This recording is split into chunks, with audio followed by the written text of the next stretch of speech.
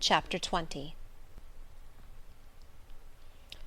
I had forgotten to draw my curtain, which I usually did, and also to let down my window blind. The consequence was, that when the moon, which was full and bright, for the night was fine, came in her course to that space in the sky opposite my casement, and looked in at me through the unveiled panes, her glorious gaze roused me. Awaking in the dead of night, I opened my eyes on her disk, silver white and crystal clear. It was beautiful, but too solemn. I half rose, and stretched my arm to draw the curtain. Good God! What a cry! The night, its silence, its rest, was rent in twain by a savage, a sharp, a shrilly sound that ran from end to end of Thornfield Hall. My pulse stopped, my heart stood still, my stretched arm was paralyzed. The cry died, and was not renewed. Indeed, whatever being uttered that fearful shriek could not soon repeat it; not the widest winged condor in the Andes could, twice in succession, send out such a yell from the cloud shrouding his eyrie. The thing delivering such utterance must rest ere it could repeat the effort. It came out of the third story, for it passed overhead. And overhead, yes, in the room just above my chamber ceiling, I now heard a struggle, a deadly one it seemed from the noise, and a half-smothered voice shouted, "Help! help! help!" 3 times rapidly. "Will no one come?" it cried. And then, while the staggering and stamping went on wildly, I distinguished through plank and plaster, "Rochester! Rochester! For God's sake, come!" A chamber door opened, some one ran or rushed along the gallery. Another step stamped on the flooring above, and something fell, and there was silence. I had put on some clothes, though horror shook all my limbs. I issued from my apartment. The sleepers were all aroused. Ejaculations, terrified murmurs sounded in every room. Door after door unclosed. One looked out, and another looked out. The gallery filled. Gentlemen and ladies alike had quitted their beds, and "Oh, what is it? Who is hurt? What has happened? Fetch a light. Is it fire? Are there robbers? Where shall we run?" was demanded confusedly on all hands. But for the moonlight, they would have been in complete darkness. They ran to and fro, they crowded together, some sobbed, some stumbled, the confusion was inextricable. "Where the devil is Rochester?" cried Colonel Dent. "I cannot find him in his bed." "Here, here," was shouted in return. "Be composed, all of you, I'm coming." And the door at the end of the gallery opened, and Mr. Rochester advanced with a candle. He had just descended from the upper story. One of the ladies ran to him directly. She seized his arm. It was Miss Ingram. "What awful event has taken place?" said she. "Speak, let us know the worst at once." "But don't pull me down or strangle me," he replied, for the Misses Eshton were clinging about him now, and the 2 dowagers, in vast white wrappers, were bearing down on him like ships in full sail. "All right, all's right," he cried. "It's a mere rehearsal of Much Ado About Nothing. Ladies, keep off, or I shall wax dangerous." And dangerous he looked. His black eyes darted sparks. Calming himself by an effort, he added, "A servant has had the nightmare, that is all. She's an excitable, nervous person. She construed her dream into an apparition, or something of the sort, no doubt, and has taken a fit with fright. Now then, I must see you all back into your rooms, for till the house is settled she cannot be looked after. Gentlemen, have the goodness to set the ladies the example. Miss Ingram, I am sure you will not fail in evincing superiority to idle terrors. Amy and Louisa, return to your nests like a pair of doves, as you are. Madame," to the dowagers, "you will take cold to a dead certainty if you stay in this chill gallery any longer." And so, by dint of alternate coaxing and commanding, he contrived to get them all once more enclosed in their separate dormitories. I did not wait to be ordered back to mine, but retreated unnoticed, as unnoticed I had left it. Not, however, to go to bed. On the contrary, I began and dressed myself carefully. The sounds I had heard after the scream, and the words that had been uttered, had probably been heard only by me, for they had proceeded from the room above mine; but they assured me that it was not a servant's dream which had thus struck horror through the house, and that the explanation Mr. Rochester had given was merely an invention framed to pacify his guests. I dressed, then, to be ready for emergencies. When dressed, I sat a long time by the window, looking out over the silent grounds and silvered fields, and waiting for I knew not what. It seemed to me that some event must follow the strange cry, struggle, and call. No. Stillness returned.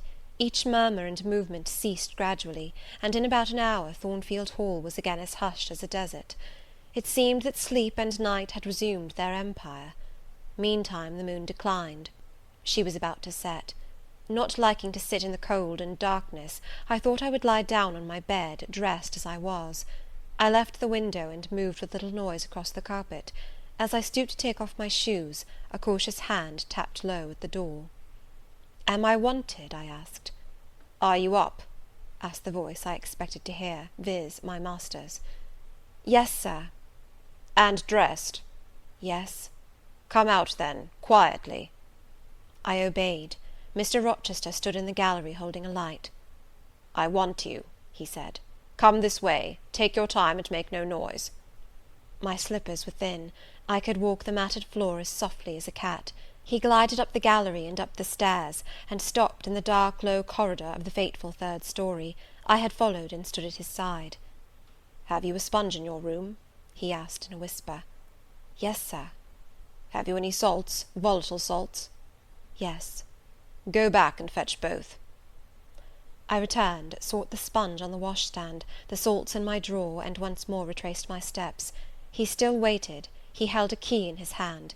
Approaching one of the small black doors, he put it in the lock. He paused and addressed me again.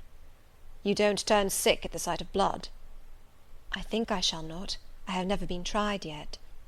I felt a thrill while I answered him, but no coldness and no faintness.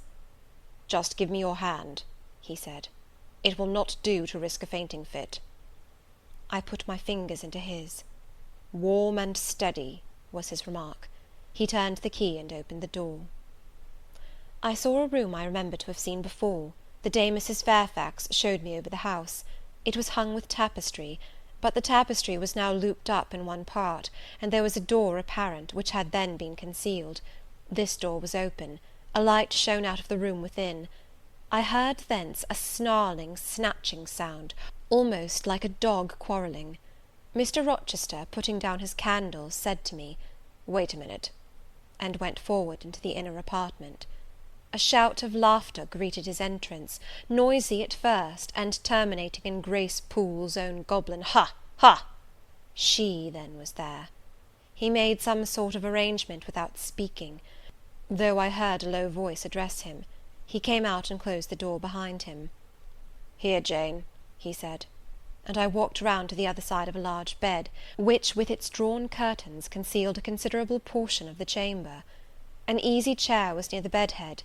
A man sat in it, dressed with the exception of his coat.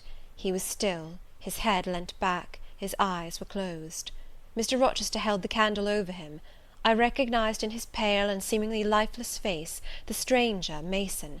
I saw, too, that his linen on one side and one arm was almost soaked in blood. "Hold the candle," said Mr. Rochester, and I took it. He fetched a basin of water from the washstand. "Hold that," said he. I obeyed. He took the sponge, dipped it in, and moistened the corpse-like face. He asked for my smelling bottle, and applied it to the nostrils. Mr. Mason shortly unclosed his eyes. He groaned. Mr. Rochester opened the shirt of the wounded man, whose arm and shoulder were bandaged. He sponged away blood, trickling fast down. "Is there immediate danger?" murmured Mr. Mason. "Pooh! no, a mere scratch. Don't be so overcome, man, bear up. I'll fetch a surgeon for you now, myself. You'll be able to be removed by morning, I hope. Jane," he continued. "Sir?" "I shall have to leave you in this room with this gentleman, for an hour, or perhaps 2 hours. You will sponge the blood as I do when it returns. If he feels faint, you'll put the glass of water on that stand to his lips, and your salts to his nose. You will not speak to him on any pretext. And, Richard, it will be at the peril of your life if you speak to her. Open your lips, agitate yourself, and I'll not answer for the consequences." Again the poor man groaned. He looked as if he dared not move. Fear, either of death or of something else, appeared almost to paralyze him. Mr. Rochester put the now bloody sponge into my hand, and I proceeded to use it as he had done. He watched me a second, then saying, "Remember, no conversation," he left the room. I experienced a strange feeling as the key grated in the lock, and the sound of his retreating steps ceased to be heard. Here then I was in the third story, fastened into one of its mystic cells, night around me, a pale and bloody spectacle under my eyes and hands, a murderess hardly separated from me by a single door. Yes, that was appalling; the rest I could bear, but I shuddered at the thought of Grace Poole bursting out upon me. I must keep to my post, however. I must watch this ghastly countenance, these blue, still lips forbidden to unclose, these eyes now shut, now opening, now wandering through the room, now fixing on me, and ever glazed with the dullness of horror. I must dip my hand again and again in the basin of blood and water, and wipe away the trickling gore. I must see the light of the unsnuffed candle wane on my employment, the shadows darken on the wrought antique tapestry round me, and grow black under the hangings of the vast old bed, and quiver strangely over the doors of a great cabinet opposite, whose front, divided into 12 panels, bore in grim design the heads of the 12 apostles, each enclosed in its separate panel as in a frame, while above them at the top rose an ebon crucifix and a dying Christ. According as the shifting obscurity and flickering gleam hovered here or glanced there, it was now the bearded physician, Luke, that bent his brow, now St. John's long hair that waved, and anon the devilish face of Judas that grew out of the panel, and seemed gathering life and threatened a revelation of the arch traitor, of Satan himself in his subordinate's form. Amidst all this, I had to listen as well as watch, to listen for the movements of the wild beast or the fiend in yonder side den. But since Mr. Rochester's visit, it seemed spellbound. All the night I heard but 3 sounds at 3 long intervals, a step creak, a momentary renewal of the snarling canine noise, and a deep human groan. Then my own thoughts worried me. What crime was this that lived incarnate in this sequestered mansion, and could neither be expelled nor subdued by the owner? What mystery that broke out now in fire and now in blood, at the deadest hours of night? What creature was it that, masked in an ordinary woman's face and shape, uttered the voice, now of a mocking demon, and anon of a carrion-seeking bird of prey? And this man I bent over, this commonplace, quiet stranger, how had he become involved in the web of horror? And why had the fury flown at him? What made him seek this quarter of the house at an untimely season, when he should have been asleep in bed? I had heard Mr. Rochester assign him an apartment below. What brought him here? And why now was he so tame under the violence or treachery done him? Why did he so quietly submit to the concealment Mr. Rochester enforce? Why did Mr. Rochester enforce this concealment? His guest had been outraged, his own life on a former occasion had been hideously plotted against, and both attempts he smothered in secrecy and sank in oblivion. Lastly, I saw Mr. Mason was submissive to Mr. Rochester, that the impetuous will of the latter held complete sway over the inertness of the former. The few words which had passed between them assured me of this. It was evident that in their former intercourse, the passive disposition of the one had been habitually influenced by the active energy of the other. Whence then had arisen Mr. Rochester's dismay when he heard of Mr. Mason's arrival? Why had the mere name of this unresisting individual, whom his word now sufficed to control like a child, fallen on him, a few hours since, as a thunderbolt might fall on an oak? Oh, I could not forget his look and his paleness when he whispered, "Jane, I have got a blow. I have got a blow, Jane." I could not forget how the arm had trembled which he rested on my shoulder, and it was no light matter which could thus bow the resolute spirit and thrill the vigorous frame of Fairfax Rochester. "When will he come? When will he come?" I cried inwardly, as the night lingered and lingered, as my bleeding patient drooped, moaned, sickened, and neither day nor aid arrived. I had again and again held the water to Mason's white lips, again and again offered him the stimulating salts. My efforts seemed ineffectual; either bodily or mental suffering, or loss of blood, or all 3 combined, were fast prostrating his strength. He moaned so, and looked so weak, wild, and lost, I feared he was dying, and I might not even speak to him. The candle, wasted at last, went out. As it expired, I perceived streaks of grey light edging the window curtains.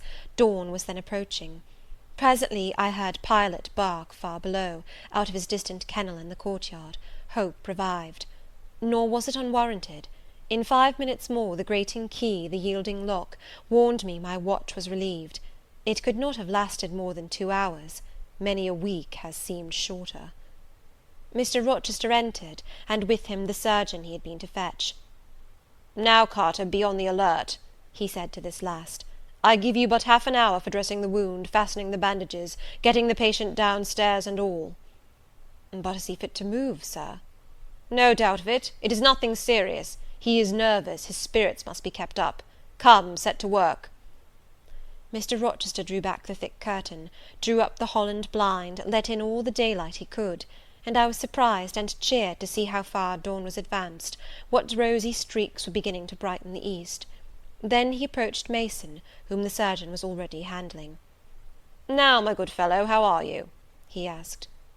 "She's done for me, I fear," was the faint reply. "Not a whit. Courage! This day fortnight you'll hardly be a pin the worse of it. You've lost a little blood, that's all. Carter, assure him there's no danger." "I can do that conscientiously," said Carter, who had now undone the bandages. "Only I wish I could have got here sooner. He would not have bled so much. But how is this? The flesh on the shoulder is torn as well as cut. This wound was not done with a knife. There have been teeth here." "She bit me," he murmured. "She worried me like a tigress when Rochester got the knife from her." "You should not have yielded. You should have grappled with her at once," said Mr. Rochester. "But under such circumstances what could one do?" returned Mason. "Oh, it was frightful," he added, shuddering. "She looked so quiet at first." "I warned you," was his friend's answer. "I said, be on your guard when you go near her. Besides, you might have waited till tomorrow and had me with you. It was mere folly to attempt the interview tonight, and alone." "I thought I could have done some good." You thought! Yes, it makes me impatient to hear you. But however, you have suffered, and are likely to suffer enough for not taking my advice, so I'll say no more. Carter, hurry! The sun will soon rise, and I must have him off." "Directly, sir. The shoulder is just bandaged. I must look to this other wound in the arm. She has had her teeth here too, I think." "She sucked the blood. She said she'd drain my heart," said Mason. I saw Mr. Rochester shudder.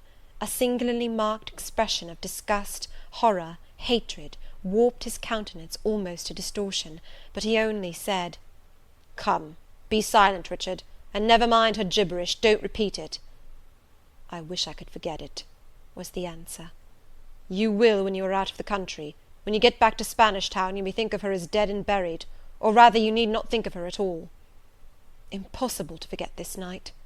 "It is not impossible. Have some energy, man. You thought you were as dead as a herring 2 hours since, and you are all alive and talking now. There, Carter is done with you, or nearly so. I'll make you decent in a trice. Jane," he turned to me for the first time since his re-entrance, "take this key, go down to my bedroom, and walk straight forward into my dressing-room.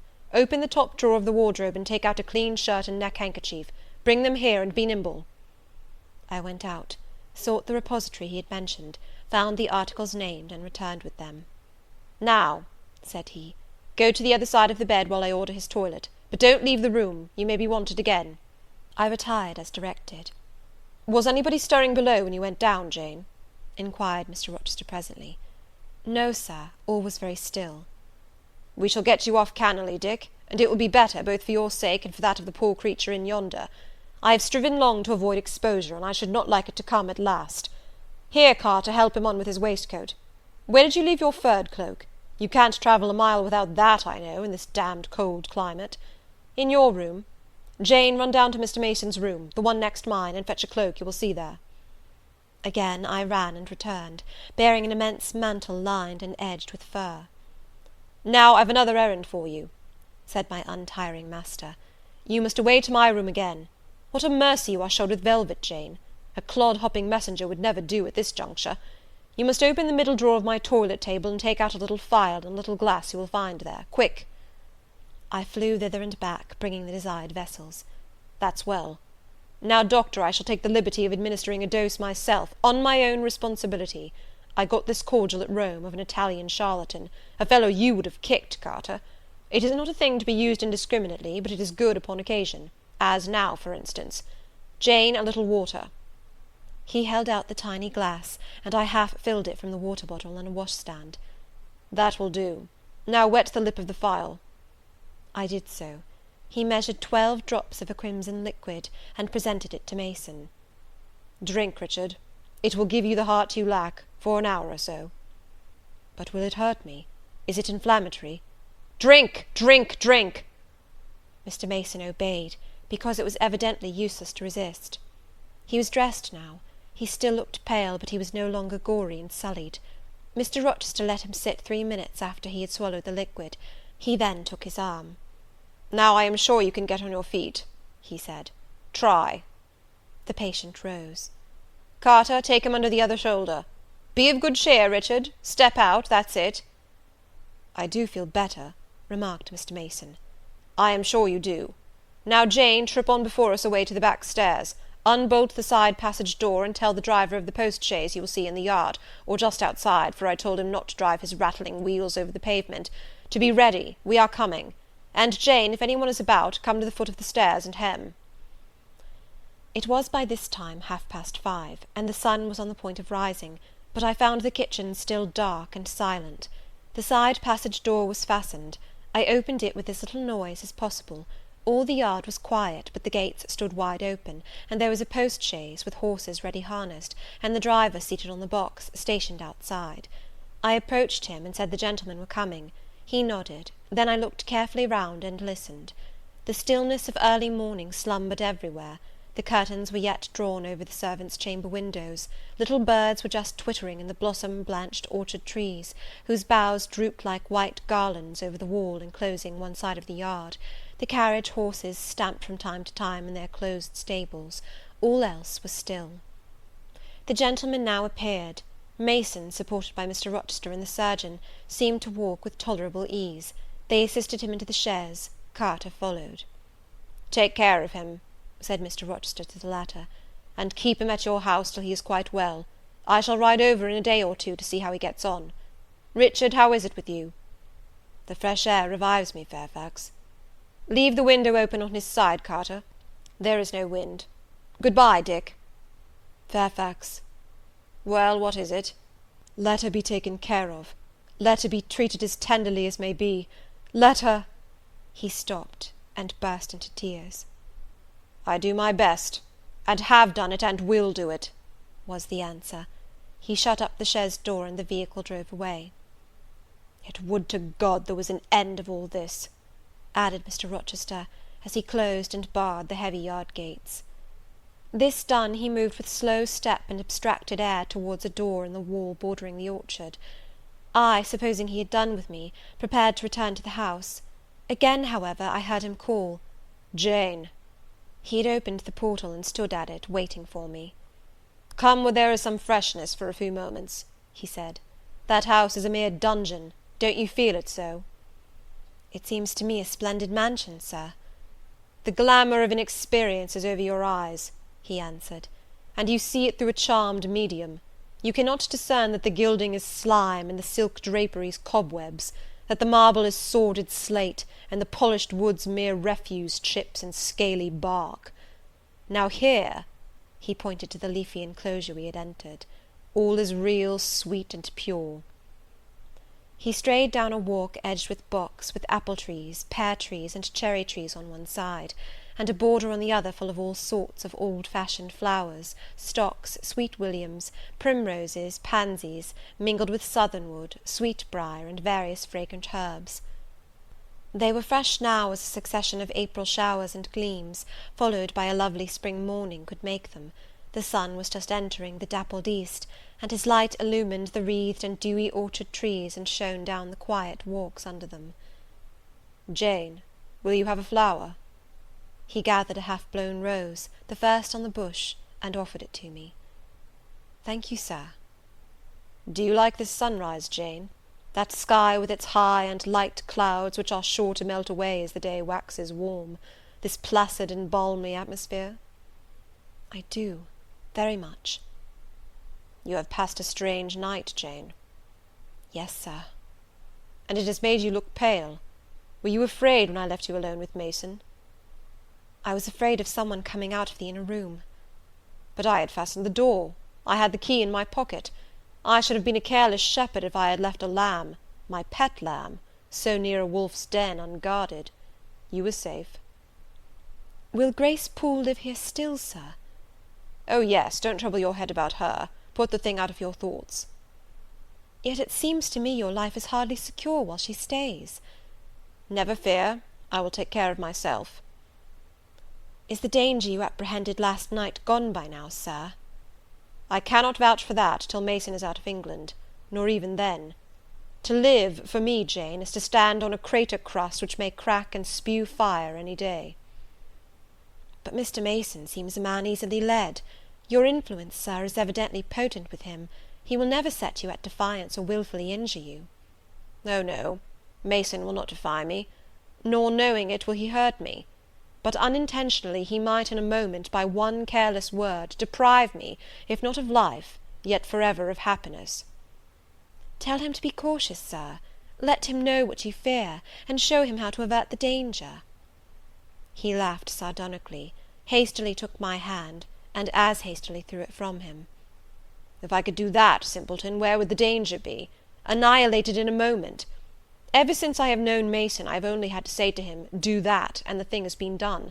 But I cannot give him orders in this case.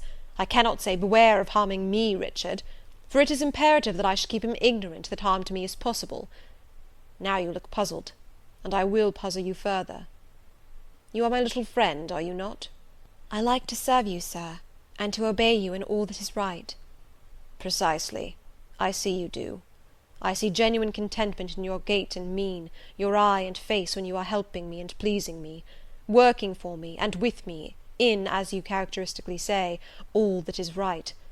For if I bid you do what you thought wrong, there would be no light-footed running, no neat-handed alacrity, no lively grace and animated complexion. My friend would then turn to me, quiet and pale, and would say, "No, sir, that is impossible. I cannot do it, because it is wrong," and would become immutable as a fixed star. Well, you too have power over me, and may injure me, yet I dare not show you where I am vulnerable, lest, faithful and friendly as you are, you should transfix me at once. If you have no more to fear from Mr. Mason than you have from me, sir, you are very safe. God grant it may be so. Here, Jane, is an arbour. Sit down.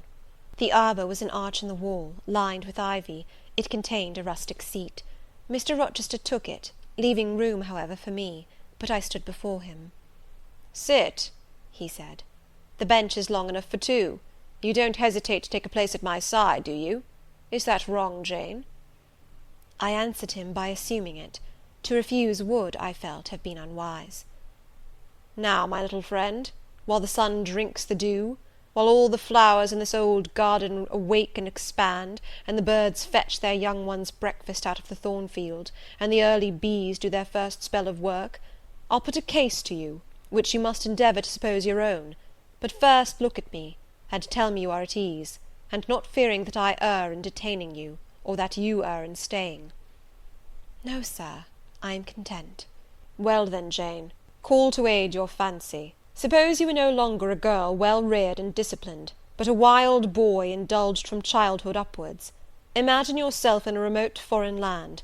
Conceive that you there commit a capital error, no matter of what nature or from what motives, but one whose consequences must follow you through life and taint all your existence. Mind, I don't say a crime. I'm not speaking of shedding blood, or of any other guilty act, which might make the perpetrator amenable to the law. My word is error. The results of what you have done become in time to you utterly insupportable. You take measures to obtain relief. Unusual measures, but neither unlawful nor culpable. Still you are miserable, for hope has quitted you on the very confines of life. Your sun at noon darkens in an eclipse, which you feel will not leave it till the time of setting. Bitter and base associations have become the sole food of your memory. You wander here and there, seeking rest in exile, happiness and pleasure, I mean in heartless sensual pleasure, such as dulls intellect and blights feeling. Heart weary and soul withered, you come home after years of voluntary banishment. You make a new acquaintance, how or where, no matter. You find in this stranger much of the good and bright qualities which you have sought for 20 years, and never before encountered, and they are all fresh, healthy, without soil and without taint. Such society revives, regenerates. You feel better days come back, higher wishes, purer feelings. You desire to recommence your life, and to spend what remains you of days in a way more worthy of an immortal being. To attain this end, are you justified in overleaping an obstacle of custom, a mere conventional impediment which neither your conscience sanctifies nor your judgment approves?" He paused for an answer, and what was I to say? Oh, for some good spirit to suggest a judicious and satisfactory response! Vain aspiration! The west wind whispered in the ivy round me, but no gentle Ariel borrowed its breath as a medium of speech. The birds sang in the tree-tops, but their song, however sweet, was inarticulate.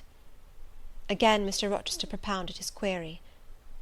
"Is the wandering and sinful, but now rest-seeking and repentant man, justified in daring the world's opinion in order to attach him for ever this gentle, gracious, genial stranger, thereby securing his own peace of mind and regeneration of life?" "Sir," I answered, "a wanderer's repose or a sinner's reformation should never depend on a fellow creature. Men and women die, philosophers falter in wisdom, and Christians in goodness. If any one you know has suffered and erred, let him look higher than his equals for strength to amend and solace to heal." "But the instrument, the instrument! God, who does the work, ordains the instrument. I have myself, I tell it to you without parable, been a worldly, dissipated, restless man, and I believe I have found the instrument for my cure in—" He paused. The birds went on carolling, the leaves lightly rustling. I almost wondered they did not check their songs and whispers to catch this suspended revelation; but they would have had to wait many minutes, so long was the silence protracted. At last I looked up at the tardy speaker. He was looking eagerly at me. "Little friend," said he, in quite a changed tone, while his face changed too, losing all its softness and gravity, and becoming harsh and sarcastic, "you have noticed my tender penchant for Miss Ingram. Don't you think if I married her, she would regenerate me with a vengeance?" He got up instantly, went quite to the other end of the walk, and when he came back he was humming a tune. "Jane, Jane," said he, stopping before me, "you are quite pale with your vigils. Don't you curse me for disturbing your rest?" "Curse you? No, Sir." "Shake hands in confirmation of the word. What cold fingers! They were warmer last night when I touched them at the door of the mysterious chamber. Jane, when will you watch with me again?" "Whenever I can be useful, Sir." "For instance, the night before I am married. I am sure I shall not be able to sleep. Will you promise to sit up with me to bear me company? To you I can talk of my lovely one, for now you have seen her and know her." "Yes, Sir." "She's a rare one, is she not, Jane?" "Yes, Sir." "A strapper, a real strapper, Jane, big, brown, and buxom, with hair just such as the ladies of Carthage must have had. Bless me, there's Dent and Lynn in the stables. Go in by the shrubbery through that wicket." As I went one way, he went another, and I heard him in the yard saying cheerfully, "Mason got the start of you all this morning. He was gone before sunrise. I rose at 4 to see him off." Chapter 21. Presentiments are strange things, and so are sympathies, and so are signs, and the three combined make one mystery to which humanity has not yet found the key. I never laughed at presentiments in my life, because I have had strange ones of my own. Sympathies, I believe, exist, for instance, between far distant, long absent, wholly estranged relatives, asserting, notwithstanding their alienation, the unity of the source to which each traces his origin, whose workings baffle mortal comprehension. And signs, for aught we know, may be but the sympathies of nature with man. When I was a little girl, only 6 years old, I one night heard Bessie Leaven say to Martha Abbott that she had been dreaming about a little child, and that to dream of children was a sure sign of trouble, either to oneself or one's kin. The saying might have worn out of my memory, had not a circumstance immediately followed which served indelibly to fix it there. The next day Bessie was sent for home to the death-bed of her little sister. Of late I had often recalled this saying and this incident, for during the past week scarcely a night had gone over my couch that had not brought with it a dream of an infant, which I sometimes hushed in my arms, sometimes dandled on my knee, sometimes watched playing with daisies on a lawn, or again dabbling its hands in running water.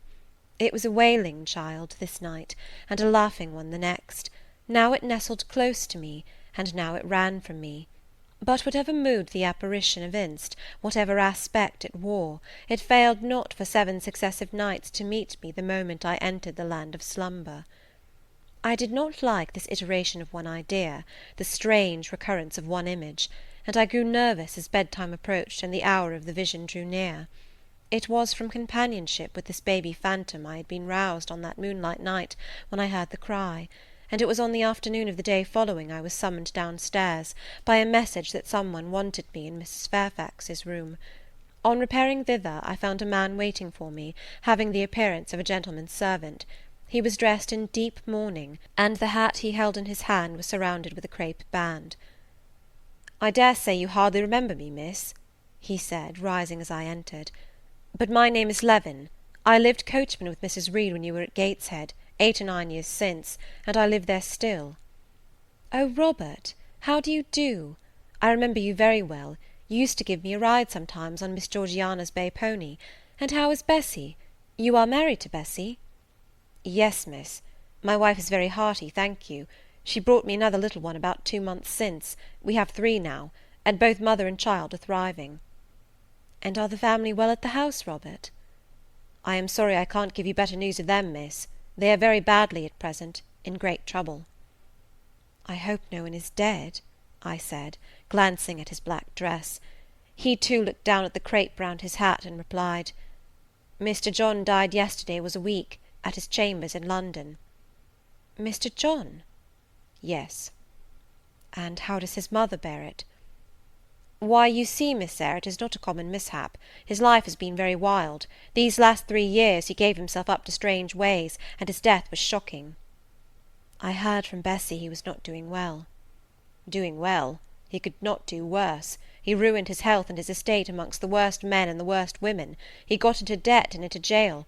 His mother helped him out twice, but as soon as he was free he returned to his old companions and habits.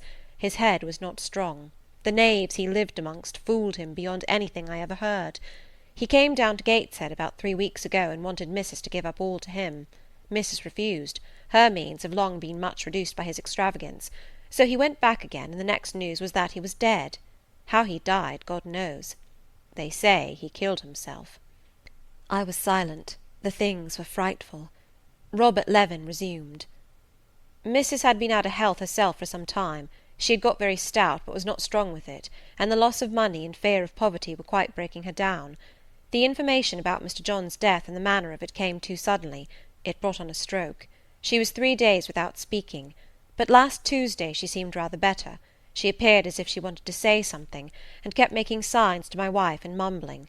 It was only yesterday morning, however, that Bessie understood she was pronouncing your name, and at last she made out the words, 'Bring Jane. Fetch Jane Eyre. I want to speak to her.' Bessie is not sure whether she is in her right mind, or means anything by the words, but she told Miss Reed and Miss Georgiana, and advised them to send for you. The young ladies put it off at first, but their mother grew so restless, and said 'Jane, Jane,' so many times, that at last they consented.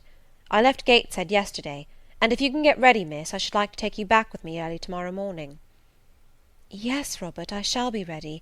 It seems to me that I ought to go." "I think so too, miss. Bessie said she was sure you would not refuse, but I suppose you will have to ask leave before you can get off." "Yes, and I will do it now." And having directed him into the servants' hall, and recommended him to the care of John's wife and the attentions of John himself, I went in search of Mr. Rochester.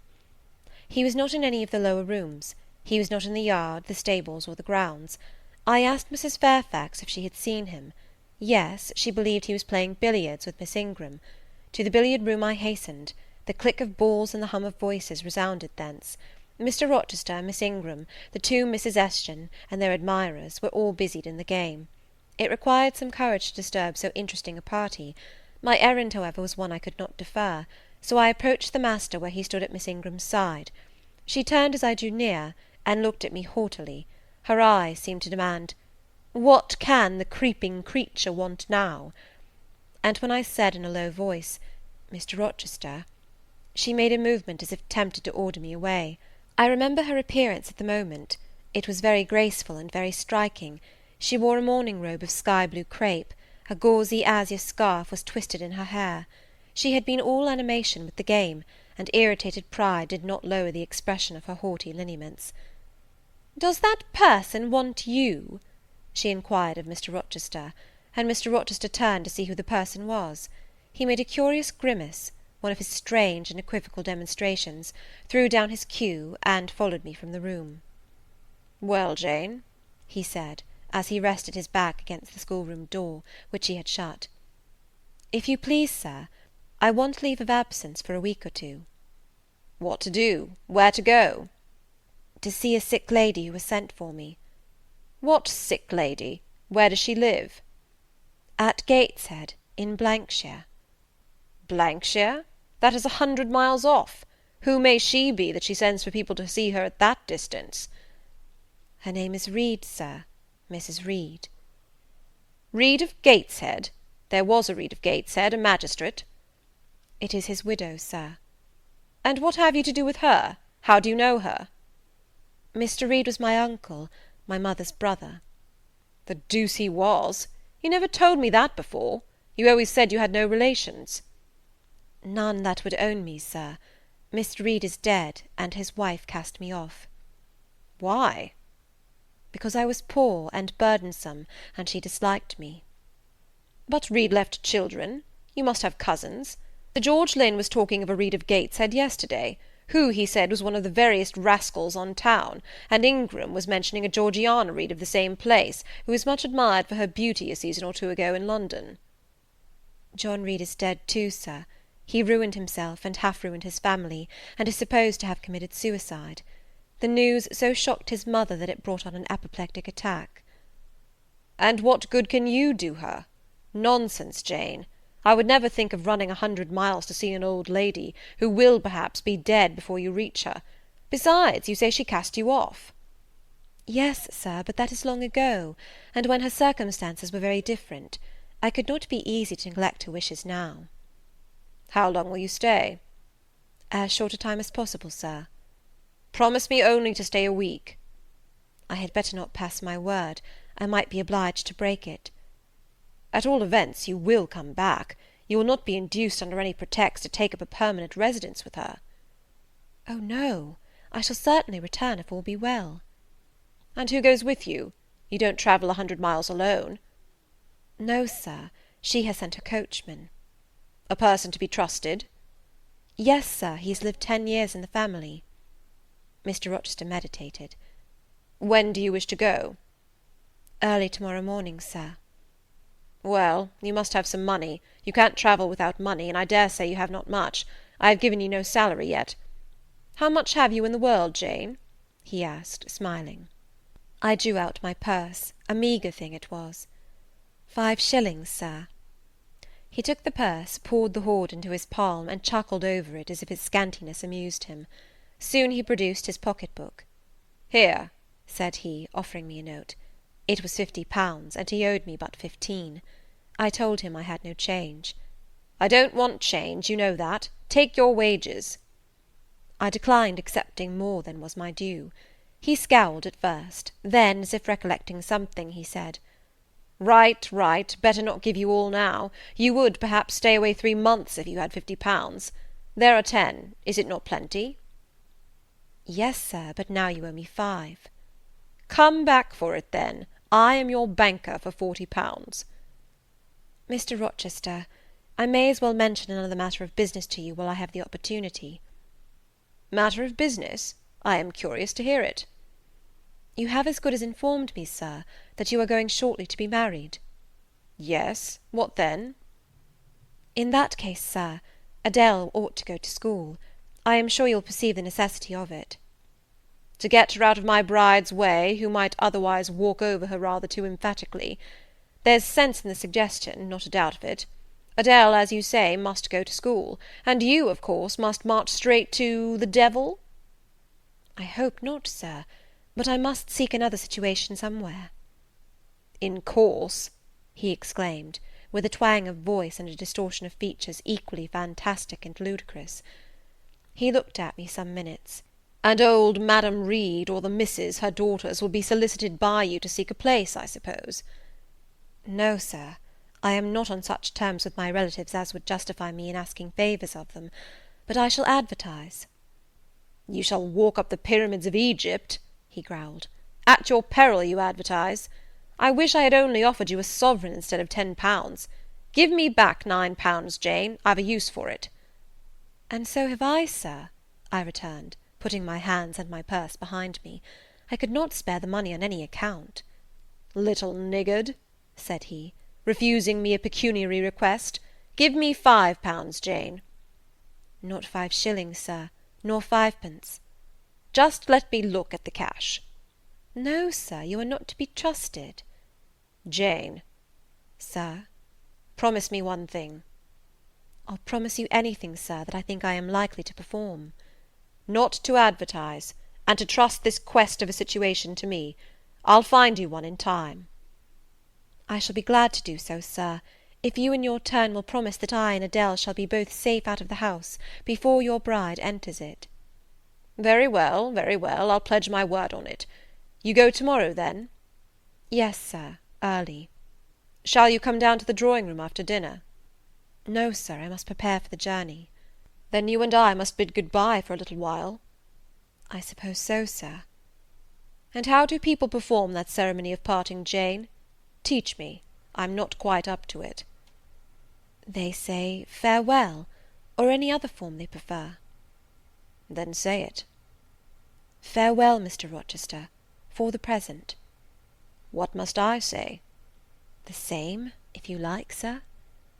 "Farewell, Miss Eyre, for the present. Is that all?" "Yes." "It seems stingy to my notions, and dry and unfriendly. I should like something else, a little addition to the rite. If one shook hands, for instance. But no, that would not content me either. So you'll do no more than say farewell, Jane?" "It is enough, sir. As much goodwill may be conveyed in one hearty word as in many." "Very likely. But it is blank and cool, farewell." "How long is he going to stand with his back against that door?" I asked myself. "I want to commence my packing." The dinner bell rang, and suddenly away he bolted, without another syllable. I saw him no more during the day, and was off before he had risen in the morning. I reached the lodge at Gateshead about 5 o'clock in the afternoon of the 1st of May. I stepped in there before going up to the hall. It was very clean and neat. The ornamental windows were hung with little white curtains, the floor was spotless, the grate and fire-irons were burnished bright, and the fire burnt clear. Bessie sat on the hearth, nursing her last-born, and Robert and his sister played quietly in a corner. "Bless you, I knew you would come!" exclaimed Mrs. Leaven as I entered. "Yes, Bessie," said I, after I had kissed her, "and I trust I am not too late. How is Mrs. Reed? Alive still, I hope?" "Yes, she is alive, and more sensible and collected than she was. The doctor says she may linger a week or two yet, but he hardly thinks she will finally recover." "Has she mentioned me lately?" "She was talking of you only this morning, and wishing you would come, but she is sleeping now, or was 10 minutes ago when I was up at the house. She generally lies in a kind of lethargy all the afternoon, and wakes up about 6 or 7. Will you rest yourself here an hour, miss, and then I will go up with you?" Robert here entered, and Bessie laid her sleeping child in the cradle, and went to welcome him. Afterwards she insisted on my taking off my bonnet and having some tea, for she said I looked pale and tired. I was glad to accept her hospitality, and I submitted to be relieved of my travelling garb just as passively as I used to let her undress me when a child. Old times crowded fast back on me as I watched her bustling about, setting out the tea-tray with her best china, cutting bread and butter, toasting a tea-cake, and between whiles giving little Robert or Jane an occasional tap or push, just as she used to give me in former days. Bessie had retained her quick temper as well as her light foot and good looks. Tea ready, I was going to approach the table, but she desired me to sit still, quite in her old peremptory tones.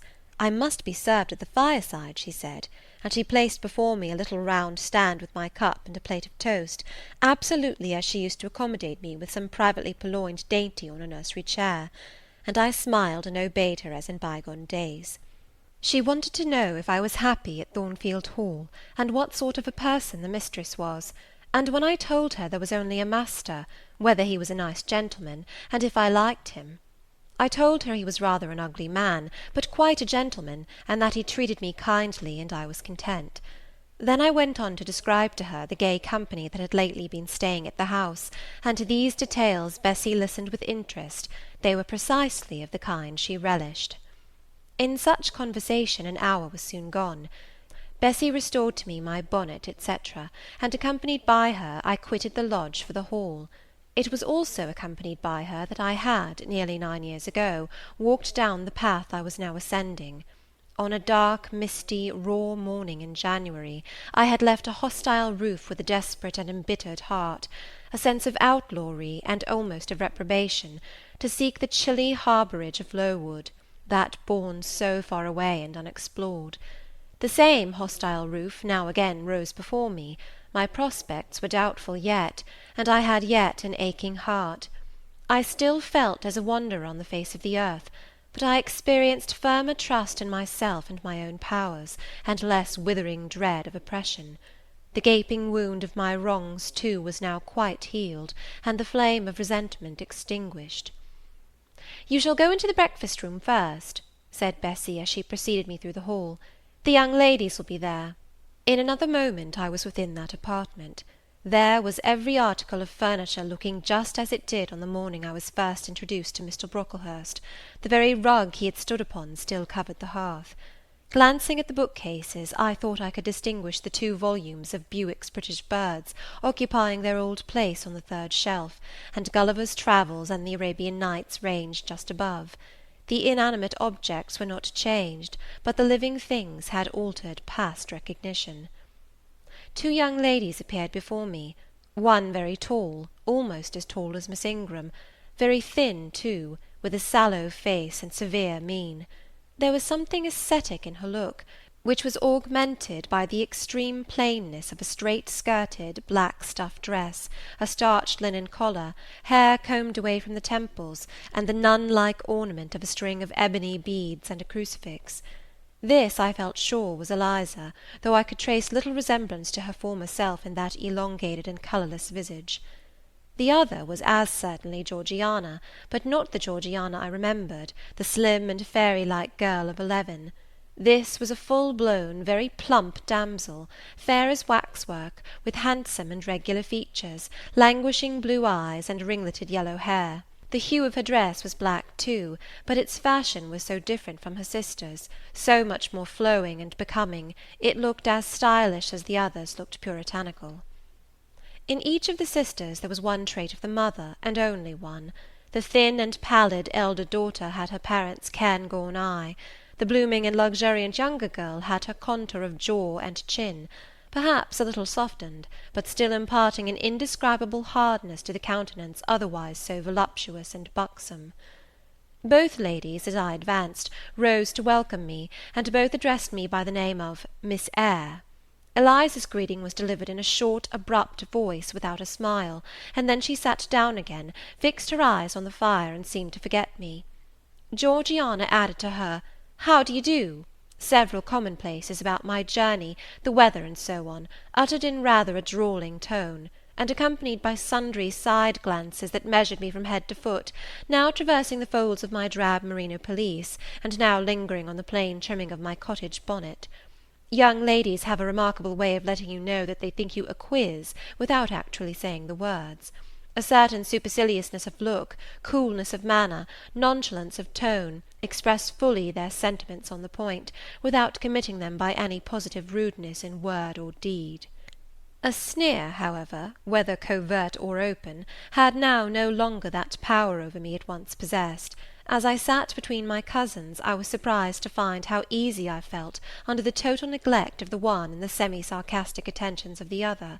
Eliza did not mortify, nor Georgiana ruffle me.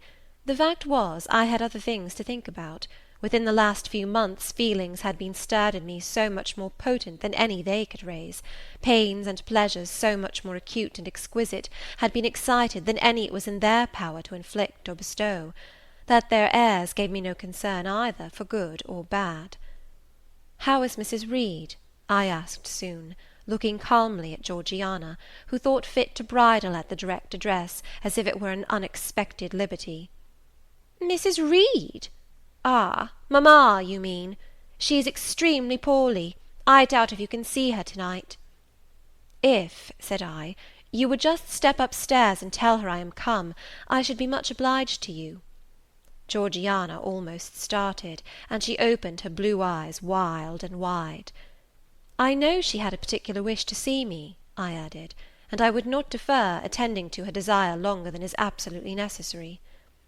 "Mamma dislikes being disturbed in an evening," remarked Eliza.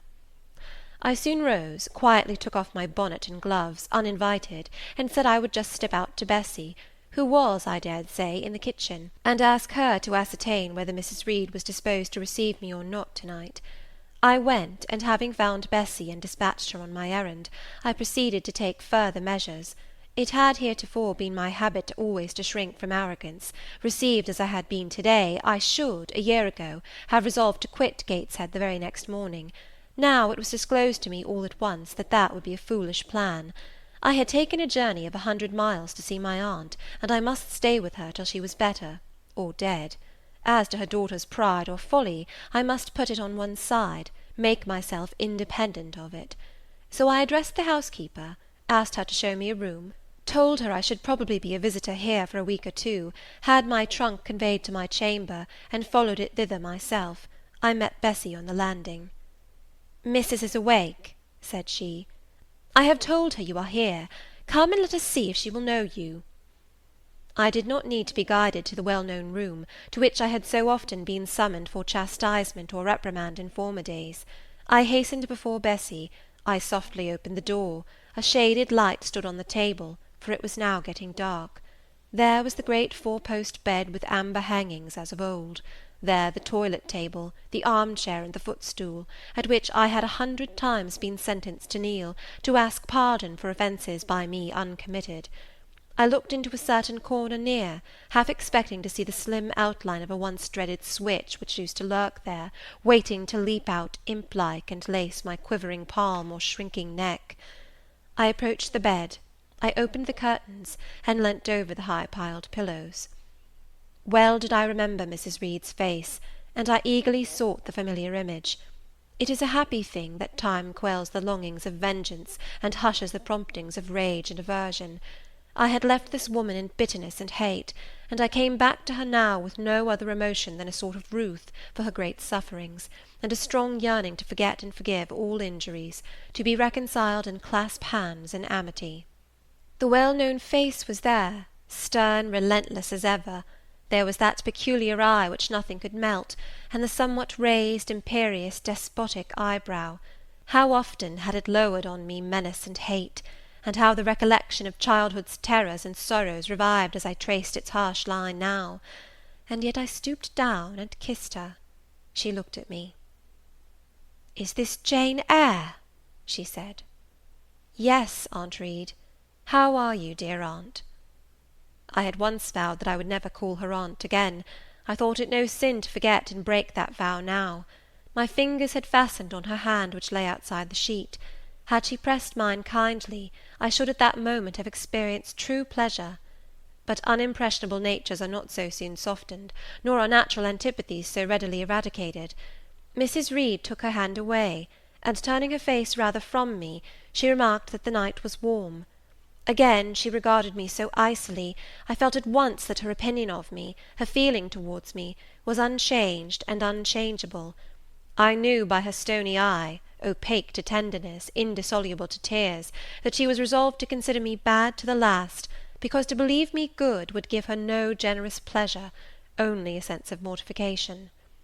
I felt pain, and then I felt ire, and then I felt a determination to subdue her, to be her mistress in spite both of her nature and her will. My tears had risen just as in childhood. I ordered them back to their source. I brought a chair to the bed-head. I sat down and leaned over the pillow. "You sent for me," I said, "and I am here, and it is my intention to stay till I see how you get on." "Oh, of course. You have seen my daughters?" "Yes." "Well, you may tell them I wish you to stay till I can talk some things over with you I have on my mind. To-night it is too late, and I have a difficulty in recalling them. But there was something I wished to say. Let me see." The wandering look and changed utterance told me what wreck had taken place in her once vigorous frame. Turning restlessly, she drew the bedclothes round her. My elbow, resting on a corner of the quilt, fixed it down. She was at once irritated. "Sit up," said she. "Don't annoy me with holding the clothes fast. Are you Jane Eyre?" "I am Jane Eyre." "I have had more trouble with that child than any one would believe. Such a burden to be left on my hands, and so much annoyance as she caused me daily and hourly with her incomprehensible disposition, and her sudden starts of temper, and her continual unnatural watchings of one's movements. I declare she talked to me once like something mad, or like a fiend. No child ever spoke or looked as she did. I was glad to get her away from the house. What did they do with her at Lowood? The fever broke out there, and many of the pupils died. She, however, did not die, but I said she did. I wish she had died." "A strange wish, Mrs. Reed. Why do you hate her so?" "I had a dislike to her mother always, for she was my husband's only sister, and a great favourite with him. He opposed the family's disowning her when she made her low marriage, and when news came of her death, he wept like a simpleton. He would send for the baby, though I entreated him rather to put it out to nurse and pay for its maintenance. I hated it the first time I set my eyes on it, a sickly, whining, pining thing. It would wail in its cradle all night long, not screaming heartily like any other child, but whimpering and moaning. Reed pitied it, and he used to nurse it and notice it as if it had been his own, more, indeed, than he ever noticed his own at that age. He would try to make my children friendly to the little beggar. The darlings could not bear it, and he was angry with them when they showed their dislike. In his last illness he had it brought continually to his bedside, and but an hour before he died he bound me by vow to keep the creature. I would as soon have been charged with a pauper brat out of a workhouse, but he was weak, naturally weak. John does not at all resemble his father, and I am glad of it. John is like me, and like my brothers, he is quite a Gibson. Oh, I wish he would cease tormenting me with letters for money. I have no more money to give him. We are getting poor. I must send away half my servants, and shut up part of the house, or let it off. I can never submit to do that, yet how are we to get on? 2/3 of my income goes in paying the interest of mortgages. John gambles dreadfully, and always loses, poor boy. He is beset by sharpers. John is sunk and degraded. His look is frightful. I feel ashamed for him when I see him." She was getting much excited. "I think I had better leave her now," said I to Bessy, who stood on the other side of the bed. "Perhaps you had, miss, but she often talks in this way towards night. In the morning she is calmer." I rose. "Stop!" exclaimed Mrs. Reed. "There is another thing I wish to say. He threatens me. He continually threatens me with his own death, or mine, and I dream sometimes that I see him laid out with a great wound in his throat, or with a swollen and blackened face. I am come to a strange pass. I have heavy troubles. What is to be done? How is the money to be had?" Bessy now endeavoured to persuade her to take a sedative draught. She succeeded with difficulty. Soon after, Mrs. Reed grew more composed, and sank into a dozing state. I then left her. More than 10 days elapsed before I had again any conversation with her. She continued either delirious or lethargic, and the doctor forbade everything which could painfully excite her. Meantime, I got on as well as I could with Georgiana and Eliza. They were very cold indeed at first. Eliza would sit half the day sewing, reading, or writing, and scarcely utter a word either to me or her sister. Georgiana would chatter nonsense to her canary bird by the hour, and take no notice of me. But I was determined not to seem at a loss for occupation or amusement. I had brought my drawing materials with me, and they served me for both. Provided with a case of pencils and some sheets of paper, I used to take a seat apart from them, near the window, and busy myself in sketching fancy vignettes, representing any scene that happened momentarily to shape itself in the ever-shifting kaleidoscope of imagination. a glimpse of sea between two rocks, the rising moon, and a ship crossing its disk, a group of reeds and water flags, and a naiad's head, crowned with lotus flowers rising out of them, an elf sitting in a hedge-sparrow's nest under a wreath of hawthorn bloom. One morning I fell to sketching a face. What sort of a face it was to be I did not care or know. I took a soft black pencil, gave it a broad point, and worked away. Soon I had traced on the paper a broad and prominent forehead, and a square lower outline of visage. That contour gave me pleasure. My fingers proceeded actively to fill it with features. Strongly marked horizontal eyebrows must be traced under that brow.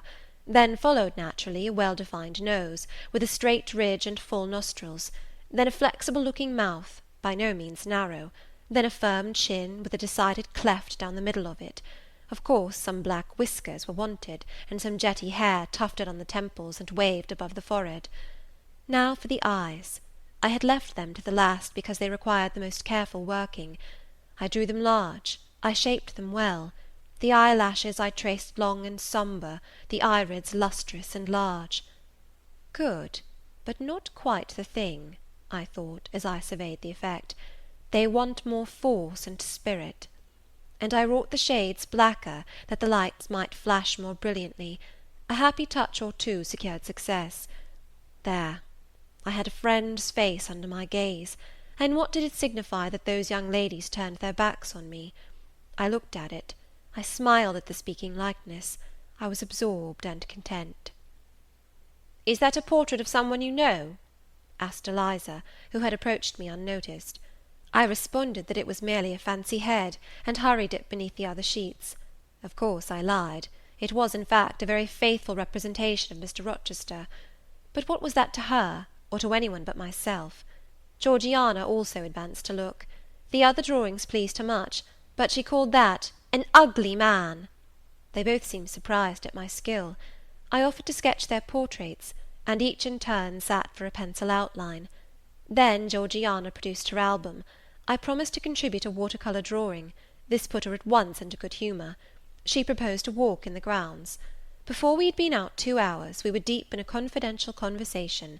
She had favoured me with a description of the brilliant winter she had spent in London 2 seasons ago, of the admiration she had there excited, the attention she had received, and I even got hints of the titled conquests she had made. In the course of the afternoon and evening these hints were enlarged on.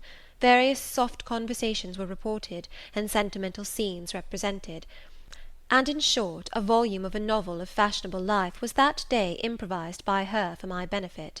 The communications were renewed from day to day. They always ran on the same theme, herself, her loves, and woes. It was strange she never once adverted either to her mother's illness or her brother's death, or the present gloomy state of the family prospects. Her mind seemed wholly taken up with reminiscences of past gaiety, and aspirations after dissipations to come. She passed about 5 minutes each day in her mother's sick-room, and no more. Eliza still spoke little. She had evidently no time to talk. I never saw a busier person than she seemed to be, yet it was difficult to say what she did, or rather to discover any result of her diligence. She had an alarm to call her up early. I know not how she occupied herself before breakfast, but after that meal she divided her time into regular portions, and each hour had its allotted task. 3 times a day she studied a little book, which I found, on inspection, was a common prayer book. I asked her once what was the great attraction of that volume, and she said, "The rubric." 3 hours a day she gave to stitching with gold thread the border of a square crimson cloth, almost large enough for a carpet. In answer to my inquiries after the use of this article, she informed me it was a covering for the altar of a new church lately erected near Gateshead. 2 hours she devoted to her diary, 2 to working by herself in the kitchen garden, and 1 to the regulation of her accounts. She seemed to want no company, no conversation. I believe she was happy in her way. This routine sufficed for her, and nothing annoyed her so much as the occurrence of any incident which forced her to vary its clockwork regularity. She told me one evening, when more disposed to be communicative than usual, that John's conduct and the threatened ruin of the family had been a source of profound affliction to her, but she had now, she said, settled her mind and formed her resolution. Her own fortune she had taken care to secure, and when her mother died, and it was wholly improbable, she tranquilly remarked, that she should either recover or linger long, she would execute a long-cherished project, seek a retirement where punctual habits would be permanently secured from disturbance, and place safe barriers between herself and a frivolous world. I asked if Georgiana would accompany her. Of course not. Georgiana and she had nothing in common, they never had had. She would not be burdened with her society for any consideration. Georgiana should take her own course, and she, Eliza, would take hers. Georgiana, when not unburdening her heart to me, spent most of her time in lying on the sofa, fretting about the dullness of the house, and wishing over and over again that her aunt Gibson would send her an invitation up to town. "It would be so much better," she said, "if she could only get out of the way for a month or two, till all was over." I did not ask what she meant by all being over, but I suppose she referred to the expected decease of her mother, and the gloomy sequel of funeral rites. Eliza generally took no more notice of her sister's indolence and complaints than if no such murmuring, lounging object had been before her. One day, however, as she put away her account-book and unfolded her embroidery, she suddenly took her up thus: "Georgiana, a more vain and absurd animal than you was certainly never allowed to cumber the earth. You had no right to be born, for you make no use of life. Instead of living for, in, and with yourself, as a reasonable being ought, you seek only to fasten your feebleness on to some other person's strength. If no one can be found willing to burden her or himself with such a fat, weak, puffy, useless thing, you cry out that you are ill-treated, neglected, miserable. Then, too, existence for you must be a scene of continual change and excitement, or else the world is a dungeon. You must be admired, you must be courted, you must be flattered, you must have music, dancing, and society, or you languish, you die away. Have you no sense to devise a system which will make you independent of all efforts, and all wills but your own? Take one day, share it into sections, to each section apportion its task, leave no stray unemployed quarters of an hour, 10 minutes, 5 minutes, include all, do each piece of business in its turn with method, with rigid regularity. The day will close almost before you are aware it has begun, and you are indebted to no one for helping you to get rid of one vacant moment. You have had to seek no one's company, conversation, sympathy, forbearance. You have lived, in short, as an independent being ought to do. Take this advice, the first and last I shall offer you. Then you will not want me or any one else, happen what may. Neglect it, go on as heretofore, craving, whining, and idling, and suffer the results of your idiocy, however bad and insuperable they may be. I tell you this plainly, and listen, for though I shall no more repeat what I am about to say, I shall steadily act on it. After my mother's death, I wash my hands of you. From the day her coffin is carried to the vault in Gateshead Church, you and I will be as separate as if we had never known each other.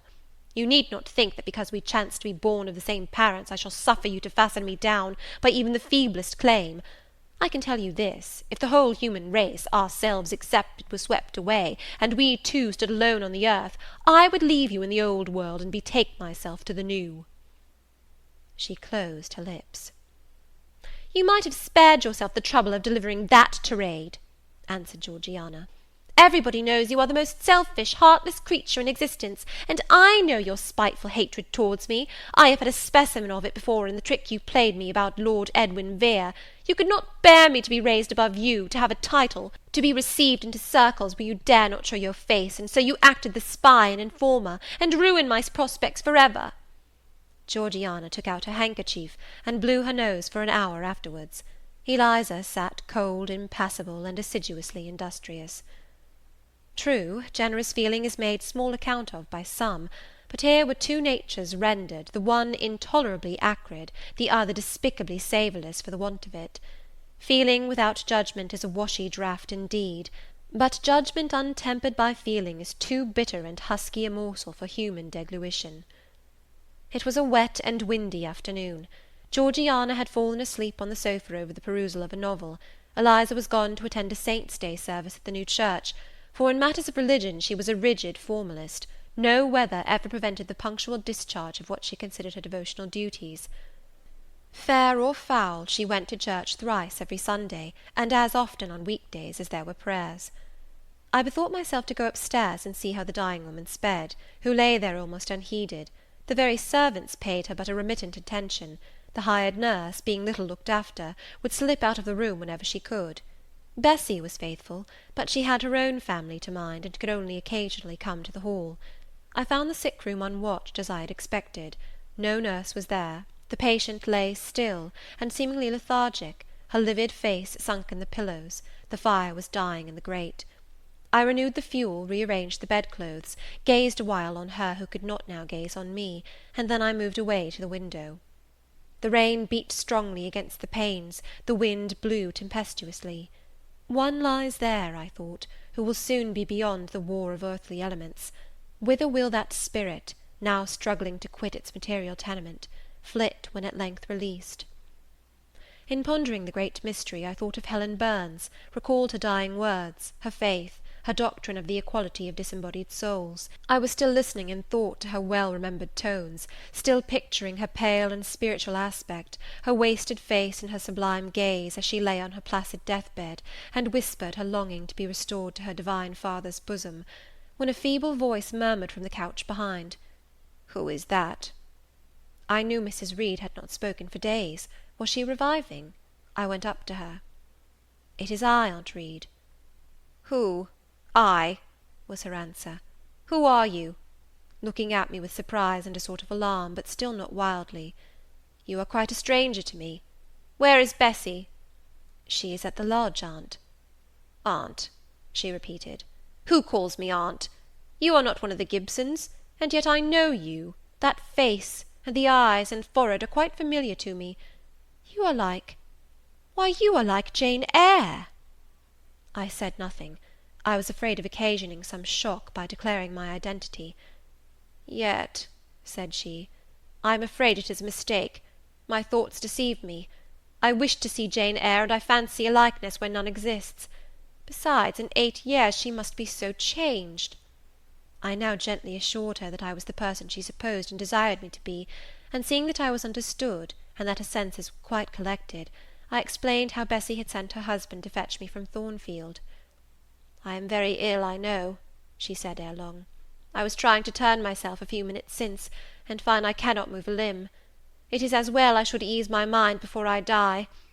What we think little of in health burdens us at such an hour as the present is to me. Is the nurse here, or is there no one in the room but you?" I assured her we were alone. "Well, I have twice done you a wrong which I regret now. One was in breaking the promise which I gave my husband to bring you up as my own child. The other—" She stopped. "After all, it is of no great importance, perhaps," she murmured to herself. "And then I make it better, and to humble myself so to her is painful." She made an effort to alter her position, but failed. Her face changed. She seemed to experience some inward sensation, the precursor, perhaps, of the last pang. "Well, I must get it over. Eternity is before me. I had better tell her. Go to my dressing-case, open it, and take out a letter you will see there." I obeyed her directions. "Read the letter," she said. It was short, and thus conceived. "Madam, will you have the goodness to send me the address of my niece Jane Eyre, and to tell me how she is? It is my intention to write shortly, and desire her to come to me at Madeira. Providence has blessed my endeavours to secure a competency, and as I am unmarried and childless, I wish to adopt her during my life, and bequeath her at my death whatever I may have to leave. I am, Madam, etc., etc., John Eyre, Madeira." It was dated 3 years back. "Why did I never hear of this?" I asked. "Because I disliked you too fixedly and thoroughly ever to lend a hand in lifting you to prosperity. I could not forget your conduct to me, Jane, the fury with which you once turned on me, the tone in which you declared you abhorred me, the worst of anybody in the world, the unchildlike look and voice with which you affirmed that the very thought of me made you sick, and asserted that I had treated you with miserable cruelty. I could not forget my own sensations when you thus started up and poured out the venom of your mind. I felt fear as if an animal that I had struck or pushed had looked up at me with human eyes and cursed me in a man's voice. Bring me some water. Oh, make haste!" "Dear Mrs. Reed," said I, as I offered her the draught she required, "think no more of all this. Let it pass away from your mind. Forgive me for my passionate language. I was a child then. 8, 9 years have passed since that day." She heeded nothing of what I said, but when she had tasted the water and drawn breath, she went on thus: "I tell you I could not forget it, and I took my revenge. For you to be adopted by your uncle, and placed in an estate of ease and comfort, was what I could not endure. I wrote to him. I said I was sorry for his disappointment, but Jane Eyre was dead. She had died of typhus fever at Lowood. Now act as you please, write and contradict my assertion, expose my falsehood as soon as you like. You were born, I think, to be my torment. My last hour is racked by the recollection of a deed which, but for you, I should never have been tempted to commit." "If you could be persuaded to think no more of it, aunt, and to regard me with kindness and forgiveness—" "You have a very bad disposition," said she, "and one to this day I feel it impossible to understand. How for 9 years you could be patient and quiescent under any treatment, and in the 10th break out all fire and violence, I can never comprehend." "My disposition is not so bad as you think. I am passionate, but not vindictive. Many a time as a little child I should have been glad to love you if you would have let me, and I long earnestly to be reconciled to you now. Kiss me, aunt." I approached my cheek to her lips. She would not touch it. She said I oppressed her by leaning over the bed, and again demanded water. As I laid her down, for I raised her and supported her on my arm while she drank, I covered her ice-cold and clammy hand with mine. The feeble fingers shrank from my touch, the glazing eyes shunned my gaze. "Love me, then, or hate me as you will," I said at last. "You have my full and free forgiveness. Ask now for God's, and be at peace." Poor suffering woman! It was too late for her to make now the effort to change her habitual frame of mind. Living, she had ever hated me; dying, she must hate me still. The nurse now entered, and Bessie followed. I yet lingered half an hour longer, hoping to see some sign of amity, but she gave none. She was fast relapsing into stupor, nor did her mind again rally. At 12 o'clock that night she died. I was not present to close her eyes, nor were either of her daughters. They came to tell us the next morning that all was over. She was by that time laid out. Eliza and I went to look at her. Georgiana, who had burst into loud weeping, said she dared not go. There was stretched Sarah Reed's once robust and active frame, rigid and still. Her eye of flint was covered with its cold lid. Her brow and strong traits wore yet the impress of her inexorable soul. A strange and solemn object was that corpse to me. I gazed on it with gloom and pain. Nothing soft, nothing sweet, nothing pitying or hopeful or subduing did it inspire, only a grating anguish for her woes, not my loss, and a sombre, tearless dismay at the fearfulness of death in such a form. Eliza surveyed her parent calmly. After a silence of some minutes, she observed, "With her constitution she should have lived to a good old age. Her life was shortened by trouble." And then a spasm constricted her mouth for an instant. As it passed away, she turned and left the room, and so did I. Neither of us had dropped a tear. End of Chapter 21. Chapter 22. Mr. Rochester had given me but 1 week's leave of absence, yet a month elapsed before I quitted Gateshead. I wished to leave immediately after the funeral, but Georgiana entreated me to stay till she could get off to London, whither she was now at last invited by her uncle, Mr. Gibson, who had come down to direct his sister's interment, and settle the family affairs. Georgiana said she dreaded being left alone with Eliza. From her she got neither sympathy in her dejection, support in her fears, nor aid in her preparations. So I bore with her feeble-minded wailings and selfish lamentations as well as I could, and did my best in sewing for her and packing her dresses. It is true that while I worked, she would idle, and I thought to myself, if you and I were destined to live always together, cousin, we would commence matters on a different footing. I should not settle tamely down into being the forbearing party. I should assign you your share of labour, and compel you to accomplish it, or else it should be left undone. I should insist also on your keeping some of those drawling, half-insincere complaints hushed in your own breast. It is only because our connection happens to be very transitory, and comes at a peculiarly mournful season, that I consent thus to render it so patient and compliant on my part. At last I saw Georgiana off, but now it was Eliza's turn to request me to stay another week. Her plans required all her time and attention, she said.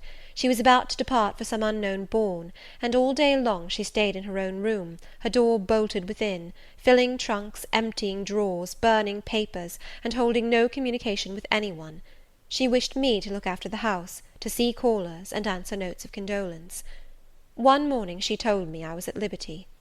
"And," she added, "I'm obliged to you for your valuable services in discreet conduct. There is some difference between living with such a one as you and with Georgiana. You perform your own part in life, and burden no one. To-morrow," she continued, "I set out for the Continent. I shall take up my abode in a religious house near Lille, a nunnery you would call it. There I shall be quiet and unmolested. I shall devote myself for a time to the examination of the Roman Catholic dogmas, and to a careful study of the workings of their system. If I find it to be, as I half suspect it is, the one best calculated to ensure the doing of all things decently and in order, I shall embrace the tenets of Rome, and probably take the veil." I neither expressed surprise at this resolution, nor attempted to dissuade her from it. "The vocation will fit you to a hair," I thought. "Much good may it do you." When we parted, she said, "Good-bye, cousin Jane Eyre. I wish you well. You have some sense." I then returned, "You are not without sense, cousin Eliza; but what you have, I suppose, in another year will be walled up alive in a French convent. However, it is not my business, and so it suits you, I don't much care." "You are in the right," said she; and with these words we each went our separate way.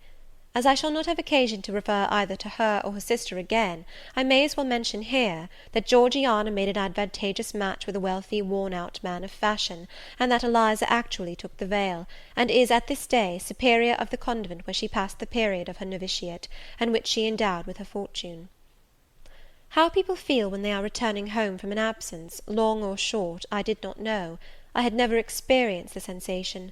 I had known what it was to come back to Gateshead when a child after a long walk, to be scolded for looking cold or gloomy; and later what it was to come back from church to Lowood, to long for a plenteous meal and a good fire, and to be unable to get either. Neither of these returnings was very pleasant or desirable. No magnet drew me to a given point, increasing in its strength of attraction the nearer I came. The return to Thornfield was yet to be tried.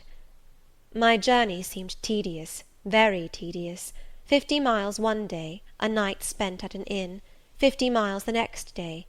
During the first 12 hours I thought of Mrs. Reed in her last moments.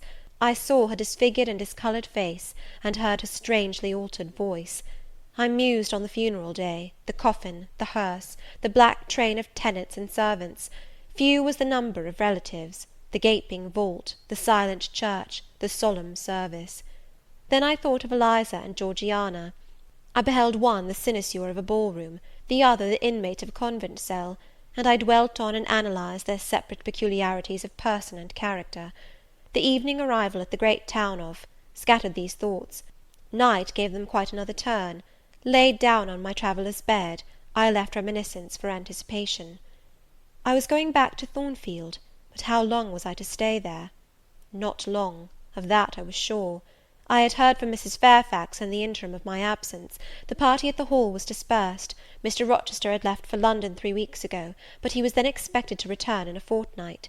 Mrs. Fairfax surmised that he was gone to make arrangements for his wedding, as he had talked of purchasing a new carriage. She said the idea of his marrying Miss Ingram still seemed strange to her, but from what everybody said, and from what she herself had seen, she could no longer doubt that the event would shortly take place. "You would be strangely incredulous if you did doubt it," was my mental comment. "I don't doubt it." The question followed, where was I to go? I dreamt of Miss Ingram all the night. In a vivid morning dream I saw her closing the gates of Thornfield against me, and pointing me out another road, and Mr. Rochester looked on with his arms folded, smiling sardonically, as it seemed, at both her and me. I had not notified to Mrs. Fairfax the exact day of my return, for I did not wish either car or carriage to meet me at Millcote. I proposed to walk the distance quietly by myself, and very quietly, after leaving my box in the ostler's care, did I slip away from the George Inn, about 6 o'clock of a June evening, and take the old road to Thornfield, a road which lay chiefly through fields, and was now little frequented. It was not a bright or a splendid summer evening, though fair and soft. The haymakers were at work all along the road, and the sky, though far from cloudless, was such as promised well for the future. Its blue, where blue was visible, was mild and settled, and its cloud strata high and thin.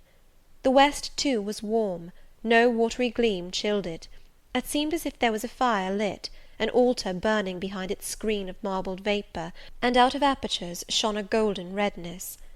I felt glad as the road shortened before me, so glad that I stopped once to ask myself what that joy meant, and to remind reason that it was not to my home I was going, or to a permanent resting place, or to a place where fond friends looked out for me and waited my arrival. "Mrs. Fairfax will smile you a calm welcome, to be sure," said I, "and little Adele will clap her hands and jump to see you; but you know very well you are thinking of another than they, and that he is not thinking of you." But what is so headstrong as youth? What so blind as inexperience? These affirmed that it was pleasure enough to have the privilege of again looking on Mr. Rochester, whether he looked on me or not; and they added, "Hasten, hasten, be with him while you may; but a few more days or weeks at most, and you are parted from him for ever." And then I strangled a new-born agony, a deformed thing which I could not persuade myself to own and rear, and ran on.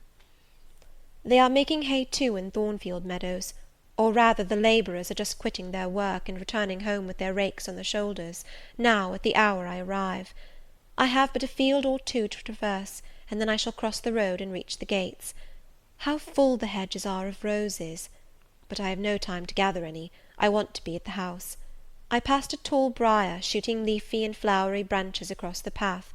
I see the narrow stile with stone steps, and I see Mr. Rochester sitting there, a book and a pencil in his hand.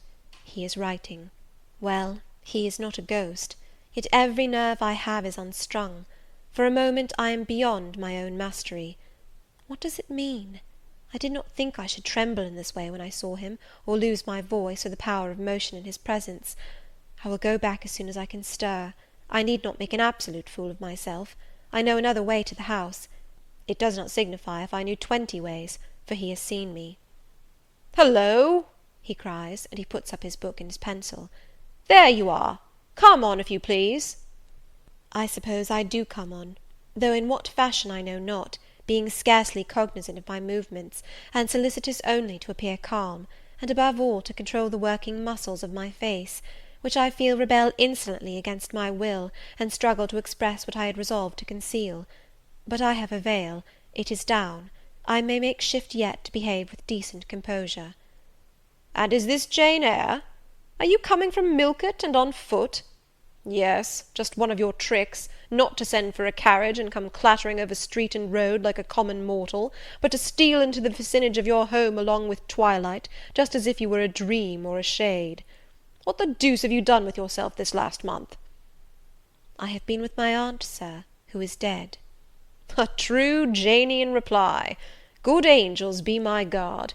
She comes from the other world, from the abode of people who are dead, and tells me so when she meets me alone here in the gloaming. If I dared, I'd touch you, to see if you are substance or shadow, you elf; but I'd as soon offer to take hold of a blue ignis fatuus light in a marsh. Truant, truant," he added, when he had paused an instant, "absent from me a whole month, and forgetting me quite, I'll be sworn." I knew there would be pleasure in meeting my master again, even though broken by the fear that he was so soon to cease to be my master, and by the knowledge that I was nothing to him. But there was ever in Mr. Rochester, so at least I thought, such a wealth of the power of communicating happiness, that to taste but of the crumbs he scattered to stray and stranger birds like me, was to feast genially. His last words were balm. They seemed to imply that it imported something to him whether I forgot him or not. And he had spoken of Thornfield as my home. Would that it were my home! He did not leave the stile, and I hardly liked to ask to go by. I inquired soon if he had not been to London. "Yes, I suppose you found that out by second sight?" "Mrs. Fairfax told me in a letter." "And did she inform you what I went to do?" "Oh, yes, Sir, everybody knew your errand." "You must see the carriage, Jane, and tell me if you don't think it will suit Mrs. Rochester exactly, and whether she won't look like Queen Boadicea, leaning back against those purple cushions. I wish, Jane, I were a trifle better adapted to match with her externally. Tell me now, fairy as you are, can't you give me a charm, or a philtre, or something of that sort, to make me a handsome man?" "It would be past the power of magic, Sir." And in thought I added, "A loving eye is all the charm needed. To such you are handsome enough, or rather your sternness has a power beyond beauty." Mr. Rochester had sometimes read my unspoken thoughts with an acumen to me incomprehensible. In the present instance he took no notice of my abrupt vocal response, but he smiled at me with a certain smile he had of his own, and which he used but on rare occasions. He seemed to think it too good for common purposes. It was the real sunshine of feeling. He shed it over me now. "Pass, Janet," said he, making room for me to cross the stile. "Go up home, and stay your weary little wandering feet at a friend's threshold." All I had now to do was to obey him in silence. No need for me to colloquize further. I got over the stile without a word, and meant to leave him calmly. An impulse held me fast, a force turned me round. I said, or something in me said, and in spite of me, "Thank you, Mr. Rochester, for your great kindness. I am strangely glad to get back again to you, and wherever you are is my home, my only home." I walked on so fast that even he could hardly have overtaken me had he tried. Little Adele was half wild with delight when she saw me. Mrs. Fairfax received me with her usual plain friendliness. Leah smiled, and even Sophy bid me bonsoir with glee. This was very pleasant.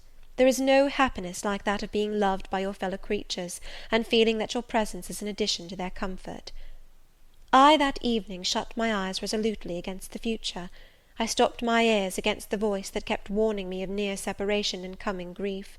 When tea was over, and Mrs. Fairfax had taken her knitting, and I had assumed a low seat near her, and Adele, kneeling on the carpet, had nestled close up to me, and a sense of mutual affection seemed to surround us with a ring of golden peace, I uttered a silent prayer that we might not be parted far or soon. But when, as we thus sat, Mr. Rochester entered, unannounced, and looking at us, seemed to take pleasure in the spectacle of a group so amicable, when he said he supposed the old lady was all right now that she had got her adopted daughter back again, and added that he saw Adele was prête à croquer sa petite maman anglaise, I half ventured to hope that he would, even after his marriage, keep us together somewhere under the shelter of his protection, and not quite exiled from the sunshine of his presence. A fortnight of dubious calm succeeded my return to Thornfield Hall. Nothing was said of the master's marriage, and I saw no preparation going on for such an event. Almost every day I asked Mrs. Fairfax if she had yet heard anything decided. Her answer was always in the negative. Once she said she had actually put the question to Mr. Rochester as to when he was going to bring his bride home; but he had answered her only by a joke and one of his queer looks, and she could not tell what to make of him. One thing surprised me, and that was, there were no journeyings backward and forward, no visits to Ingram Park. To be sure, it was 20 miles off, on the borders of another county, but what was that distance to an ardent lover? To so practised and indefatigable a horseman as Mr. Rochester, it would be but a morning's ride. I began to cherish hopes I had no right to conceive, that the match was broken off, that rumour had been mistaken, that one or both parties had changed their minds. I used to look at my master's face to see if it was sad or fierce, but I could not remember the time when it had been so uniformly clear of clouds or evil feelings.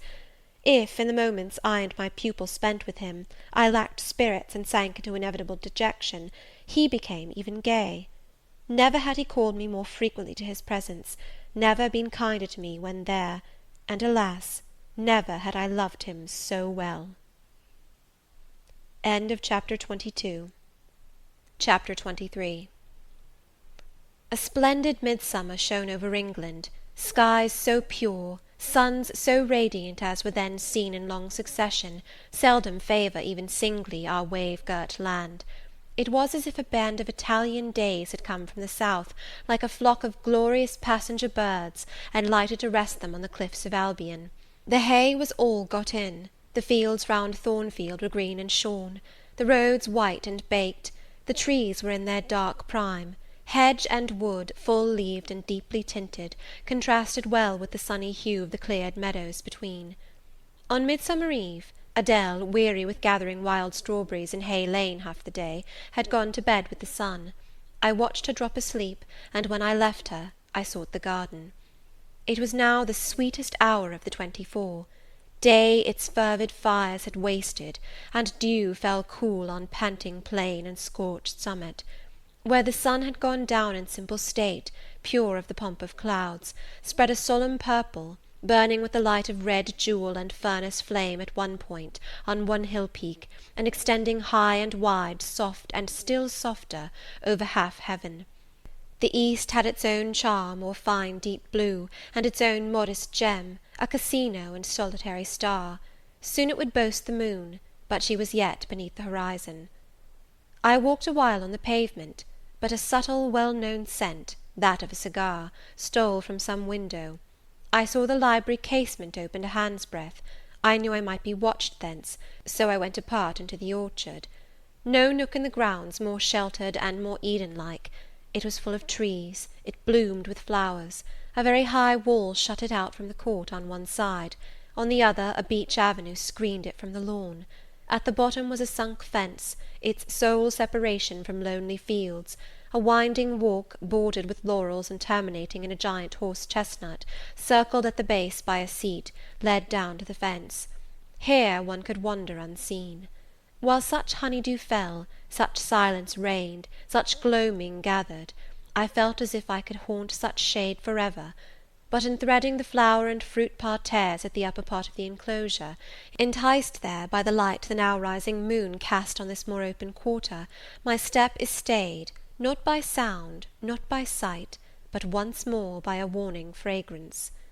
Sweetbriar and southernwood, jasmine, pink, and rose, have long been yielding their evening sacrifice of incense. This new scent is neither of shrub nor flower. It is, I know it well, it is Mr. Rochester's cigar. I look round and I listen. I see trees laden with ripening fruit. I hear a nightingale warbling in a wood half a mile off. No moving form is visible, no coming step audible, but that perfume increases. I must flee. I make for the wicket leading to the shrubbery, and I see Mr. Rochester entering. I step aside into the ivy recess. He will not stay long. He will soon return whence he came, and if I sit still he will never see me. But no, eventide is as pleasant to him as to me, and this antique garden as attractive, and he strolls on, now lifting the gooseberry tree branches to look at the fruit, large as plums, with which they are laden, now taking a ripe cherry from the wall, now stooping toward a knot of flowers, either to inhale their fragrance or to admire the dew beads on their petals. A great moth goes humming by me. It alights on a plant at Mr. Rochester's foot.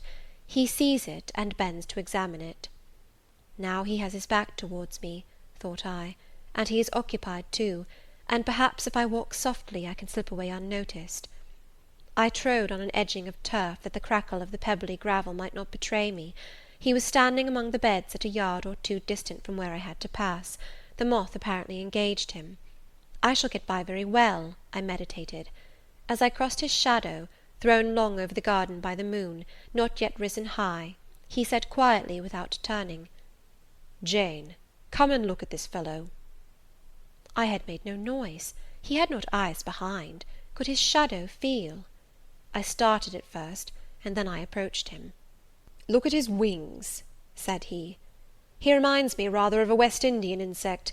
One does not often see so large and gay a night rover in England. There, he has flown." The moth roamed away. I was sheepishly retreating also, but Mr. Rochester followed me, and when we reached the wicket, he said, "Turn back. On so lovely a night it is a shame to sit in the house, and surely no one can wish to go to bed while sunset is thus at meeting with moonrise." It is one of my faults, that though my tongue is sometimes prompt enough at an answer, there are times when it sadly fails me in framing an excuse, and always the lapse occurs at some crisis, when a facile word or plausible pretext is especially wanted to get me out of painful embarrassment. I did not like to walk at this hour alone with Mr. Rochester in the shadowy orchard, but I could not find a reason to allege for leaving him. I followed with lagging step, and thoughts busily bent on discovering a means of extrication, but he himself looked so composed and so grave also, I became ashamed of feeling any confusion.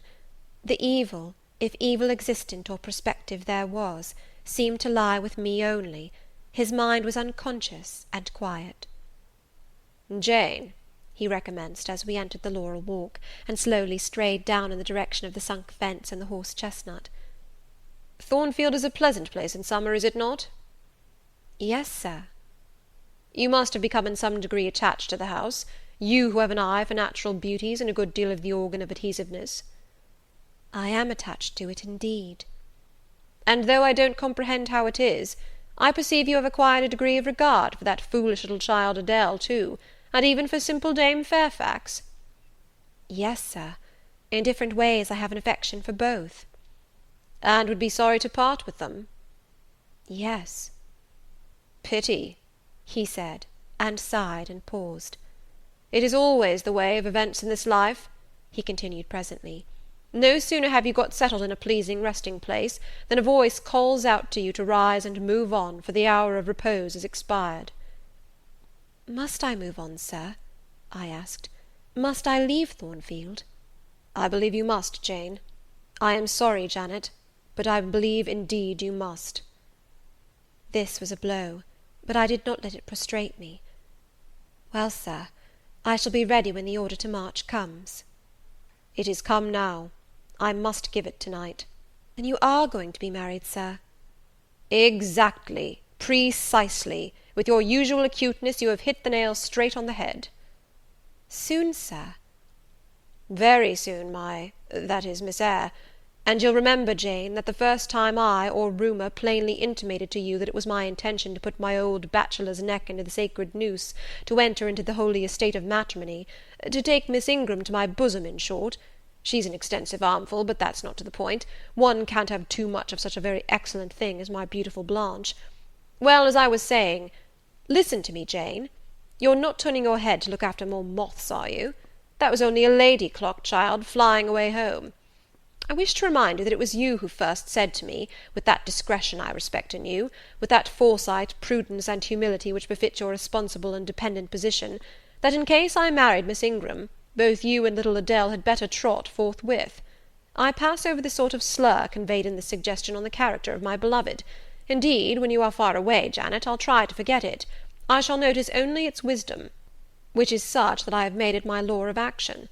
Adele must go to school, and you, Miss Eyre, must get a new situation." "Yes, sir, I will advertise immediately, and meantime, I suppose—" I was going to say, I suppose I may stay here, till I find another shelter to betake myself to; but I stopped, feeling it would not do to risk a long sentence, for my voice was not quite under command. "In about a month I hope to be a bridegroom," continued Mr. Rochester, "and in the interim I shall myself look out for employment, and an asylum for you." "Thank you, sir. I am sorry to give—" "Oh, no need to apologize. I consider that when the dependent does her duty as well as you have done yours, she has a sort of claim upon her employer for any little assistance he can conveniently render her. Indeed, I have already, through my future mother-in-law, heard of a place that I think will suit. It is to undertake the education of the 5 daughters of Mrs. Dionysius O'Gall of Bitternut Lodge, Connaught, Ireland. You'll like Ireland, I think. There's such warm-hearted people there, they say." "It is a long way off, sir." "No matter. A girl of your sense will not object to the voyage or the distance." "Not the voyage, but the distance. And then the sea is a barrier."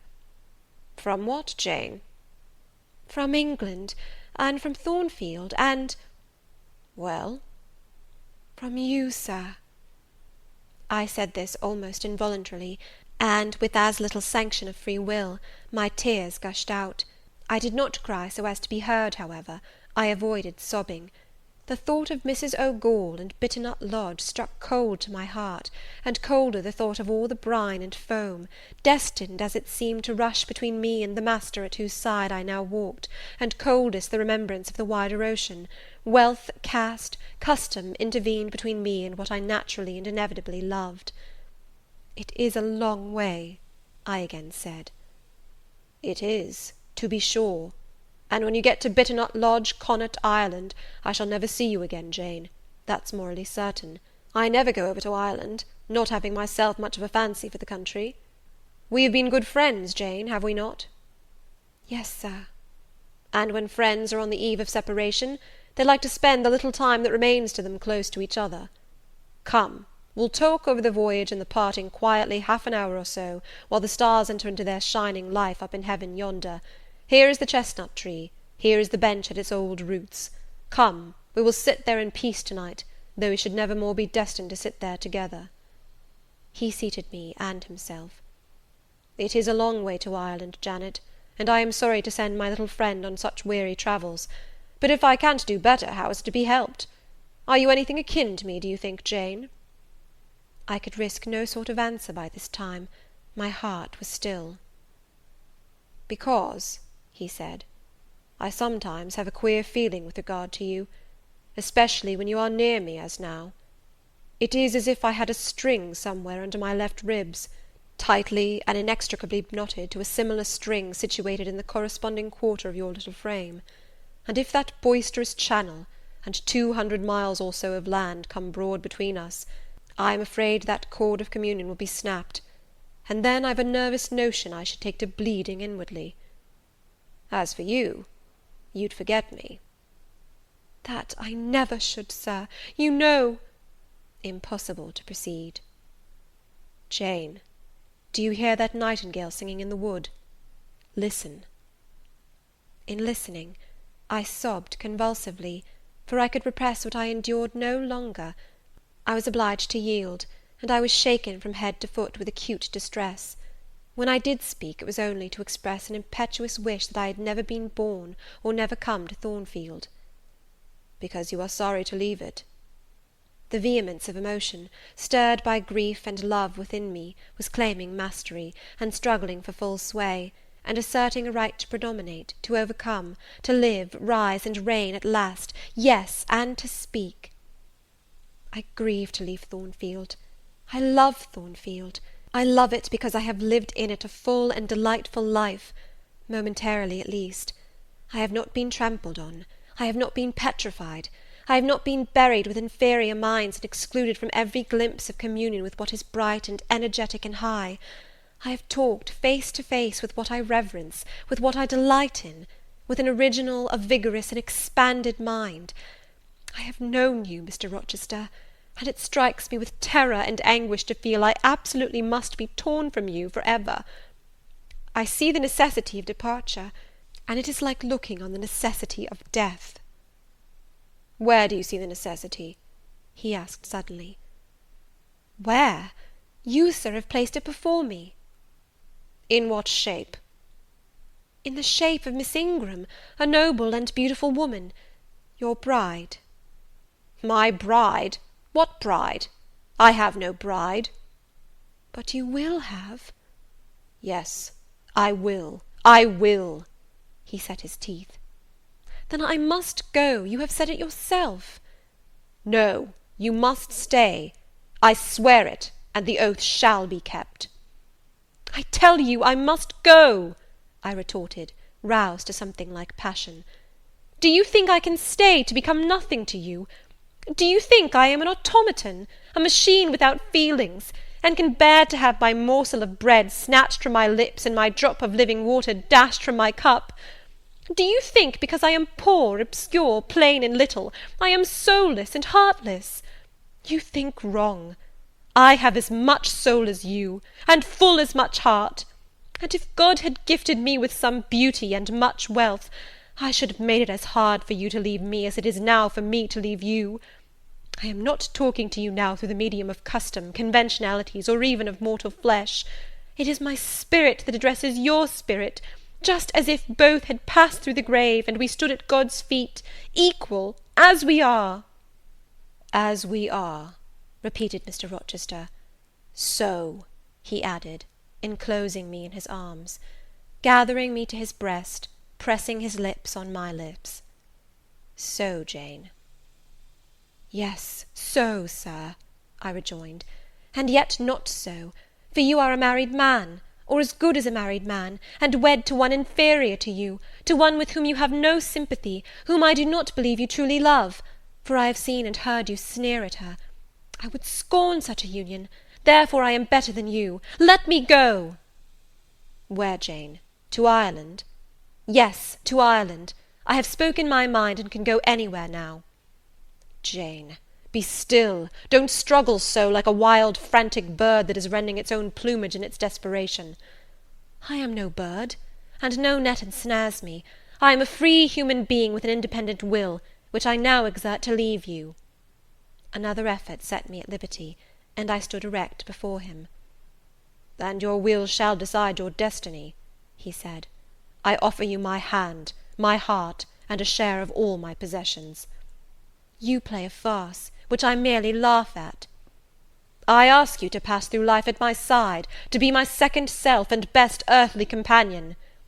"For that fate you have already made your choice, and must abide by it." "Jane, be still a few moments. You are over excited. I will be still too." A waft of wind came sweeping down the laurel walk, and trembled through the boughs of the chestnut. It wandered away, away to an infinite distance. It died. The nightingale's song was then the only voice of the hour. In listening to it, I again wept. Mr. Rochester sat quiet, looking at me gently and seriously. Some time passed before he spoke. He at last said, "Come to my side, Jane, and let us explain and understand one another." "I will never again come to your side. I am torn away now, and cannot return." "But, Jane, I summon you as my wife. It is you only I intend to marry." I was silent. I thought he mocked me. "Come, Jane, come hither." "Your bride stands between us." He rose, and with a stride reached me. "My bride is here," he said, again drawing me to him, "because my equal is here, and my likeness. Jane, will you marry me?" Still I did not answer, and still I writhed myself from his grasp, for I was still incredulous. "Do you doubt me, Jane?" "Entirely." "You have no faith in me?" "Not a whit." "Am I a liar in your eyes?" he asked passionately. "Little sceptic, you shall be convinced. What love have I for Miss Ingram? None, and that you know. What love has she for me? None, as I have taken pains to prove. I caused a rumour to reach her that my fortune was not a third of what was supposed, and after that I presented myself to see the result. It was coldness both from her and her mother. I would not, I could not marry Miss Ingram. You, strange, you almost unearthly thing, I love as my own flesh. You, poor and obscure and small and plain as you are, I entreat to accept me as a husband." "What, me?" I ejaculated, beginning in his earnestness, and especially in his incivility, to credit his sincerity. "Me, who have not a friend in the world but you, if you are my friend, not a shilling but what you have given me." "You, Jane. I must have you for my own, entirely my own. Will you be mine? Say yes, quickly." "Mr. Rochester, let me look at your face. Turn to the moonlight." "Why?" "Because I want to read your countenance. Turn." "There. You will find it scarcely more legible than a crumpled, scratched page. Read on, only make haste, for I suffer." His face was very much agitated and very much flushed, and there were strong workings in the features and strange gleams in the eyes. "Oh, Jane, you torture me!" he exclaimed. "With that searching and yet faithful and generous look, you torture me." "How can I do that? If you are true, and your offer real, my only feelings to you must be gratitude and devotion. They cannot torture." "Gratitude!" he ejaculated, and added wildly, "Jane, accept me quickly. Say, Edward, give me my name, Edward, I will marry you." "Are you in earnest? Do you truly love me? Do you sincerely wish me to be your wife?" "I do, and if an oath is necessary to satisfy you, I swear it." "Then, sir, I will marry you." "Edward, my little wife." "Dear Edward!" Come to me entirely now," said he, and added in his deepest tone, speaking in my ear as his cheek was laid on mine, "Make my happiness, I will make yours." "God pardon me," he subjoined ere long, "and man meddle not with me. I have her, and will hold her." "There is no one to meddle, sir. I have no kindred to interfere." "No, that is the best of it," he said, and if I had loved him less, I should have thought his accent and look of exultation savage; but sitting by him, roused from the nightmare of parting, called to the paradise of union, I thought only of the bliss given me to drink in so abundant a flow. Again and again he said, "Are you happy, Jane?" and again I answered, "Yes." After which he murmured, "It will atone, it will atone. Have I not found her friendless, cold, and comfortless? Will I not guard and cherish and solace her? Is there not love in my heart, and constancy in my resolves? It will expiate at God's tribunal. I know my Maker sanctions what I do. For the world's judgment I wash my hands thereof. For man's opinion I defy it." But what had befallen the night? The moon was not yet set. and we were all in shadow. I could scarcely see my master's face, near as I was. And what ailed the chestnut tree? It writhed and groaned, while wind roared in the laurel walk, and came sweeping over us. "We must go in," said Mr. Rochester. "The weather changes. I could have sat with thee till morning, Jane." And so, thought I, could I with you. I should have said so, perhaps, but a livid, vivid spark leapt out of a cloud at which I was looking, and there was a crack, a crash, and a close rattling peal, and I thought only of hiding my dazzled eyes against Mr. Rochester's shoulder. The rain rushed down. He hurried me up the walk, through the grounds, and into the house, but we were quite wet before we could pass the threshold. He was taking off my shawl in the hall, and shaking the water out of my loosened hair, when Mrs. Fairfax emerged from her room. I did not observe her at first, nor did Mr. Rochester. The lamp was lit, the clock was on the stroke of 12. "Hasten to take off your wet things," said he, "and before you go, good night. Good night, my darling." He kissed me repeatedly. When I looked up, on leaving his arms, there stood the widow, pale, grave, and amazed. I only smiled at her, and ran upstairs. Explanation will do for another time, thought I. Still, when I reached my chamber, I felt a pang at the idea she should even temporarily misconstrue what she had seen; but joy soon effaced every other feeling, and loud as the wind blew, near and deep as the thunder crashed, fierce and frequent as the lightning gleamed, cataract-like as the rain fell during a storm of 2 hours' duration, I experienced no fear and little awe. Mr. Rochester came thrice to my door in the course of it, to ask if I was safe and tranquil, and that was comfort, that was strength for anything. Before I left my bed in the morning, little Adele came running in to tell me that the great horse-chestnut at the bottom of the orchard had been struck by lightning in the night, and half of it split away. End of Chapter 23. Chapter 24. As I rose and dressed, I thought over what had happened, and wondered if it were a dream. I could not be certain of the reality till I had seen Mr. Rochester again, and heard him renew his words of love and promise. While arranging my hair, I looked at my face in the glass, and felt it was no longer plain. There was hope in its aspect, and life in its colour, and my eyes seemed as if they had beheld the fount of fruition, and borrowed beams from the lustrous ripple. I had often been unwilling to look at my master, because I feared he could not be pleased at my look, but I was sure I might lift my face to his now, and not cool his affection by its expression. I took a plain but clean and light summer dress from my drawer and put it on. It seemed no attire had ever so well become me, because none had I ever worn in so blissful a mood. I was not surprised, when I ran down into the hall, to see that a brilliant June morning had succeeded to the tempest of the night, and to feel, through the open glass door, the breathing of a fresh and fragrant breeze. Nature must be gladsome when I was so happy. A beggar woman and her little boy, pale ragged objects both, were coming up the walk, and I ran down and gave them all the money I happened to have in my purse, some 3 or 4 shillings. Good or bad, they must partake of my jubilee. The rooks cawed and blither birds sang, but nothing was so merry or so musical as my own rejoicing heart. Mrs. Fairfax surprised me by looking out of the window with a sad countenance, and saying gravely, "Miss Eyre, will you come to breakfast?" During the meal she was quiet and cool, but I could not undeceive her then. I must wait for my master to give explanations, and so must she. I ate what I could, and then I hastened upstairs. I met Adele leaving the schoolroom. "Where are you going? It is time for lessons." "Mr. Rochester has sent me away to the nursery." "Where is he?" "In there," pointing to the apartment she had left, and I went in, and there he stood. "Come and bid me good morning," said he. I gladly advanced, and it was not merely a cold word now, or even a shake of the hand that I received, but an embrace and a kiss. It seemed natural, it seemed genial to be so well loved, so caressed by him.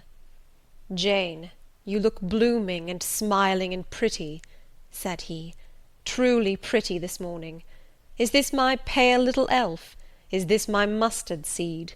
This little sunny-faced girl with the dimpled cheek and rosy lips, the satin-smooth hazel hair and the radiant hazel eyes.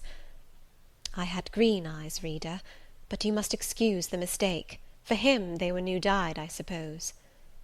It is Jane Eyre, sir. Soon to be Jane Rochester, he added. In 4 weeks, Janet, not a day more, do you hear that? I did, and I could not quite comprehend it. It made me giddy. The feeling, the announcement sent through me, was something stronger than was consistent with joy, something that smote and stunned. It was, I think, almost fear. You blushed, and now you are white, Jane. What is that for? Because you gave me a new name, Jane Rochester, and it seems so strange. Yes, Mrs. Rochester, said he, young Mrs. Rochester, Fairfax Rochester's girl bride. It can never be, sir. It does not sound likely. Human beings never enjoy complete happiness in this world. I was not born for a different destiny to the rest of my species. To imagine such a lot befalling me is a fairy tale, a daydream. Which I can and will realize. I shall begin to-day. This morning I wrote to my banker in London to send me certain jewels he has in his keeping, heirlooms for the ladies of Thornfield. In a day or two I hope to pour them into your lap, for every privilege, every attention shall be yours that I would accord a peer's daughter, if about to marry her. Oh, sir, never rain jewels. I don't like to hear them spoken of. Jewels for Jane Eyre sounds unnatural and strange. I would rather not have them. I will myself put the diamond chain round your neck and the circlet on your forehead, which it will become, for nature at least has stamped her patent of nobility on this brow, Jane, and I will clasp the bracelets on these fine wrists, and load these fairy-like fingers with rings. No, no, sir. Think of other subjects, and speak of other things, and in another strain. Don't address me as if I were a beauty. I am your plain Quakerish governess. You are a beauty in my eyes, and a beauty just after the desire of my heart, delicate and aerial. Puny and insignificant, you mean. You are dreaming, sir, or you are sneering. For God's sake, don't be ironical. I will make the world acknowledge you a beauty too, he went on, while I really became uneasy at the strain he had adopted, because I felt he was either deluding himself or trying to delude me. I will attire my Jane in satin and lace, and she shall have roses in her hair, and I will cover the head I love best with a priceless veil. And then you won't know me, sir, and I shall not be your Jane Eyre any longer, but an ape in a harlequin's jacket, a jay in borrowed plumes.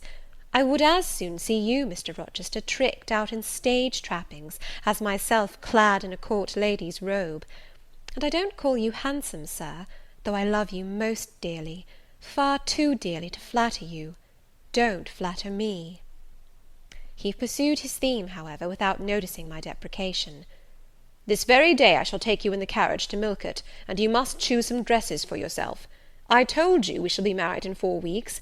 The wedding is to take place quietly, in the church down below yonder, and then I shall waft you away at once to town. After a brief stay there, I shall bear my treasure to regions nearer the sun, to French vineyards and Italian plains, and she shall see whatever is famous in old story and in modern record. She shall taste, too, of the life of cities, and she shall learn to value herself by just comparison with others. Shall I travel, and with you, sir? You shall sojourn at Paris, Rome, and Naples, at Florence, Venice, and Vienna. All the ground I have wandered over shall be re-trodden by you. Wherever I have stamped my hoof, your sylph's foot shall step also. 10 years since, I flew through Europe half mad with disgust, hate, and rage as my companions. Now I shall revisit it, healed and cleansed, with a very angel as my comforter. I laughed at him as he said this. I am not an angel, I asserted, and I will not be one till I die. I will be myself. Mr. Rochester, you must neither expect nor exact anything celestial of me, for you will not get it, any more than I shall get it of you, which I do not at all anticipate. What do you anticipate of me? For a little while you will perhaps be as you are now, a very little while, and then you will turn cool, and then you will be capricious, and then you will be stern, and I shall have much ado to please you; but when you get well used to me, you will perhaps like me again. Like me, I say, not love me. I suppose your love will effervesce in 6 months or less. I have observed in books written by men that period assigned as the farthest to which a husband's ardour extends. Yet, after all, as a friend and companion, I hope never to become quite distasteful to my dear master. Distasteful! And like you again! I think I shall like you again, and yet again; and I will make you confess I do not only like, but love you, with truth, fervour, constancy. Yet are you not capricious, Sir? To women who please me only by their faces, I am the very devil when I find out they have neither souls nor hearts, when they open to me a perspective of flatness, triviality, and perhaps imbecility, coarseness, and ill temper. But to the clear eye and eloquent tongue, to the soul made of fire, and the character that bends but does not break, at once supple and stable, tractable and consistent, I am ever tender and true. Had you ever experience of such a character, Sir? Did you ever love such a one? I love it now. But before me, if I, indeed, in any respect, come up to your difficult standard. I never met your likeness. Jane, you please me, and you master me. You seem to submit, and I like the sense of pliancy you impart, and while I am twining the soft silken skein round my finger, it sends a thrill up my arm to my heart. I am influenced, conquered, and the influence is sweeter than I can express, and the conquest I undergo has a witchery beyond any triumph I can win. Why do you smile, Jane? What does that inexplicable, that uncanny turn of countenance mean? I was thinking, Sir, you will excuse the idea, it was involuntary, I was thinking of Hercules and Samson with their charmers. You were, you little elfish. Hush, Sir! You don't talk very wisely just now, any more than those gentlemen acted very wisely. However, had they been married, they would no doubt by their severity as husbands have made up for their softness as suitors, and so will you, I fear. I wonder how you will answer me a year hence, should I ask a favour it does not suit your convenience or pleasure to grant. Ask me something now, Jane, the least thing. I desire to be entreated. Indeed I will, Sir. I have my petition all ready. Speak. But if you look up and smile with that countenance, I shall swear concession before I know to what, and that will make a fool of me. Not at all, Sir. I only ask this. Don't send for the jewels, and don't crown me with roses. You might as well put a border of gold lace round that plain pocket handkerchief you have there. I might as well gild refined gold. I know it. Your request is granted, then, for the time.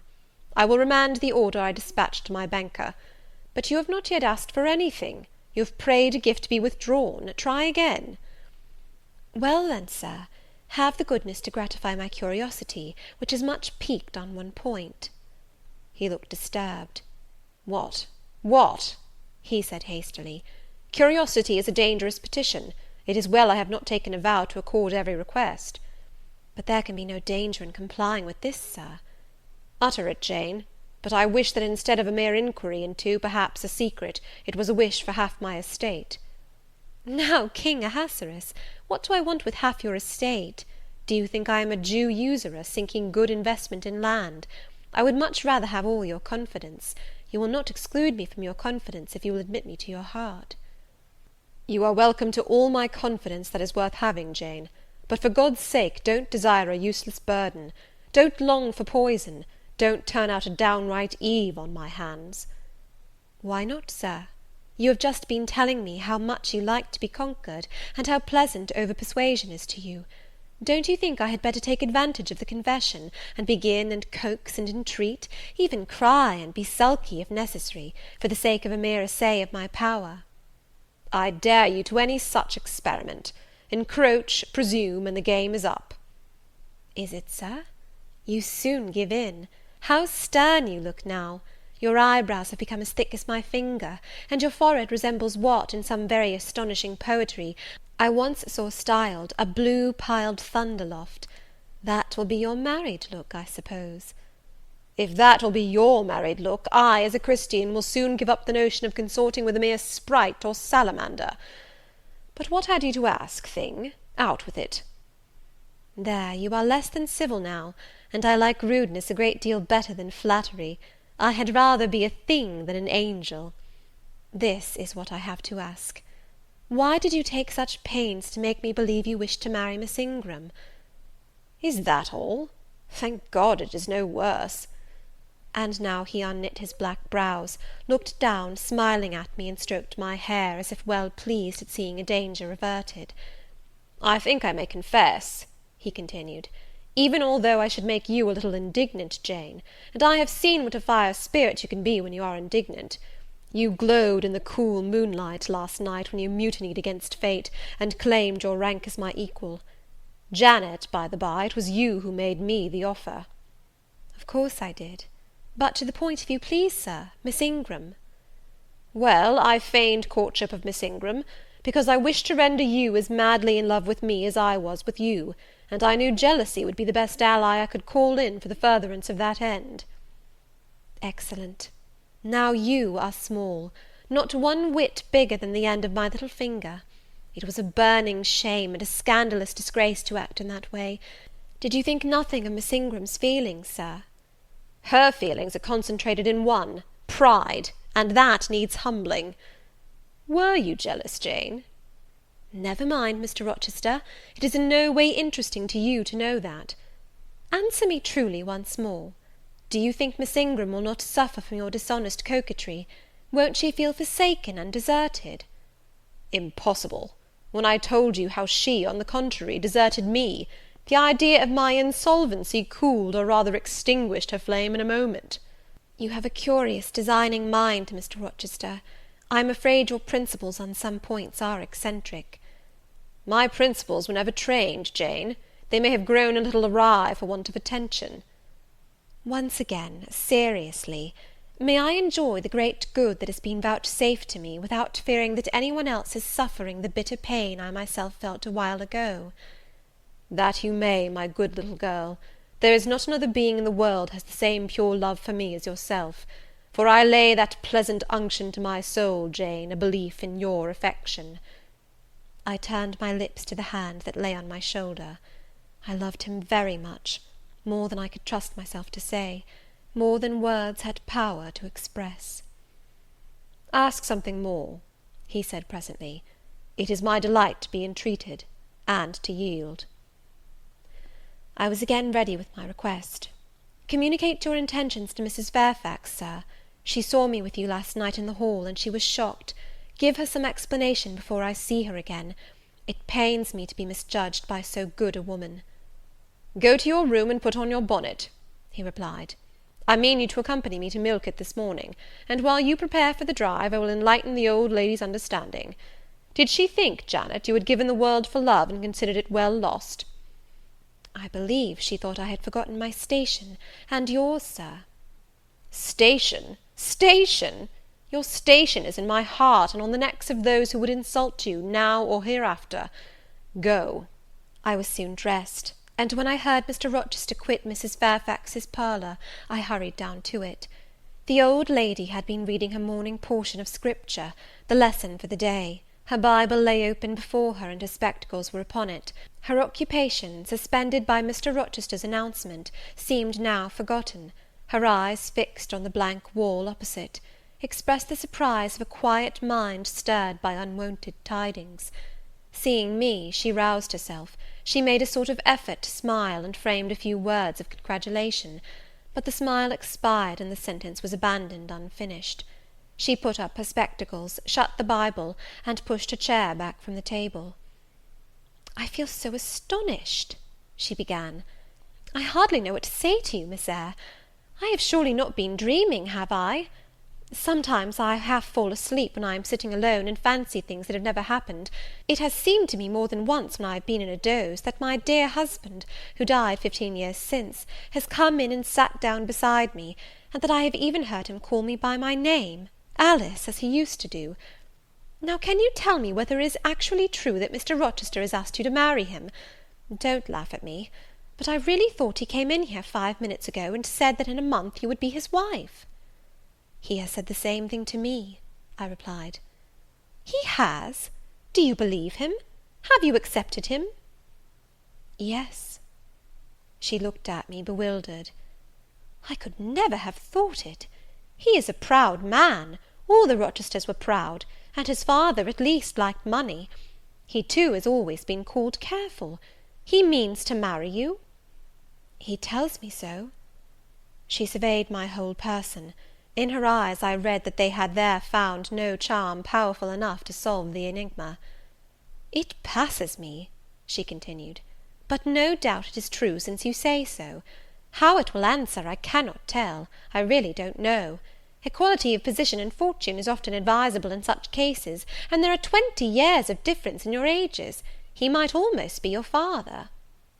"No, indeed, Mrs. Fairfax," exclaimed I, nettled, "he is nothing like my father. No one who saw us together would suppose it for an instant. Mr. Rochester looks as young, and is as young, as some men at 25. "Is it really for love he is going to marry you?" she asked. I was so hurt by her coldness and scepticism that the tears rose to my eyes. "I am sorry to grieve you," pursued the widow, "but you are so young, and so little acquainted with men, I wish to put you on your guard. It is an old saying, that all is not gold that glitters, and in this case I do fear there will be something found to be different to what either you or I expect." "Why, am I a monster?" I said. "Is it impossible that Mr. Rochester should have a sincere affection for me?" "No, you are very well, and much improved of late, and Mr. Rochester, I dare say, is fond of you. I have always noticed that you were a sort of pet of his. There are times when, for your sake, I have been a little uneasy at his marked preference, and have wished to put you on your guard; but I did not like to suggest even the possibility of wrong. I knew such an idea would shock, perhaps offend you, and you were so discreet, and so thoroughly modest and sensible, I hoped you might be trusted to protect yourself. Last night I cannot tell you what I suffered when I sought all over the house, and could find you nowhere, nor the master either, and then at 12 o'clock saw you come in with him." "Well, never mind that now," I interrupted impatiently. "It is enough that all was right." "I hope all will be right in the end," she said; "but believe me, you cannot be too careful. Try and keep Mr. Rochester at a distance. Distrust yourself as well as him. Gentlemen in his station are not accustomed to marry their governesses." I was growing truly irritated. Happily Adele ran in. Let me go to milk too," she cried. "Mr. Rochester won't, so there is so much room in the new carriage. Beg him to let me go, mademoiselle." "That I will, Adele," and I hastened away with her, glad to quit my gloomy monitress. The carriage was ready, they were bringing it round to the front, and my master was pacing the pavement, Pilot following him backwards and forwards. "Adele may accompany us, may she not, Sir?" "I told her no. I'll have no brats. I'll have only you." "Oh, do let her go, Mr. Rochester, if you please. It would be better." "Not it. She will be a restraint." He was quite peremptory, both in look and voice. The chill of Mrs. Fairfax's warnings and the damp of her doubts were upon me. Something of unsubstantiality and uncertainty had beset my hopes. I half lost the sense of power over him. I was about mechanically to obey him without further remonstrance, but as he helped me into the carriage, he looked at my face. "What is the matter?" he said. "All the sunshine is gone. Do you really wish the bairn to go? Will it annoy you if she is left behind?" "I would far rather she went, Sir." "Then off for your bonnet, and back like a flash of lightning," cried he to Adele. She obeyed him with what speed she might. "After all, a single morning's interruption will not matter much," said he, "when I mean shortly to claim you, your thoughts, conversation, and company, for life." Adele, when lifted in, commenced kissing me by way of expressing her gratitude for my intercession. She was instantly stowed away into a corner on the other side of him. She then peeped round to where I sat, so stern a neighbour was too restrictive to him, in his present fractious mood. She dared whisper no observations, nor ask of him any information. "Let her come to me," I entreated. "She will perhaps trouble you, Sir. There is plenty of room on this side." He handed her over as if she had been a lapdog.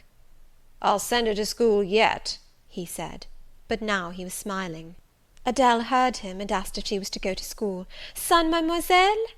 Yes, he replied, absolutely sans mademoiselle, for I am to take mademoiselle to the moon, and there I shall seek a cave in one of the white valleys among the volcano tops, and mademoiselle shall live with me there, and only me. She will have nothing to eat, you will starve her, observed Adele. I shall gather manna for her morning and night. The plains and hillsides in the moon are bleached with manna, Adele. She will want to warm herself. What will she do for a fire? Fire rises out of the lunar mountains. When she is cold, I'll carry her up to a peak, and lay her down on the edge of a crater. Oh, qu'elle y sera mal, peu confortable. And her clothes, they will wear out. How can she get new ones? Mr. Rochester professed to be puzzled. Said he. What would you do, Adele? Cudgel your brains for an expedient. How would a white or pink cloud answer for a gown, do you think? And one could cut a pretty enough scarf out of a rainbow. She is far better as she is, concluded Adele, after musing some time. Besides, she would get tired of living with you only in the moon. If I were mademoiselle, I would never consent to go with you. She has consented. She has pledged her word.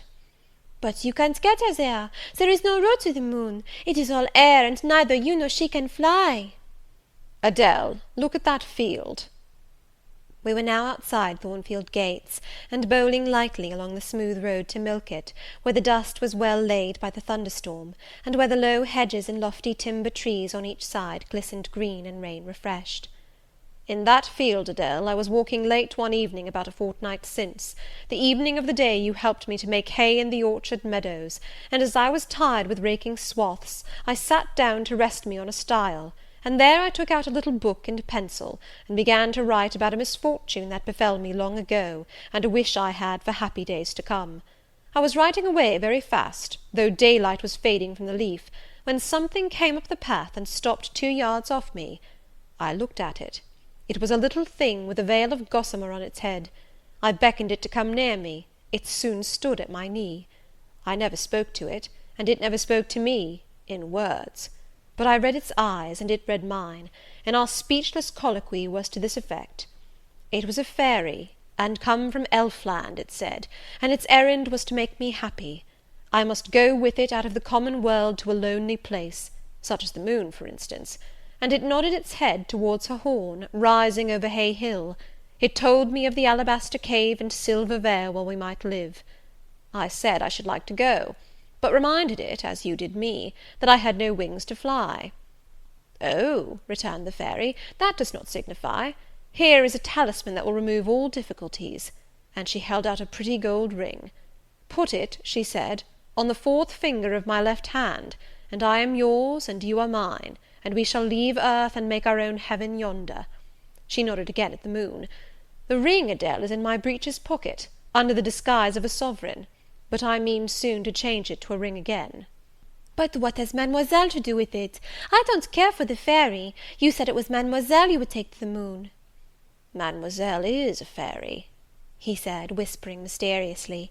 Whereupon I told her not to mind his badinage, and she, on her part, evinced a fund of genuine French scepticism, denominating Mr. Rochester un vrai menteur, and assuring him that she made no account whatever of his contes de fées, and that, du reste, il n'y avait pas de fées, et quand même il y en avait, she was sure they would never appear to him, nor ever give him rings, or offer to live with him in the moon. The hour spent at Millcote was a somewhat harassing one to me. Mr. Rochester obliged me to go to a certain silk warehouse. There I was ordered to choose 6 dresses. I hated the business. I begged leave to defer it. No, it should be gone through with now. By dint of entreaties expressed in energetic whispers, I reduced the 6 to 2. These, however, he vowed he would select himself. With anxiety I watched his eye rove over the gay stores. He fixed on a rich silk of the most brilliant amethyst dye, and a superb pink satin. I told him in a new series of whispers that he might as well buy me a gold gown and a silver bonnet at once. I should certainly never venture to wear his choice. With infinite difficulty, for he was stubborn as a stone, I persuaded him to make an exchange in favour of a sober black satin and a pearl grey silk. "It might pass for the present," he said, "but he would yet see me glittering like a parterre." Glad was I to get him out of the silk warehouse, and then out of a jeweller's shop. The more he bought me, the more my cheek burned with a sense of annoyance and degradation. As we re-entered the carriage, and I sat back feverish and fagged, I remembered what, in the hurry of events, dark and bright, I had wholly forgotten, the letter of my uncle, John Eyre, to Mrs. Reed, his intention to adopt me and make me his legatee. It would be a relief, indeed, I thought, if I had ever so small an independency. I can never bear being dressed like a doll by Mr. Rochester, or sitting like a second Danae with the golden shower falling daily round me. I will write to Madeira the moment I get home, and tell my uncle John I am going to be married, and to whom. If I had but a prospect of one day bringing Mr. Rochester an accession of fortune, I could better endure to be kept by him now. And somewhat relieved by this idea, which I failed not to execute that day, I ventured once more to meet my master's and lover's eye, which most pertinaciously sought mine, though I averted both face and gaze. He smiled, and I thought his smile was such as a sultan might, in a blissful and fond moment, bestow on a slave his gold and gems had enriched. I crushed his hand, which was ever hunting mine, vigorously, and thrust it back to him, red with the passionate pressure. "You need not look in that way," I said. "If you do, I'll wear nothing but my old Lowood frocks to the end of the chapter. I'll be married in this lilac gingham. You may make a dressing gown for yourself out of the pearl grey silk, and an infinite series of waistcoats out of the black satin." He chuckled. He rubbed his hands. "Oh, it is rich to see and hear her!" he exclaimed. "Is she original? Is she piquant? I would not exchange this one little English girl for the Grand Turk's whole seraglio, gazelle eyes, houri forms, and all." The Eastern allusion bit me again. "I'll not stand you an inch in the stead of a seraglio," I said, "so don't consider me an equivalent for one. If you have a fancy for anything in that line, away with you, Sir, to the bazaars of Stamboul without delay, and lay out in extensive slave purchases some of that spare cash you seem at a loss to spend satisfactorily here." "And what will you do, Janet, while I am bargaining for so many tons of flesh, and such an assortment of black eyes?" "I'll be preparing myself to go out as a missionary to preach liberty to them that are enslaved, your harem inmates among the rest. I'll get admitted there, and I'll stir up mutiny; and you, three-tailed bashaw as you are, Sir, shall in a trice find yourself fettered amongst our hands. Nor will I, for one, consent to cut your bonds till you have signed a charter, the most liberal that despot ever yet conferred." "I would consent to be at your mercy, Jane." "I would have no mercy, Mr. Rochester, if you supplicated for it with an eye like that. While you looked so, I should be certain that whatever charter you might grant under coercion, your first act, when released, would be to violate its conditions." "Why, Jane, what would you have? I fear you will compel me to go through a private marriage ceremony, besides that performed at the altar.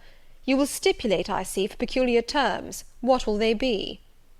"I only want an easy mind, Sir, not crushed by crowded obligations. Do you remember what you said of Céline Varenne? Of the diamonds, the cashmeres you gave her? I will not be your English Céline Varenne. I shall continue to act as Adele's governess. By that I shall earn my board and lodging, and £30 a year besides. I'll furnish my own wardrobe out of that money, and you shall give me nothing but—" "Well, but what?" "Your regard. And if I give you mine in return, that debt will be quit." "Well, for cool native impudence and pure innate pride, you haven't your equal," said he. We were now approaching Thornfield. "Will it please you to dine with me to-day?" he asked, as we entered the gates. "No, thank you, Sir." "And what for, no thank you, if one may inquire?" "I never have dined with you, Sir, and I see no reason why I should now, till—" "Till what? You delight in half-phrases." "Till I can't help it." "Do you suppose I eat like an ogre, or a ghoul, that you dread of being the companion of my repast?" "I have formed no supposition on the subject, Sir, but I want to go on as usual for another month." "You will give up your governessing slavery at once?" "Indeed, begging your pardon, Sir, I shall not. I shall just go on with it as usual. I shall keep out of your way all day, as I have been accustomed to do. You may send for me in the evening, when you feel disposed to see me, and I'll come then, but at no other time." "I want a smoke, Jane, or a pinch of snuff, to comfort me under all this, pour me donner une contenance, as Adele would say, and unfortunately I have neither my cigar case nor my snuff box. But listen, whisper. It is your time now, little tyrant, but it will be mine presently, and when once I have fairly seized you, to have and to hold, I'll just, figuratively speaking, attach you to a chain like this," touching his watch-guard. "Yes, wee bonny thing, I'll wear you in my bosom, lest my jewel I should tine." He said this as he helped me to alight from the carriage, and while he afterwards lifted out Adele, I entered the house, and made good my retreat upstairs. He duly summoned me to his presence in the evening. I had prepared an occupation for him, for I was determined not to spend the whole time in tête-à-tête conversation. I remembered his fine voice. I knew he liked to sing; good singers generally do. I was no vocalist myself, and in his fastidious judgment no musician either. But I delighted in listening when the performance was good. No sooner had twilight, that hour of romance, begun to lower her blue and starry banner over the lattice, than I rose, opened the piano, and entreated him, for the love of Heaven, to give me a song. He said I was a capricious witch, and that he would rather sing another time, but I averred that no time was like the present. "Did I like his voice?" he asked. "Very much. I was not fond of pampering that susceptible vanity of his, but for once, and from motives of expediency, I would e'en soothe and stimulate it."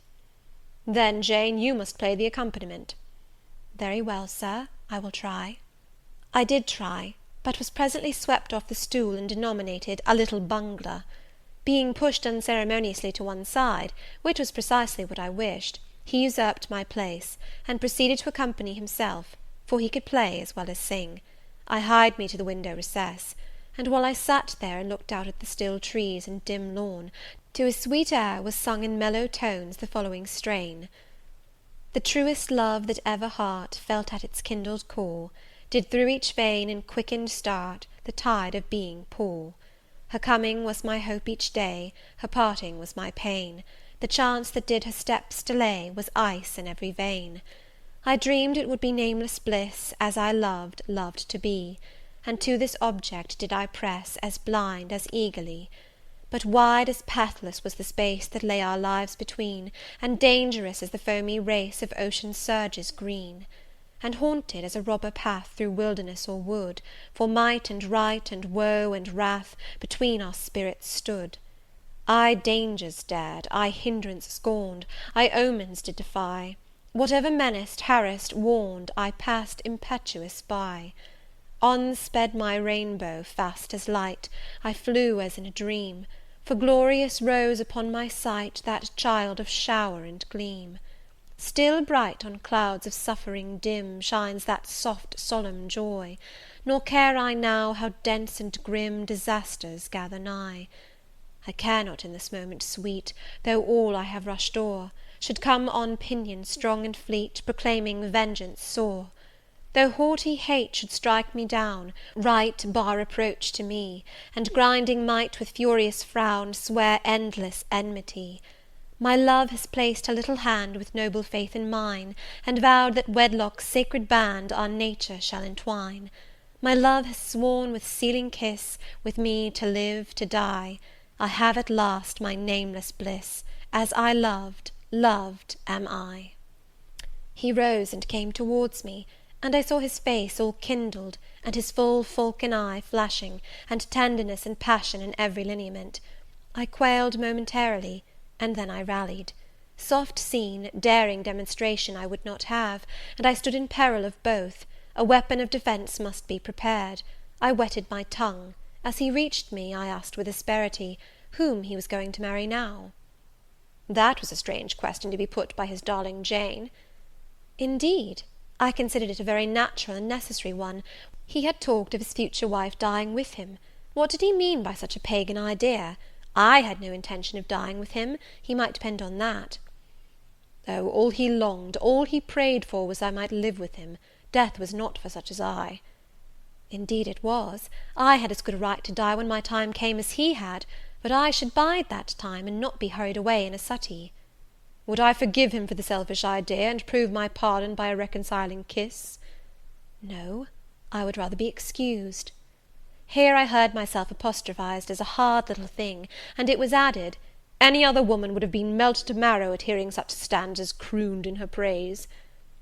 I assured him I was naturally hard, very flinty, and that he would often find me so, and that, moreover, I was determined to show him divers rugged points in my character before the ensuing 4 weeks collapsed, he should know fully what sort of a bargain he had made, while there was yet time to rescind it. Would I be quiet and talk rationally? I would be quiet if he liked, and as to talking rationally, I flattered myself I was doing that now. He fretted, pished, and pshawed. Very good, thought I. You may fume and fidget as you please, but this is the best plan to pursue with you, I am sure. I like you more than I can say, but I'll not sink into a bathos of sentiment, and with this needle of repartee I'll keep you from the edge of the gulf too, and moreover maintain by its pungent aid that distance between you and myself most conducive to our real mutual advantage. From less to more I worked him up to considerable irritation. Then, after he had retired, in dudgeon, quite to the other end of the room, I got up, and saying, "I wish you good night, Sir," in my natural and wonted respectful manner, I slipped out by the side door and got away. The system thus entered on, I pursued during the whole season of probation, and with the best success. He was kept, to be sure, rather cross and crusty, but on the whole I could see he was excellently entertained, and that a lamb-like submission and turtle-dove sensibility, while fostering his despotism more, would have pleased his judgment, satisfied his common sense, and even suited his taste less. In other people's presence I was, as formerly, deferential and quiet, any other line of conduct being uncalled for. It was only in the evening conferences I thus thwarted and afflicted him. He continued to send for me punctually the moment the clock struck 7, though when I appeared before him now, he had no such honeyed terms as love and darling on his lips. The best words at my service were provoking puppet, malicious elf, sprite, changeling, etc. For caresses, too, I now got grimaces; for a pressure of the hand, a pinch on the arm; for a kiss on the cheek, a severe tweak of the ear. It was all right. At present I decidedly preferred these fierce favours to anything more tender. Mrs. Fairfax, I saw, approved me. Her anxiety on my account vanished, therefore I was certain I did well. Meantime Mr. Rochester affirmed I was wearing him to skin and bone, and threatened awful vengeance for my present conduct at some period fast coming. I laughed in my sleeve at his menaces. I can keep you in reasonable check now, I reflected, and I don't doubt to be able to do it hereafter. If one expedient loses its virtue, another must be devised. Yet, after all, my task was not an easy one. Often I would rather have pleased than teased him. My future husband was becoming to me my whole world, and more than the world, almost my hope of heaven. He stood between me and every thought of religion, as an eclipse intervenes between man and the broad sun. I could not, in those days, see God for his creature, of whom I had made an idol. End of chapter 24. Chapter 25. The month of courtship had wasted. Its very last hours were being numbered. There was no putting off the day that advanced, the bridal day, and all preparations for its arrival were complete. I, at least, had nothing more to do. There were my trunks, packed, locked, corded, ranged in a row along the wall of my little chamber. To-morrow at this time they would be far on their road to London, and so should I, or rather not I, but one Jane Rochester, a person whom as yet I knew not. The cards of address alone remained to nail on. They lay, 4 little squares, in the drawer. Mr. Rochester had himself written the direction, Mrs. Rochester, Hotel, London, on each. I could not persuade myself to affix them, or to have them affixed. Mrs. Rochester! She did not exist. She would not be born till to-morrow, sometime after 8 a.m., and I would wait to be assured she had come into the world alive before I assigned to her all that property. It was enough that in yonder closet, opposite my dressing-table, garments said to be hers had already displaced my black stuff Lowood frock and straw bonnet; for not to me appertained that suit of wedding raiment, the pearl-coloured robe, the vapoury veil pendant from the usurped portmanteau. I shut the closet to conceal the strange, wraith-like apparel it contained, which at this evening hour, 9 o'clock, gave out certainly a most ghostly shimmer through the shadow of my apartment. "I will leave you by yourself, white dream," I said. "I am feverish. I hear the wind blowing. I will go out of doors and feel it." It was not only the hurry of preparation that made me feverish. not only in the anticipation of the great change, the new life which was to commence to-morrow. Both these circumstances had their share, doubtless, in producing that restless, excited mood which hurried me forth at this late hour into the darkening grounds; but a third cause influenced my mind more than they. I had at heart a strange and anxious thought. Something had happened which I could not comprehend. No one knew of or had seen the event but myself. It had taken place the preceding night. Mr. Rochester that night was absent from home, nor was he yet returned. Business had called him to a small estate of 2 or 3 farms he possessed 30 miles off. Business it was requisite he should settle in person, previous to his meditated departure from England. I now waited his return, eager to disburden my mind, and to seek of him the solution of the enigma that perplexed me. Stay till he comes, reader, and when I disclose my secret to him, you shall share the confidence. I sought the orchard, driven to its shelter by the wind, which all day had blown strong and full from the south, without, however, bringing a speck of rain. Instead of subsiding as night drew on, it seemed to augment its rush and deepen its roar. The trees blew steadfastly one way, never writhing round, and scarcely tossing back their boughs once in an hour. So continuous was the strain bending their branchy heads northward, the clouds drifting from pole to pole, fast following mass on mass. No glimpse of blue sky had been visible that July day. It was not without a certain wild pleasure I ran before the wind, delivering my trouble of mind to the measureless air torrent thundering through space. Descending the laurel walk, I faced the wreck of the chestnut tree. It stood up black and riven. The trunk, split down the centre, gasped ghastly. The cloven halves were not broken from each other, for the firm base and strong roots kept them unsundered below. Though community of vitality was destroyed, the sap could flow no more, the great boughs on each side were dead, and next winter's tempests would be sure to fell one or both to earth. As yet, however, they might be said to form one tree, a ruin, but an entire ruin. You did right to hold fast to each other, I said, as if the monster splinters were living things and could hear me. I think, scathed as you look, and charred and scorched, there must be a little sense of life in you yet, rising out of that adhesion at the faithful honest roots. You will never have green leaves more, never more see birds making nests and singing idyls in your boughs. The time of pleasure and love is over with you, but you are not desolate. Each of you has a comrade to sympathize with him in his decay. As I looked up at them, the moon appeared momentarily in that part of the sky which filled their fissure. Her disk was blood-red and half overcast. She seemed to throw on me one bewildered, dreary glance, and buried herself again instantly in the deep drift of cloud.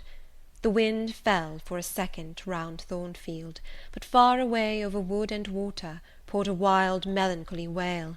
It was sad to listen to, and I ran off again. Here and there I strayed through the orchard, gathered up the apples with which the grass round the tree roots was thickly strewn. Then I employed myself in dividing the ripe from the unripe. I carried them into the house and put them away in the store-room. Then I repaired to the library to ascertain whether the fire was lit, for though summer, I knew on such a gloomy evening Mr. Rochester would like to see a cheerful hearth when he came in. Yes, the fire had been kindled some time, and burnt well. I placed his arm-chair by the chimney-corner. I wheeled the table near it. I let down the curtain, and had the candles brought in ready for lighting. More restless than ever, when I had completed these arrangements, I could not sit still, nor even remain in the house. A little timepiece in the room and the old clock in the hall simultaneously struck 10. "How late it grows," I said. "I will run down to the gates. It is moonlight at intervals, I can see a good way on the road. He may be coming now, and to meet him will save some minutes of suspense."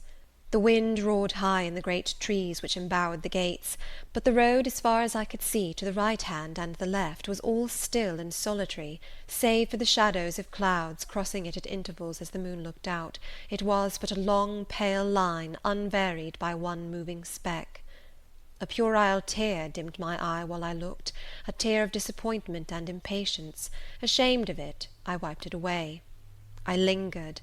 The moon shut herself wholly within her chamber, and drew close her curtain of dense cloud. The night grew dark, rain came driving fast on the gale. "I wish he would come, I wish he would come," I exclaimed, seized with hypochondriac foreboding. I had expected his arrival before tea. Now it was dark. What could keep him? Had an accident happened? The event of last night again recurred to me. I interpreted it as a warning of disaster.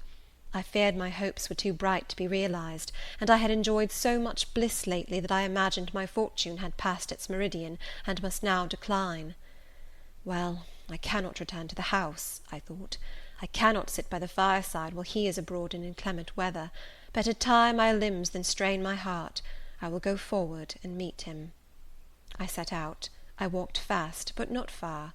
Ere I had measured 1/4 mile, I heard the tramp of hoofs. A horseman came on full gallop, a dog ran by his side. Away with evil presentiment! It was he. Here he was, mounted on Mesrour, followed by Pilot. He saw me, for the moon had opened a blue field in the sky, and rode in it watery bright. He took his hat off and waved it round his head. I now ran to meet him. "There," he exclaimed, as he stretched out his hand and bent from the saddle, "you can't do without me, that is evident. Step on my boot toe, give me both hands, mount." I obeyed. Joy made me agile. I sprang up before him. A hearty kissing I got for a welcome, and some boastful triumph, which I swallowed as well as I could. He checked himself in his exultation to demand, "But is there anything the matter, Janet, that you come to meet me at such an hour? Is there anything wrong?" "No, but I thought you would never come. I could not bear to wait in the house for you, especially with this wind and rain." "Rain and wind, indeed! Yes, you are dripping like a mermaid. Pull my cloak round you. But I think you are feverish, Jane. Both your cheek and hand are burning hot. I ask again, is there anything the matter?" "Nothing now. I am neither afraid nor unhappy." "Then you have been both." "Rather. But I'll tell you all about it by and by, sir, and I dare say you will only laugh at me for my pains." "I'll laugh at you heartily when tomorrow is past. Till then I dare not. My prize is not certain. This is you who have been as slippery as an eel this last month, and as thorny as a briar rose. I could not lay a finger anywhere but I was pricked, and now I seem to have gathered up a stray lamb in my arms. You wandered out of the fold to seek your shepherd, did you, Jane?" "I wanted you. But don't boast. Here we are at Thornfield. Now let me get down." He landed me on the pavement. As John took his horse, and he followed me into the hall, he told me to make haste and put on something dry, and then returned to him in the library, and he stopped me as I made for the staircase, to extort a promise that I would not be long. Nor was I long. In 5 minutes I rejoined him. I found him at supper. "Take a seat and bear me company, Jane. Please God, it is the last meal but one you will eat at Thornfield Hall for a long time." I sat down near him, but told him I could not eat. "Is it because you have the prospect of a journey before you, Jane? Is it thoughts of going to London that takes away your appetite?" "I cannot see my prospects clearly to-night, sir, and I hardly know what thoughts I have in my head. Everything in life seems unreal." "Except me. I am substantial enough. Touch me." "You, sir, are the most phantom-like of all. You are a mere dream." He held out his hand, laughing. "Is that a dream?" said he, placing it close to my eyes. He had a rounded, muscular, and vigorous hand, as well as a long, strong arm. "Yes, though I touch it, it is a dream," said I, as I put it down from before my face. "Sir, have you finished supper?" "Yes, Jane." I rang the bell and ordered away the tray. When we were again alone, I stirred the fire, and then took a low seat at my master's knee. "It is near midnight," I said. "Yes, but remember, Jane, you promised to wake with me the night before my wedding." "I did, and I will keep my promise, for an hour or two at least. I have no wish to go to bed." "Are all your arrangements complete?" "All, sir." "And on my part likewise," he returned. "I have settled everything, and we shall leave Thornfield tomorrow, within half an hour after our return from church." "Very well, sir." With what an extraordinary smile you uttered that word, "very well, Jane." What a bright spot of colour you have on each cheek, and how strangely your eyes glitter. Are you well?" "I believe I am." "Believe? What is the matter? Tell me what you feel." "I could not, sir. No words could tell you what I feel. I wish this present hour would never end. Who knows with what fate the next may come charged?" "This is hypochondria, Jane. You have been over-excited or over-fatigued." "Do you, sir, feel calm and happy?" Calm, no, but happy to the heart's core." I looked up at him to read the signs of bliss in his face. It was ardent and flushed. "Give me your confidence, Jane," he said. "Relieve your mind of any weight that oppresses it by imparting it to me. What do you fear? That I shall not prove a good husband?" "It is the idea farthest from my thoughts." "Are you apprehensive of the new sphere you are about to enter? Of the new life into which you are passing?" "No." "You puzzle me, Jane. Your look and tone of sorrowful audacity perplex and pain me. I want an explanation."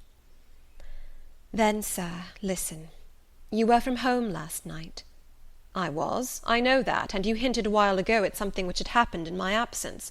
Nothing probably of consequence, but in short it has disturbed you. Let me hear it.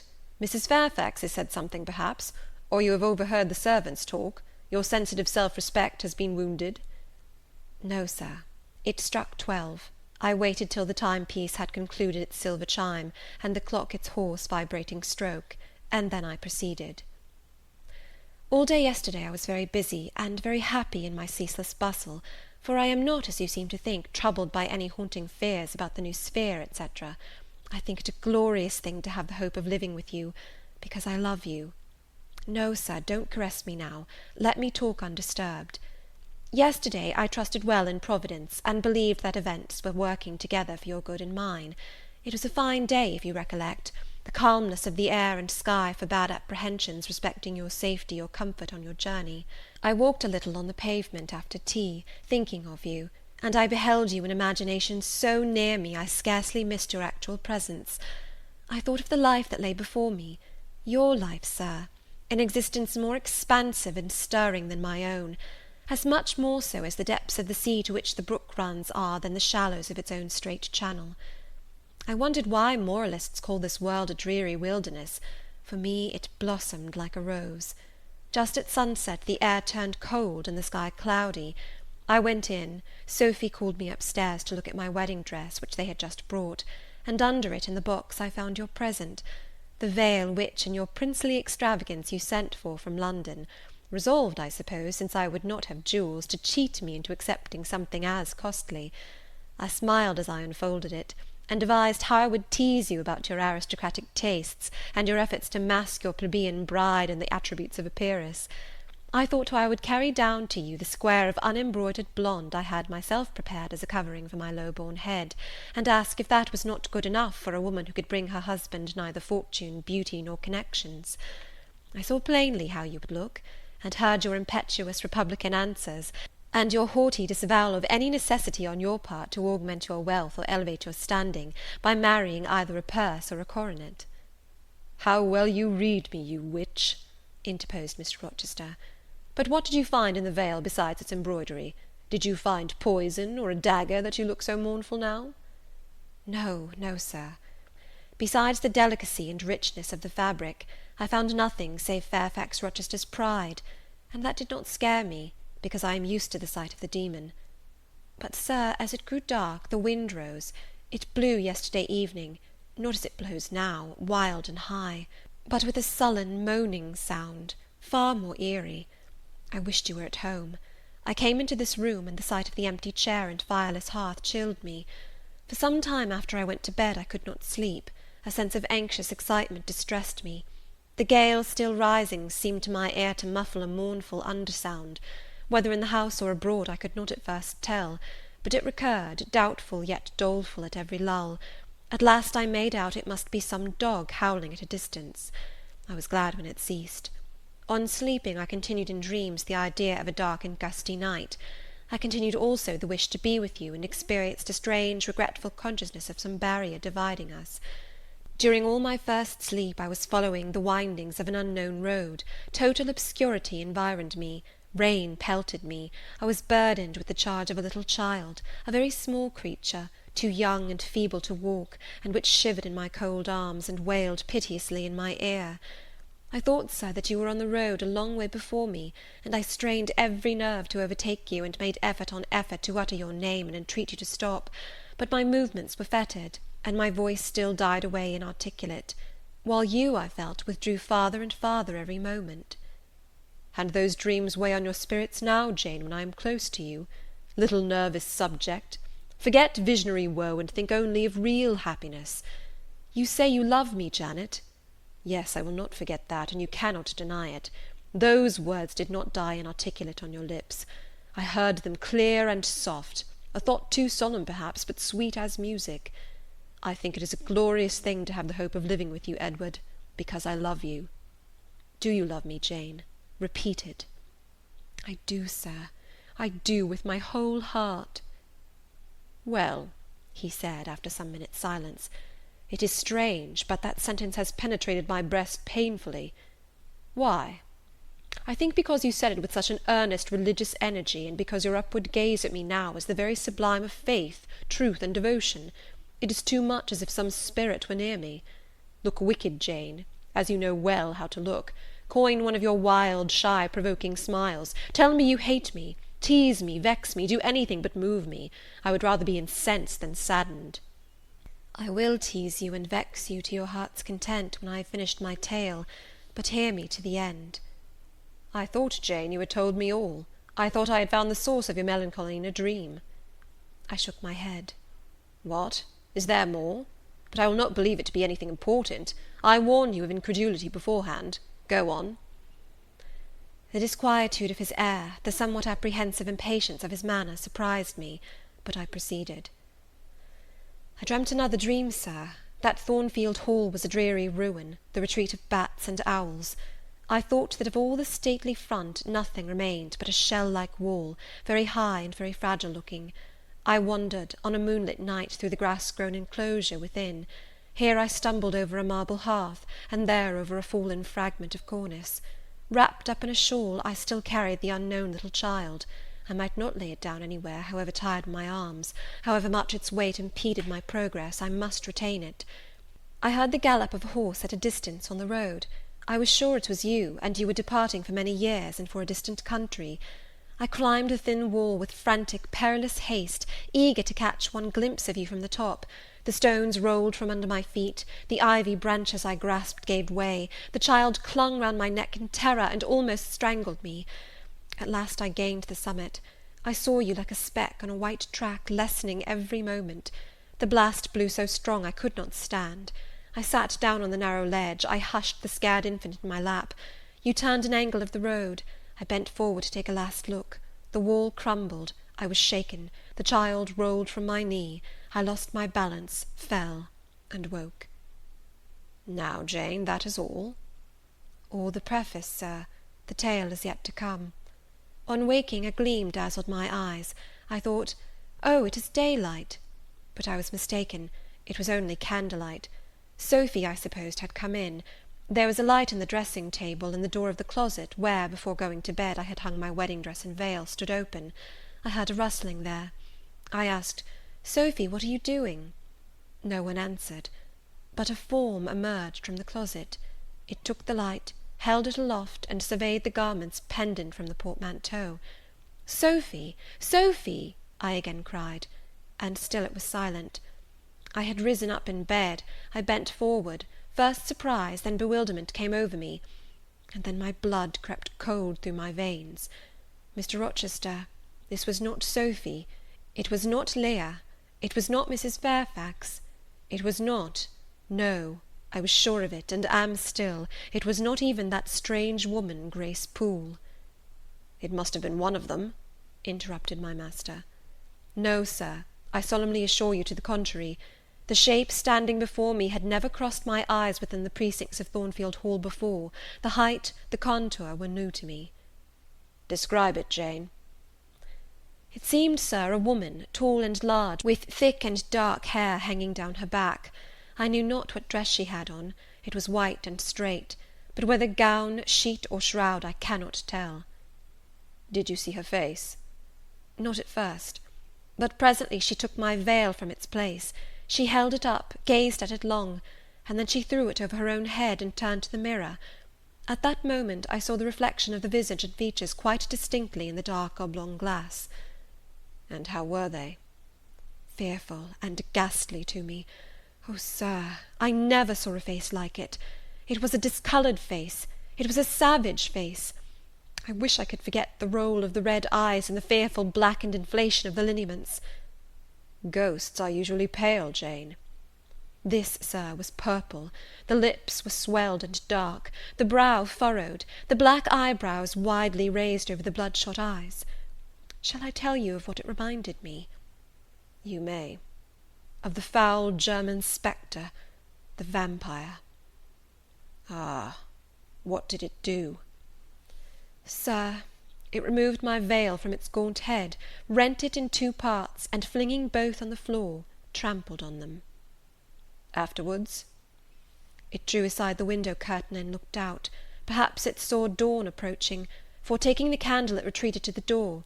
Just at my bedside, the figure stopped, the fiery eyes glared upon me. She thrust up her candle close to my face and extinguished it under my eyes. I was aware her lurid visage flamed over mine, and I lost consciousness. For the second time in my life, only the second time, I became insensible from terror.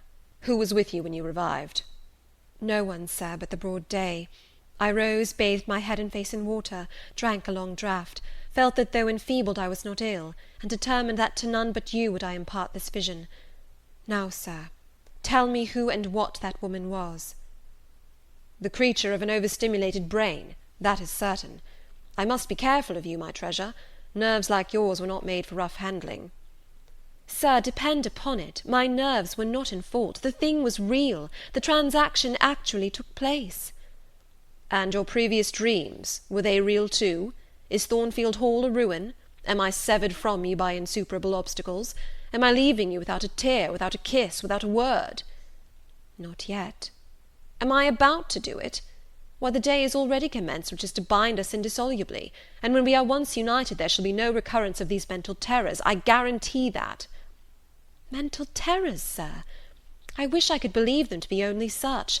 I wish it more now than ever, since even you cannot explain to me the mystery of that awful visitant. And since I cannot do it, Jane, it must have been unreal. But, sir, when I said so to myself on rising this morning, and when I looked round the room to gather courage and comfort from the cheerful aspect of each familiar object in full daylight, there, on the carpet, I saw what gave the distinct lie to my hypothesis, the veil, torn from top to bottom in 2 halves. I felt Mr. Rochester start and shudder. He hastily flung his arms round me. "Thank God," he exclaimed, "that if anything malignant did come near you last night, it was only the veil that was harmed. Oh, to think what might have happened!" He drew his breath short, and strained me so close to him I could scarcely pant. After some minutes' silence, he continued cheerily, "Now, Janet, I'll explain to you all about it. It was half dream, half reality. A woman did, I doubt not, enter your room, and that woman must have been, Grace Poole. You call her a strange being yourself. From all you know, you have reason so to call her. What did she do to me? What to Mason? In a state between sleeping and waking, you noticed her entrance and her actions, but feverish, almost delirious as you were, you ascribed to her a goblin appearance different from her own. The long dishevelled hair, the swelled black face, the exaggerated stature, were figments of imagination, results of nightmare. The spiteful tearing of the veil was real, and it is like her. I see you would ask why I keep such a woman in my house. When we have been married a year and a day, I will tell you, but not now. Are you satisfied, Jane? Do you accept my solution of the mystery?" I reflected, and in truth it appeared to me the only possible one. Satisfied I was not, but to please him I endeavoured to appear so.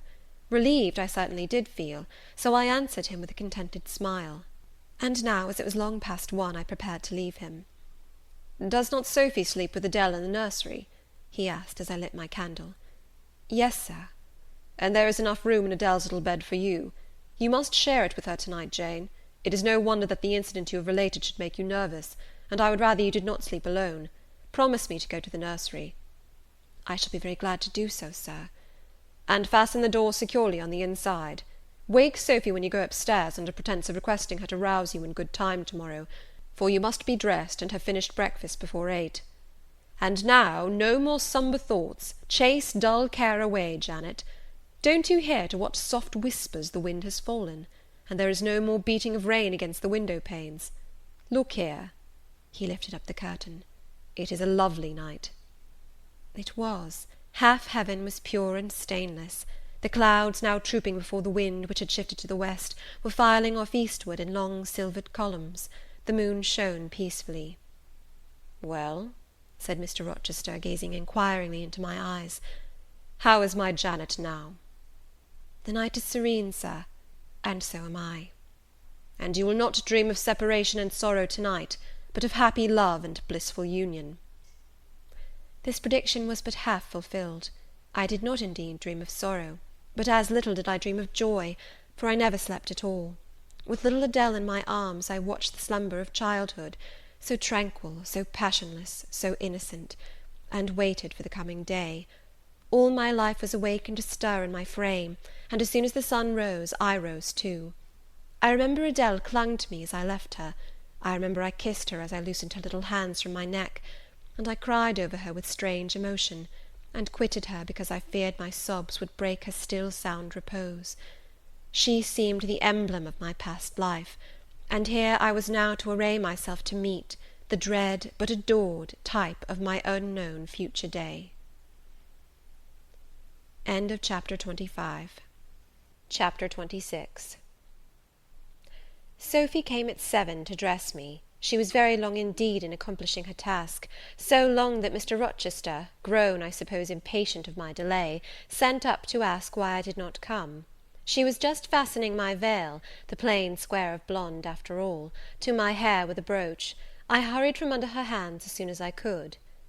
"Stop!" she cried in French. "Look at yourself in the mirror, you have not taken one peep." So I turned at the door.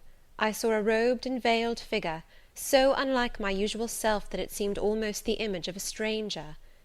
"Jane!" called a voice, and I hastened down. I was received at the foot of the stairs by Mr. Rochester. "Lingerer," he said, "my brain is on fire with impatience, and you tarry so long."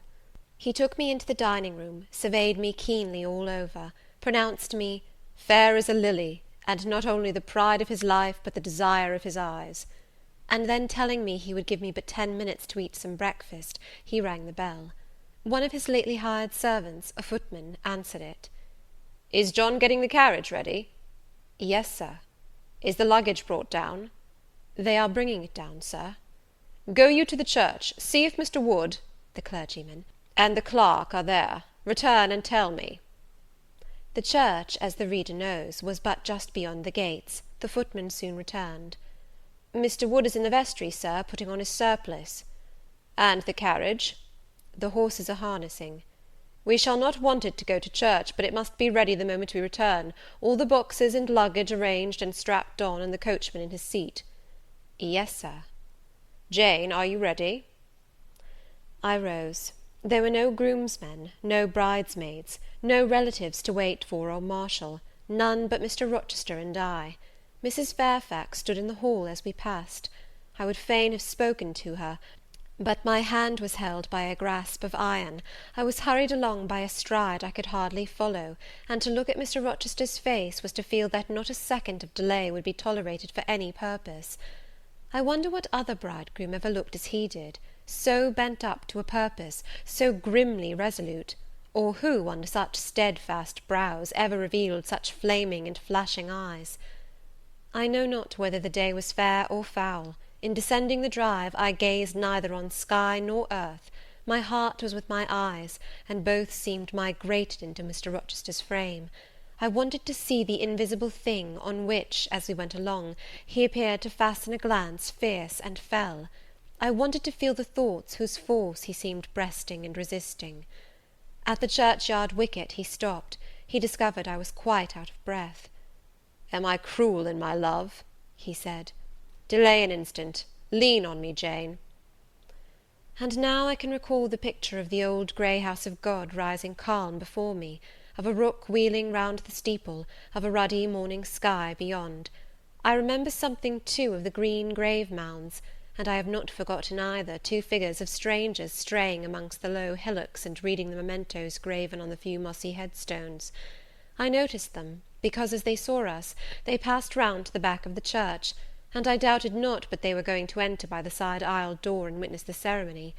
By Mr. Rochester they were not observed. He was earnestly looking at my face, from which the blood had, I dare say, momentarily fled. for I felt my forehead dewy, and my cheeks and lips cold. When I rallied, which I soon did, he walked gently with me up the path to the porch. We entered the quiet and humble temple. The priest waited in his white surplice at the lowly altar, the clerk beside him. All was still.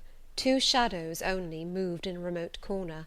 My conjecture had been correct. The strangers had slipped in before us, and they now stood by the vault of the Rochesters, their backs towards us, viewing through the rails the old time-stained marble tomb, where a kneeling angel guarded the remains of Damer de Rochester, slain at Marston Moor in the time of the civil wars, and of Elizabeth his wife. Our place was taken at the communion rails. Hearing a cautious step behind me, I glanced over my shoulder. One of the strangers, a gentleman evidently, was advancing up the chancel. The service began. The explanation of the intent of matrimony was gone through, and then the clergyman came a step further forward, and bending slightly towards Mr. Rochester, went on. I require and charge you both, as you will answer at the dreadful day of judgment, when the secrets of all hearts shall be disclosed, that if either of you know any impediment why ye may not lawfully be joined together in matrimony, ye do now confess it. For be ye well assured that so many as are coupled together otherwise than God's word doth allow, are not joined together by God, neither is their matrimony lawful. He paused, as the custom is. When is the pause after that sentence ever broken by reply? Not, perhaps, once in 100 years. And the clergyman, who had not lifted his eyes from his book, and had held his breath but for a moment, was proceeding. His hand was already stretched towards Mr. Rochester, as his lips unclosed to ask, "Wilt thou have this woman for thy wedded wife?" when a distinct and near voice said, "The marriage cannot go on. I declare the existence of an impediment." The clergyman looked up at the speaker and stood mute. The clerk did the same. Mr. Rochester moved slightly, as if an earthquake had rolled under his feet. Taking a firmer footing, and not turning his head or eyes, he said, "Proceed." Profound silence fell when he had uttered that word, with deep but low intonation. Presently Mr. Wood said, "I cannot proceed without some investigation into what has been asserted, and evidence of its truth or falsehood." "The ceremony is quite broken off," subjoined the voice behind us. "I am in a condition to prove my allegation. An insuperable impediment to this marriage exists." Mr. Rochester heard, but heeded not. He stood stubborn and rigid, making no movement but to possess himself of my hand. What a hot and strong grasp he had! And how like quarried marble was his pale, firm, massive front at this moment! How his eyes shone, still watchful, and yet wild beneath! Mr. Wood seemed at a loss. "What is the nature of the impediment?" he asked. "Perhaps it may be got over, explained away." "Hardly," was the answer. "I have called it insuperable, and I speak advisedly." The speaker came forward, and leaned on the rails. He continued, uttering each word distinctly, calmly, steadily, but not loudly. "It simply consists in the existence of a previous marriage. Mr. Rochester has a wife, now living." My nerves vibrated to those low-spoken words as they had never vibrated to thunder. My blood felt their subtle violence as it had never felt frost or fire. But I was collected, and in no danger of swooning. I looked at Mr. Rochester. I made him look at me. His whole face was colourless rock. His eye was both spark and flint. He disavowed nothing. He seemed as if he would defy all things. Without speaking, without smiling, without seeming to recognize in me a human being, he only twined my waist with his arm and riveted me to his side. "Who are you?" he asked of the intruder. "My name is Briggs, a solicitor of Street, London." "And you would thrust on me a wife?" "I would remind you of your lady's existence, sir, which the law recognizes, if you do not." "Favour me with an account of her, with her name, her parentage, her place of abode." "Certainly." Mr. Briggs calmly took a paper from his pocket, and read out in a sort of official, nasal voice, "I affirm and can prove that on the 20th of October, A.D., a date of some 15 years back, Edward Fairfax Rochester of Thornfield Hall in the county of Blank, and of Ferndean Manor in Blankshire, England, was married to my sister Bertha Antoinetta Mason, daughter of Jonas Mason, merchant, and of Antoinetta his wife, a Creole, at Blank Church, Spanish Town, Jamaica. The record of the marriage will be found in the register of that church. A copy of it is now in my possession. Signed, Richard Mason. That, if a genuine document, may prove I have been married, but it does not prove that the woman mentioned therein as my wife is still living. She was living 3 months ago, returned the lawyer. How do you know? I have a witness to the fact, whose testimony even you, sir, will scarcely controvert. Produce him, or go to hell. I will produce him first. He is on the spot. Mr. Mason, have the goodness to step forward. Mr. Rochester, on hearing the name, set his teeth. He experienced, too, a sort of strong convulsive quiver. Near to him as I was, I felt the spasmodic movement of fury or despair run through his frame. The second stranger, who had hitherto lingered in the background, now drew near. A pale face looked over the solicitor's shoulder. Yes, it was Mason himself. Mr. Rochester turned and glared at him. His eye, as I have often said, was a black eye.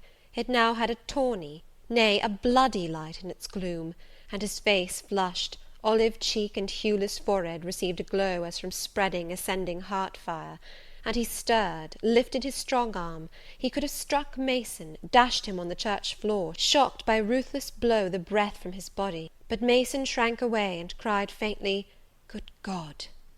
Contempt fell cool on Mr. Rochester.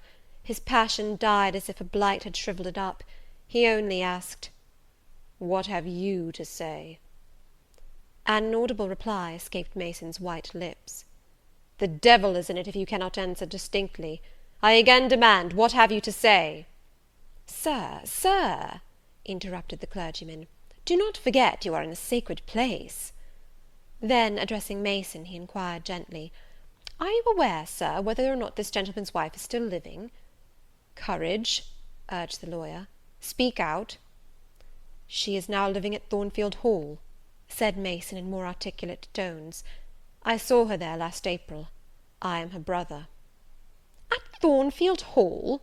ejaculated the clergyman. "Impossible! I am an old resident in this neighbourhood, sir, and I never heard of a Mrs. Rochester at Thornfield Hall." I saw a grim smile contort Mr. Rochester's lips, and he muttered, "No, by God! I took care that none should hear of it, or of her under that name." He mused. For 10 minutes he held counsel with himself. He formed his resolve, and announced it. "Enough! All shall bolt out at once like the bullet from the barrel. Wood, close your book and take off your surplice. John Green," to the clerk, "leave the church. There will be no wedding to-day." The man obeyed. Mr. Rochester continued, hardily and recklessly, "Bigamy is an ugly word. I meant, however, to be a bigamist, but fate has outmanoeuvred me, or Providence has checked me, perhaps the last. I am little better than a devil at this moment, and, as my pastor there would tell me, deserve no doubt the sternest judgments of God, even to the quenchless fire and deathless worm. Gentlemen, my plan is broken up. What this lawyer and his client say is true. I have been married, and the woman to whom I was married lives. You say you have never heard of a Mrs. Rochester at the house up yonder wood, but I dare say you have many a time inclined your ear to gossip about the mysterious lunatic kept under watch and ward.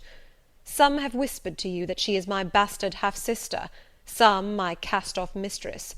I now inform you that she is my wife, whom I married 15 years ago, Bertha Mason by name, sister of this resolute personage, who is now, with his quivering limbs and white cheeks, showing you what a stout heart men may bear. Cheer up, Dick. Never fear me. I'd almost as soon strike a woman as you. Bertha Mason is mad, and she came of a mad family, idiots and maniacs through 3 generations. Her mother, the Creole, was both a madwoman and a drunkard, as I found out after I had wed the daughter, for they were silent on family secrets before. Bertha, like a dutiful child, copied her parent in both points. I had a charming partner, pure, wise, modest. You can fancy I was a happy man. I went through rich scenes. Oh, my experience has been heavenly, if you only knew it. But I owe you no further explanation. Briggs, Wood, Mason, I invite you all to come up to the house and visit Mrs. Poole's patient and my wife. You shall see what sort of a being I was cheated into espousing, and judge whether or not I had a right to break the compact, and seek sympathy with something at least human. This girl," he continued, looking at me, "knew no more than you would of the disgusting secret. She thought all was fair and legal, and never dreamt she was going to be entrapped into a feigned union with a defrauded wretch, already bound to a bad, mad, and embruted partner. Come, all of you, follow." Still holding me fast, he left the church. The three gentlemen came after. At the front door of the hall we found the carriage. "Take it back to the coach-house, John," said Mr. Rochester coolly. "It will not be wanted to-day." At our entrance, Mrs. Fairfax, Adele, Sophy, Leah, advanced to meet and greet us. "To the right about, every soul!" cried the master. "Away with your congratulations! Who wants them? Not I! They are 15 years too late." He passed on and ascended the stairs, still holding my hand, and still beckoning the gentlemen to follow him, which they did.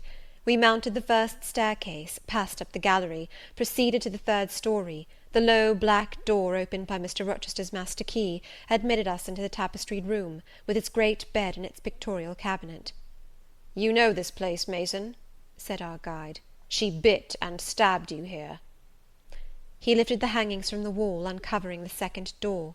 This, too, he opened. In a room without a window there burnt a fire guarded by a high and strong fender, and a lamp suspended from the ceiling by a chain. Grace Poole bent over the fire, apparently cooking something in a saucepan. In the deep shade at the farther end of the room, a figure ran backwards and forwards. What it was, whether beast or human being, one could not at first sight tell. It grovelled seemingly on all fours. It snatched and growled like some strange wild animal, but it was covered with clothing, and a quantity of dark grizzled hair, wild as a mane, hid its head and face. "Good morrow, Mrs. Poole," said Mr. Rochester. "How are you, and how is your charge to-day?" "We're tolerable, sir, I thank you," replied Grace, lifting the boiling mess carefully onto the hob. "Rather snappish, but not rageous." A fierce cry seemed to give the lie to her favourable report. The clothed hyena rose up, and stood tall on its hind feet. "Ah, sir, she sees you," exclaimed Grace. "You'd better not stay." "Only a few moments, Grace. You must allow me a few moments." "Take care, then, sir. For God's sake, take care." The maniac bellowed. She parted her shaggy locks from her visage, and gazed wildly at her visitors. I recognized well that purple face, those bloated features. Mrs. Poole advanced. "Keep out of the way," said Mr. Rochester, thrusting her aside. "She has no knife now, I suppose, and I'm on my guard." "One never knows what she has, sir. She is so cunning, it is not in mortal discretion to fathom her craft." "We had better leave her," whispered Mason. "Go to the devil," was his brother-in-law's recommendation. "Where?" cried Grace. The three gentlemen retreated simultaneously. Mr. Rochester flung me behind him. The lunatic sprang and grappled his throat viciously, and laid her teeth to his cheek. They struggled. She was a big woman, in stature almost equalling her husband, and corpulent besides. She showed virile force in the contest. More than once she almost throttled him, athletic as he was. He could have settled her with a well-planted blow, but he would not strike. He would only wrestle. At last he mastered her arms. Grace Poole gave him a cord, and he pinioned them behind her. With more rope, which was at hand, he bound her to a chair. The operation was performed amidst the fiercest yells and the most convulsive plunges. Mr. Rochester then turned to the spectators. He looked at them with a smile both acrid and desolate. "That is my wife," said he. "Such is the sole conjugal embrace I am ever to know. Such are the endearments which are to solace my leisure hours.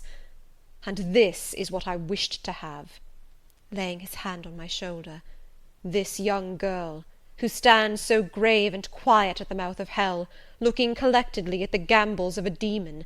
I wanted her just as a change after that fierce ragout. Wood and Briggs, look at the difference. Compare these clear eyes with the red balls yonder, this face with that mask, this form with that bulk. Then judge me, priest of the gospel and man of the law, and remember, with what judgment ye judge, ye shall be judged. Off with you now. I must shut up my prize." We all withdrew. Mr. Rochester stayed a moment behind us to give some further order to Grace Poole. The solicitor addressed me as he descended the stair. "You, madam," said he, "are cleared from all blame. Your uncle will be glad to hear it, if indeed he should be still living, when Mr. Mason returns to Madeira." "My uncle? What of him? Do you know him?" "Mr. Mason does. Mr. Eyre has been the functional correspondent of his house for some years. When your uncle received your letter intimating the contemplated union between yourself and Mr. Rochester, Mr. Mason, who was staying at Madeira to recruit his health, on his way back to Jamaica, happened to be with him. Mr. Eyre mentioned the intelligence, for he knew that my client here was acquainted with a gentleman of the name of Rochester. Mr. Mason, astonished and distressed, as you may suppose, revealed the real state of matters. Your uncle, I am sorry to say, is now on a sick bed, from which, considering the nature of his disease, decline, and the stage it has reached, it is unlikely he will ever rise. He could not then hasten to England himself, to extricate you from the snare into which you had fallen, but he implored Mr. Mason to lose no time in taking steps to prevent the false marriage. He referred him to me for assistance. I used all dispatch, and am thankful I was not too late, as you, doubtless, must be also. Were I not morally certain that your uncle would be dead ere you reach Madeira, I would advise you to accompany Mr. Mason back; but as it is, I think you had better remain in England till you can hear further, either from or of Mr. Eyre. Have we anything else to stay for?" he inquired of Mr. Mason. "No, no, let us be gone," was the anxious reply; and, without waiting to take leave of Mr. Rochester, they made their exit at the hall door. The clergyman stayed to exchange a few sentences, either of admonition or reproof, with his haughty parishioner. This duty done, he too departed. I heard him go as I stood at the half-open door of my own room, to which I had now withdrawn. The house cleared, I shut myself in, fastened the bolt that none might intrude, and proceeded, not to weep, not to mourn, I was yet too calm for that, but mechanically to take off the wedding dress, and replace it by the stuff gown I had worn yesterday, as I thought, for the last time. I then sat down. I felt weak and tired. I leaned my arms on a table, and my head dropped on them. And now, I thought, till now I had only heard, seen, moved, followed up and down where I was led or dragged, watched event rush on event, disclosure open beyond disclosure, but now I thought. The morning had been a quiet morning enough, all except the brief scene with the lunatic. The transaction in the church had not been noisy. There was no explosion of passion, no loud altercation, no dispute, no defiance or challenge, no tears, no sobs. A few words had been spoken, a calmly pronounced objection to the marriage made, some stern, short questions put by Mr. Rochester, answers, explanations given, evidence adduced, an open admission of the truth had been uttered by my master. Then the living proof had been seen, the intruders were gone, and all was over. I was in my own room as usual, just myself, without obvious change. Nothing had smitten me, or scathed me, or maimed me. And yet, where was the Jane Eyre of yesterday? Where was her life? Where were her prospects? Jane Eyre, who had been an ardent, expectant woman, almost a bride, was a cold, solitary girl again. Her life was pale, her prospects were desolate. A Christmas frost had come at midsummer, a white December storm had whirled over June. Ice glazed the ripe apples, drifts crushed the blowing roses, on hayfield and cornfield lay a frozen shroud, lanes which last night blushed full of flowers, to-day were pathless with untrodden snow, and the woods, which 12 hours since waved leafy and fragrant as groves between the tropics, now spread waste, wild, and white as pine forests in wintry Norway.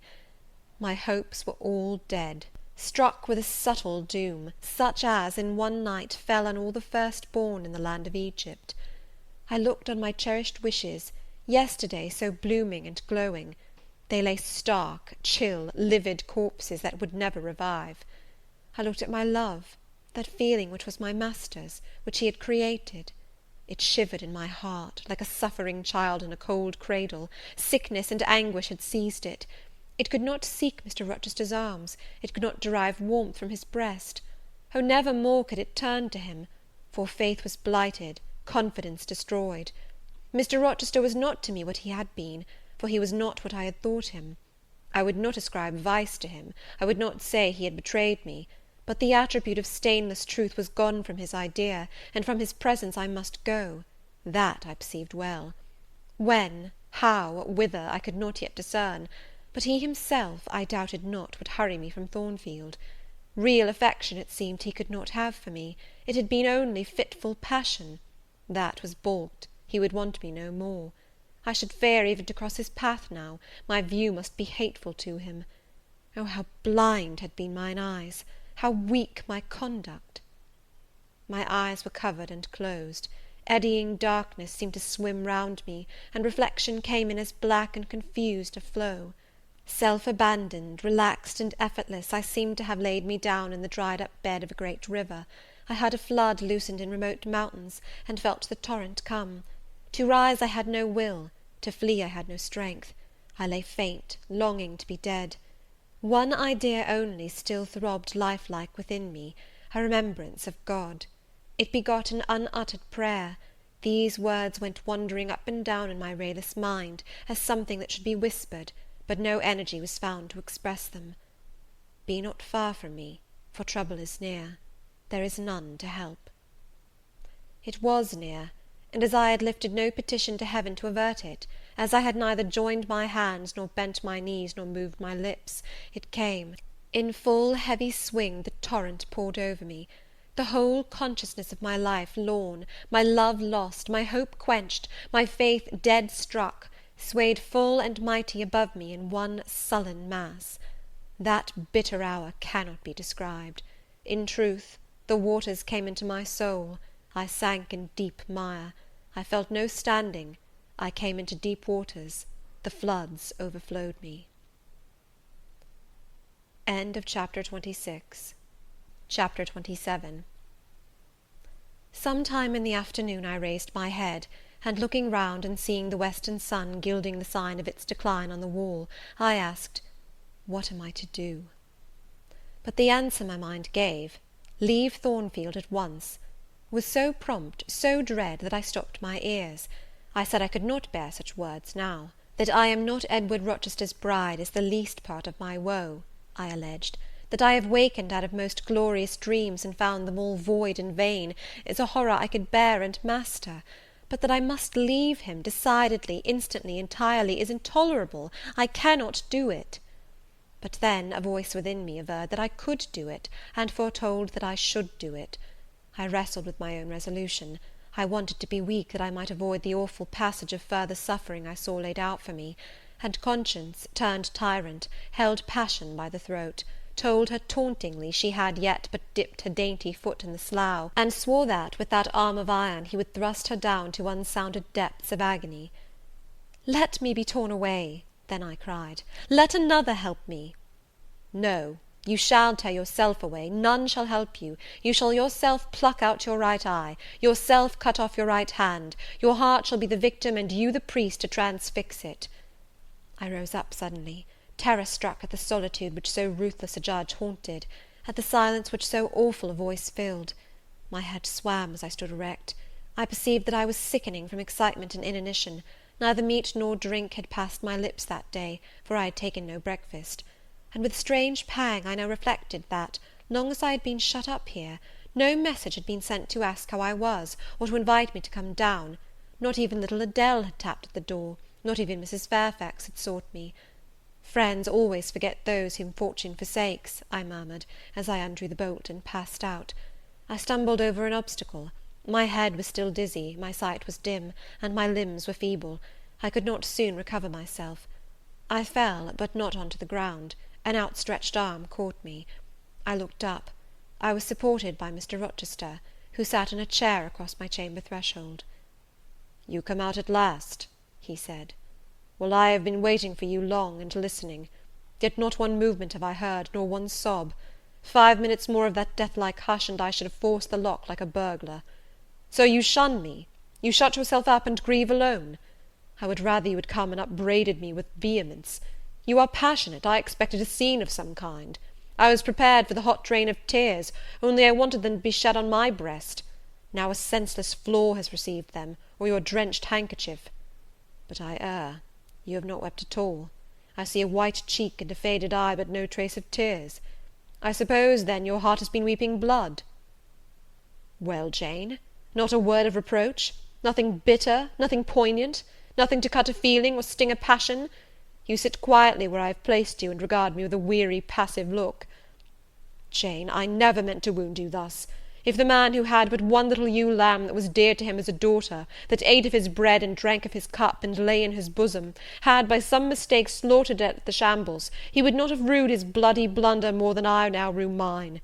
Will you ever forgive me? Reader, I forgave him at the moment, and on the spot.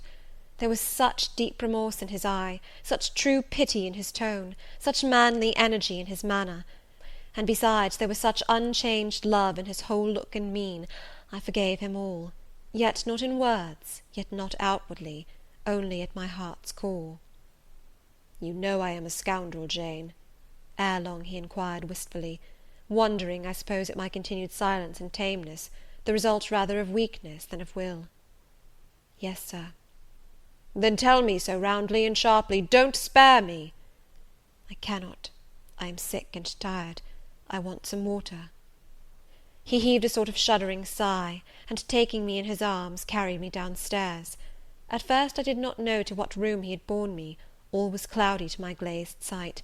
Presently I felt the reviving warmth of a fire, for summer as it was, I had become icy cold in my chamber. He put wine to my lips. I tasted it and revived. Then I ate something he offered me, and was soon myself. I was in the library, sitting in his chair. He was quite near. If I could go out of life now, without too sharp a pang, it would be well for me, I thought.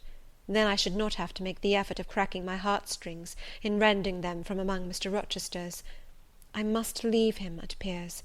I do not want to leave him. I cannot leave him. How are you now, Jane? Much better, sir. I shall be well soon.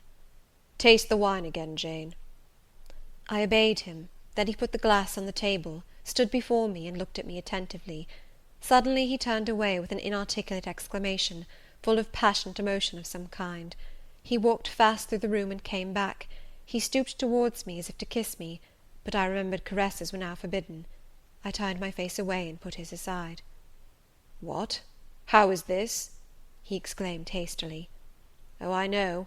You won't kiss the husband of Bertha Mason. You consider my arms filled and my embraces appropriated. At any rate, there is neither room nor claim for me, sir. Why, Jane? I will spare you the trouble of much talking. I will answer for you, because I have a wife already, you would reply. I guess rightly? Yes. If you think so, you must have a strange opinion of me. You must regard me as a plotting profligate, a base and low rake who has been simulating disinterested love in order to draw you into a snare deliberately laid and strip you of honour and rob you of self-respect. What do you say to that? I see you can say nothing. In the first place, you are faint still, and have enough to do to draw your breath. In the second place, you cannot yet accustom yourself to accuse and revile me, and besides, the floodgates of tears are opened, and they would rush out if you spoke much, and you have no desire to expostulate, to upbraid, to make a scene. You are thinking how to act. Talking you consider is of no use. I know you. I am on my guard. Sir, I do not wish to act against you, I said, and my unsteady voice warned me to curtail my sentence. Not in your sense of the word, but in mine you are scheming to destroy me. You have as good as said that I am a married man. As a married man you will shun me, keep out of my way. Just now you have refused to kiss me. You intend to make yourself a complete stranger to me, to live under this roof only as Adele's governess. If ever I say a friendly word to you, if ever a friendly feeling inclines you again to me, you will say, that man had nearly made me his mistress. I must be ice and rock to him. And ice and rock you will accordingly become. I cleared and steadied my voice to reply, all is changed about me, sir. I must change too. There is no doubt of that. And to avoid fluctuations of feeling and continual combats with recollections and associations, there is only one way. Adele must have a new governess, sir. Oh, Adele will go to school. I have settled that already. Nor do I mean to torment you with the hideous associations and recollections of Thornfield Hall, this accursed place, this tent of Achan, this insolent vault offering the ghastliness of living death to the light of the open sky, this narrow stone hell with its one real fiend, worse than a legion of such as we imagine. Jane, you shall not stay here, nor will I. I was wrong ever to bring you to Thornfield Hall, knowing as I did how it was haunted. I charged them to conceal from you, before I ever saw you, all knowledge of the curse of the place, merely because I feared Adele never would have a governess to stay if she knew with what inmate she was housed, and my plans would not permit me to remove the maniac elsewhere. Though I possess an old house, Ferndean Manor, even more retired and hidden than this, where I could have lodged her safely enough, had not a scruple about the unhealthiness of the situation, in the heart of a wood, made my conscience recoil from the arrangement. Probably those damp walls would soon have eased me of her charge; but to each villain his own vice, and mine is not a tendency to indirect assassination, even of what I most hate. Concealing the madwoman's neighbourhood from you, however, was something like covering a child with a cloak, and laying it down near an upas tree. That demon's vicinage is poisoned, and always was. But I'll shut up Thornfield Hall. I'll nail up the front door and board the lower windows. I'll give Mrs. Poole 200 a year to live here with my wife, as you term that fearful hag. Grace will do much for money, and she shall have her son, the keeper at Grimsby Retreat, to bear her company, and be at hand to give her aid in the paroxysms, when my wife is prompted by her familiar to burn people in their beds at night, to stab them, to bite their flesh from their bones, and so on. Sir, I interrupted him, you are inexorable for that unfortunate lady. You speak of her with hate, with vindictive antipathy. It is cruel. She cannot help being mad. Jane, my little darling, so I will call you, for so you are. You don't know what you are talking about. You misjudge me again. It is not because she is mad I hate her. If you were mad, do you think I should hate you? I do indeed, sir. Then you are mistaken, and you know nothing about me, and nothing about the sort of love of which I am capable. Every atom of your flesh is as dear to me as my own. In pain and sickness it would still be dear. Your mind is my treasure, and if it were broken it would be my treasure still. If you raved, my arms should confine you, and not a strait waistcoat. Your grasp, even in fury, would have a charm for me. If you flew at me as wildly as that woman did this morning, I should receive you in an embrace, at least as fond as it would be restrictive. I should not shrink from you with disgust as I did from her. In your quiet moments you would have no watcher and no nurse but me, and I could hang over you with untiring tenderness, though you gave me no smile in return, and never weary of gazing into your eyes, though they had no longer a ray of recognition for me. But why do I follow that train of ideas? I was talking of removing you from Thornfield. All you know is prepared for prompt departure. Tomorrow you shall go. I only ask you to endure one more night under this roof, Jane, and then farewell to its miseries and terrors forever. I have a place to repair to, which will be a secure sanctuary from hateful reminiscences, from unwelcome intrusion, even from falsehood and slander. And take Adele with you, sir, I interrupted. She will be a companion for you. What do you mean, Jane? I told you I would send Adele to school, and what do I want with a child for a companion, and not my own child, a French dancer's bastard? Why do you importune me about her? I say, why do you assign Adele to me for a companion? You spoke of a retirement, sir, and retirement and solitude are dull, too dull for you. Solitude? Solitude? He reiterated with irritation. I see I must come to an explanation. I don't know what sphinx-like expression is forming in your countenance. You are to share my solitude. Do you understand?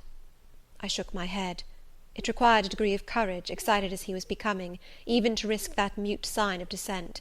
He had been walking fast about the room, and he stopped as if suddenly rooted to one spot. He looked at me long and hard. I turned my eyes from him, fixed them on the fire, and tried to assume and maintain a quiet, collected aspect. Now for the hitch in Jane's character, he said at last, speaking more calmly than from his look I had expected him to speak. The reel of silk has run smoothly enough so far, but I always knew there would come a knot and a puzzle. Here it is. Now for vexation and exasperation and endless trouble. By God, I long to exert a fraction of Samson's strength, and break the entanglement like tow. He recommenced his walk, but soon again stopped, and this time just before me. Jane, will you hear reason? He stooped and approached his lips to my ear. Because if you won't, I'll try violence. His voice was hoarse, his look that of a man who is just about to burst an insufferable bond, and plunge headlong into wild licence. I saw that in another moment, and with one impetus of frenzy more, I should be able to do nothing with him. The present, the passing second of time, was all I had in which to control and restrain him. A movement of repulsion, flight, fear, would have sealed my doom, and his. But I was not afraid, not in the least. I felt an inward power, a sense of influence which supported me. The crisis was perilous, but not without its charm, such as the Indian perhaps feels when he slips over the rapid in his canoe. I took hold of his clenched hand, loosened the contorted fingers, and said to him soothingly, "Sit down. I'll talk to you as long as you like, and hear all you have to say, whether reasonable or unreasonable." He sat down, but he did not get leave to speak directly. I had been struggling with tears for some time. I had taken great pains to repress them, because I knew he would not like to see me weep. Now, however, I considered it well to let them flow as freely and as long as they liked. If the flood annoyed him, so much the better. So I gave way, and cried heartily. Soon I heard him earnestly entreating me to be composed. I said I could not while he was in such a passion. "But I am not angry, Jane. I only love you too well, and you had steeled your little pale face with such a resolute frozen look, I could not endure it. Hush now, and wipe your eyes." His softened voice announced that he was subdued, so I, in my turn, became calm. Now he made an effort to rest his head on my shoulder, but I would not permit it. Then he would draw me to him. No.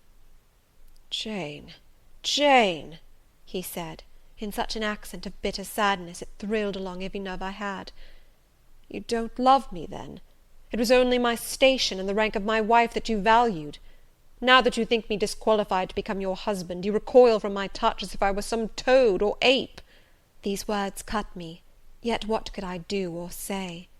I ought probably to have done or said nothing, but I was so tortured by a sense of remorse at this hurting his feelings, I could not control the wish to drop balm where I had wounded. "I do love you," I said, "more than ever, but I must not show or indulge the feeling, and this is the last time I must express it." "The last time, Jane? What? Do you think you can live with me, and see me daily, and yet, if you still love me, be always cold and distant?" "No, Sir, that I am certain I could not, and therefore I see there is but one way, but you will be furious if I mention it." "Oh, mention it! If I storm, you have the art of weeping." "Mr. Rochester, I must leave you." "For how long, Jane? For a few minutes, while you smooth your hair, which is somewhat dishevelled, and bathe your face, which looks feverish?" "I must leave Adele and Thornfield. I must part with you for my whole life.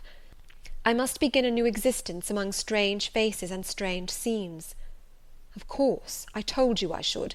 I pass over the madness about parting from me. You mean you must become a part of me. As to the new existence, it is all right. You shall yet be my wife. I am not married. You shall be Mrs. Rochester, both virtually and nominally. I shall keep to only you so long as you and I live. You shall go to a place I have in the south of France, a whitewashed villa on the shores of the Mediterranean. There you shall live a happy and guarded and most innocent life. Never fear that I wish to lure you into error, to make you my mistress. Why did you shake your head? Jane, you must be reasonable, or in truth I shall again become frantic." His voice and hand quivered, his large nostrils dilated, his eye blazed. Still I dared to speak. "Sir, your wife is living. That is a fact acknowledged this morning by yourself. If I lived with you as you desire, I should then be your mistress. To say otherwise is sophistical, is false." "Jane, I am not a gentle-tempered man, you forget that. I am not long-enduring. I am not cool and dispassionate. Out of pity to me and yourself, put your finger on my pulse, feel how it throbs, and beware." He bared his wrist, and offered it to me. The blood was forsaking his cheek and lips. They were growing livid. I was distressed on all hands. To agitate him thus deeply, by a resistance he so abhorred, was cruel; to yield was out of the question. I did what human beings do instinctively when they are driven to utter extremity, looked for aid to one higher than man. The words, "God help me," burst involuntarily from my lips. "I am a fool," cried Mr. Rochester suddenly. "I keep telling her I am not married, and do not explain to her why. I forget she knows nothing of the character of that woman, or of the circumstances attending my infernal union with her. Oh, I am certain Jane will agree with me in opinion when she knows all that I know. Just put your hand in mine, Janet, that I may have the evidence of touch as well as sight to prove you are near me, and I will in a few words show you the real state of the case. Can you listen to me?" "Yes, Sir, for hours, if you will." "I ask only minutes. Jane, did you ever hear or know that I was not the eldest son of my house, that I once had a brother older than I?" "I remember Mrs. Fairfax told me so once." "And did you ever hear that my father was an avaricious, grasping man?" "I have understood something to that effect." "Well, Jane, being so, it was his resolution to keep the property together. He could not bear the idea of dividing his estate and leaving me a fair portion. All he resolved should go to my brother Rowland. Yet as little could he endure that a son of his should be a poor man. I must be provided for by a wealthy marriage. He sought me a partner betimes. Mr. Mason, a West India planter and merchant, was his old acquaintance. He was certain his possessions were real and vast. He made inquiries. Mr. Mason, he found, had a son and daughter, and learned from him that he could and would give the latter a fortune of £30,000. That sufficed. When I left college, I was sent out to Jamaica, to espouse a bride already courted for me. My father said nothing about her money, but told me Miss Mason was the boast of Spanish Town for her beauty, and this was no lie. I found her a fine woman in the style of Blanche Ingram, tall, dark, and majestic. Her family wished to secure me because I was of good race, and so did she. They showed her to me in parties, splendidly dressed. I seldom saw her alone, and had very little private conversation with her. She flattered me, and lavishly displayed for my pleasure her charms and accomplishments. All the men in her circle seemed to admire her and envy me. I was dazzled, stimulated, my senses were excited, and being ignorant, raw, and inexperienced, I thought I loved her.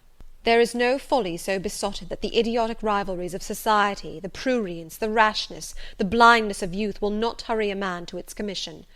Her relatives encouraged me, competitors piqued me, she allured me. Her marriage was achieved almost before I knew where I was. Oh, I have no respect for myself when I think of that act. An agony of inward contempt masters me. I never loved, I never esteemed, I did not even know her. I was not sure of the existence of one virtue in her nature. I had marked neither modesty, nor benevolence, nor candour, nor refinement in her mind or manners. And I married her. Gross, grovelling, mole-eyed blockhead that I was! With less sin I might have. But let me remember to whom I am speaking. My bride's mother I had never seen. I understood she was dead. The honeymoon over, I learned my mistake. She was only mad, and shut up in a lunatic asylum. There was a younger brother, too, a complete dumb idiot. The elder one, whom you have seen, and whom I cannot hate, whilst I abhor all his kindred, because he has some grains of affection in his feeble mind, shown in the continued interest he takes in his wretched sister, and also in a dog-like attachment he once bore me, will probably be the same state one day. My father and my brother Rowland knew all this, but they thought only of the £30,000, and joined in the plot against me.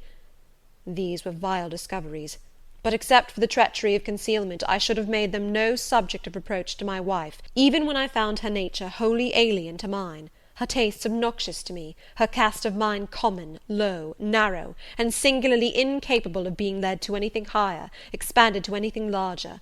When I found that I could not pass a single evening, nor even a single hour of the day with her in comfort, that kindly conversation could not be sustained between us, because whatever topic I started, immediately received from her a turn at once coarse and trite, perverse and imbecile; when I perceived that I should never have a quiet or settled household, because no servant would bear the continued outbreaks of her violent and unreasonable temper, or the vexations of her absurd, contradictory, exacting orders, even then I restrained myself. I eschewed upbraiding, I curtailed remonstrance, I tried to devour my repentance and disgust in secret, I repressed the deep antipathy I felt. Jane, I will not trouble you with abominable details. Some strong words shall express what I have to say. I lived with that woman upstairs 4 years, and before that time she had tried me indeed. Her character ripened and developed with frightful rapidity. Her vices sprang up fast and rank. They were so strong only cruelty could check them, and I would not use cruelty.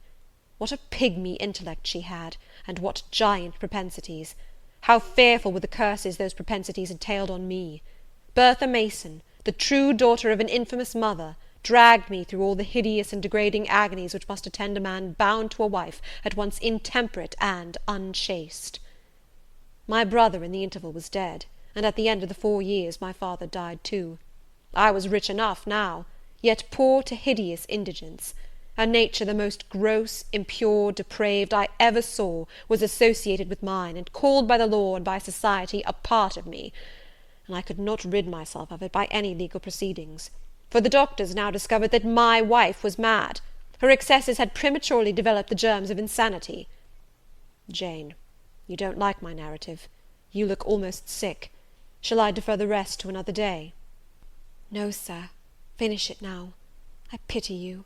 I do earnestly pity you. Pity, Jane, from some people is a noxious and insulting sort of tribute, which one is justified in hurling back in the teeth of those who offer it.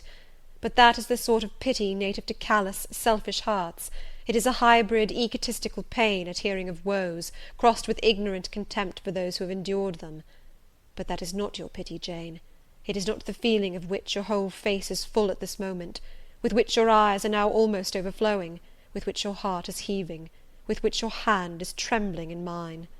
Your pity, my darling, is the suffering mother of love. Its anguish is the very natal pang of the divine passion. I accept it, Jane. Let the daughter have free advent. My arms wait to receive her. Now, sir, proceed. What did you do when you found she was mad? Jane, I approached the verge of despair. A remnant of self-respect was all that intervened between me and the gulf.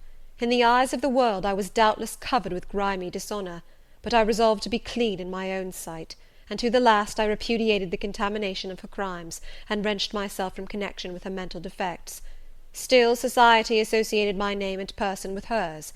I yet saw her and heard her daily. Something of her breath, faugh, mixed with the air I breathed, and besides I remembered I had once been her husband.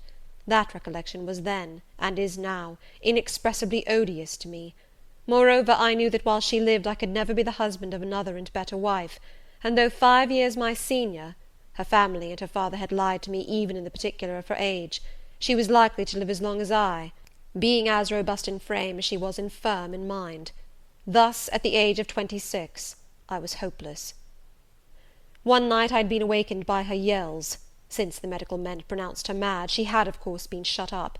It was a fiery West Indian night, one of the description that frequently precedes the hurricanes of those climates. Being unable to sleep in bed, I got up and opened the window. The air was like sulphur steams. I could find no refreshment anywhere. Mosquitoes came buzzing in and hummed sullenly round the room. The sea, which I could hear from thence, rumbled dull like an earthquake. Black clouds were casting up over it. The moon was setting in the waves, broad and red like a hot cannon ball. She threw her last bloody glance over a world quivering with the ferment of tempest. I was physically influenced by the atmosphere and scene, and my ears were filled with the curses the maniac still shrieked out, wherein she momentarily mingled my name with such a tone of demon hate, with such language. No professed harlot ever had a fouler vocabulary than she. Though 2 rooms off, I heard every word, the thin partitions of the West India house opposing but slight obstruction to her wolfish cries. "This life," said I at last, "is hell. This is the air, those are the sounds of the bottomless pit. I have a right to deliver myself from it if I can. The sufferings of this mortal state will leave me with the heavy flesh that now cumbers my soul. Of the fanatic's burning eternity I have no fear. There is not a future state worse than this present one. Let me break away, and go home to God." I said this whilst I knelt down at and unlocked a trunk which contained a brace of loaded pistols. I meant to shoot myself. I only entertained the intention for a moment, for, not being insane, the crisis of exquisite and unalloyed despair, which had originated the wish and design of self-destruction, was past in a second. A wind fresh from Europe blew over the ocean and rushed through the open casement. The storm broke, streamed, thundered, blazed, and the air grew pure. I then framed and fixed a resolution.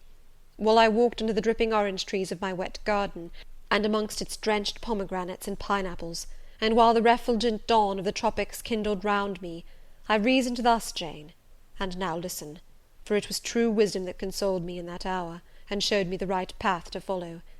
The sweet wind from Europe was still whispering in the refreshed leaves, and the Atlantic was thundering in glorious liberty. My heart, dried up and scorched for a long time, swelled to the tone, and filled with living blood. My being longed for renewal, my soul thirsted for a pure draught. I saw hope revive, and felt regeneration possible.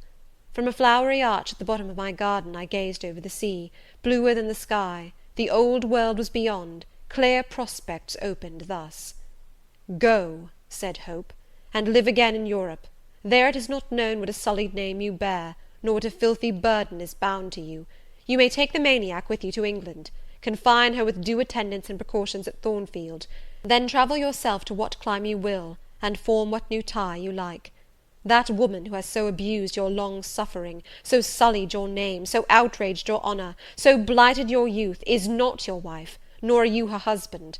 See that she is cared for as her condition demands, and you have done all that God and humanity require of you. Let her identity, her connection with yourself, be buried in oblivion.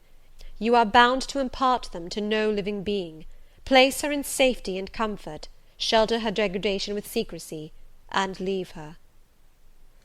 I acted precisely on this suggestion. My father and brother had not made my marriage known to their acquaintance, because in the very first letter I wrote to apprise them of the union, having already begun to experience extreme disgust of its consequences, and from the family character and constitution seeing a hideous future opening to me, I added an urgent charge to keep it secret; and very soon the infamous conduct of the wife my father had selected for me was such as to make him blush to own her as his daughter-in-law. Far from desiring to publish the connection, he became as anxious to conceal it as myself. To England, then, I conveyed her. A fearful voyage I had, with such a monster in the vessel. Glad was I when I at last got her to Thornfield, and saw her safely lodged in that third-story room, of whose secret inner cabinet she has now for 10 years made a wild beast's den, a goblin's cell.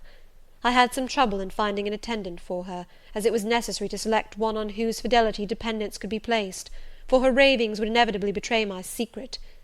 Besides, she had lucid intervals of days, sometimes weeks, which she filled up with abuse of me. At last I hired Grace Poole from the Grimsby retreat. She and the surgeon, Carter, who dressed Mason's wounds that night he was stabbed and worried, are the only two I have ever admitted to my confidence. Mrs. Fairfax may indeed have suspected something, but she could have gained no precise knowledge as to facts. Grace has, on the whole, proved a good keeper, though owing partly to a fault of her own, of which it appears nothing can cure her, and which is incident to her harassing profession, her vigilance has been more than once lulled and baffled. The lunatic is both cunning and malignant. She has never failed to take advantage of her guardian's temporary lapses, once to secrete the knife with which she stabbed her brother, and twice to possess herself of the key of her cell, and issue therefrom in the night-time. On the first of these occasions she perpetrated the attempt to burn me in my bed. On the second she paid that ghastly visit to you. I thank Providence, who watched over you, that she then spent her fury on your wedding apparel, which perhaps brought back vague reminiscences of her own bridal days. But on what might have happened I cannot endure to reflect. When I think of the thing which flew at my throat this morning, hanging its black and scarlet visage over the nest of my dove, my blood curdles. "And what, sir," I asked, while he paused, "did you do when you had settled her here? Where did you go?" "What did I do, Jane? I transformed myself into a will-o'-the-wisp. Where did I go? I pursued wanderings as wild as those of the March spirit. I sought the continent, and went devious through all its lands. My fixed desire was to seek and find a good and intelligent woman whom I could love, a contrast to the fury I left at Thornfield." "But you could not marry, sir." "I had determined and was convinced that I could and ought. It was not my original intention to deceive as I have deceived you. I meant to tell my tale plainly, and make my proposals openly, and it appeared to me so absolutely rational that I should be considered free to love and be loved, I never doubted some woman might be found willing and able to understand my case, and accept me in spite of the curse with which I was burdened." "Well, sir?" "When you are inquisitive, Jane, you always make me smile. You open your eyes like an eager bird, and make every now and then a restless movement, as if answers in speech did not flow fast enough for you, and you wanted to read the tablet of one's heart. But before I go on, tell me what you mean by your 'well, sir.' It is a small phrase very frequent with you, and which many a time has drawn me on and on through interminable talk. I don't very well know why." "I mean, what next? How did you proceed? What came of such an event?" "Precisely. And what do you wish to know now?" "Whether you found anyone you liked, whether you asked her to marry you, and what she said."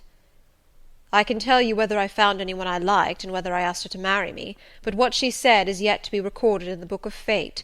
For 10 long years I roved about, living first in one capital, then another, sometimes in St. Petersburg, oftener in Paris, occasionally in Rome, Naples, Florence. Provided with plenty of money and the passport of an old name, I could choose my own society. No circles were closed against me. I sought my ideal of a woman amongst English ladies, French countesses, Italian signoras, and German Grafinnen. I could not find her. Sometimes for a fleeting moment I thought I caught a glance, heard a tone, beheld a form which announced the realization of my dream, but I was presently undeserved.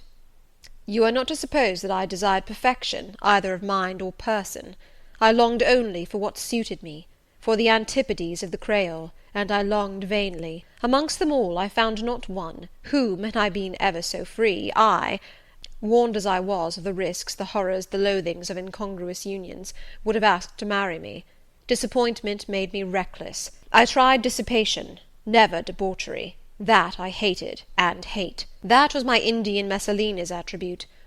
Rooted disgust at it and her restrained me much, even in pleasure. Any enjoyment that bordered on riot seemed to approach me to her and her vices, and I eschewed it. Yet I could not live alone, so I tried the companionship of mistresses. The first I chose was Celine Varenne, another of those steps which make a man spurn himself when he recalls them. You already know what she was, and how my liaison with her terminated. She had two successors, an Italian, Giacinta, and a German, Clara, both considered singularly handsome. What was their beauty to me in a few weeks? Giacinta was unprincipled and violent. I tired of her in 3 months. Clara was honest and quiet, but heavy, mindless, and unimpressible, not one whit to my taste. I was glad to give her a sufficient sum to set her up in a good line of business, and so get decently rid of her. But, Jane, I see by your face you are not forming a very favourable opinion of me just now. You think me an unfeeling, loose-principled rake, don't you? I don't like you so well as I have done sometimes, indeed, sir. Did it not seem to you in the least wrong to live in that way, first with one mistress and then another? You talk of it as a mere matter of course. It was with me, and I did not like it. It was a grovelling fashion of existence. I should never like to return to it. Hiring a mistress is the next worst thing to buying a slave. Both are often by nature, and always by position, inferior, and to live familiarly with inferiors is degrading. I now hate the recollection of the time I passed with Celine, Giacinta, and Clara. I felt the truth of those words, and I drew from them the certain inference that if I were so far to forget myself and all the teaching that had ever been instilled into me, as, under any pretext, with any justification, through any temptation, to become the successor of these poor girls, he would one day regard me with the same feeling which now in his mind desecrated their memory. I did not give utterance to this conviction. It was enough to feel it. I impressed it on my heart, that it might remain there to serve me as aid in the time of trial. Now, Jane, why don't you say, "Well, sir"? I have not done. You are looking grave. You disapprove of me still, I see. But let me come to the point. Last January, rid of all mistresses, in a harsh, bitter frame of mind, the result of a useless, roving, lonely life, corroded with disappointment, sourly disposed against all men, and especially against all womankind, for I began to regard the notion of an intellectual, faithful, loving woman as a mere dream, recalled by business, I came back to England. On a frosty winter afternoon I rode in sight of Thornfield Hall, a borrid spot. I expected no peace, no pleasure there. On a stile in Hay Lane I saw a quiet little figure sitting by itself. I passed it as negligently as I did the pollard willow opposite to it. I had no presentiment of what it would be to me, no inward warning that the arbitress of my life, my genius for good or evil, waited there in humble guise. I did not know it even when, on the occasion of Mesrour's accident, it came up and gravely offered me help. Childish and slender creature! It seemed as if a linnet had hopped to my foot and proposed to bear me on its tiny wing. I was surly, but the thing would not go. It stood by me with strange perseverance, and looked and spoke with a sort of authority. I must be aided, and by that hand, and aided I was.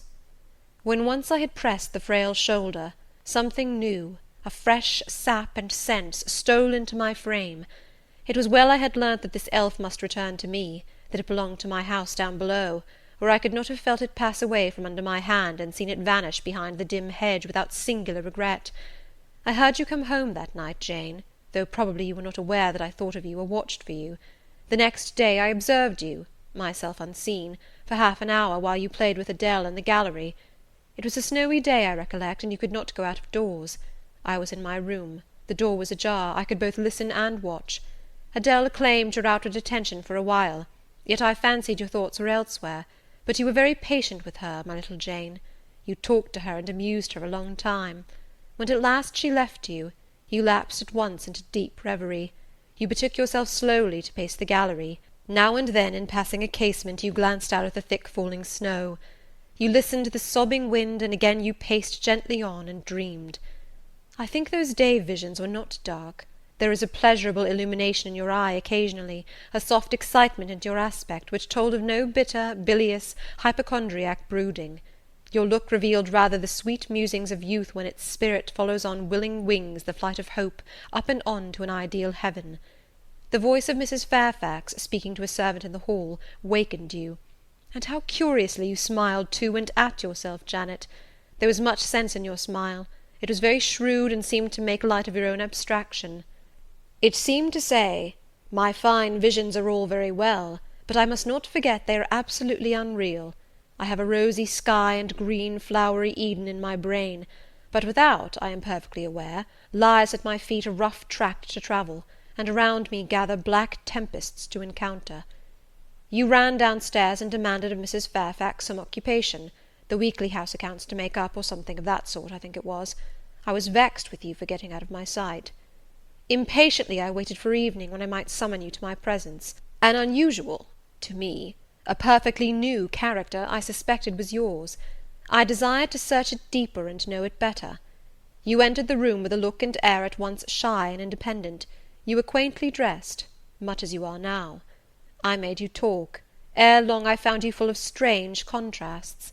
Your garb and manner were restricted by rule, your air was often diffident, and altogether that of one refined by nature, but absolutely unused to society, and a good deal afraid of making herself disadvantageously conspicuous by some solecism or blunder. Yet when addressed, you lifted a keen, a daring, and a glowing eye to your interlocutor's face. There was penetration and power in each glance you gave. When plied by close questions, you found ready and round answers. Very soon you seemed to get used to me. I believe you felt the existence of sympathy between you and your grim cross-master Jane, for it was astonishing to see how quickly a certain pleasant ease tranquillized your manner. Snarl as I would, you showed no surprise, fear, annoyance, or displeasure at my moroseness. You watched me, and now and then smiled at me with a simple yet sagacious grace I cannot describe. I was at once content and stimulated with what I saw. I liked what I had seen, and wished to see more. Yet for a long time I treated you distantly, and sought your company rarely. I was an intellectual epicure, and wished to prolong the gratification of making this novel and piquant acquaintance. Besides, I was for a while troubled with a haunting fear that if I handled the flower freely its bloom would fade, the sweet charm of freshness would leave it. I did not then know that it was no transitory blossom, but rather the radiant resemblance of one cut in an indestructible gem. Moreover, I wished to see whether you would seek me if I shunned you, but you did not. You kept in the schoolroom as still as your own desk and easel. If by chance I met you, you passed me as soon, and with as little token of recognition, as was consistent with respect. Your habitual expression in those days, Jane, was a thoughtful look, not despondent, for you were not sickly, but not buoyant, for you had little hope, and no actual pleasure. I wondered what you thought of me, or if you ever thought of me, and resolved to find this out. I resumed my notice of you. There was something glad in your glance, and genial in your manner. When you conversed, I saw you had a social heart. It was the silent schoolroom, it was the tedium of your life, that made you mournful. I permitted myself the delight of being kind to you. Kindness stirred emotion soon. Your face became soft in expression, your tones gentle. I liked my name pronounced by your lips in a grateful, happy accent. I used to enjoy a chance meeting with you, Jane, at this time. There was a curious hesitation in your manner. You glanced at me with a slight trouble, a hovering doubt. You did not know what my caprice might be, whether I was going to play the master and be stern, or the friend and be benignant. I was now too fond of you often to simulate the first whim, and when I stretched my hand out cordially, such bloom and light and bliss rose to your young wistful features, I had much ado often to avoid straining you then and there to my heart. "Don't talk any more of those days, sir," I interrupted, furtively dashing away some tears from my eyes. His language was torture to me, for I knew what I must do, and do soon, and all these reminiscences and these revelations of his feelings only made my work more difficult. "No, Jane," he returned, "what necessity is there to dwell on the past, when the present is so much surer, the future so much brighter?" I shuddered to hear the infatuated assertion. "You see now how the case stands, do you not?" he continued. "After a youth and manhood passed half in unutterable misery and half in dreary solitude, I have for the first time found what I can truly love. I have found you. You are my sympathy, my better self, my good angel. I am bound to you with a strong attachment. I think you good, gifted, lovely. A fervent, solemn passion is conceived in my heart. It leans to you, draws you to my centre and spring of life, wraps my existence about you, and kindling in pure, powerful flame, fuses you and me in one. It was because I felt and knew this that I resolved to marry you. To tell me that I had already a wife is empty mockery. You know now that I had but a hideous demon. I was wrong to attempt to deceive you, but I feared a stubbornness that exists in your character. I feared early instilled prejudice. I wanted to have you safe before hazarding confidences. This was cowardly. I should have appealed to your nobleness and magnanimity at first, as I do now, opened to you plainly my life of agony, described to you my hunger and thirst after a higher and worthier existence, shown to you, not my resolution, that word is weak, but my resistless bent to love faithfully and well, where I am faithfully and well loved in return. Then I should have asked you to accept my pledge of fidelity, and to give me yours. Jane, give it me now." A pause. "Why are you silent, Jane?" I was experiencing an ordeal. A hand of fiery iron grasped my vitals. Terrible moment, full of struggle, blackness, burning. Not a human being that ever lived could wish to be loved better than I was loved, and him who thus loved me I absolutely worshipped, and I must renounce love and idol. One drear word comprised my intolerable duty: depart. "Jane, you understand what I want of you. Just this promise. I will be yours, Mr. Rochester." "Mr. Rochester." "I will not be yours." Another long silence. "Jane," recommenced he, with a gentleness that broke me down with grief, and turned me stone cold with ominous terror, for this still voice was the pant of a lion rising. "Jane, do you mean to go one way in the world, and to let me go another?" "I do." "Jane," bending towards and embracing me, "do you mean it now?" "I do." "And now," softly kissing my forehead and cheek, "I do," extricating myself from restraint rapidly and completely. "Oh, Jane, this is bitter. This is wicked. It would be wicked not to love me." "It would to obey you." A wild look raised his brows, crossed his features. He rose, but he forbore yet. I laid my hand on the back of a chair for support. I shook, I feared, but I resolved. "One instant, Jane. Give one glance to my horrible life when you are gone. All happiness will be torn away with you. What then is left? For a wife I have but the maniac upstairs. As well might you refer me to some corpse in yonder churchyard. What shall I do, Jane? Where turn for a companion and for some hope?" "Do as I do. Trust in God and yourself. Believe in heaven. Hope to meet again there." "Then you will not yield?" "No." "Then you condemn me to live wretched and to die accursed?" His voice rose. "I advise you to live sinless, and I wish you to die tranquil." "Then you snatch love and innocence from me. You fling me back on lust for a passion, vice for an occupation." "Mr. Rochester, I no more assign this fate to you than I grasp at it for myself. We were born to strive and endure, you as well as I. Do so. You will forget me before I forget you." "You make me a liar by such language. You sully my honour. I declared I could not change. You tell me to my face I shall change soon. And what a distortion in your judgment, what a perversity in your ideas, is proved by your conduct. Is it better to drive a fellow creature to despair than to transgress a mere human law, no man being injured by the breach? For you have neither relatives nor acquaintances whom you need fear to offend by living with me." This was true, and while he spoke, my very conscience and reason turned traitors against me, and charged me with crime in resisting him. They spoke almost as loud as feeling, and that clamoured wildly. "Oh, comply," it said, "think of his misery, think of his danger, look at his state when left alone, remember his headlong nature, consider the recklessness following on despair, soothe him, save him, love him, tell him you love him and will be his. Who in the world cares for you, or who will be injured by what you do?" Still indomitable was the reply. "I care for myself. The more solitary, the more friendless, the more unsustained I am, the more I will respect myself. I will keep the law given by God, sanctioned by man. I will hold to the principles received by me when I was sane and not mad as I am now. Laws and principles are not for the times when there is no temptation. They are for such moments as this, when body and soul rise in mutiny against their rigour. Stringent are they, inviolate they shall be. If at my individual convenience I might break them, what would be their worth? They have a worth. So I have always believed.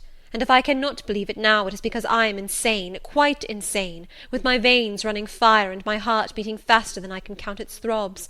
Preconceived opinions, foregone determinations, are all I have at this hour to stand by. There I plant my foot." I did. Mr. Rochester, reading my countenance, saw I had done so. His fury was wrought to the highest. He must yield to it for a moment, whatever followed. He crossed the floor and seized my arm and grasped my waist. He seemed to devour me with his flaming glance. Physically, I felt at that moment powerless as stubble exposed to the draught and glow of a furnace. Mentally, I still possessed my soul, and with it the certainty of ultimate safety. The soul, fortunately, has an interpreter, often an unconscious, but still a truthful interpreter, in the eye. My eye rose to his, and while I looked in his fierce face, I gave an involuntary sigh. His grip was painful, and my overtaxed strength almost exhausted. "Never," said he, as he ground his teeth, "never was anything at once so frail and so indomitable. A mere reed she feels in my hand," and he shook me with the force of his hold. "I could bend her with my finger and thumb. And what good would it do if I bent, if I uptore, if I crushed her? Consider that eye. Consider the resolute, wild, free thing looking out of it, defying me with more than courage, with a stern triumph. Whatever I do with its cage, I cannot get at it, the savage, beautiful creature. If I tear, if I rend the slight prison, my outrage will only let the captive loose. Conqueror I might be of the house, but the inmate would escape to heaven before I could call myself possessor of its clay dwelling-place. And it is you, spirit, with will and energy and virtue and purity, that I want, not alone your brittle frame. Of yourself you could come with soft flight and nestle against my heart, if you would. Seized against your will, you will elude the grasp like an essence. You will vanish ere I inhale your fragrance. Oh, Jane! Oh, come, Jane, come!" As he said this, he released me from his clutch and only looked at me. The look was far worse to resist than the frantic strain. Only an idiot, however, would have succumbed now. I had dared and baffled his fury. I must elude his sorrow. I retired to the door. "You are going, Jane?" "I am going, sir." "You are leaving me?" "Yes." "You will not come? You will not be my comforter, my rescuer? My deep love, my wild woe, my frantic prayer, all are nothing to you?" What unutterable pathos was in his voice! How hard it was to reiterate firmly, "I am going." "Jane." "Mr. Rochester." "Withdraw, then. I consent. But remember, you leave me here in anguish. Go up to your own room. Think over all I have said, and, Jane, cast a glance on my sufferings. Think of me." He turned away. He threw himself on his face on the sofa. "Oh, Jane, my hope, my love, my life!" broke in anguish from his lips. Then came a deep, strong sob. I had already gained the door, but, reader, I walked back, walked back as determinedly as I had retreated. I knelt down by him. I turned his face from the cushion to me. I kissed his cheek. I smoothed his hair with my hand. "God bless you, my dear master," I said. "God keep you from harm and wrong, direct you, solace you, reward you well for your past kindness to me." "Little Jane's love would have been my best reward," he answered. "Without it, my heart is broken. But Jane will give me her love, yes, nobly, generously." Up the blood rushed to his face, forth flashed the fire from his eyes, erect he sprang, he held his arms out, but I evaded the embrace, and at once quitted the room. "Farewell," was the cry of my heart as I left him. Despair added, "Farewell for ever." That night I never thought to sleep, but a slumber fell on me as soon as I lay down in bed. I was transported in thought to the scenes of childhood. I dreamt I lay in the Red Room at Gateshead, that the night was dark, and my mind impressed with strange fears. The light that had long ago struck me into syncope, recalled in this vision, seemed glidingly to mount the wall, and tremblingly to pause in the centre of the obscured ceiling.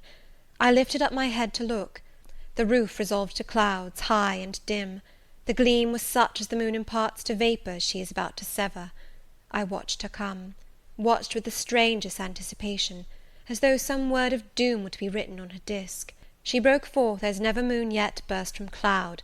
A hand first penetrated the sable folds and waved them away. Then, not a moon, but a white human form shone in the azure, inclining a glorious brow earthward.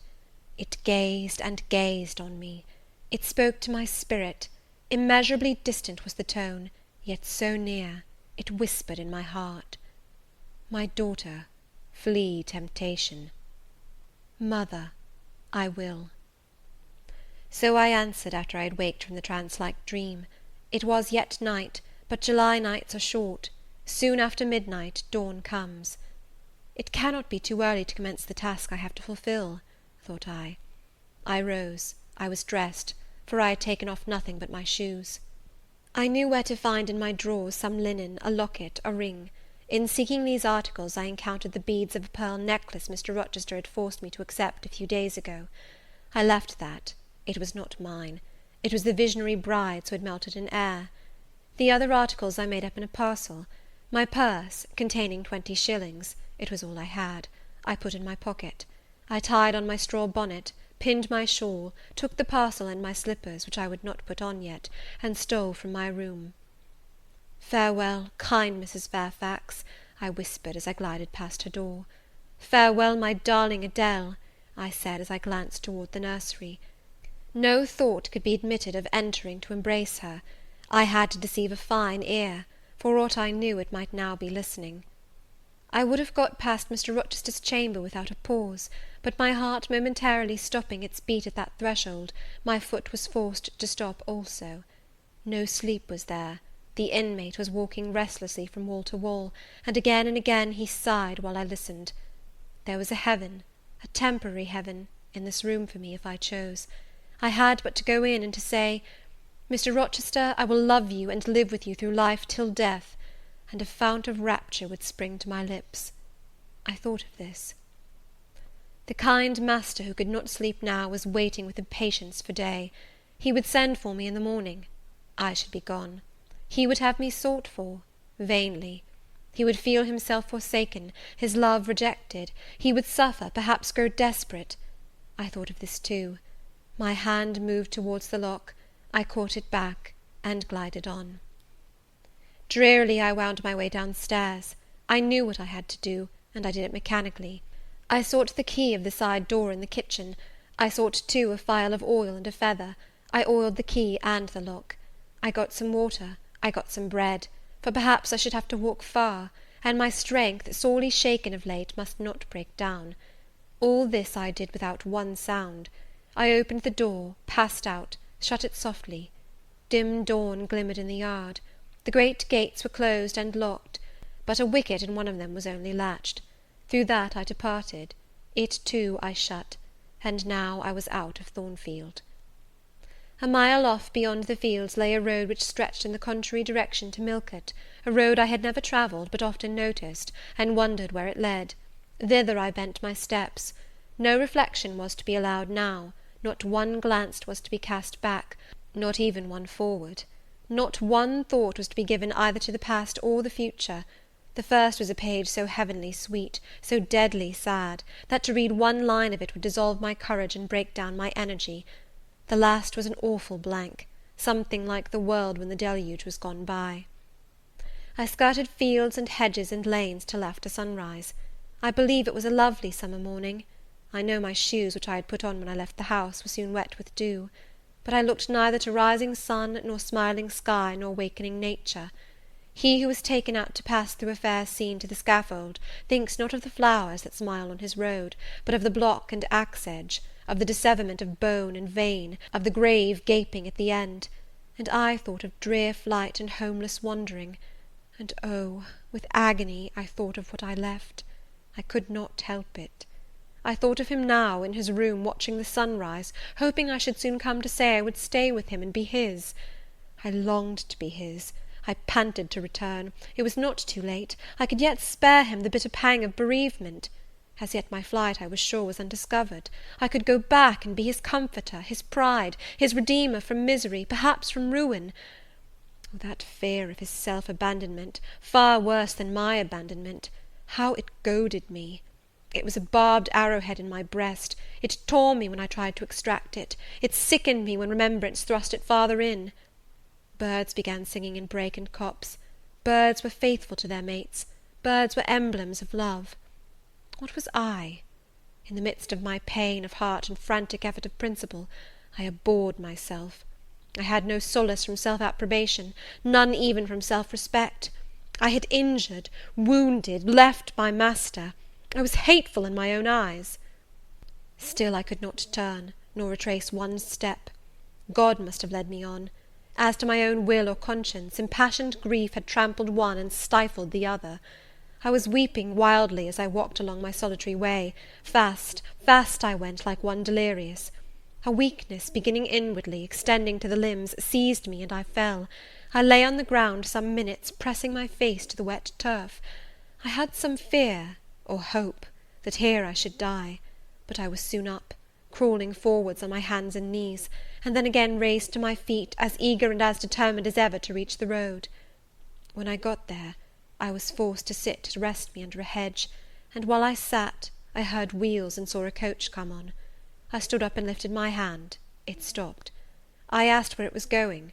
The driver named a place a long way off, where I was sure Mr. Rochester had no connections. I asked for what sum he would take me there. He said 30 shillings. I answered I had but 20. Well, he would try to make it do. He further gave me leave to get into the inside, as the vehicle was empty. I entered, was shut in, and it rolled on its way. Gentle reader, may you never feel what I then felt.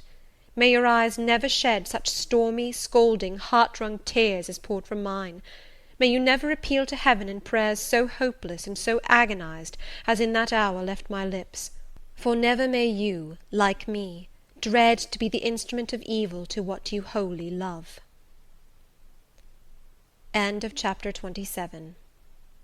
Chapter 28. 2 days are past. It is a summer evening. The coachman has set me down at a place called Whitcross.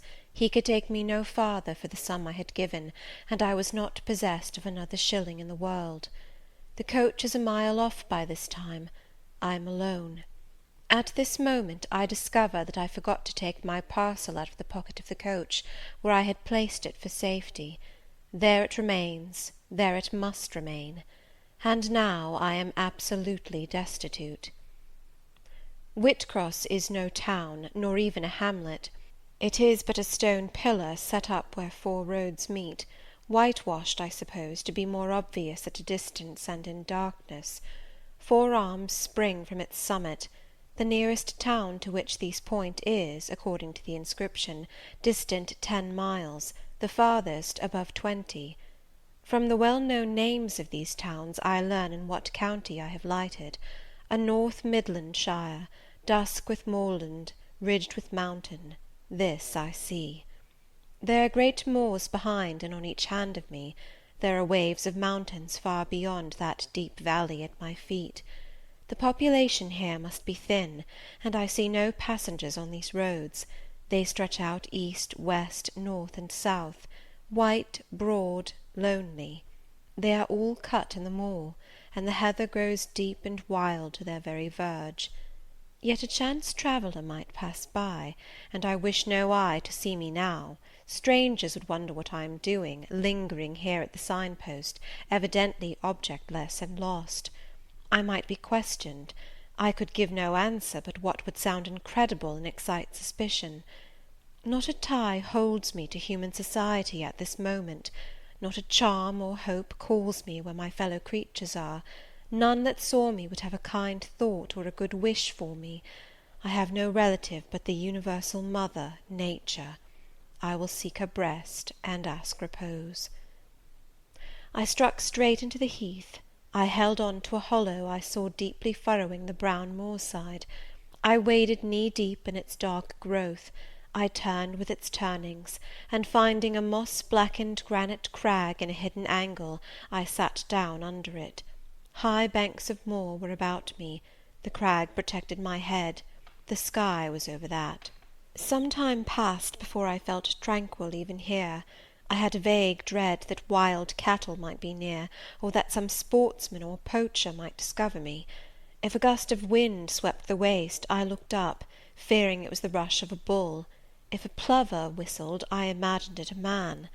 Finding my apprehensions unfounded, however, and calmed by the deep silence that reigned as evening declined at nightfall, I took confidence.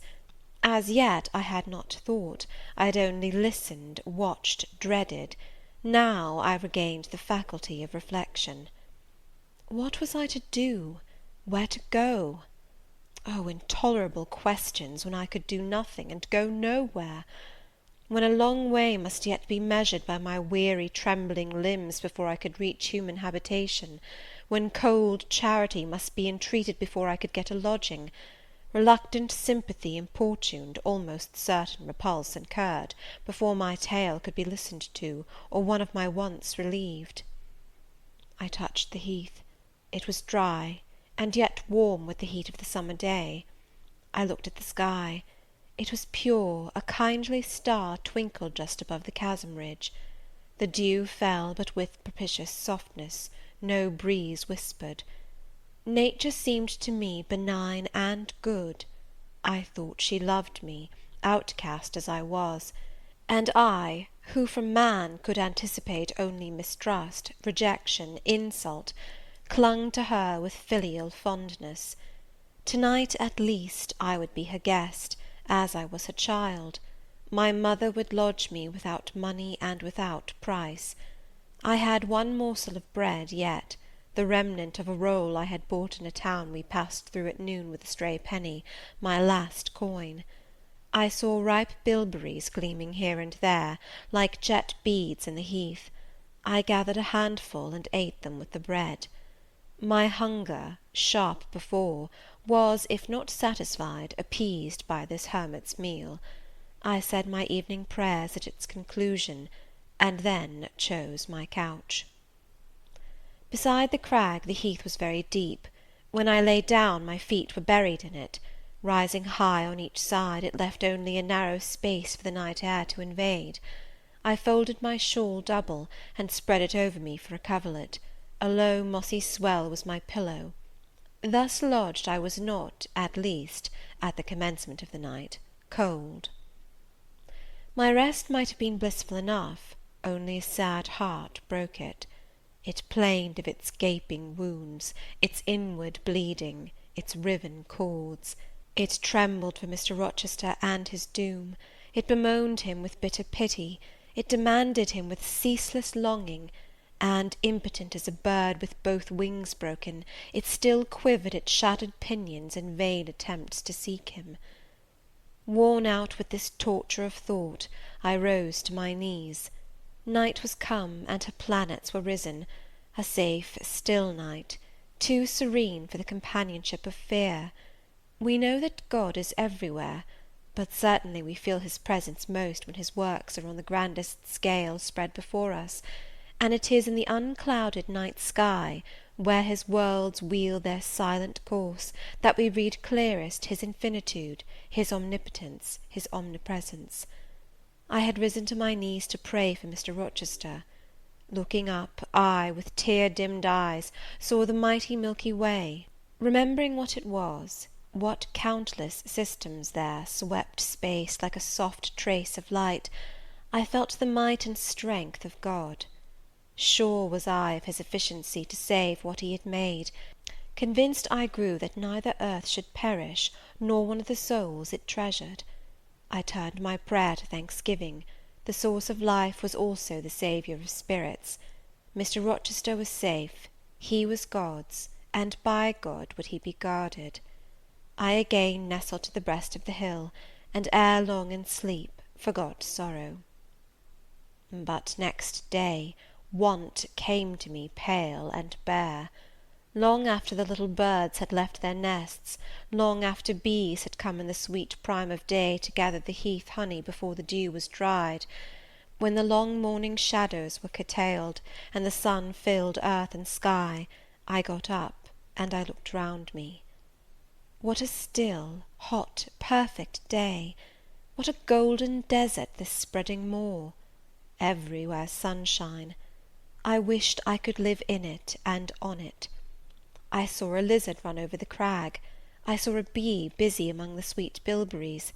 I would fain at the moment have become bee or lizard, that I might have found fitting nutriment, permanent shelter here. But I was a human being, and had a human being's wants. I must not linger where there was nothing to supply them. I rose. I looked back at the bed I had left. Hopeless of the future, I wished but this, that my Maker had that night thought good to require my soul of me while I slept, and that this weary frame, absolved by death from further conflict with fate, had now but to decay quietly, and mingle in peace with the soil of this wilderness. Life, however, was yet in my possession, with all its requirements and pains and responsibilities. The burden must be carried, the want provided for, the suffering endured, the responsibility fulfilled. I set out. Whitcross regained, I followed a road which led from the sun, now fervent and high. By no other circumstance had I will to decide my choice. I walked a long time, and when I thought I had nearly done enough, and might conscientiously yield to the fatigue that had almost overpowered me, might relax this forced action, and sitting down on a stone I saw near, submit resistlessly to the apathy that clogged heart and limb, I heard a bell chime, a church bell. I turned in the direction of the sound, and there, amongst the romantic hills, whose changes and aspect I had ceased to note an hour ago, I saw a hamlet and a spire. All the valley at my right hand was full of pasture fields, and cornfields, and wood, and a glittering stream ran zigzag through the varied shades of green, the mellowing grain, the sombre woodland, the clear and sunny lea. Recalled by the rumbling of wheels to the road before me, I saw a heavily laden waggon labouring up the hill, and not far beyond were 2 cows and their drover. Human life and human labour were near. I must struggle on, strive to live and bend to toil like the rest. About 2 o'clock P.M. I entered the village. At the bottom of its one street there was a little shop with some cakes of bread in the window. I coveted a cake of bread. With that refreshment I could perhaps regain a degree of energy; without it, it would be difficult to proceed. The wish to have some strength and some vigour returned to me as soon as I was amongst my fellow beings. I felt it would be degrading to faint with hunger on the causeway of a hamlet. Had I nothing about me I could offer in exchange for one of those rolls? I considered. I had a small silk handkerchief tied round my throat. I had my gloves. I could hardly tell how men and women in extremities of destitution proceeded. I did not know whether either of these articles would be accepted. Probably they would not, but I must try. I entered the shop. A woman was there. Seeing a respectably dressed person, a lady, as she supposed, she came forward with civility. How could she serve me? I was seized with shame. My tongue would not utter the request I had prepared. I dared not offer her the half-worn gloves, the creased handkerchief. Besides, I felt it would be absurd. I only begged permission to sit down a moment, as I was tired. Disappointed in the expectation of a customer, she coolly acceded to my request. She pointed to a seat. I sank into it. I felt sorely urged to weep, but conscious how unreasonable such a manifestation would be, I restrained it. Soon I asked her if there were any dressmaker or plain workwoman in the village. Yes, 2 or 3, quite as many as there was employment for. I reflected. I was driven to the point now. I was brought face to face with necessity. I stood in the position of one without a resource, without a friend, without a coin. I must do something. What? I must apply somewhere. Where? Did she know of any place in the neighbourhood where a servant was wanted? Nay, she couldn't say. What was the chief trade in this place? What did most of the people do? Some were farm labourers, a good deal worked at Mr. Oliver's needle factory and at the foundry. Did Mr. Oliver employ women? Nay, it was men's work. And what do the women do? A naunt, was the answer. Some does one thing and some another. Poor folk must get on as they can. She seemed to be tired of my questions, and indeed what claim had I to importune her? A neighbour or two came in. My chair was evidently wanted. I took leave. I passed up the street, looking as I went at all the houses to the right hand and to the left, but I could discover no pretext, nor see an inducement to enter any. I rambled round the hamlet, going sometimes to a little distance and returning again for an hour or more. Much exhausted and suffering greatly now for want of food, I turned aside into a lane and sat down under the hedge. Ere many minutes had elapsed, I was again on my feet, however, and again searching something, a resource, or at least an informant. A pretty little house stood at the top of the lane, with a garden before it, exquisitely neat and brilliantly blooming. I stopped at it. What business had I to approach the white door or touch the glittering knocker? In what way could it possibly be the interest of the inhabitants of that dwelling to serve me? Yet I drew near and knocked. A mild-looking, cleanly attired young woman opened the door. In such a voice as might be expected from a hopeless heart and fainting frame, a voice wretchedly low and faltering, I asked if a servant was wanted here. No, said she, we do not keep a servant. Can you tell me where I could get employment of any kind? I continued. I am a stranger without acquaintance in this place. I want some work, no matter what. But it was not her business to think for me, or to seek a place for me.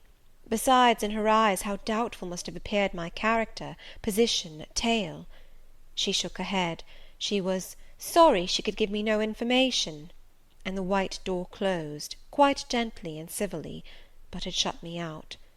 If she had held it open a little longer, I believe I should have begged a piece of bread, for I was now brought low. I could not bear to return to the sordid village, where, besides, no prospect of aid was visible. I should have longed rather to deviate to a wood I saw not far off, which appeared in its thick shade to offer inviting shelter, but I was so sick, so weak, so gnawed with nature's cravings, instinct kept me roaming round abodes where there was a chance of food. Solitude would be no solitude, rest no rest, while the vulture, hunger, thus sank beak and talons in my side. I drew near houses. I left them, and came back again, and again I wandered away, always repelled by the consciousness of having no claim to ask, no right to expect interest in my isolated lot. Meantime the afternoon advanced, while I thus wandered about like a lost and starving dog. In crossing a field, I saw the church spire before me. I hastened towards it. Near the churchyard, and in the middle of a garden, stood a well-built though small house, which I had no doubt was the parsonage. I remembered that strangers who arrive at a place where they have no friends, and who want employment, sometimes apply to the clergyman for introduction and aid. It is the clergyman's function to help, at least with advice, those who wish to help themselves. I seem to have something like a right to seek counsel here. Renewing then my courage, and gathering my feeble remains of strength, I pushed on. I reached the house, and knocked at the kitchen door. An old woman opened. I asked, was this the parsonage? Yes. Was the clergyman in? No. Would he be in soon? No, he was gone from home. To a distance? Not so far, happen 3 mile. He'd been called away by the sudden death of his father. He was at Marsh End now, and would very likely stay there a fortnight longer. Was there any lady of the house? Nay, there was naught but her, and she was housekeeper. And of her, reader, I could not bear to ask the relief for want of which I was sinking. I could not yet beg, and again I crawled away. Once more I took off my handkerchief. Once more I thought of the cakes of bread in the little shop. Oh, for but a crust, for but one mouthful to allay the pang of famine! Instinctively I turned my face again to the village. I found the shop again, and I went in, and though others were there besides the woman, I ventured the request, would she give me a roll for this handkerchief? She looked at me with evident suspicion. Nay, she never sold stuff that way. Almost desperate, I asked for half a cake. She again refused. How could she tell where I had got the handkerchief? She said. Would she take my gloves? No, what could she do with them? Reader, it is not pleasant to dwell on these details. Some say there is enjoyment in looking back to painful experience past, but at this day I can scarcely bear to review the times to which I allude. The moral degradation, blent with the physical suffering, form too distressing a recollection ever to be willingly dwelt on. I blamed none of those who repulsed me. I felt it was what was to be expected, and what could not be helped. An ordinary beggar is frequently an object of suspicion, a well-dressed beggar inevitably so. To be sure, what I begged was employment, but whose business was it to provide me with employment? Not certainly that of persons who saw me then for the first time, and who knew nothing about my character. And as to the woman who would not take my handkerchief in exchange for her bread, why, she was right, if the offer appeared to her sinister, or the exchange unprofitable. Let me condense now. I am sick of the subject. A little before dark I passed a farmhouse, at the open door of which the farmer was sitting, eating his supper of bread and cheese. I stopped and said, "Will you give me a piece of bread? For I am very hungry." He cast on me a glance of surprise, but without answering he cut a thick slice from his loaf and gave it to me. I imagine he did not think I was a beggar, but only an eccentric sort of lady who had taken a fancy to his brown loaf. As soon as I was out of sight of his house, I sat down and ate it. I could not hope to get a lodging under a roof, and sought it in the wood I have before alluded to. But my night was wretched, my rest broken.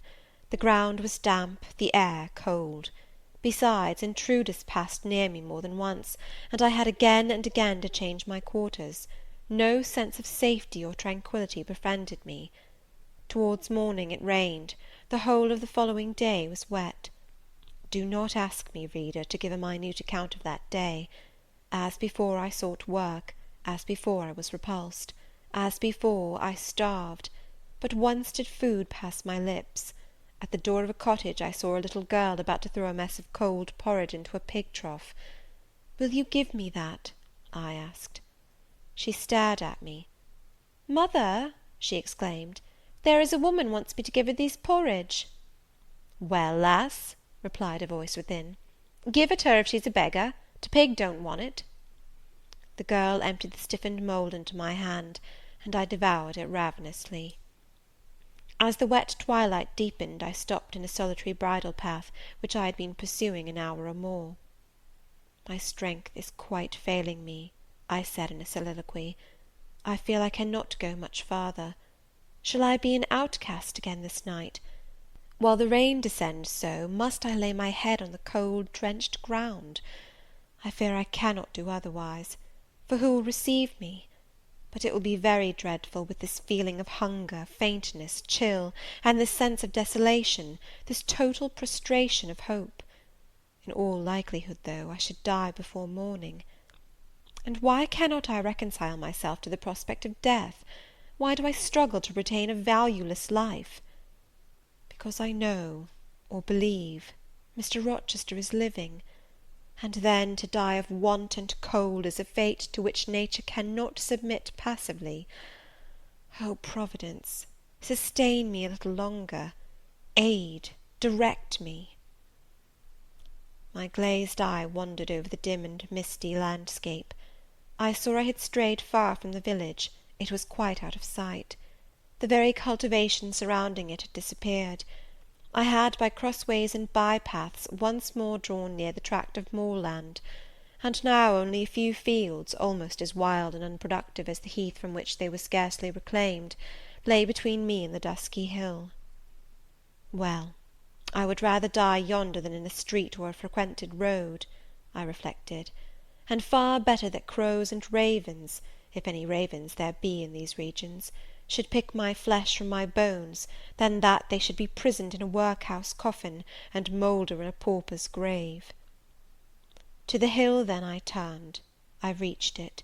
It remained now only to find a hollow where I could lie down, and feel at least hidden, if not secure. But all the surface of the waste looked level; it showed no variation but of tint, green where rush and moss overgrew the marshes, black where the dry soil bore only heath. Dark as it was getting, I could still see these changes, though but as mere alternations of light and shade, for colour had faded with the daylight. My eye still roved over the sullen swell and along the moor edge, vanishing amidst the wildest scenery, when at one dim point, far in among the marshes and the ridges, a light sprang up. That is an ignis fatuus, was my first thought, and I expected it would soon vanish. It burnt on, however, quite steadily, neither receding nor advancing. Is it then a bonfire just kindled? I questioned. I watched to see whether it would spread, but no, as it did not diminish, so it did not enlarge. It may be a candle in a house, I then conjectured, but if so, I can never reach it. It is much too far away, and were it within a yard of me, what would it avail? I should but knock at the door to have it shut in my face. And I sank down where I stood, and hid my face against the ground. I lay still a while. The night wind swept over the hill and over me, and died moaning in the distance. The rain fell fast, wetting me afresh to the skin. Could I but have stiffened to the still frost, the friendly numbness of death, it might have pelted on, I should not have felt it, but my yet living flesh shuddered at its chilling influence. I rose ere long. The light was yet there, shining dim but constant through the rain. I tried to walk again. I dragged my exhausted limbs slowly towards it. It led me aslant over the hill, through a wide bog, which would have been impassable in winter, and was splashy and shaking even now in the height of summer. Here I fell twice, but as often I rose and rallied my faculties. This light was my forlorn hope. I must gain it. Having crossed the marsh, I saw a trace of white over the moor. I approached it. It was a road or a track. It led straight up to the light, which now beamed from a sort of knoll, amidst a clump of trees, firs, apparently, from what I could distinguish of the character of their forms and foliage through the gloom. My star vanished as I drew near. Some obstacle had intervened between me and it. I put out my hand to feel the dark mass before me. I discriminated the rough stones of a low wall; above it, something like palisades, and within, a high and prickly hedge. I groped on. Again a whitish object gleamed before me. It was a gate, a wicket. It moved on its hinges as I touched it. On each side stood a sable bush, holly or yew. Entering the gate and passing the shrubs, the silhouette of a house rose to view, black, low, and rather long, but the guiding light shone nowhere. All was obscurity. Were the inmates retired to rest? I feared it must be so. In seeking the door, I turned an angle. There shot out the friendly gleam again, from the lozenged panes of a very small latticed window, within a foot of the ground, made still smaller by the growth of ivy or some other creeping plant, whose leaves clustered thick over the portion of the house wall in which it was set. The aperture was so screened and narrow, that curtain or shutter had been deemed unnecessary, and when I stooped down and put aside the spray of foliage shooting over it, I could see all within. I could see clearly a room with a sanded floor, clean scoured, a dresser of walnut with pewter plates ranged in rows, reflecting the redness and radiance of a glowing peat fire.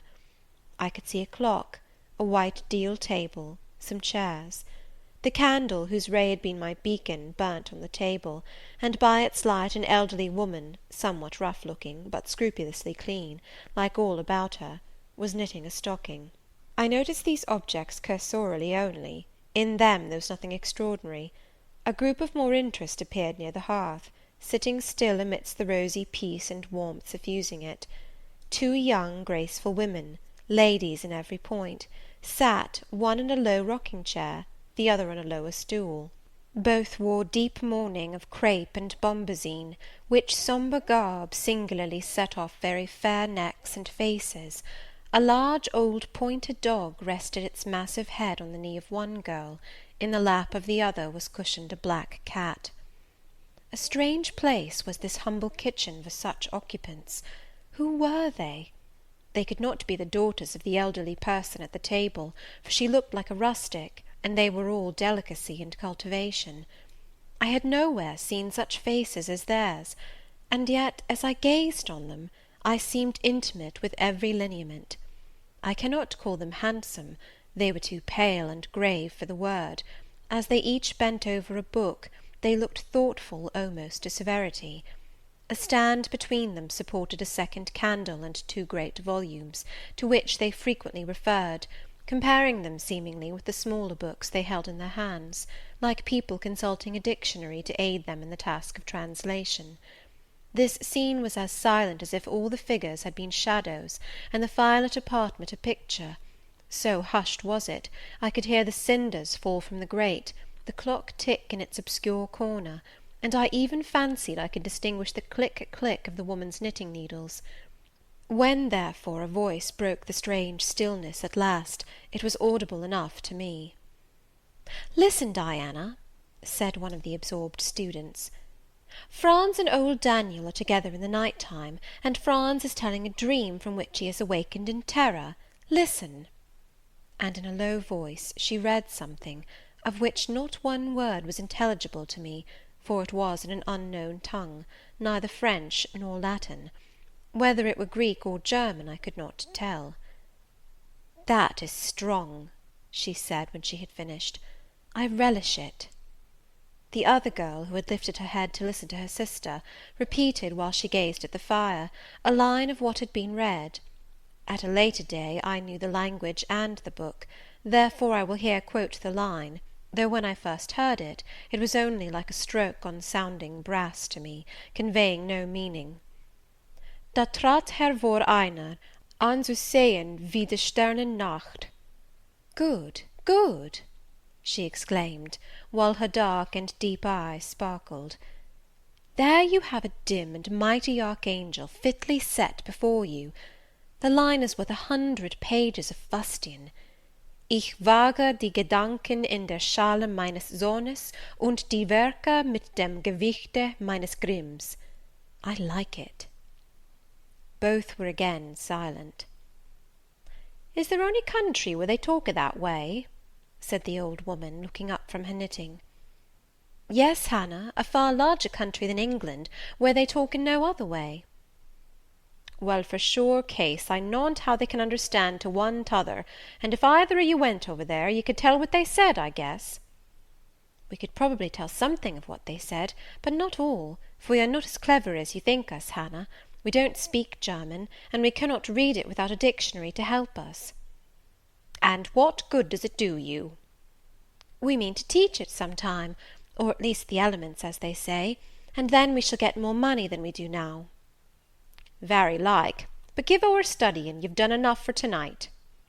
"I think we have. At least I'm tired. Mary, are you?" "Mortally. After all, it's tough work fagging away at a language with no master but a lexicon." "It is, especially such a language as this crabbed but glorious Deutsch. I wonder when St. John will come home." "Surely he will not be long now. It is just 10, looking at a little gold watch she drew from her girdle. "It rains fast, Hannah. Will you have the goodness to look at the fire in the parlour?" The woman rose. She opened a door, through which I dimly saw a passage. Soon I heard her stir a fire in an inner room. She presently came back. "Ah, childer," said she, "it fair troubles me to go into yond room now. It looks so lonesome, with a chair empty, and set back in a corner." She wiped her eyes with her apron. The two girls, grave before, looked sad now. "But he is in a better place," continued Hannah. "We shouldn't wish him here again; and then nobody need to have a quieter death nor he had." "You say he never mentioned us?" inquired one of the ladies.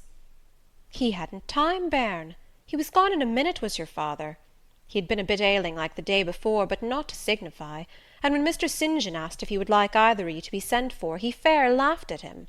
He began again with a bit of heaviness in his head the next day, that is a fortnight sin, and he went to sleep and never wakened. He were almost stark when your brother went into the chamber and found him. Oh, childer, that's to last to the old stock, for ye and Mr. St. John is of like a different sort to them that's gone, for all your mother wore mitch o' your way, and almost as book learned. She were the picture of ye, Mary. Diana is more like your father." I thought them so similar, I could not tell where the old servant, for such I now concluded her to be, saw the difference. Both were fair complexioned and slenderly made; both possessed faces full of distinction and intelligence. One, to be sure, had hair a shade darker than the other, and there was a difference in their style of wearing it. Mary's pale brown locks were parted and braided smooth; Diana's duskier tresses covered her neck with thick curls. The clock struck 10. "You'll want your supper, I am sure," observed Hannah, "and so will Mr. St. John when he comes in." And she proceeded to prepare the meal. The ladies rose; they seemed about to withdraw to the parlour. Till this moment I had been so intent on watching them, their appearance and conversation had excited in me so keen an interest, I had half forgotten my own wretched position. Now it recurred to me, more desolate, more desperate than ever, it seemed, from contrast. And how impossible did it appear to touch the inmates of this house with concern on my behalf, to make them believe in the truth of my wants and woes, to induce them to vouchsafe a rest for my wanderings. As I groped out the door and knocked at it hesitatingly, I felt that last idea to be a mere chimera. Hannah opened. "What do you want?" she inquired, in a voice of surprise, as she surveyed me by the light of the candle she held. "May I speak to your mistresses?" I said. "You had better tell me what you have to say to them. Where do you come from?" "I am a stranger." "What is your business here at this hour?" "I want a night's shelter in an outhouse or anywhere, and a morsel of bread to eat." Distrust, the very feeling I dreaded, appeared in Hannah's face. "I'll give you a piece of bread," she said, after a pause; "but we can't take in a vagrant to lodge, it isn't likely." "Do let me speak to your mistresses." "No, not I. What can they do for you? You should not be roving about now, it looks very ill." "But where shall I go if you drive me away? What shall I do?" "Oh, I'll warrant you know where to go and what to do. Mind you don't do wrong, that's all. Here is a penny, now go." "A penny cannot feed me, and I have no strength to go farther. Don't shut the door, oh, don't, for God's sake!" "I must, the rain is driving in." "Tell the young ladies, let me see them." "Indeed I will not. You are not what you ought to be, or you wouldn't make such a noise. Move off." "But I must die if I am turned away." "Not you. I'm feared you'd have some ill plans agate that brings you about folks' houses at this time o' night. If you've any followers, housebreakers, or such like, anywhere near, you may tell 'em we are not by ourselves in the house. We have a gentleman and dogs and guns." Here the honest but inflexible servant clapped the door to, and bolted it within. This was the climax. A pang of exquisite suffering, a throe of true despair, rent and heaved my heart. Worn out indeed I was; not another step could I stir. I sank on the wet doorstep; I groaned, I wrung my hands, I wept in utter anguish. Oh, this spectre of death! Oh, this last hour, approaching in such horror! Alas, this isolation, this banishment from my kind! Not only the anchor of hope, but the footing of fortitude was gone, at least for a moment; but the last I soon endeavoured to regain. "I can but die," I said, "and I believe in God. Let me try to wait His will in silence." These words I not only thought, but uttered, and thrusting back all my misery into my heart, I made an effort to compel it to remain there, dumb and still. "All men must die," said a voice quite close at hand, "but all are not condemned to meet a lingering and premature doom, such as yours would be if you perished here of want."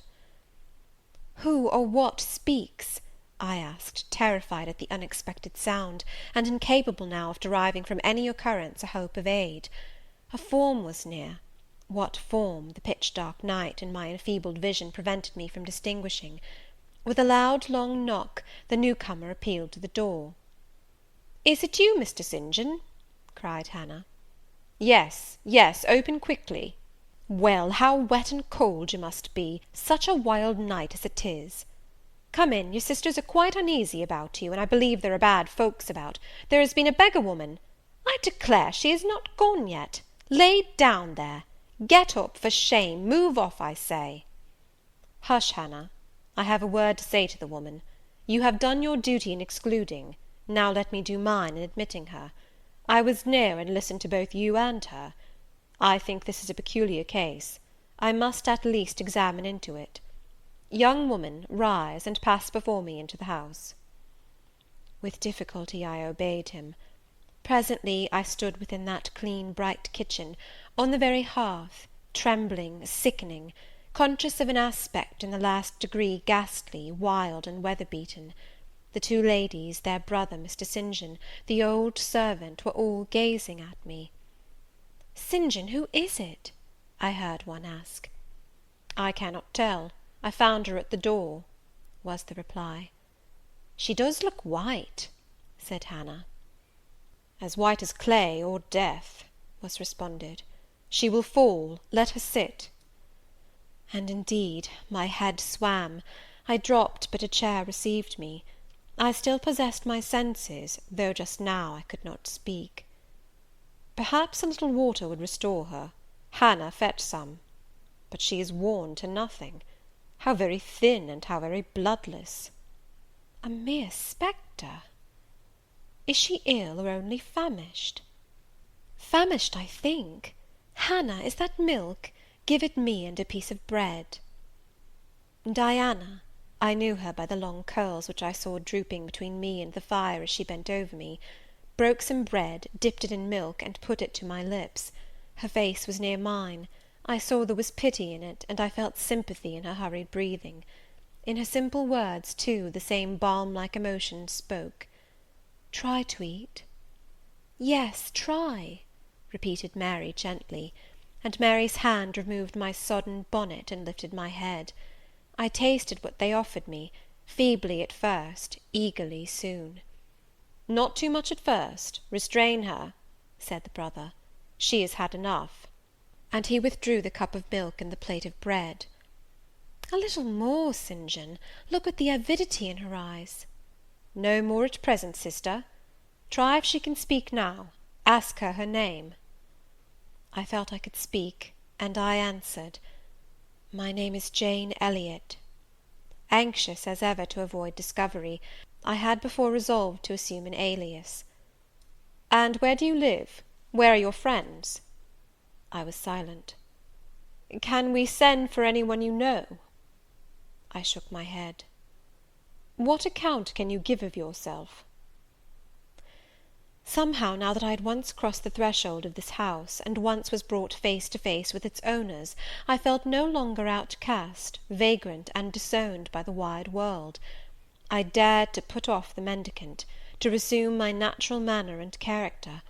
I began once more to know myself, and when Mr. St. John demanded an account, which at present I was far too weak to render, I said, after a brief pause, "Sir, I can give you no details to-night." "But what, then," said he, "do you expect me to do for you?" "Nothing," I replied. My strength sufficed but for short answers. Diana took the word. "Do you mean," she asked, "that we have now given you what aid you require, and that we may dismiss you to the moor in the rainy night?" I looked at her. She had, I thought, a remarkable countenance, instinct both with power and goodness. I took sudden courage. Answering her compassionate gaze with a smile, I said, "I will trust you. If I were a masterless and stray dog, I know that you would not turn me from your hearth to-night. As it is, I really have no fear. Do with me and for me as you like, but excuse me from much discourse. My breath is short. I feel a spasm when I speak." All three surveyed me, and all three were silent. "Hannah," said Mr. St. John at last, "let her sit there at present, and ask her no questions. In 10 minutes more, give her the remainder of that milk and bread. Mary and Diana, let us go into the parlour, and talk the matter over." They withdrew. Very soon one of the ladies returned, I could not tell which. A kind of pleasant stupor was stealing over me as I sat by the genial fire. In an undertone she gave some directions to Hannah. Ere long, with the servant's aid, I contrived to mount a staircase. My dripping clothes were removed. Soon a warm, dry bed received me. I thanked God, experienced amidst unutterable exhaustion a glow of grateful joy, and slept. Chapter 28. Chapter 29. The recollection of about 3 days and nights succeeding this is very dim in my mind. I can recall some sensations felt in that interval, but few thoughts framed, and no actions performed. I knew I was in a small room and in a narrow bed. To that bed I seemed to have grown. I lay on it motionless as a stone, and to have torn me from it would have been almost to kill me. I took no note of the lapse of time, of the change from morning to noon, from noon to evening. I observed when any one entered or left the apartment. I could even tell who they were. I could understand what was said when the speaker stood near to me, but I could not answer. To open my lips or move my limbs was equally impossible. Hannah, the servant, was my most frequent visitor. Her coming disturbed me. I had a feeling that she wished me away, that she did not understand me or my circumstances, that she was prejudiced against me. Diana and Mary appeared in the chamber once or twice a day. They would whisper sentences of this sort at my bedside. "It is very well we took her in." "Yes, she would certainly have been found dead at the door in the morning had she been left out all night. I wonder what she has gone through. Strange hardships, I imagine. Poor emaciated pallid wanderer. She is not an uneducated person, I should think, by her manner of speaking. Her accent was quite pure, and the clothes she took off, though splashed and wet, were little worn and fine. She has a peculiar face. Fleshless and haggard as it is, I rather like it, and when in good health and animated, I can fancy her physiognomy would be agreeable." Never once in their dialogues did I hear a syllable of regret at the hospitality they had extended to me, or of suspicion of, or aversion to, myself. I was comforted. Mr. St. John came but once. He looked at me, and said my state of lethargy was the result of reaction from excessive and protracted fatigue. He pronounced it needless to send for a doctor. Nature, he was sure, would manage best, left to herself. He said every nerve had been overstrained in some way, and the whole system must sleep torpid a while. There was no disease. He imagined my recovery would be rapid enough when once commenced. These opinions he delivered in a few words, in a quiet, low voice, and added, after a pause, in the tone of a man little accustomed to expansive comment, "Rather an unusual physiognomy, certainly not indicative of vulgarity or degradation." "Far otherwise," responded Diana. "To speak truth, St. John, my heart rather warms to the poor little soul. I wish we may be able to benefit her permanently." "That is hardly likely," was the reply. "You will find she is some young lady who has had a misunderstanding with her friends, and has probably injudiciously left them. We may perhaps succeed in restoring her to them, if she is not obstinate; but I trace lines of force in her face which make me sceptical of her tractability." He stood considering me some minutes, then added, "She looks sensible, but not at all handsome." "She is so ill, St. John." Ill or well, she would always be plain. The grace and harmony of beauty are quite wanting in those features. On the third day I was better. On the fourth I could speak, move, rise in bed, and turn. Hannah had brought me some gruel and dry toast, about, as I suppose, the dinner hour. I had eaten with relish. The food was good, void of the feverish flavour which had hitherto poisoned what I had swallowed.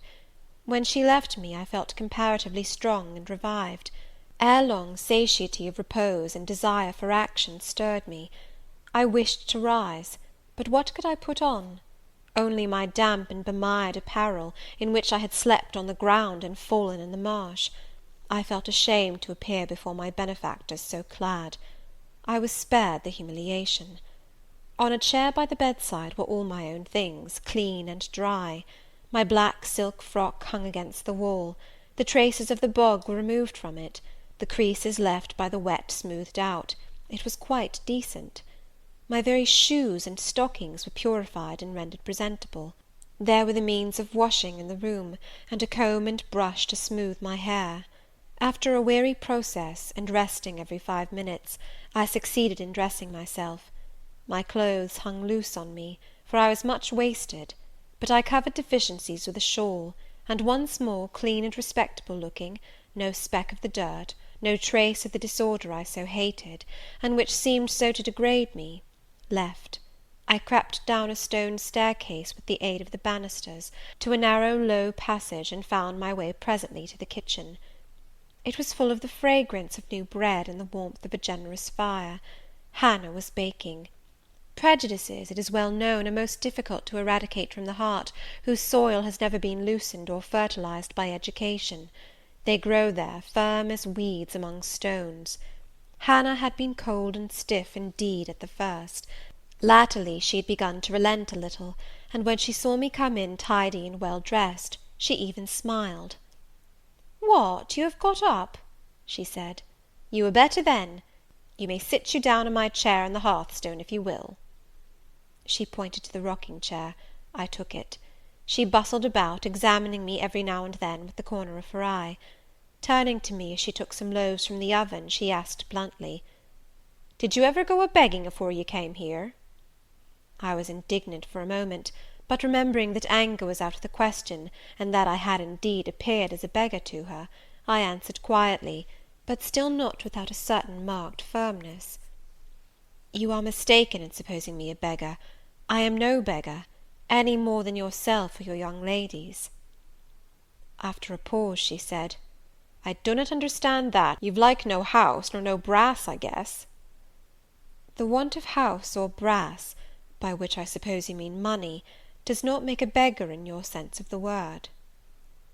"Are you book-learned?" she inquired presently. "Yes, very." "But you've never been to a boarding-school?" "I was at a boarding-school 8 years." She opened her eyes wide. "Whatever cannot you keep yourself for, then?" "I have kept myself, and I trust shall keep myself again. What are you going to do with these gooseberries?" I inquired, as she brought out the basket of the fruit. "Mek 'em into pies." "Give them to me, and I'll pick them." "Nay, I do not want you to do naught." "But I must do something. Let me have them." She consented, and she even brought me a clean towel to spread over my dress, "lest," as she said, "I should mucky it." "You've not been used to servant's work, I see by your hands," she remarked. "Happen you've been a dressmaker?" "No, you are wrong. And now never mind what I have been. Don't trouble your head further about me, but tell me the name of the house where we are." "Some calls it Marsh End, and some calls it Moor House." "And the gentleman who lives here is called Mr. St. John?" "Nay, he doesn't live here, he's only staying a while. When he is at home, he's in his own parish at Morton." "That village a few miles off?" "Ay." "And what is he?" "He is a parson." I remembered the answer of the old housekeeper at the parsonage when I had asked to see the clergyman. This, then, was his father's residence? "Ay, old Mr. Rivers lived here, and his father, and his grandfather, and great-grandfather afore him."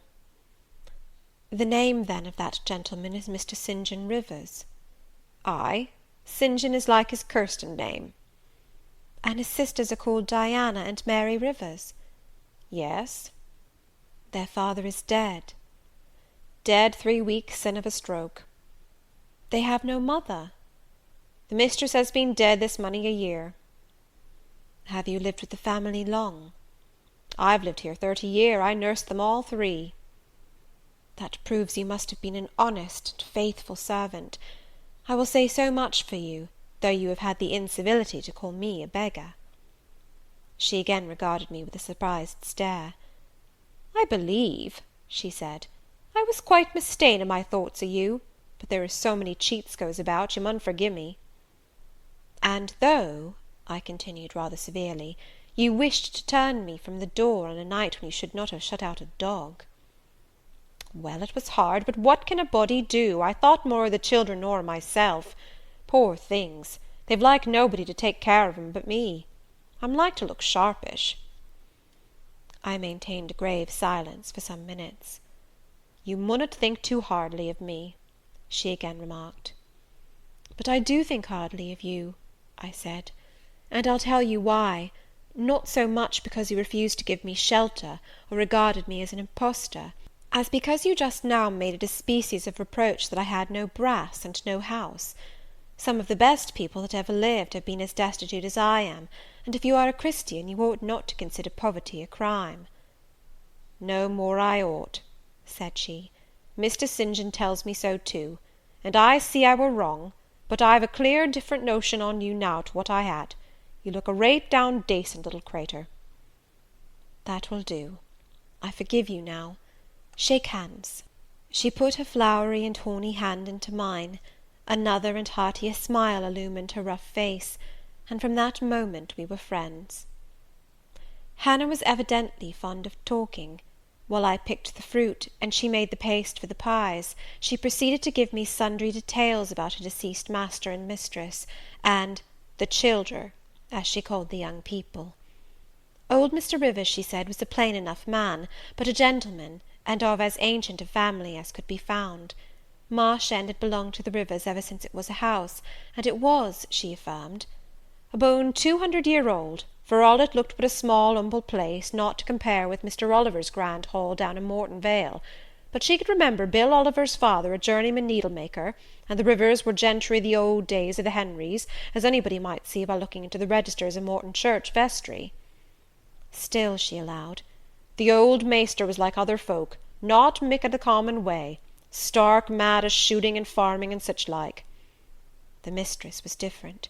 She was a great reader, and studied a deal, and the bairns had taken after her. There was nothing like them in these parts, nor never had been. They had liked learning, all 3, almost from the time they could speak, and they had always been of a make o' their own.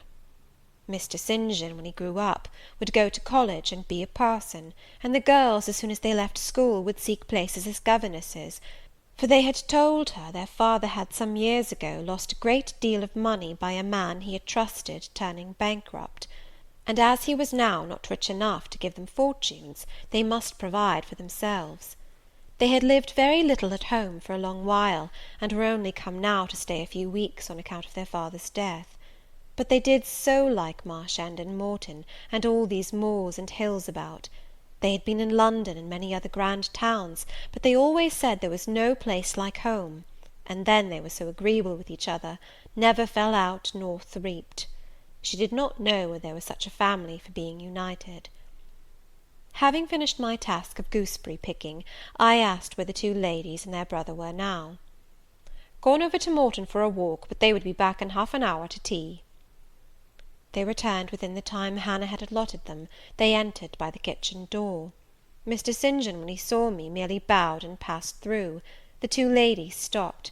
Mary, in a few words, kindly and calmly expressed the pleasure she felt in seeing me well enough to be able to come down. Diana took my hand. She shook her head at me. "You should have waited for my leave to descend," she said. "You still look very pale, and so thin. Poor child! Poor girl!" Diana had a voice toned, to my ear, like the cooing of a dove. She possessed eyes whose gaze I delighted to encounter. Her whole face seemed to me full of charm. Mary's countenance was equally intelligent, her features equally pretty, but her expression was more reserved, and her manners, though gentle, more distant. Diana looked and spoke with a certain authority; she had a will, evidently. It was my nature to feel pleasure in yielding to an authority supported like hers, and to bend, where my conscience and self-respect permitted, to an active will. "And what business have you here?" she continued. "It is not your place. Mary and I sit in the kitchen sometimes, because at home we like to be free, even to license; but you are a visitor, and must go into the parlour." "I am very well here." "Not at all, with Hannah bustling about and covering you with flour." "Besides, the fire is too hot for you," interposed Mary. "To be sure," added her sister. "Come, you must be obedient." And still holding my hand, she made me rise, and led me into the inner room. "Sit there," she said, placing me on the sofa, "while we take our things off and get the tea ready. It is another privilege we exercise in our little moorland home, to prepare our own meals when we are so inclined, or when Hannah is baking, brewing, washing, or ironing." She closed the door, leaving me solus with Mr. St. John, who sat opposite, a book or newspaper in his hand. I examined first the parlour, and then its occupant. The parlour was rather a small room, very plainly furnished, yet comfortable because clean and neat. The old-fashioned chairs were very bright, and the walnut wood table was like a looking-glass. A few strange antique portraits of the men and women of other days decorated the stained walls. A cupboard with glass doors contained some books and an ancient set of china. There was no superfluous ornament in the room, not one modern piece of furniture, save a brace of work-boxes and a lady's desk in rosewood, which stood on a side table. Everything, including the carpet and curtains, looked at once well worn and well saved. Mr. St. John, sitting as still as one of the dusty pictures on the walls, keeping his eyes fixed on the page he perused, and his lips mutely sealed, was easy enough to examine. Had he been a statue instead of a man, he could not have been any easier. He was young, perhaps from 28 to 30, tall, slender. His face riveted the eye. It was like a Greek face, very pure in outline, quite a straight classic nose, quite an Athenian mouth and chin. It is seldom indeed an English face comes so near the antique models as did his. He might well be a little shocked at the irregularity of my lineaments, his own being so harmonious. His eyes were large and blue, with brown lashes. His high forehead, colourless as ivory, was partially streaked over by careless locks of fair hair. This is a gentle delineation, is it not, reader? Yet he whom it describes scarcely impressed one with the idea of a gentle, a yielding, an impressible, or even of a placid nature. Quiescent as he now sat, there was something about his nostril, his mouth, his brow, which, to my perceptions, indicated elements within either restless, or hard, or eager. He did not speak to me one word, nor even direct to me one glance, till his sisters returned. Diana, as she passed in and out in the course of preparing tea, brought me a little cake, baked on the top of the oven. "Eat that now," she said; "you must be hungry.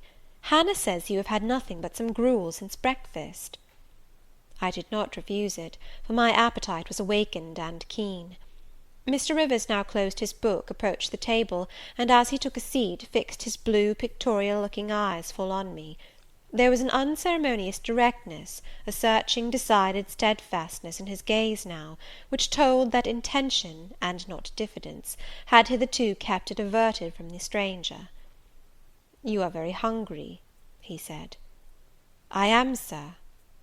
It is my way, it always was my way by instinct, ever to meet the brief with brevity, the direct with plainness. "It is well for you that a low fever has forced you to abstain for the last 3 days. There would have been danger in yielding to the cravings of your appetite at first. Now you may eat, though still not immoderately." "I trust I shall not eat long at your expense, sir," was my very clumsily contrived, unpolished answer. "No," he said coolly. "When you have indicated to us the residence of your friends, we can write to them, and you may be restored to home." "That, I must plainly tell you, is out of my power to do," being absolutely without home and friends. The three looked at me, but not distrustfully. I felt there was no suspicion in their glances, there was more of curiosity. I speak particularly of the young ladies. St. John's eyes, though clear enough in a literal sense, in a figurative one were difficult to fathom. He seemed to use them rather as instruments to search other people's thoughts, than as agents to reveal his own; the which combination of keenness and reserve was considerably more calculated to embarrass than to encourage. "Do you mean to say," he asked, "that you are completely isolated from every connection?" "I do. Not a tie links me to any living thing, not a claim do I possess to admittance under any roof in England." "A most singular position at your age." Here I saw his glance directed to my hands, which were folded on the table before me. I wondered what he sought there. His words soon explained the quest. "You have never been married? You are a spinster?" Diana laughed. "Why, she can't be above 17 or 18 years old, St. John," said she. "I am near 19, but I am not married. No." I felt a burning glow mount to my face, for bitter and agitating recollections were awakened by the allusion to marriage. They all saw the embarrassment and the emotion. Diana and Mary relieved me by turning their eyes elsewhere than to my crimsoned visage, but the colder and sterner brother continued to gaze, till the trouble he had excited forced out tears as well as colour. "Where did you last reside?" he now asked. "You are too inquisitive, St. John," murmured Mary in a low voice; but he leaned over the table, and required an answer by a second firm and piercing look. "The name of the place where, and of the person with whom I lived, is my secret," I replied concisely. "Which, if you like, you have, in my opinion, a right to keep, both from St. John and from every other questioner," remarked Diana. "Yet, if I know nothing about you or your history, I cannot help you," he said. "And you need help, do you not?" "I need it, and I seek it so far, Sir, that some true philanthropist will put me in the way of getting work which I can do, and the remuneration for which will keep me, if but in the barest necessities of life." "I know not whether I am a true philanthropist, yet I am willing to aid you to the utmost of my power in a purpose so honest. First, then, tell me what you have been accustomed to do, and what you can do." I had now swallowed my tea. I was mightily refreshed by the beverage; as much so as a giant with wine. It gave new tone to my unstrung nerves, and enabled me to address this penetrating young judge steadily. "Mr. Rivers," I said, turning to him, and looking at him as he looked at me, openly and without diffidence, "you and your sisters have done me a great service, the greatest man can do his fellow being. You have rescued me, by your noble hospitality, from death. This benefit conferred gives you an unlimited claim on my gratitude, and a claim, to a certain extent, on my confidence. I will tell you as much of the history of the wanderer you have harboured, as I can tell without compromising my own peace of mind, my own security, moral and physical, and that of others. I am an orphan, the daughter of a clergyman. My parents died before I could know them. I was brought up a dependent, educated in a charitable institution. I will even tell you the name of the establishment, where I passed 6 years as a pupil, and 2 as a teacher: Lowood Orphan Asylum, shire. You will have heard of it, Mr. Rivers. The Reverend Robert Brocklehurst is the treasurer." "I have heard of Mr. Brocklehurst, and I have seen the school." "I left Lowood nearly a year since to become a private governess. I obtained a good situation, and was happy. This place I was obliged to leave 4 days before I came here. The reason of my departure I cannot and ought not to explain. It would be useless, dangerous, and would sound incredible. No blame attached to me. I am as free from culpability as any one of you 3. Miserable I am, and must be for a time, for the catastrophe which drove me from a house I had found a paradise was of a strange and direful nature.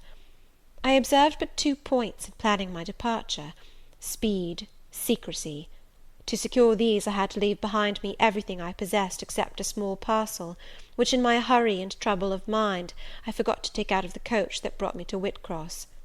To this neighbourhood, then, I came, quite destitute. I slept 2 nights in the open air, and wandered about 2 days without crossing a threshold; but twice in that space of time did I taste food, and it was when brought by hunger, exhaustion, and despair almost to the last gasp, that you, Mr. Rivers, forbade me to perish of want at your door, and took me under the shelter of your roof. I know all your sisters have done for me since, for I have not been insensible during my seeming torpor, and I owe to their spontaneous, genuine, genial compassion as large a debt as to your evangelical charity. "Don't make her talk any more now, St. John," said Diana, as I paused. "She is evidently not yet fit for excitement. Come to the sofa and sit down now, Miss Elliot."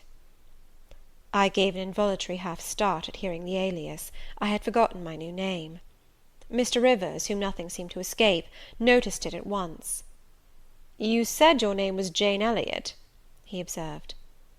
"I did say so, and it is the name by which I think it expedient to be called at present; but it is not my real name, and when I hear it, it sounds strange to me." "Your real name you will not give?" "No. I fear discovery above all things, and whatever disclosure would lead to it, I avoid." "You are quite right, I am sure," said Diana. "Now do, brother, let her be at peace a while." But when St. John had mused a few moments, he recommenced as imperturbably and with as much acumen as ever. "You would not like to be long dependent on our hospitality. You would wish, I see, to dispense as soon as may be with my sister's compassion, and above all with my charity. I am quite sensible of the distinction drawn, nor do I resent it; it is just. You desire to be independent of us?" "I do. I have already said so. Show me how to work, or how to seek work; that is all I now ask. Then let me go, if it be but to the meanest cottage; but till then allow me to stay here. I dread another essay of the horrors of homeless destitution." "Indeed you shall stay here," said Diana, putting her white hand on my head. "You shall," repeated Mary, in the tone of undemonstrative sincerity which seemed natural to her. "My sisters, you see, have a pleasure in keeping you," said Mr. St. John, "as they would have a pleasure in keeping and cherishing a half-frozen bird, some wintry wind might have driven through their casement. I feel more inclination to put you in the way of keeping yourself, and shall endeavour to do so; but observe, my sphere is narrow. I am but the incumbent of a poor county parish; my aid must be of the humblest sort. And if you are inclined to despise the day of small things, seek some more efficient succour than such as I can offer." "She has already said that she is willing to do anything honest she can do," answered Diana for me. "And you know, St. John, she has no choice of helpers; she is forced to put up with such crusty people as you." "I will be a dressmaker, I will be a plain workwoman, I will be a servant, a nurse girl, if I can be no better," I answered. "Right," said Mr. St. John, quite coolly. "If such is your spirit, I promise to aid you in my own time and way."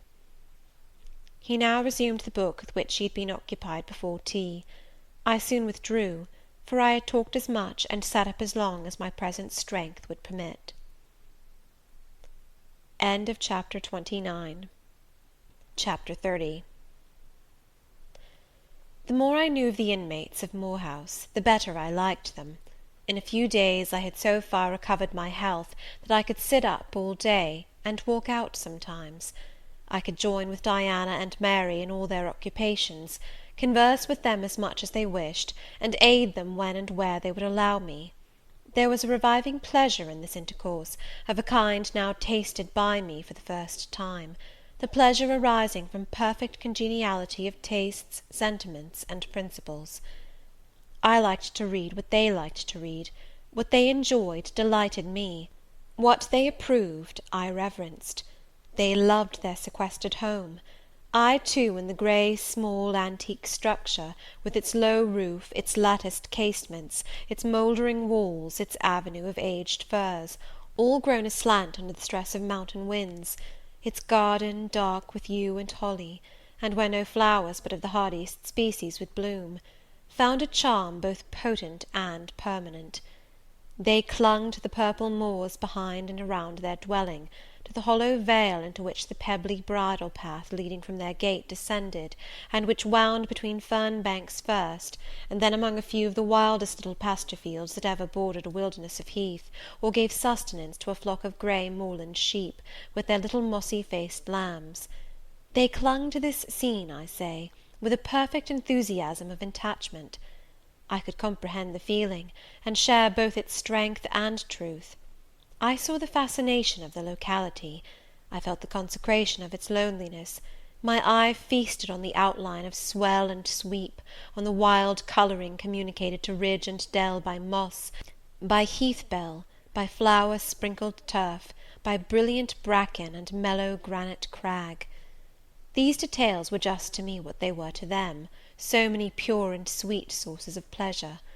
The strong blast and the soft breeze, the rough and the halcyon day, the hours of sunrise and sunset, the moonlight and the clouded night, developed for me, in these regions, the same attraction as for them, wound round my faculties the same spell that entranced theirs. Indoors we agreed equally well. They were both more accomplished and better read than I was, but with eagerness I followed in the path of knowledge they had trodden before me. I devoured the books they lent me; then it was full satisfaction to discuss with them in the evening what I had perused during the day.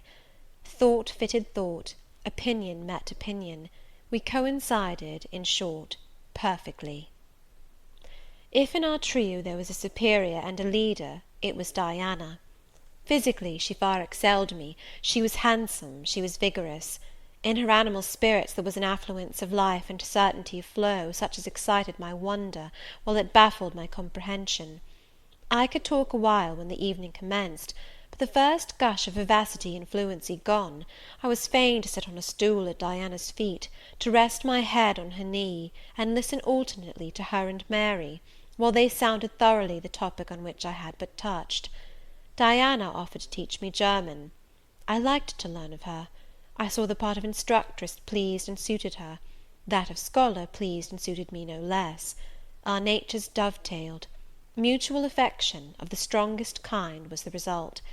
They discovered I could draw; their pencils and colour boxes were immediately at my service.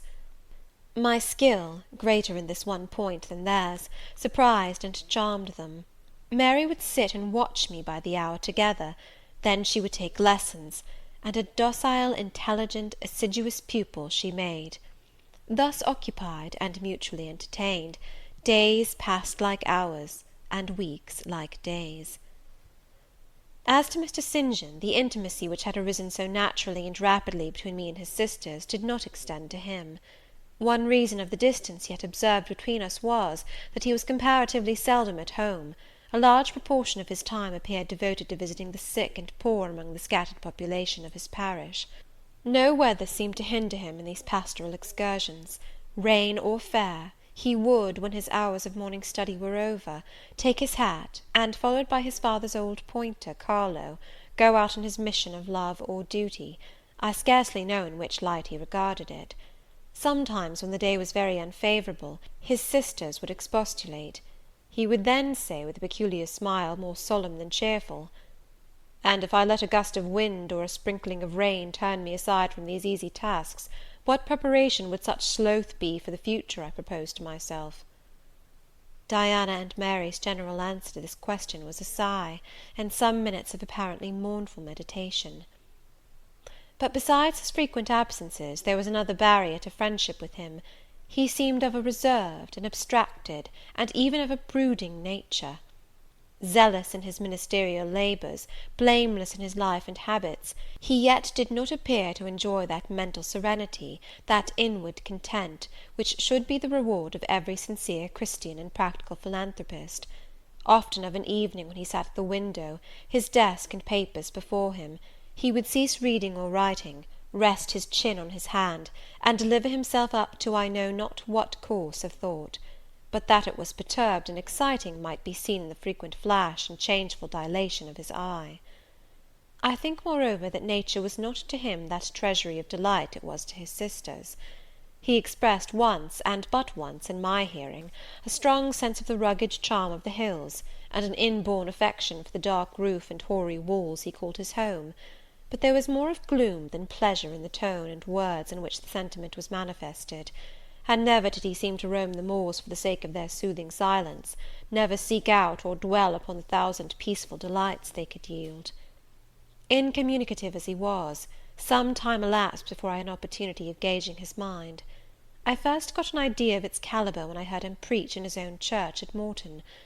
I wish I could describe that sermon, but it is past my power. I cannot even render faithfully the effect it produced on me. It began calm, and indeed, as far as delivery and pitch of voice went, it was calm to the end.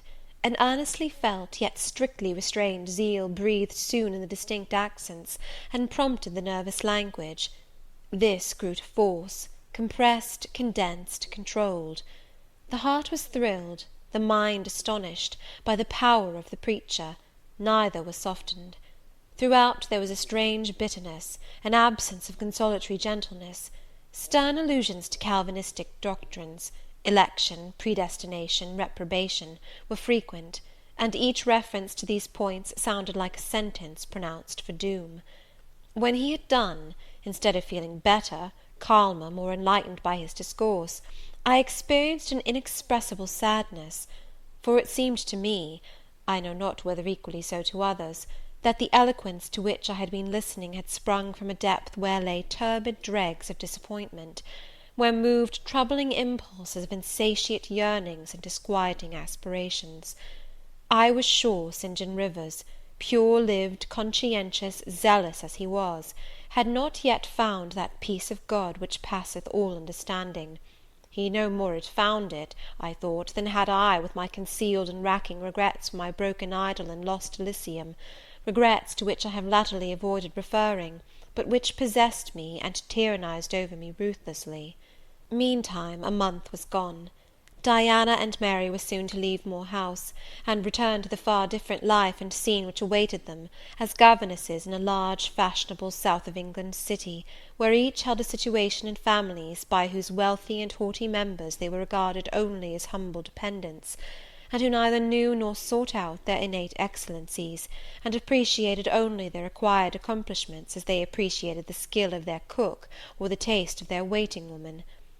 Mr. St. John had said nothing to me yet about the employment he had promised to obtain for me, yet it became urgent that I should have a vacation of some kind. One morning, being left alone with him a few minutes in the parlour, I ventured to approach the window recess, which his table, chair, and desk consecrated as a kind of study, and I was going to speak, though not very well knowing in what words to frame my inquiry, for it is at all times difficult to break the ice of reserve glassing over such natures as his, when he saved me the trouble by being the first to commence a dialogue. Looking up as I drew near, "You have a question to ask of me?" he said.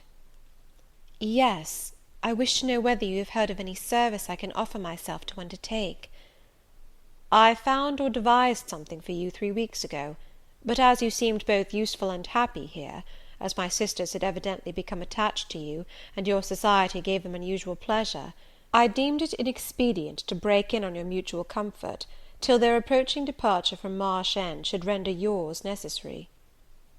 "And they will go in 3 days now?" I said. "Yes, and when they go, I shall return to the parsonage at Morton. Hannah will accompany me, and this old house will be shut up." I waited a few moments, expecting he would go on with the subject first broached, but he seemed to have entered another train of reflection. His look denoted abstraction from me and my business. I was obliged to recall him to a theme which was, of necessity, one of close and anxious interest to me. "What is the employment you had in view, Mr. Rivers? I hope this delay will not have increased the difficulty of securing it." "Oh, no, since it is an employment which depends only on me to give, and you to accept." He again paused. There seemed a reluctance to continue. I grew impatient; a restless movement or two, and an eager and exacting glance fastened on his face, conveyed the feeling to him as effectually as words could have done, and with less trouble. "You need be in no hurry to hear," he said. Let me frankly tell you, I have nothing eligible or profitable to suggest. Before I explain, recall, if you please, my notice, clearly given, that if I helped you, it must be as the blind man would help the lame. I am poor; for I find that, when I have paid my father's debts, all the patrimony remaining to me will be this crumbling grange, the row of scathed firs behind, and the patch of moorish soil, with the yew trees and holly bushes in front. I am obscure. Rivers is an old name, but of the three sole descendants of the race, two earn the dependent's crust among strangers, and the third considers himself an alien from his native country, not only for life, but in death. Yes, and deems, and is bound to deem, himself honoured by the lot, and aspires but after the day when the cross of separation from fleshly ties shall be laid on his shoulders, and when the head of that church militant of whose humblest members he is one, shall give the word, "Rise, follow me." St. John said these words as he pronounced his sermons, with a quiet, deep voice, with an unflushed cheek, and a coruscating radiance of glance. He resumed: "And since I am myself poor and obscure, I can offer you but a service of poverty and obscurity. You may even think it degrading, for I see now your habits have been what the world calls refined. Your tastes lean to the ideal, and your society has at least been among the educated. But I consider that no service degrades which can better our race. I hold that the more arid and unreclaimed the soil where the Christian labourer's task of tillage is appointed him, the scantier the meed his toil brings, the higher the honour. His, under such circumstances, is the destiny of the pioneer, and the first pioneers of the gospel were the apostles. Their captain was Jesus, the Redeemer himself. "Well," I said, as he again paused, "proceed." He looked at me before he proceeded. Indeed, he seemed leisurely to read my face, as if its features and lines were characters on a page. The conclusions drawn from his scrutiny he partially expressed in his succeeding observations. "I believe you will accept the post I offer you," he said, "and hold it for a while.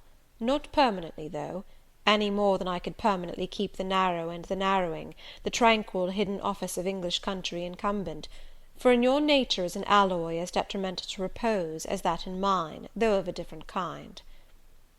"Do explain," I urged, when he halted once more.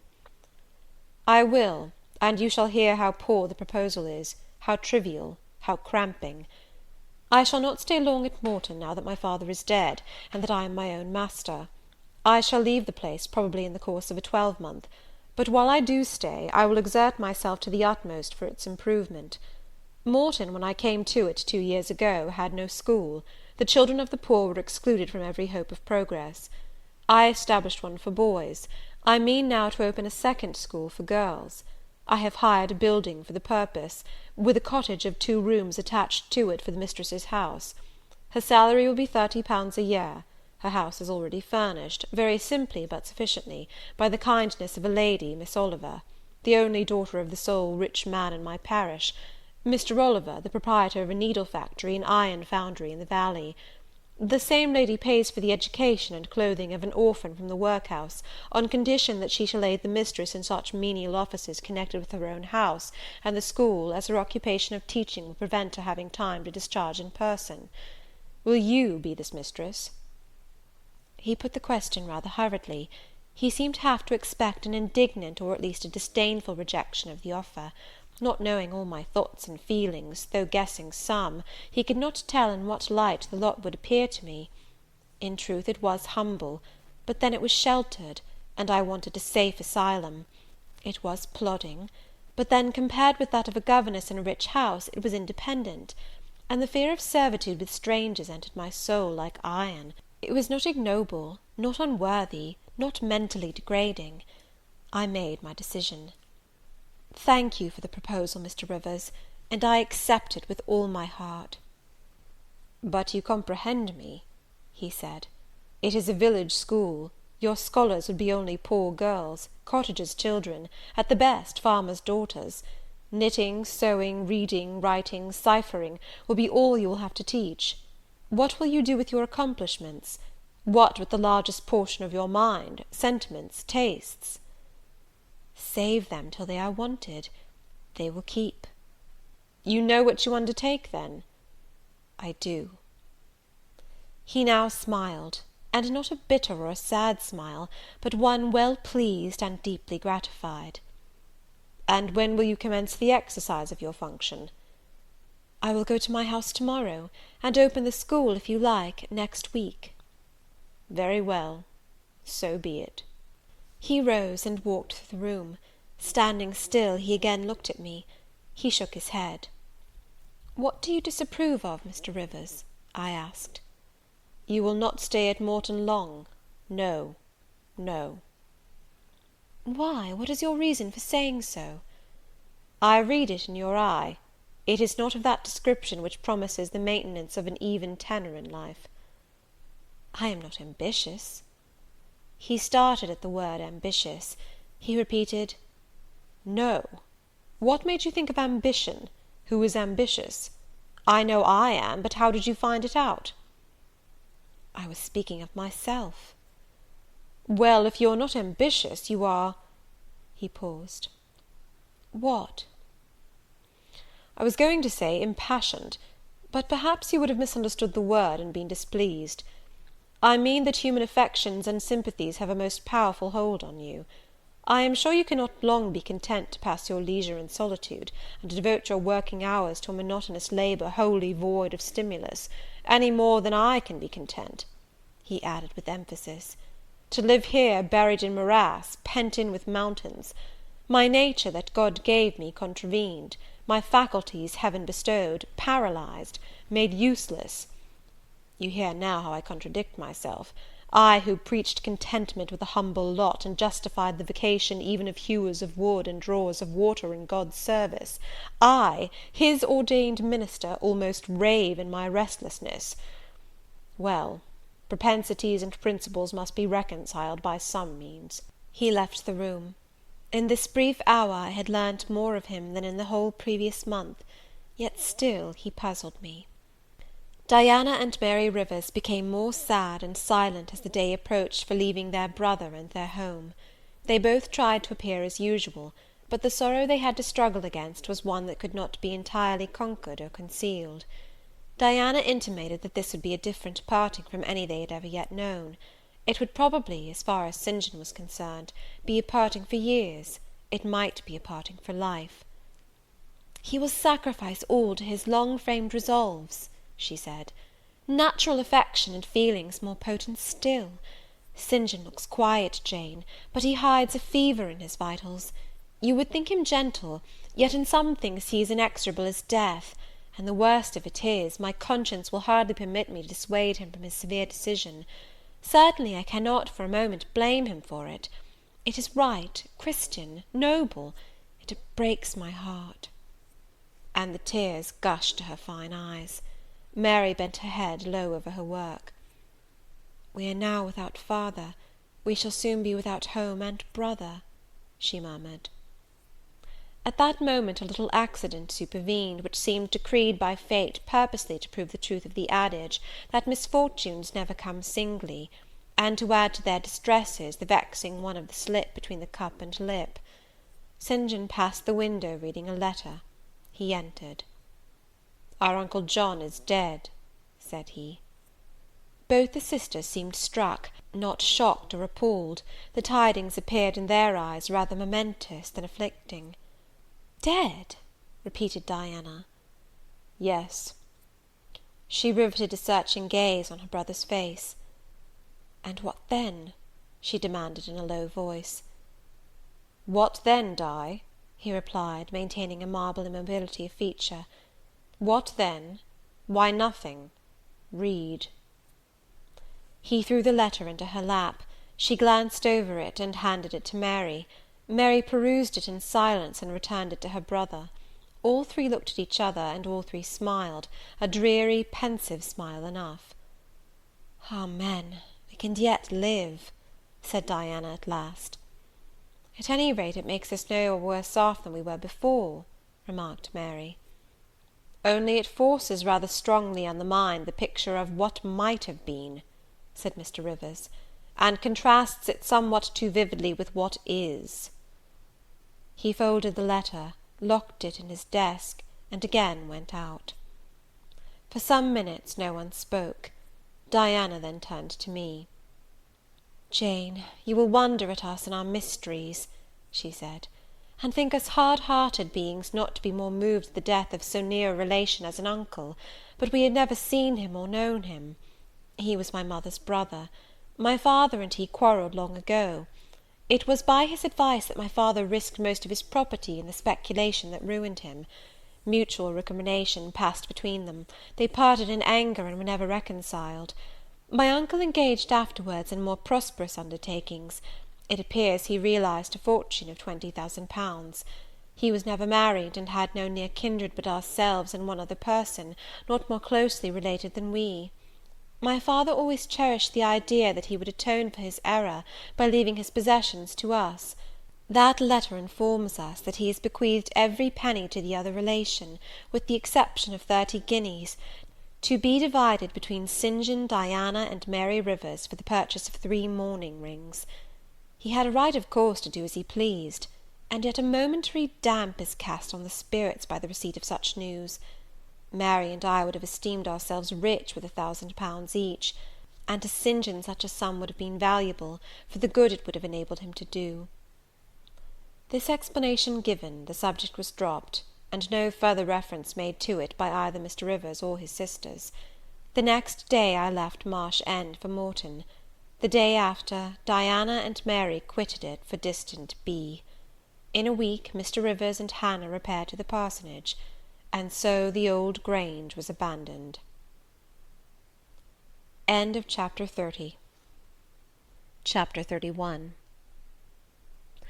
My home, then, when I at last find a home, is a cottage, a little room with whitewashed walls and a sanded floor, containing 4 painted chairs and a table, a clock, a cupboard, with 2 or 3 plates and dishes, and a set of tea-things in delf. Above, a chamber of the same dimensions as the kitchen, with a deal bedstead and chest of drawers, small, yet too large to be filled with my scanty wardrobe, though the kindness of my gentle and generous friends has increased that by a modest stock of such things as are necessary. It is evening.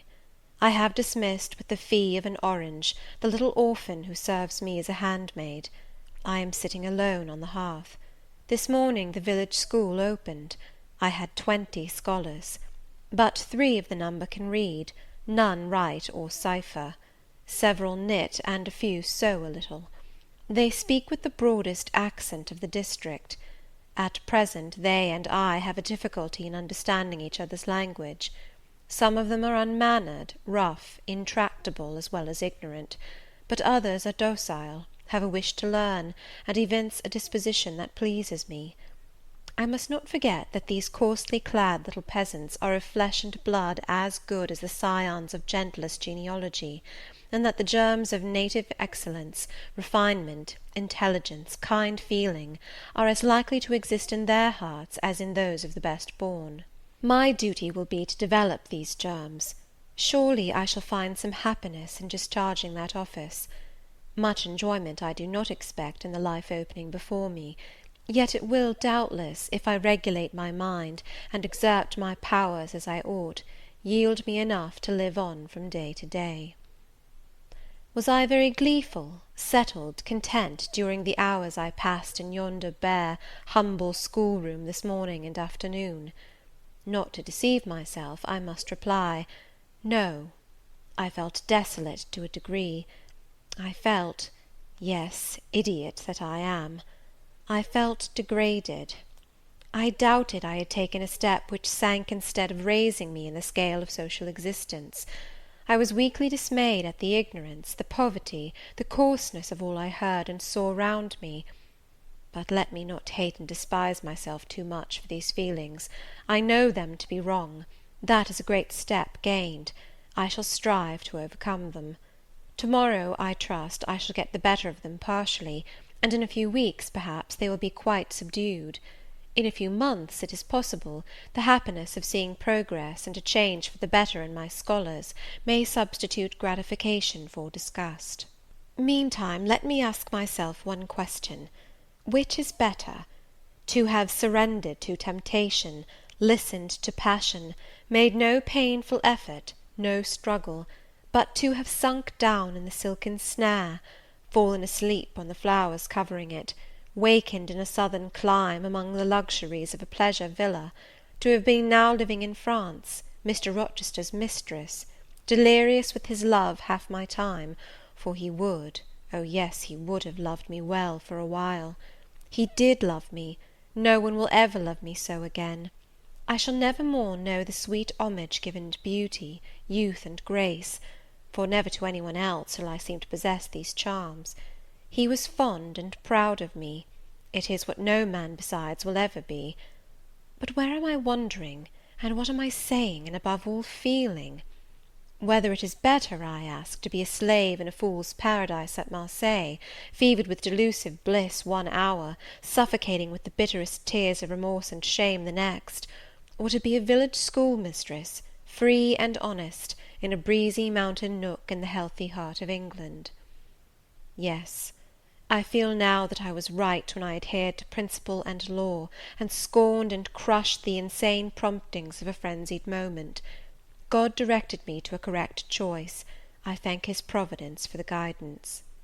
Having brought my eventide musings to this point, I rose, went to my door, and looked at the sunset of the harvest day, and at the quiet fields before my cottage, which, with the school, was distant half a mile from the village. The birds were singing their last strains. The air was mild, the dew was balm. While I looked, I thought myself happy, and was surprised to find myself ere long weeping. And why? For the doom which had reft me from adhesion to my master. For him I was no more to see. For the desperate grief and fatal fury, consequences of my departure, which might now, perhaps, be dragging him from the path of right, too far to leave hope of ultimate restoration thither. At this thought I turned my face aside from the lovely sky of Eve and lonely vale of Morton. I say lonely, for in that bend of it visible to me there was no building apparent save the church and the parsonage, half-hidden trees, and quite at the extremity, the roof of Vale Hall, where the rich Mr. Oliver and his daughter lived. I hid my eyes, and leant my head against the stone frame of my door, but soon a slight noise near the wicket which shut in my tiny garden from the meadow beyond it made me look up. A dog, old Carlo, Mr. Rivers' pointer, as I saw in a moment, was pushing the gate with his nose, and St. John himself leant upon it with folded arms, his brow knit, his gaze, grave almost to displeasure, fixed on me. I asked him to come in. "No, I cannot stay. I have only brought you a little parcel my sisters left for you.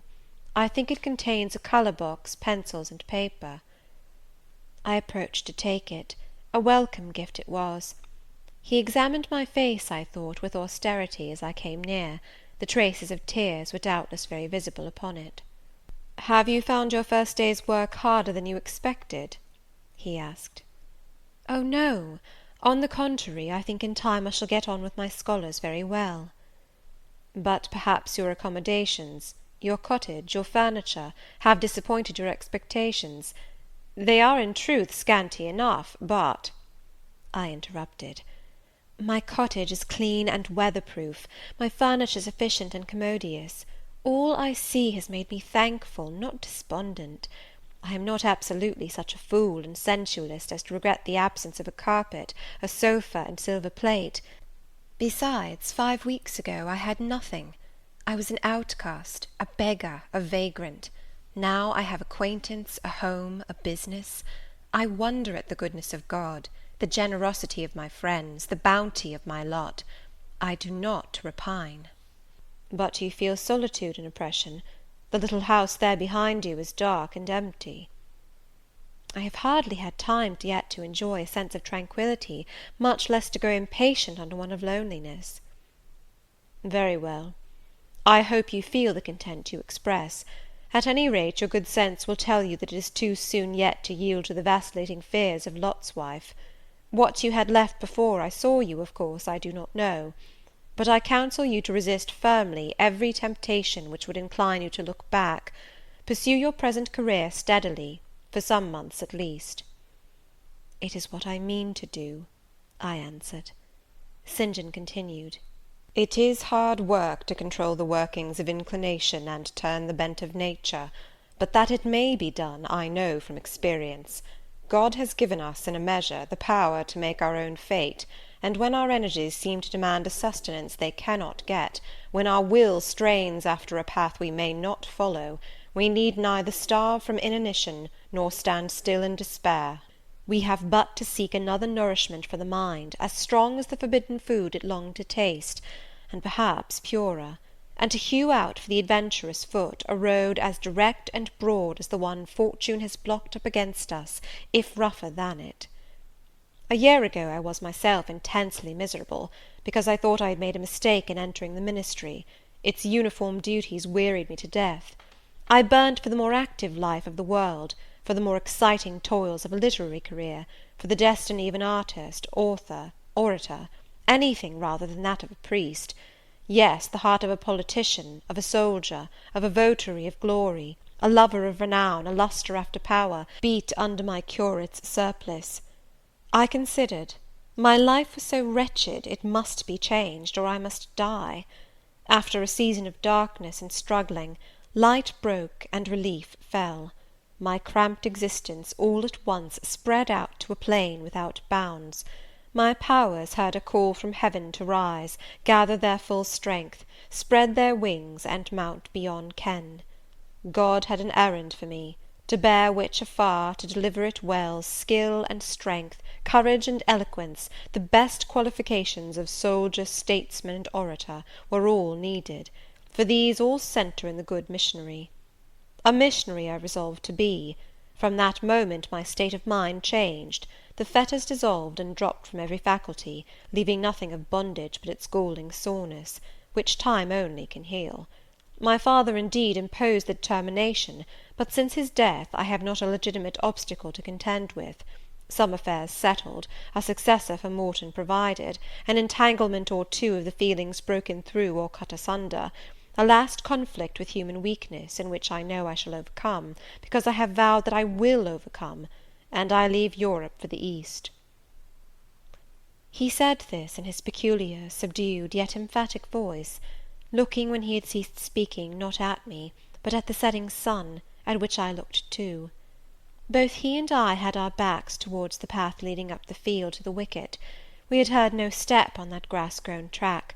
The water running in the vale was the one lulling sound of the hour and scene. We might well then start, when a gay voice, sweet as a silver bell, exclaimed, "Good evening, Mr. Rivers." "And good evening, old Carlo. Your dog is quicker to recognise his friends than you are, sir. He pricked his ears and wagged his tail when I was at the bottom of the field, and you have your back towards me now." It was true. Though Mr. Rivers had started at the first of those musical accents, as if a thunderbolt had split a cloud over his head, he stood yet, at the close of the sentence, in the same attitude in which the speaker had surprised him, his arm resting on the gate, his face directed towards the west. He turned at last with measured deliberation. A vision, as it seemed to me, had risen at his side. There appeared, within 3 feet of him, a form clad in pure white, a youthful, graceful form, full yet fine in contour, and when, after bending to caress Carlo, it lifted up its head and threw back a long veil, there bloomed under his glance a face of perfect beauty. Perfect beauty is a strong expression, but I do not retrace or qualify it. As sweet features as ever the temperate clime of Albion moulded, as pure hues of rose and lily as ever her humid gales and vapoury skies generated and screened, justified, in this instance, the term. No charm was wanting, no defect was perceptible. The young girl had regular and delicate lineaments, eyes shaped and coloured as we see them in lovely pictures, large and dark and full. The long and shadowy eyelash which encircles a fine eye with so soft a fascination, the pencilled brow which gives such clearness, the white smooth forehead, which adds such repose to the livelier beauties of tint and ray, the cheek oval, fresh and smooth, the lips fresh too, ruddy, healthy, sweetly formed, the even and gleaming teeth without flaw, the small dimpled chin, the ornament of rich plenteous tresses, All advantages, in short, which combined realised the ideal of beauty, were fully hers. I wondered as I looked at this fair creature. I admired her with my whole heart. Nature had surely formed her in a partial mood, and forgetting her usual stinted stepmother dole of gifts, had endowed this, her darling, with a grande dame's bounty. What did St. John Rivers think of this earthly angel? I naturally asked myself that question as I saw him turn to her and look at her, and as naturally I sought the answer to the inquiry in his countenance. He had already withdrawn his eye from the Perry, and was looking at a humble tuft of daisies which grew by the wicket. "A lovely evening, but late for you to be out alone," he said, as he crushed the snowy heads of the closed flowers with his foot. "Oh, I only came home from S." She mentioned the name of a large town some 20 miles distant. "This afternoon. Papa told me you had opened your school, and that the new mistress was come, and so I put on my bonnet after tea, and ran up the valley to see her. This is she?" pointing to me. "It is," said St. John. "Do you think you shall like Morton?" she asked of me, with a direct and naive simplicity of tone and manner, pleasing, if childlike. "I hope I shall. I have many inducements to do so." "Did you find your scholars as attentive as you expected?" "Quite." "Do you like your house?" "Very much."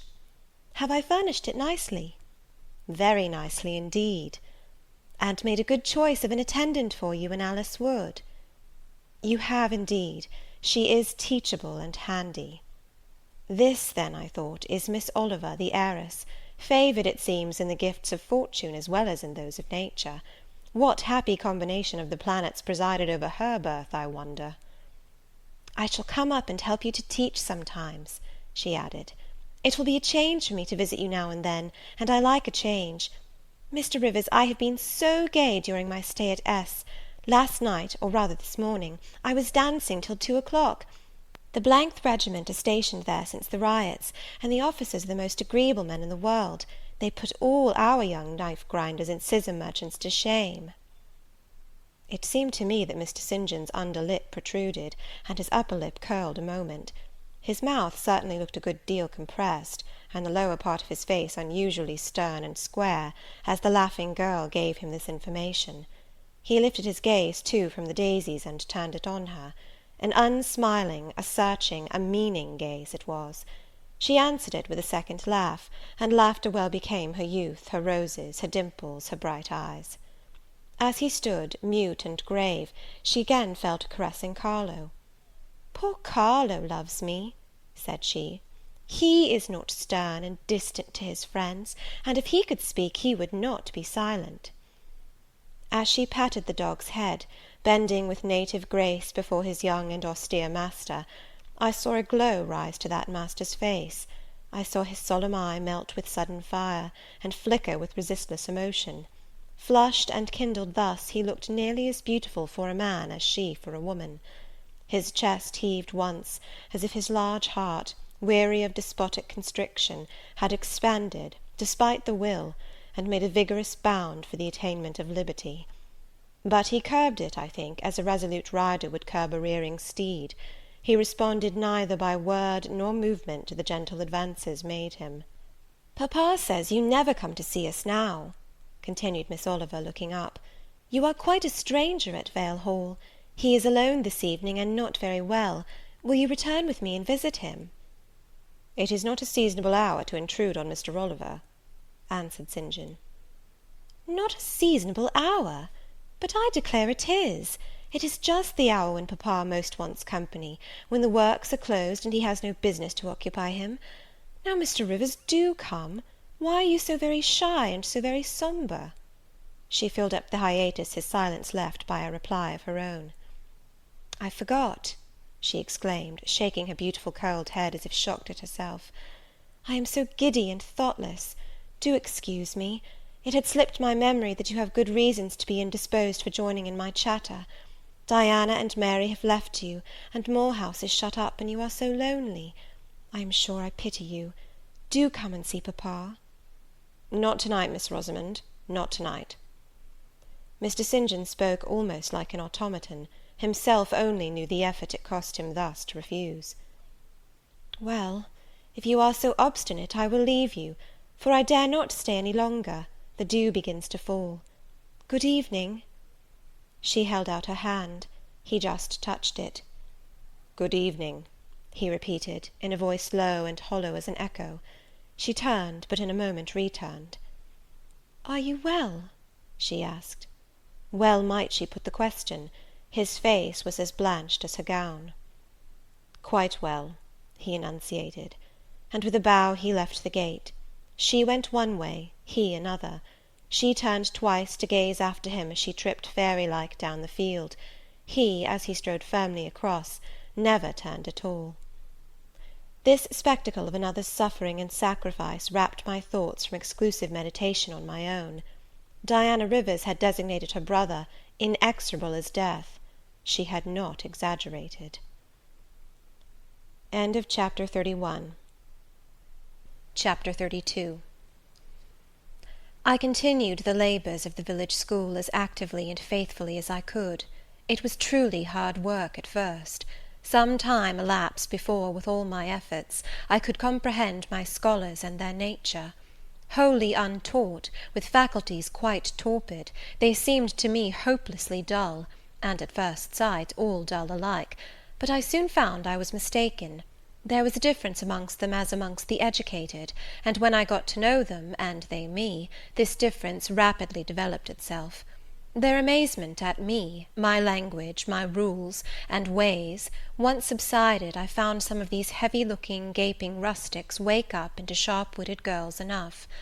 Many showed themselves obliging, and amiable too, and I discovered amongst them not a few examples of natural politeness and innate self-respect, as well as of excellent capacity, that won both my good-will and my admiration. These soon took a pleasure in doing their work well, in keeping their persons neat, in learning their tasks regularly, in acquiring quiet and orderly manners. The rapidity of their progress, in some instances, was even surprising, and an honest and happy pride I took in it. Besides, I began personally to like some of the best girls, and they liked me. I had amongst my scholars several farmers' daughters, young women grown almost. These could already read, write, and sew, and to them I taught the elements of grammar, geography, history, and the finer kinds of needlework. I found estimable characters among them, characters desirous of information and disposed for improvement, with whom I passed many a pleasant evening hour in their own homes. Their parents then, the farmer and his wife, loaded me with attentions. There was an enjoyment in accepting their simple kindness, and in repaying it by a consideration, a scrupulous regard to their feelings, to which they were not, perhaps, at all times accustomed, and which both charmed and benefited them; because, while it elevated them in their own eyes, it made them emulous to merit the deferential treatment they received. I felt I became a favourite in the neighbourhood. Whenever I went out, I heard on all sides cordial salutations, and was welcomed with friendly smiles. To live amidst general regard, though it be but the regard of working people, is like sitting in sunshine, calm and sweet. Serene inward feelings bud and bloom under the ray. At this period of my life, my heart far oftener swelled with thankfulness than sank with dejection. And yet, reader, to tell you all, in the midst of this calm, this useful existence, after a day passed in honourable exertion amongst my scholars, an evening spent in drawing or reading contentedly alone, I used to rush into strange dreams at night, dreams many-coloured, agitated, full of the ideal, the stirring, the stormy, dreams where, amidst unusual scenes, charged with adventure, with agitating risk and romantic chance, I still again and again met Mr. Rochester, always at some exciting crisis, and then the sense of being in his arms, hearing his voice, meeting his eye, touching his hand and cheek, loving him, being loved by him, the hope of passing a lifetime at his side, would be renewed, with all its first force and fire. Then I awoke. Then I recalled where I was, and how situated. Then I rose up on my curtainless bed, trembling and quivering, and then the still, dark night witnessed the convulsion of despair, and heard the burst of passion. By 9 o'clock the next morning I was punctually opening the school, tranquil, settled, prepared for the steady duties of the day. Rosamond Oliver kept her word in coming to visit me. Her call at the school was generally made in the course of her morning ride. She would canter up to the door on her pony, followed by a mounted livery servant. Anything more exquisite than her appearance, in her purple habit, with her Amazon's cap of black velvet placed gracefully above the long curls that kissed her cheek and floated to her shoulders, can scarcely be imagined; and it was thus she would enter the rustic building, and glide through the dazzled ranks of the village children. She generally came at the hour when Mr. Rivers was engaged in giving his daily catechizing lesson. Keenly, I fear, did the eye of the visitress pierce the young pastor's heart. A sort of instinct seemed to warn him of her entrance, even when he did not see it, and when he was looking quite away from the door, if she appeared at it, his cheek would glow, and his marble-seeming features, though they refused to relax, changed indescribably, and in their very quiescence became expressive of a repressed fervour, stronger than working muscle or darting glance could indicate. Of course, she knew her power. Indeed, he did not, because he could not, conceal it from her.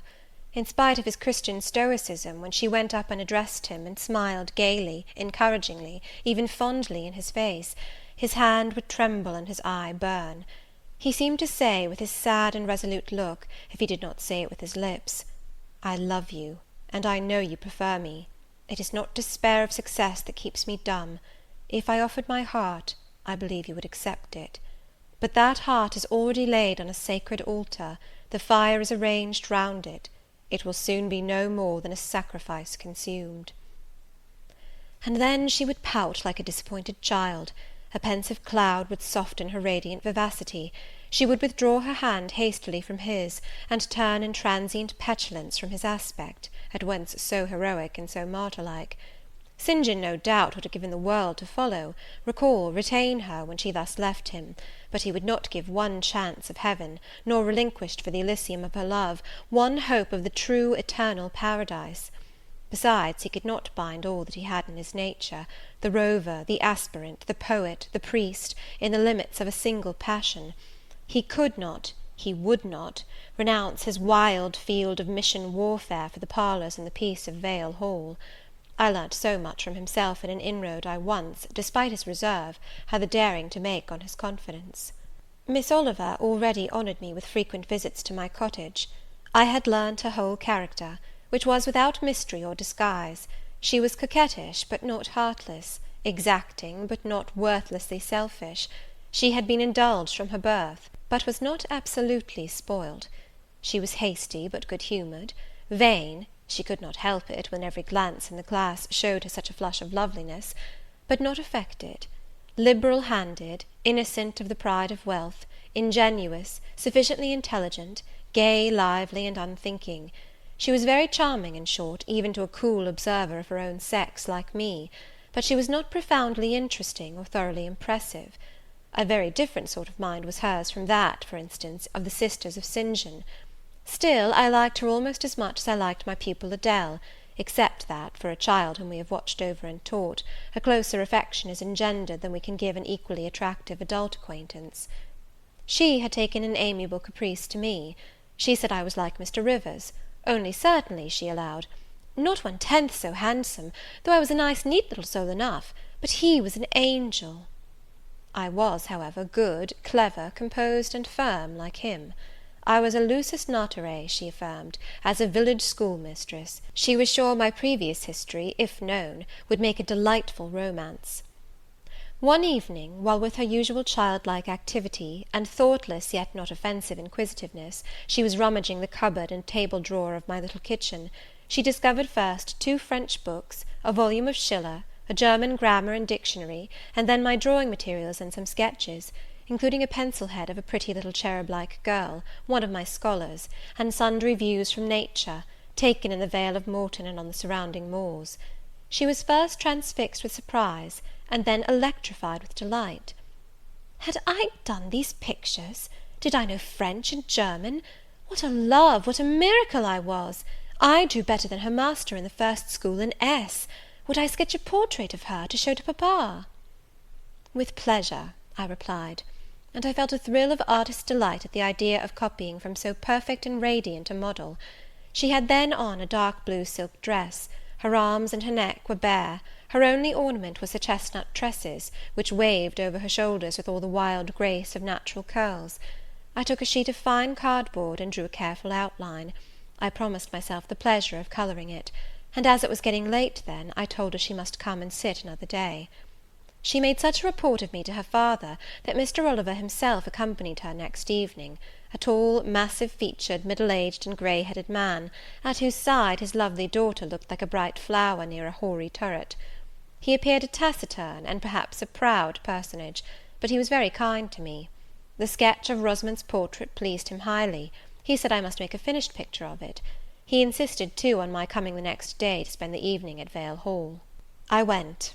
I found it a large, handsome residence, showing abundant evidences of wealth in the proprietor. Rosamond was full of glee and pleasure all the time I stayed. Her father was affable, and when he entered into conversation with me after tea, he expressed in strong terms his approbation of what I had done in Morton School, and said he only feared, from what he saw and heard, I was too good for the place, and would soon quit it for one more suitable. "Indeed," cried Rosamond, "she is clever enough to be a governess in a high family, papa."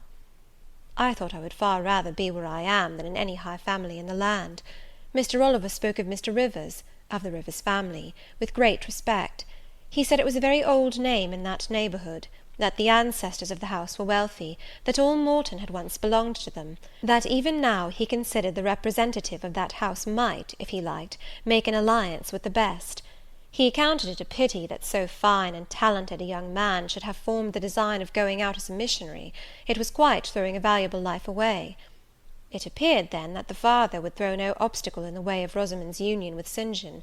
Mr. Oliver evidently regarded the young clergyman's good birth, old name, and sacred profession as sufficient compensation for the want of fortune. It was the 5th of November, and a holiday. My little servant, after helping me to clean my house, was gone, well satisfied with the fee of a penny for her aid. All about me was spotless and bright, scoured floor, polished grate, and well-rubbed chairs. I had also made myself neat, and had now the afternoon before me to spend as I would. The translation of a few pages of German occupied an hour.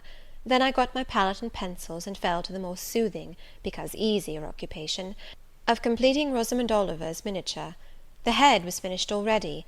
There was but the background to tint, and the drapery to shade off. A touch of carmine, too, to add to the ripe lips, a soft curl here and there to the tresses, a deeper tinge to the shadow of the lash under the azured eyelid. I was absorbed in the execution of these nice details, when, after one rapid tap, my door unclosed, admitting St. John Rivers. "I come to see how you are spending the holiday," he said. "Not, I hope, in thought. No, that is well. While you draw, you will not feel lonely. You see, I mistrust you still, though you have borne up wonderfully so far. I have brought you a book for evening solace." And he laid on the table a new publication, a poem, one of those genuine productions so often vouchsafed to the fortunate public of those days, the golden age of modern literature. Alas, the readers of our era are less favoured. But courage! I will not pause either to accuse or repine.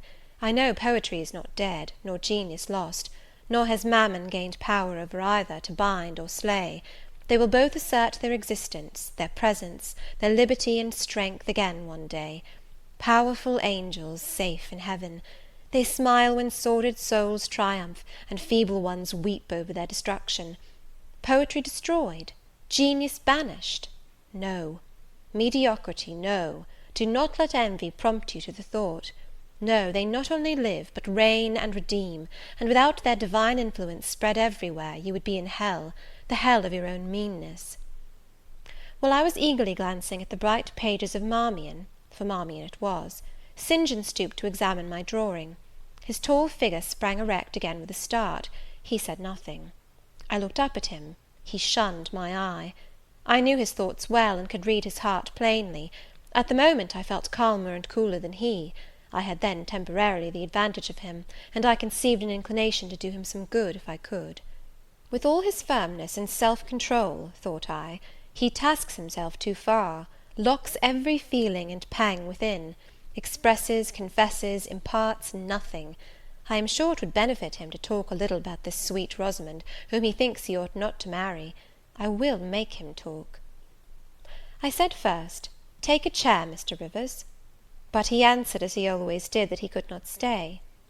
Very well, I responded mentally. Stand, if you like, but you shall not go just yet. I am determined. Solitude is at least as bad for you as it is for me. I'll try if I cannot deliver the secret spring of your confidence, and find an aperture in that marble breast through which I can shed one drop of the balm of sympathy. Is this portrait like? I asked bluntly. Like? Like whom? I did not observe it closely. You did, Mr. Rivers. He almost started at my sudden and strange abruptness. He looked at me astonished. Oh, that is nothing yet, I muttered within. I don't mean to be baffled by a little stiffness on your part. I'm prepared to go to considerable lengths. I continued, You observed it closely and distinctly, but I have no objection to your looking at it again. And I rose and placed it in his hand. A well-executed picture, he said. Very soft, clear colouring, very graceful and correct drawing. Yes, yes, I know all that. But what of the resemblance? Who is it like?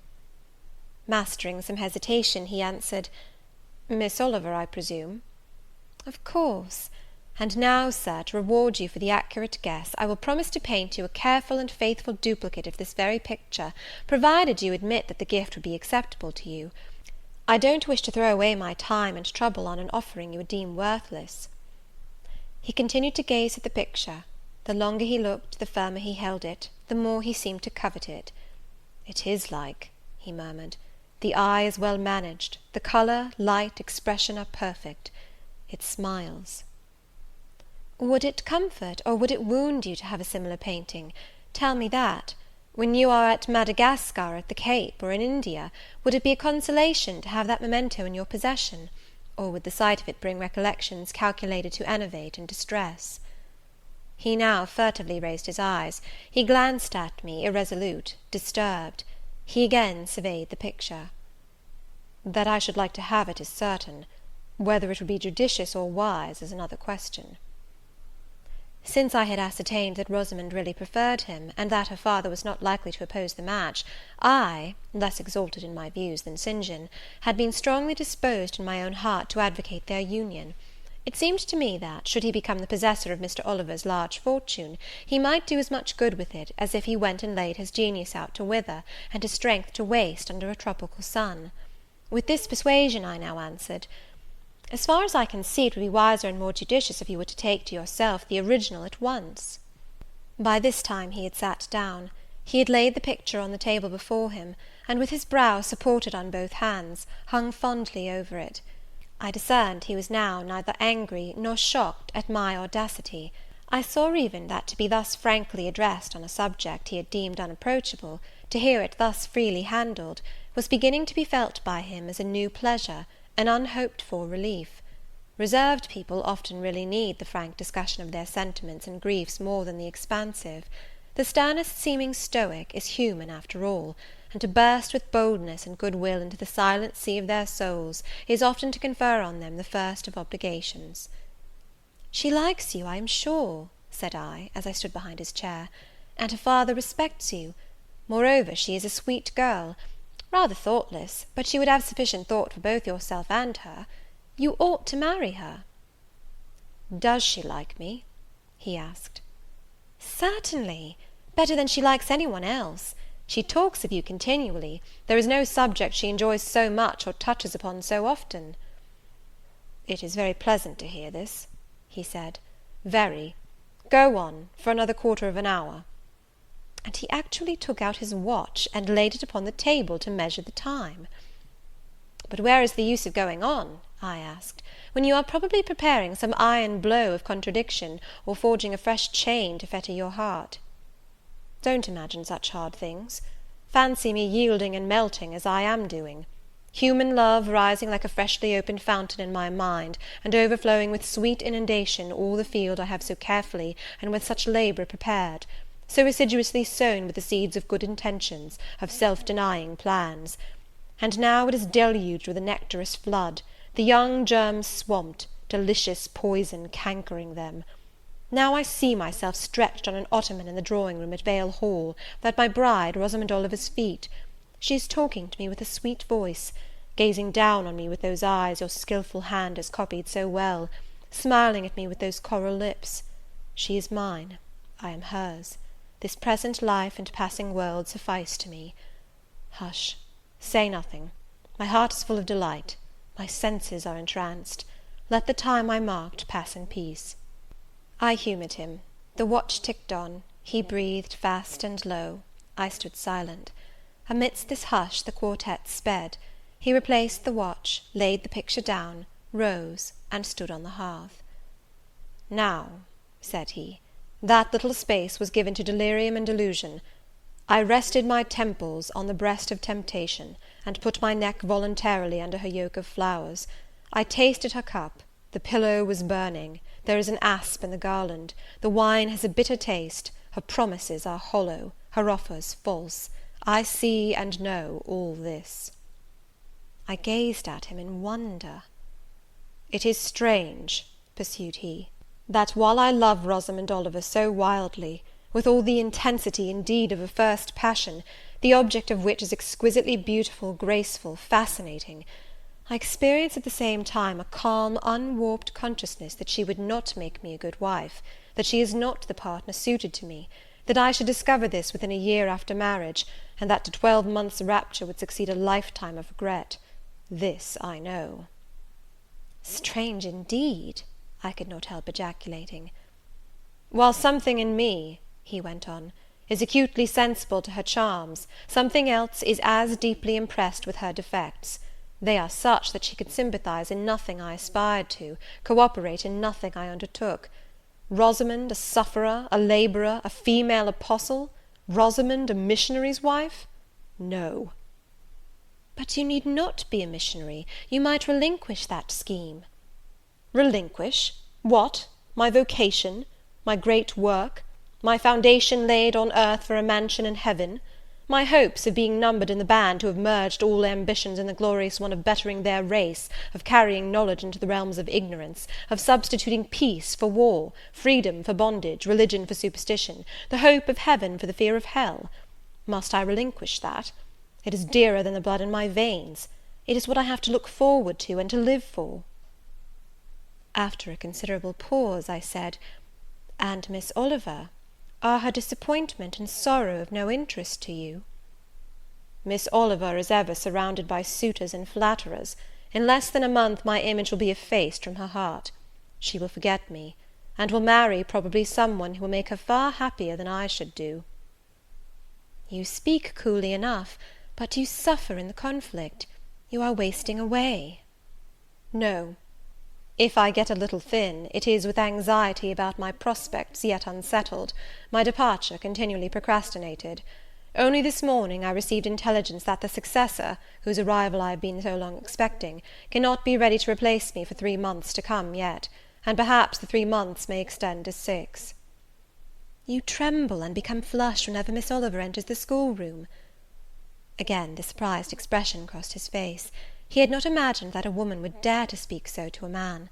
For me, I felt at home in this sort of discourse. I could never rest in communication with strong, discreet, and refined minds, whether male or female, till I had passed the outworks of conventional reserve, and crossed the threshold of confidence, and won a place by their heart's very hearthstone. "You are original," said he, "and not timid.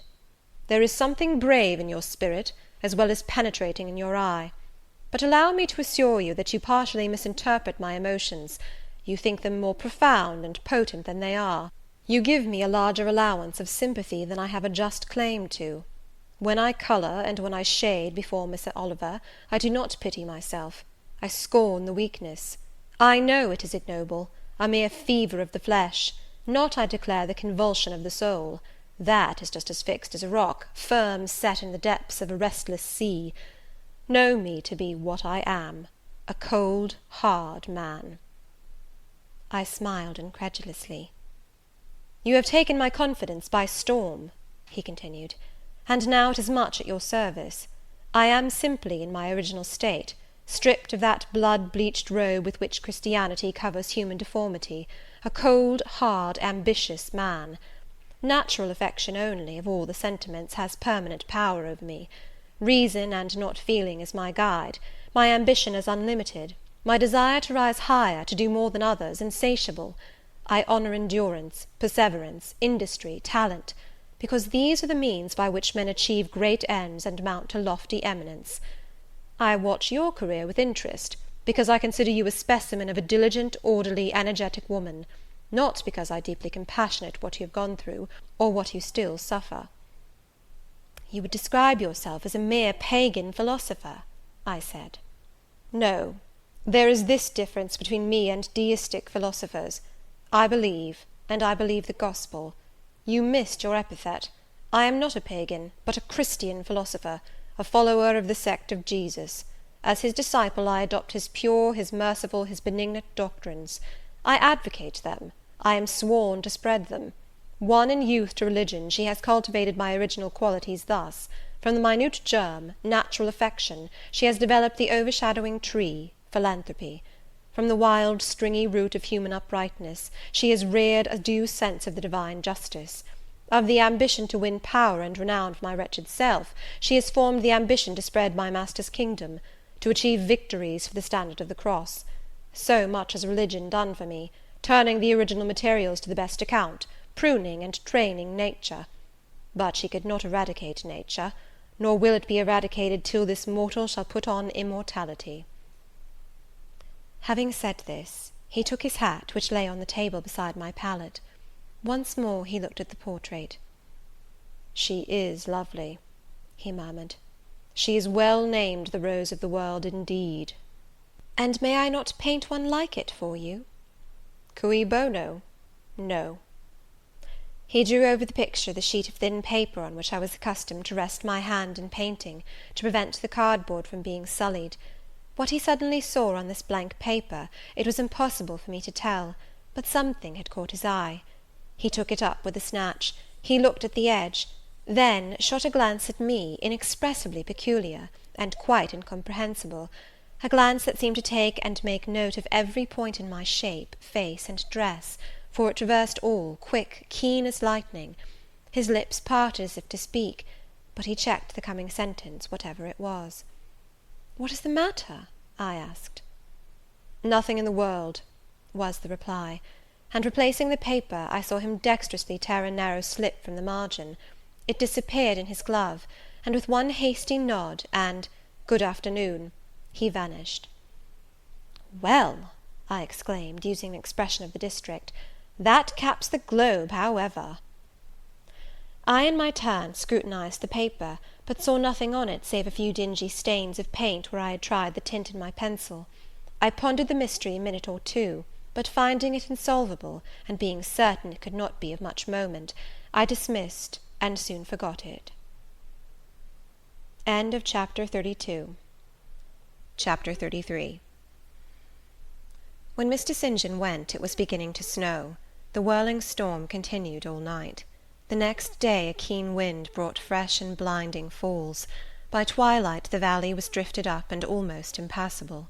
I had closed my shutter, laid a mat to the door to prevent the snow from blowing in under it, trimmed my fire, and after sitting nearly an hour on the hearth listening to the muffled fury of the tempest, I lit a candle, took down Marmion, and beginning, "They set on Norham's castled steep, and Tweed's fair river broad and deep, and Cheviot's mountains lone, the massive towers the dungeon keep, the flanking walls that round them sweep, in yellow lustre shone."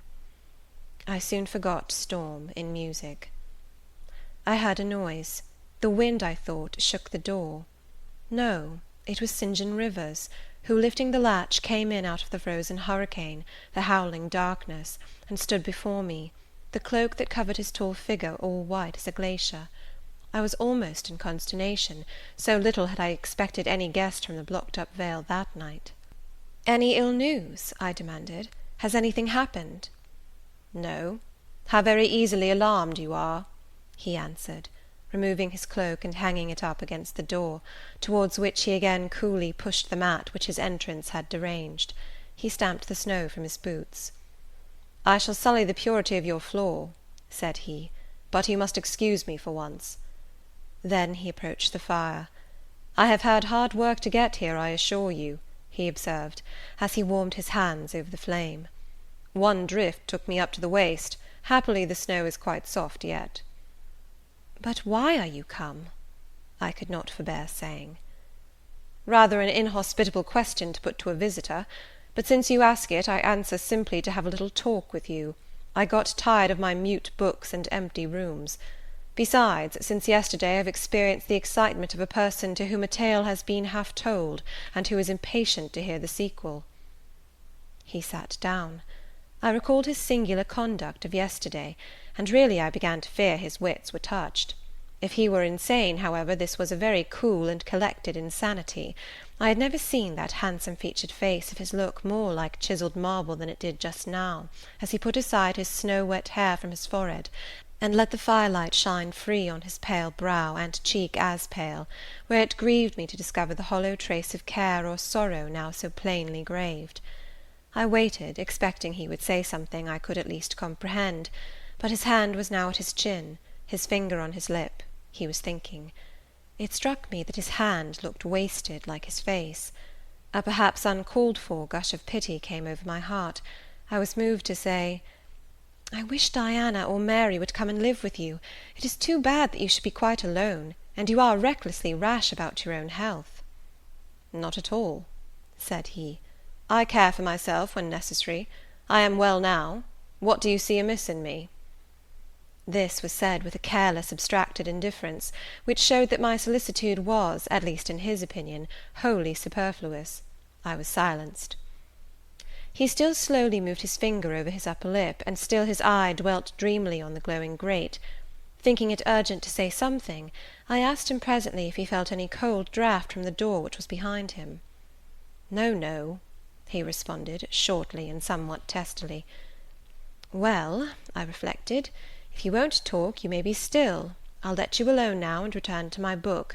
So I snuffed the candle and resumed the perusal of Marmion. He soon stirred. My eye was instantly drawn to his movements. He only took out a morocco pocket-book, thence produced a letter, which he read in silence, folded it, put it back, relapsed into meditation. It was vain to try to read with such an inscrutable fixture before me, nor could I, in impatience, consent to be dumb. He might rebuff me if he liked, but talk I would. "Have you heard from Diana and Mary lately?" "Not since the letter I showed you a week ago." "There has not been any change made about your own arrangements? You will not be summoned to leave England sooner than you expected?" "I fear not, indeed. Such chance is too good to befall me." Baffled so far, I changed my ground. I bethought myself to talk about the school and my scholars. "Mary Garrett's mother is better, and Mary came back to school this morning, and I shall have 4 new girls next week from the Foundry Close. They would have come to-day but for the snow." "Indeed?" "Mr. Oliver pays for 2. "Does he?" "He means to give the whole school a treat at Christmas." "I know." "Was it your suggestion?" "No." "Whose, then?" "His daughter's, I think." "It is like her. She is so good-natured." "Yes." Again came the blank of a pause. The clock struck 8 strokes. It aroused him. He uncrossed his legs, sat erect, and turned to me. "Leave your book a moment, and come a little nearer the fire," he said. Wondering, and of my wonder finding no end, I complied. "Half an hour ago," he pursued, "I spoke of my impatience to hear the sequel of a tale. On reflection, I find the matter will be better managed by my assuming the narrator's part, and converting you into a listener. Before commencing, it is but fair to warn you that the story will sound somewhat hackneyed in your ears, but stale details often regain a degree of freshness when they pass through new lips. For the rest, whether trite or novel, it is short. 20 years ago, a poor curate, never mind his name at the moment, fell in love with a rich man's daughter. She fell in love with him, and married him, against the advice of all her friends, who consequently disowned her immediately after the wedding. Before 2 years passed, the rash pair were both dead, and laid quietly side by side under one slab. I have seen their grave. It formed part of the pavement of a huge churchyard surrounding the grim, soot-blacked old cathedral of an overgrown manufacturing town in Blankshire. They left a daughter, which, at its very birth, Charity received in her lap, cold as that of the snowdrift I almost stuck fast in to-night. Charity carried the friendless thing into the house of its rich maternal relations. It was reared by an aunt-in-law, called, I come to names now, Mrs. Reed of Gateshead. You start. Did you hear a noise? I dare say it is only a rat scrambling down the rafters of the adjoining schoolroom. It was a barn before I had it repaired and altered, and barns are generally haunted by rats. To proceed. Mrs. Reed kept the orphan 10 years. Whether it was happy or not with her I cannot say, never having been told, but at the end of that time she transferred it to a place you know, being no other than Lowood School, where you so long resided yourself. It seems her career there was very honourable. From a pupil she became a teacher, like yourself. Really, it strikes me there are parallel points in her history and yours. She left it to be a governess. There again your fates were analogous. She undertook the education of the ward of a certain Mr. Rochester. Mr. Rivers, I interrupted. I can guess your feelings, he said, but restrain them for a while. I have nearly finished. Hear me to the end. Of Mr. Rochester's character I know nothing, but the one fact that he professed to offer honourable marriage to this young girl, and that at the very altar she discovered he had a wife yet alive, though a lunatic. What his subsequent conduct and proposals were is a matter of pure conjecture, but when an event transpired which rendered inquiry after the governess necessary, it was discovered she was gone. No one could tell when, where, or how. She had left Thornfield Hall in the night. Every research after her course had been vain. The country had been scoured far and wide. No vestige of information could be gathered respecting her. Yet that she should be found has become a matter of serious urgency. Advertisements have been put in all the papers. I myself have received a letter from one Mr. Briggs, solicitor, communicating the details I have just imparted. Is it not an odd tale? Just tell me this, said I, and since you know so much, you can surely tell it me. What of Mr. Rochester? How and where is he? What is he doing? Is he well? I am ignorant of all concerning Mr. Rochester. The letter never mentions him, but to narrate the fraudulent and illegal attempt I have adverted to. You should rather ask the name of the governess, the nature of the event which requires her appearance. Did no one go to Thornfield Hall, then? Did no one see Mr. Rochester? I suppose not. But they wrote to him? Of course. And what did he say? Who has his letters? Mr. Briggs intimates that the answer to his application was not from Mr. Rochester, but from a lady. It is signed Alice Fairfax. I felt cold and dismayed. My worst fears were then probably true. He had in all probability left England and rushed in reckless desperation to some former haunt on the continent. And what opiate for his severe sufferings, what object for his strong passions had he sought there? I dared not answer the question. Oh, my poor master, once almost my husband, whom I had often called my dear Edward. He must have been a bad man, observed Mr. Rivers. You don't know him. Don't pronounce an opinion upon him, I said with warmth. Very well, he answered quietly. And indeed my head is otherwise occupied than with him. I have my tale to finish. Since you won't ask the governess's name, I must tell it of my own accord. Stay, I have it here. It is always more satisfactory to see important points written down, fairly committed to black and white. And the pocket-book was again deliberately produced, opened, sought through. From one of its compartments was extracted a shabby slip of paper, hastily torn off. I recognized in its texture and its stains of ultramarine and lake and vermilion the ravished margin of the portrait cover. He got up, held it close to my eyes, and I read, traced in Indian ink, in my own handwriting, the words Jane Eyre, the work doubtless of some moment of abstraction. Briggs wrote to me of a Jane Eyre, he said. The advertisements demanded a Jane Eyre. I knew a Jane Elliot. I confess I had my suspicions, but it was only yesterday afternoon they were at once resolved into certainty. You own the name and renounce the alias. Yes, yes, but where is Mr. Briggs? He perhaps knows more of Mr. Rochester than you do. Briggs is in London. I should doubt his knowing anything at all about Mr. Rochester. It is not in Mr. Rochester he is interested. Meantime you forget essential points in pursuing trifles. You do not inquire why Mr. Briggs sought after you, what he wanted with you. Well, what did he want? Merely to tell you that your uncle, Mr. Eyre of Madeira, is dead, that he has left you all his property, and that you are now rich. Merely that. Nothing more. I? Rich? Yes, You, rich, quite an heiress." Silence succeeded. "You must prove your identity, of course," resumed St. John presently, "a step which will offer no difficulties. You can then enter on immediate possession. Your fortune is vested in the English funds. Briggs has the will and the necessary documents." Here was a new card turned up. It is a fine thing, reader, to be lifted in a moment from indigence to wealth, a very fine thing, but not a matter one can comprehend, or consequently enjoy all at once. And then there are other chances in life far more thrilling and rapture-giving. This is solid, an affair of the actual world, nothing ideal about it. All its associations are solid and sober, and its manifestations are the same. One does not jump and spring and shout hurrah at hearing one has got a fortune. One begins to consider responsibilities, and to ponder business. On a base of steady satisfaction rise certain grave cares, and we contain ourselves and brood over our bliss with a solemn brow. Besides, the words legacy, bequest, go side by side with the words death, funeral. My uncle, I had heard, was dead, my only relative. Ever since being made aware of his existence, I had cherished the hope of one day seeing him. Now I never should. And then this money came only to me, not to me and a rejoicing family, but to my isolated self. It was a grand boon, doubtless, and independence would be glorious. Yes, I felt that. That thought swelled my heart. "You unbend your forehead at last," said Mr. Rivers. "I thought Medusa had looked at you, and that you were turning into stone. Perhaps now you will ask how much you are worth." "How much am I worth?"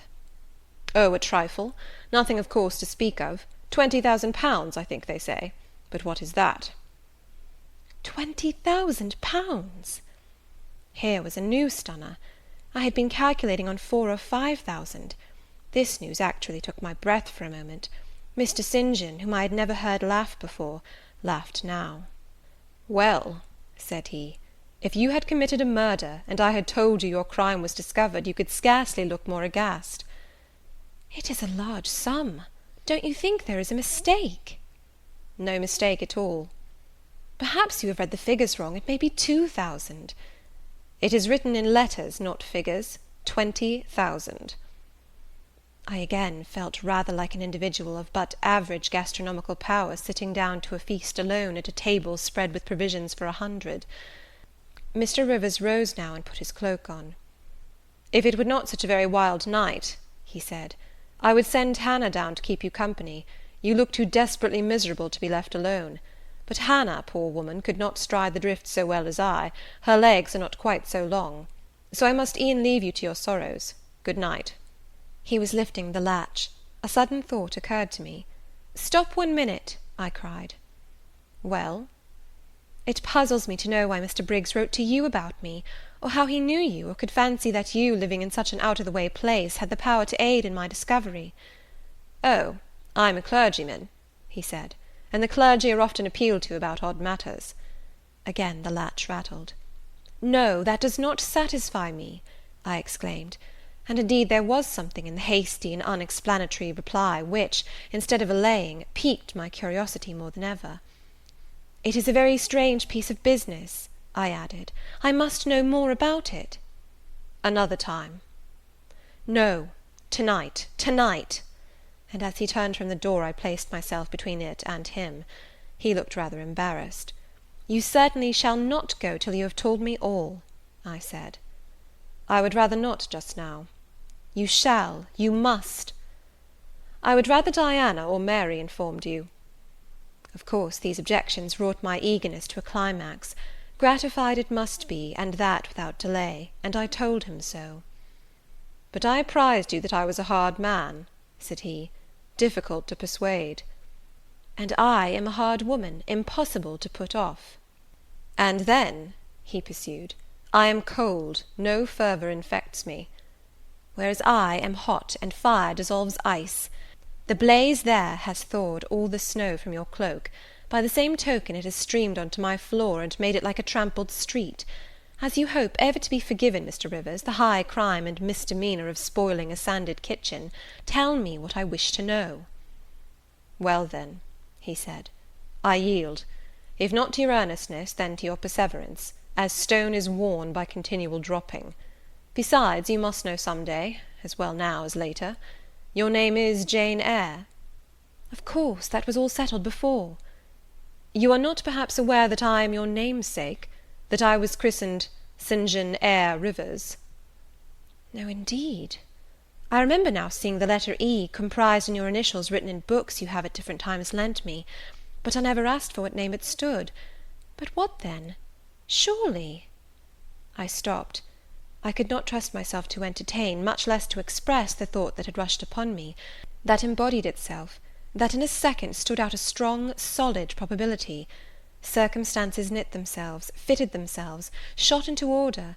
The chain that had been lying hitherto a formless lump of links was drawn out straight, every ring was perfect, the connection complete. I knew by instinct how the matter stood, before St. John had said another word, but I cannot expect the reader to have the same intuitive perception, so I must repeat his explanation. My mother's name was Eyre. She had 2 brothers, one a clergyman who married Miss Jane Reed of Gateshead, the other John Eyre, Esquire, merchant late of Funchal, Madeira. Mr. Briggs, being Mr. Eyre's solicitor, wrote to us last August to inform us of our uncle's death, and to say that he had left his property to his brother, the clergyman's orphan daughter, overlooking us, in consequence of a quarrel never forgiven between him and my father. He wrote again a few weeks since, to intimate that the heiress was lost, and asking if we knew anything of her. A name, casually written on a slip of paper, has enabled me to find her out. You know the rest." Again he was going, but I set my back against the door. "Do let me speak," I said. "Let me have one moment to draw breath and reflect." I paused. He stood before me, hat in hand, looking composed enough. I resumed. "Your mother was my father's sister?" "Yes." "My aunt, consequently?" He bowed. "My Uncle John was your Uncle John? You, Diana, and Mary are his sister's children, as I am his brother's child?" "Undeniably." "You 3, then, are my cousins. Half our blood on each side flows from the same source." "We are cousins, yes." I surveyed him. It seemed I had found a brother, one I could be proud of, one I could love, and 2 sisters, whose qualities were such that, when I knew them but as mere strangers, they had inspired me with genuine affection and admiration. The 2 girls, on whom, kneeling down on the wet ground, and looking through the low latticed window of Moor House kitchen, I had gazed with so bitter a mixture of interest and despair, were my near kinswomen, and the young and stately gentleman who had found me almost dying at his threshold was my blood relation. Glorious discovery to a lonely wretch! This was wealth indeed, wealth to the heart, a mine of pure, genial affections. This was a blessing, bright, vivid, and exhilarating, not like the ponderous gift of gold, rich and welcome enough in its way, but sobering from its weight. I now clapped my hands in sudden joy, my pulse bounded, my veins thrilled. "Oh, I am glad, I am glad!" I exclaimed. St. John smiled. "Did I not say you neglected essential points to pursue trifles?" he asked. "You were serious when I told you you had got a fortune, and now, for a matter of no moment, you are excited." "What can you mean? It may be of no moment to you. You have sisters and don't care for a cousin. But I had nobody, and now 3 relations, or 2 if you don't choose to be counted, are born into my world full grown. I say again, I am glad." I walked fast through the room. I stopped, half suffocated with the thoughts that rose faster than I could conceive, comprehend, settle them. Thoughts of what might, could, would, and should be, and that ere long. I looked at the blank wall. It seemed a sky thick with ascending stars. Every one lit me to a purpose or delight. Those who had saved my life, whom, till this hour, I had loved barrenly, I could now benefit. They were under a yoke, I could free them. They were scattered, I could reunite them. The independence, the affluence which was mine, might be theirs too. Were we not 4? 20,000 shared equally would be 5,000 each. Justice, enough and to spare, justice would be done, mutual happiness secured. Now the wealth did not weigh on me, now it was not mere bequest of coin, it was a legacy of life, hope, enjoyment. How I looked while these ideas were taking my spirit by storm, I cannot tell, but I perceived soon that Mr. Rivers had placed a chair behind me, and was gently attempting to make me sit down on it. He also advised me to be composed. I scorned the insinuation of helplessness and distraction, shook off his hand, and began to walk about again. "Write to Diana and Mary to-morrow," I said, "and tell them to come home directly. Diana said they would both consider themselves rich with £1,000, so with 5,000 they will do very well." "Tell me where I can get you a glass of water," said St. John. "You really must make an effort to tranquillize your feelings." "Nonsense! And what sort of an effect will the bequest have on you? Will it keep you in England, induce you to marry Miss Oliver, and settle down like an ordinary mortal?" "You wonder. Your head becomes confused. I have been too abrupt in communicating the news. It has excited you beyond your strength." "Mr. Rivers, you quite put me out of patience. I am rational enough. It is you who misunderstand, or rather who affect to misunderstand." "Perhaps if you explained yourself a little more fully, I should comprehend better." "Explain? What is there to explain? You cannot fail to see that £20,000, the sum in question, divided equally between the nephew and 3 nieces of our uncle, will give 5,000 to each. What I want is, that you should write to your sisters and tell them of the fortune that has accrued to them. To you, you mean?" "I have intimated my view of the case. I am incapable of taking any other. I am not brutally selfish, blindly unjust, or fiendishly ungrateful. Besides, I am resolved I will have a home and connections. I like Moor House, and I will live at Moor House. I like Diana and Mary, and I will attach myself for life to Diana and Mary. It would please and benefit me to have £5,000. It would torment and oppress me to have 20,000, which, moreover, could never be mine in justice, though it might be in law. I abandon to you, then, what is absolutely superfluous to me. Let there be no opposition and no discussion about it. Let us agree amongst each other, and decide the point at once." "This is acting on first impulses. You must take days to consider such a matter, ere your word can be regarded as valid." "Oh, if all you doubt is my sincerity, I am easy.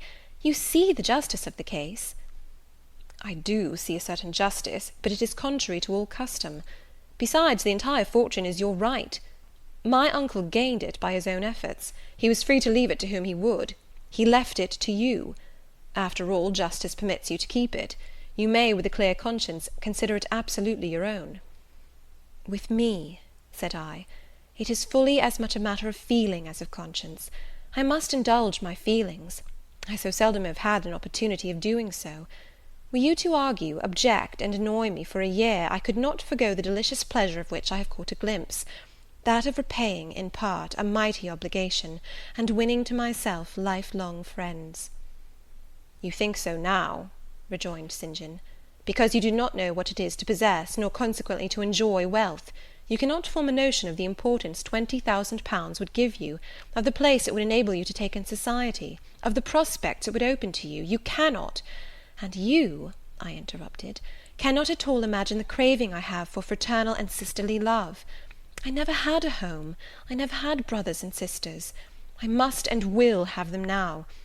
You are not reluctant to admit me and own me, are you?" "Jane, I will be your brother. My sisters will be your sisters, without stipulating for this sacrifice of your just rights." "Brother? Yes, at the distance of 1,000 leagues. Sisters? Yes, slaving among strangers. I, wealthy, gorged with gold I never earned and do not merit. You, penniless, famous equality and fraternization, close union, intimate attachment. But, Jane, your aspirations after family ties and domestic happiness may be realized otherwise than by the means you contemplate. You may marry." "Nonsense again. Marry? I don't want to marry, and never shall marry." "That is saying too much. Such hazardous affirmations are a proof of the excitement under which you labour." "It is not saying too much.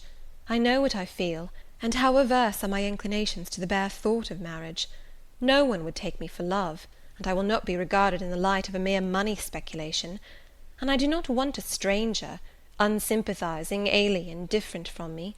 I want my kindred, those with whom I have full fellow-feeling.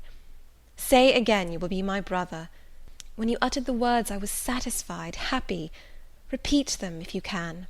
Repeat them sincerely." I think I can. I know I have always loved my own sisters, and I know on what my affection for them is grounded, respect for their worth and admiration of their talents. You too have principle and mind. Your tastes and habits resemble Diana's and Mary's. Your presence is always agreeable to me. In your conversation I have already for some time found a salutary solace. I feel I can easily and naturally make room in my heart for you, as my third and youngest sister. Thank you. That contents me for tonight. Now you had better go, for if you stay longer you will perhaps irritate me afresh by some mistrustful scruple. And the school, Miss Eyre? It must now be shut up, I suppose?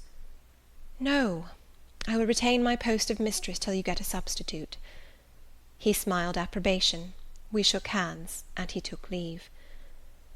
I need not narrate in detail the further struggles I had, and arguments I used, to get matters regarding the legacy settled as I wished. My task was a very hard one, but as I was absolutely resolved, as my cousins saw at length that my mind was really and immutably fixed on making a just division of the property, as they must in their own hearts have felt the equity of the intention, and must besides have been innately conscious that in my place they would have done precisely what I wished to do, they yielded at length so far as to consent to put the affair to arbitration. The judges chosen were Mr. Oliver and an able lawyer. Both coincided in my opinion. I carried my point. The instruments of transfer were drawn out. St. John, Diana, Mary, and I each became possessed of a competency. End of chapter 33. Chapter 34. It was near Christmas by the time all was settled. The season of general holiday approached.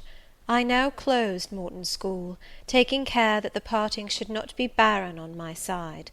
Good fortune opens the hand as well as the heart wonderfully, and to give somewhat when we have largely received is but to afford a vent to the unusual ebullition of the sensations. I had long felt with pleasure that many of my rustic scholars liked me, and when we parted, that consciousness was confirmed. They manifested their affection plainly and strongly. Deep was my gratification to find I had really a place in their unsophisticated hearts. I promised them that never a week should pass in future that I did not visit them, and give them an hour's teaching in their school. Mr. Rivers came up, as, having seen the classes, now numbering 60 girls, file out before me, and locked the door, I stood with the key in my hand, exchanging a few words of special farewell with some half-dozen of my best scholars, as decent, respectable, modest, and well-informed young women as could be found in the ranks of the British peasantry. And that is saying a great deal, for after all the British peasantry are the best taught, best mannered, most self-respecting of any in Europe. Since those days I have seen paysans and bouwerinnen, and the best of them seemed to me ignorant, coarse, and besotted, compared with my Morton girls. "Do you consider you have got your reward for a season of exertion?" asked Mr. Rivers when they were gone. "Does not the consciousness of having done some real good in your day and generation give pleasure?" "Doubtless." "And you have only toiled a few months. Would not a life devoted to the task of regenerating your race be well spent?" "Yes," I said, "but I could not go on so for ever. I want to enjoy my own faculties as well as to cultivate those of other people. I must enjoy them now. Don't recall either my mind or body to the school. I am out of it, and disposed for full holiday." He looked grave. "What now? What sudden eagerness is this you evince? What are you going to do?" "To be active as I can. And first I must beg you to set Hannah at liberty, and get somebody else to wait on you." "Do you want her?" "Yes, to go with me to Moor House.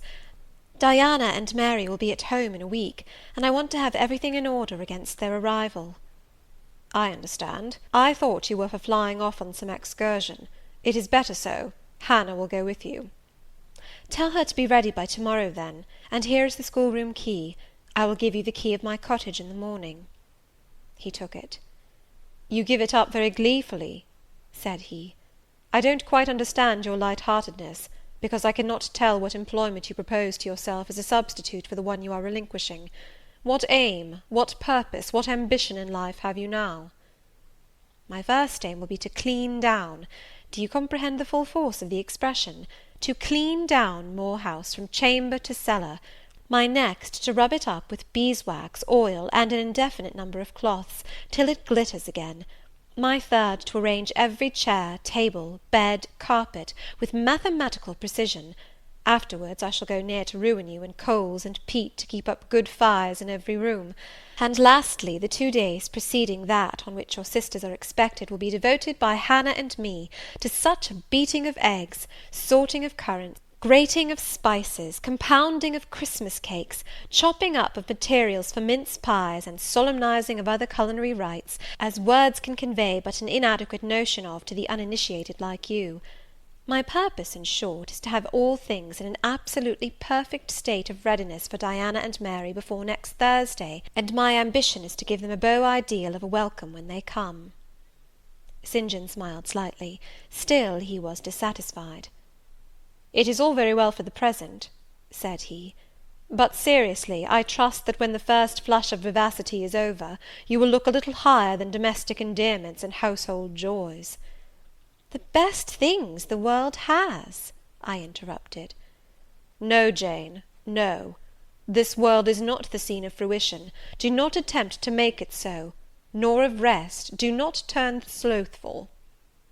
"I mean, on the contrary, to be busy." "Jane, I excuse you for the present.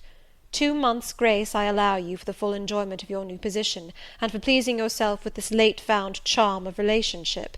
But then I hope you'll begin to look beyond Moor House and Morton and sisterly society, than the selfish calm and sensual comfort of a civilized affluence. I hope your energies will then once more trouble you with their strength." I looked at him with surprise.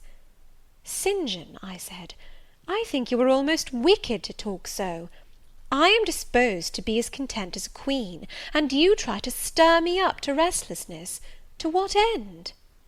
"To the end of turning to profit the talents which God has committed to your keeping, and of which he will surely one day demand a strict account. Jane, I shall watch you closely and anxiously, I warn you of that; and try to restrain the disproportionate fervour with which you throw yourself into commonplace home pleasures. Don't cling so tenaciously to ties of the flesh; save your constancy and ardour for an adequate cause; forbear to waste them on trite, transient objects. Do you hear, Jane?"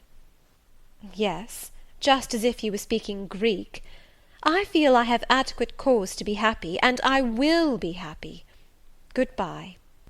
Happy at Moor House I was, and hard I worked, and so did Hannah. She was charmed to see how jovial I could be amidst the bustle of a house turned topsy-turvy, how I could brush, and dust, and clean, and cook; and really, after a day or two of confusion worse confounded, it was delightful by degrees to invoke order from the chaos ourselves had made.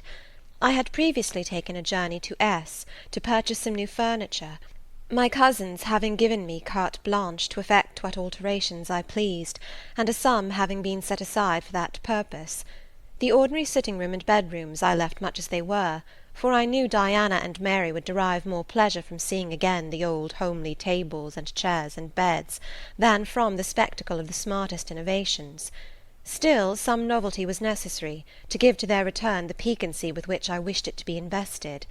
Dark handsome new carpets and curtains, an arrangement of some carefully selected antique ornaments in porcelain and bronze, new coverings and mirrors and dressing-cases for the toilet tables, answered the end. They looked fresh without being glaring. A spare parlour and bedroom I refurnished entirely, with old mahogany and crimson upholstery. I laid canvas on the passage and carpets on the stairs. When all was finished, I thought Moor House as complete a model of bright, modest snugness within, as it was, at this season, a specimen of wintry waste and desert dreariness without. The eventful Thursday at length came. They were expected about dark, and ere dusk fires were lit upstairs and below. The kitchen was in perfect trim, Hannah and I were dressed, and all was in readiness. St. John arrived first. I had entreated him to keep quite clear of the house till everything was arranged, and indeed the bare idea of the commotion, at once sordid and trivial, going on within its walls sufficed to scare him to estrangement. He found me in the kitchen, watching the progress of certain cakes for tea, then baking. Approaching the hearth, he asked, "If I was at last satisfied with housemaid's work?" I answered by inviting him to accompany me on a general inspection of the result of my labours. With some difficulty I got him to make the tour of the house. He just looked in at the doors I opened, and when he had wandered upstairs and downstairs, he said I must have gone through a great deal of fatigue and trouble to have effected such considerable changes in so short a time, but not a syllable did he utter indicating pleasure in the improved aspect of his abode. This silence damped me. I thought perhaps the alterations had disturbed some old associations he valued. I inquired whether this was the case, no doubt in a somewhat crestfallen tone. Not at all. He had, on the contrary, remarked I had scrupulously respected every association. He feared, indeed, I must have bestowed more thought on the matter than it was worth. How many minutes, for instance, had I devoted to studying the arrangement of this very room? By the by, could I tell him where such a book was? I showed him the volume on the shelf. He took it down, and withdrawing to his accustomed window recess, he began to read it. Now I did not like this reader. St. John was a good man, but I began to feel he had spoken truth of himself when he said he was hard and cold. The humanities and amenities of life had no attraction for him, its peaceful enjoyments no charm. Literally he lived only to aspire, after what was good and great, certainly, but still he would never rest, nor approve of others resting round him. As I looked at his lofty forehead, still and pale as a white stone, at his fine lineaments fixed in study, I comprehended all at once that he would hardly make a good husband, that it would be a trying thing to be his wife. I understood, as by inspiration, the nature of his love for Miss Oliver. I agreed with him that it was but a love of the senses. I comprehended how he should despise himself for the feverish influence it exercised over him, how he should wish to stifle and destroy it, how he should mistrust its ever conducting permanently to his happiness or hers. I saw he was of the material from which nature hews her heroes, Christian and pagan, her lawgivers, her statesmen, her conquerors, a steadfast bulwark for great interests to rest upon, but at the fireside too often a cold, cumbrous column, gloomy and out of place. This parlour is not his sphere, I reflected. The Himalayan ridge or Caffrey bush, even the plague-cursed Guinea coast swamp would suit him better. Well may he eschew the calm of domestic life, it is not his element. There his faculties stagnate, they cannot develop or appear to advantage. It is in scenes of strife and danger, where courage is proved, and energy exercised, and fortitude tasked, that he will speak and move, the leader and superior. A merry child would have the advantage of him on this hearth. He is right to choose a missionary's career. I see it now. "They are coming! They are coming!" cried Hannah, throwing open the parlour door. At the same moment old Carlo barked joyfully. Out I ran. It was now dark, but a rumbling of wheels was audible. Hannah soon had a lantern lit. The vehicle had stopped at the wicket. The driver opened the door. First one well-known form, then another stepped out. In a minute I had my face under their bonnets, in contact first with Mary's soft cheek, then with Diana's flowing curls. They laughed, kissed me, then Hannah, patted Carlo, who was half wild with delight, asked eagerly if all was well, and being assured in the affirmative, hastened into the house. They were stiff with their long and jolting drive from Whitcross, and chilled with the frosty night air, but their pleasant countenances expanded to the cheerful firelight. While the driver and Hannah brought in the boxes, they demanded St. John. At this moment he advanced from the parlour. They both threw their arms round his neck at once. He gave each one quiet kiss, said in a low tone a few words of welcome, stood a while to be talked to, and then, intimating that he supposed they would soon rejoin him in the parlour, withdrew there as to a place of refuge. I had lit their candles to go upstairs, but Diana had first to give hospitable orders respecting the driver. This done, both followed me. They were delighted with the renovation and decorations of their rooms, with the new drapery and fresh carpets and rich tinted china vases. They expressed their gratification ungrudgingly. I had the pleasure of feeling that my arrangements met their wishes exactly, and that what I had done added a vivid charm to their joyous return home. Sweet was that evening. My cousins, full of exhilaration, were so eloquent in narrative and comment, that their fluency covered St. John's taciturnity. He was sincerely glad to see his sisters, but in their glow of fervour and flow of joy he could not sympathize. The event of the day, that is, the return of Diana and Mary, pleased him, but the accompaniments of that event, the glad tumult, the garrulous glee of reception, irked him. I saw he wished the calmer morrow was come. In the very meridian of the night's enjoyment, about an hour after tea, a rap was heard at the door. Hannah entered with the intimation that "a poor lad was come, at that unlikely time, to fetch Mr. Rivers to see his mother, who was drawing away." "Where does she live, Hannah?" "Clear up at Whitcross Brow, almost 4 miles off, and more in moss all the way." "Tell him I will go." "I'm sure, sir, you had better not. It's the worst road to travel after dark that can be. There's no track at all over the bog. And then it is such a bitter night, the keenest wind you ever felt. You had better send word, sir, that you will be there in the morning." But he was already in the passage, putting on his cloak, and without one objection, one murmur, he departed. It was then 9 o'clock. He did not return till midnight. Starved and tired enough he was, but he looked happier than when he set out. He had performed an act of duty, made an exertion, felt his own strength to do and deny, and was on better terms with himself. I am afraid the whole of the ensuing week tried his patience. It was Christmas week. We took to no settled employment, but spent it in a sort of merry domestic dissipation. The air of the moors, the freedom of home, the dawn of prosperity, acted on Diana and Mary's spirits like some life-giving elixir. They were gay from morning till noon, and from noon till night. They could always talk, and their discourse, witty, pithy, original, had such charms for me, that I preferred listening to and sharing in it to doing anything else. St. John did not rebuke our vivacity, but he escaped from it. He was seldom in the house, his parish was large, the population scattered, and he found daily business in visiting the sick and poor in its different districts. One morning at breakfast, Diana, after looking a little pensive for some minutes, asked him, if his plans were yet unchanged. "Unchanged and unchangeable," was the reply, and he proceeded to inform us that his departure from England was now definitively fixed for the ensuing year. "And Rosamond Oliver?" suggested Mary, the words seeming to escape her lips involuntarily. For no sooner had she uttered them, than she made a gesture as if wishing to recall them. St. John had a book in his hand. It was his unsocial custom to read at meals. He closed it, and looked up. "Rosamond Oliver," said he, "is about to be married to Mr. Granby, one of the best connected and most estimable residents in S. Grandson and heir to Sir Frederick Granby. I had the intelligence from her father yesterday." His sisters looked at each other and at me. We all three looked at him. He was serene as glass. "The match must have been got up hastily," said Diana. "They cannot have known each other long." "But 2 months.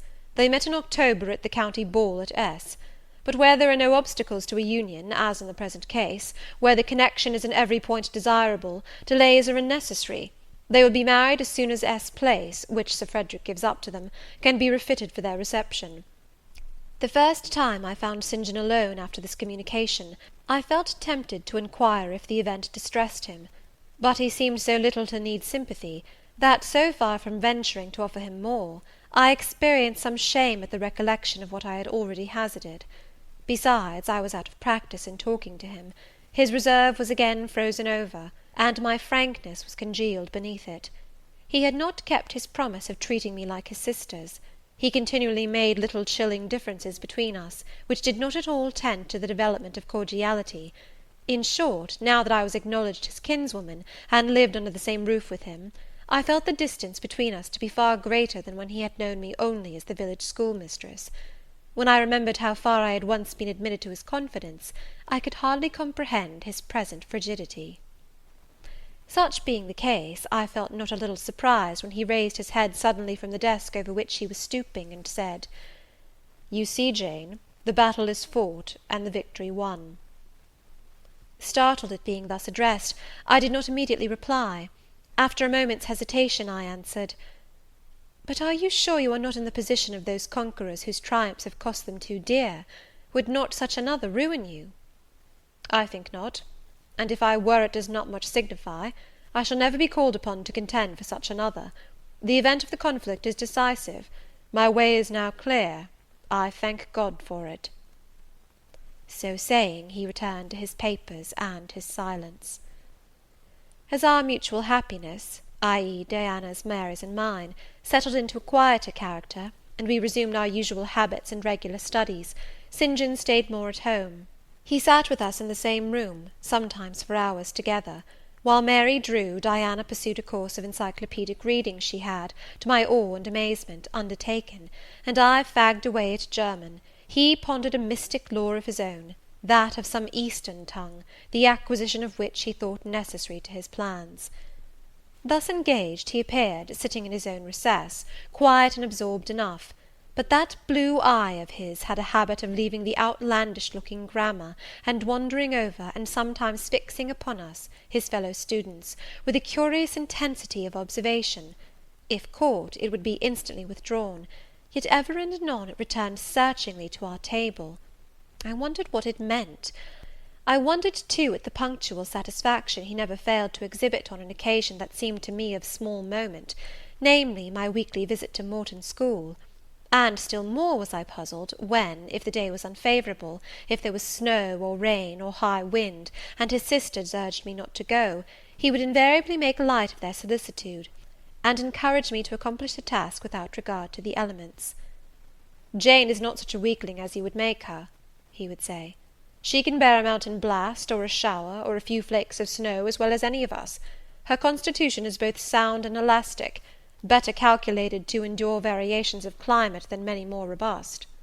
And when I returned, sometimes a good deal tired, and not a little weather-beaten, I never dared complain, because I saw that to murmur would be to vex him. On all occasions fortitude pleased him; the reverse was a special annoyance. One afternoon, however, I got leave to stay at home, because I really had a cold. His sisters were gone to Morton in my stead.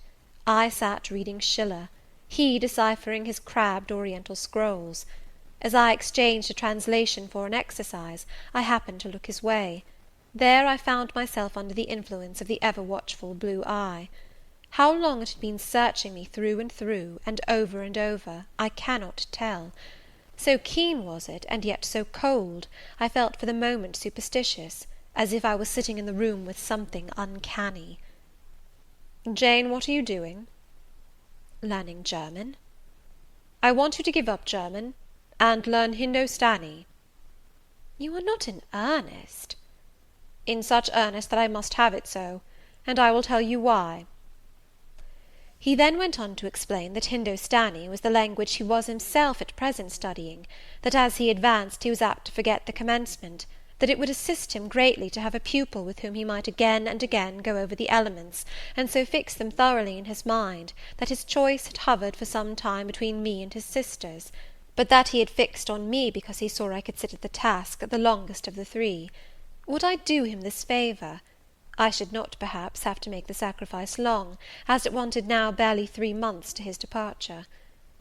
St. John was not a man to be lightly refused. You felt that every impression made on him, either for pain or pleasure, was deep-graved and permanent. I consented.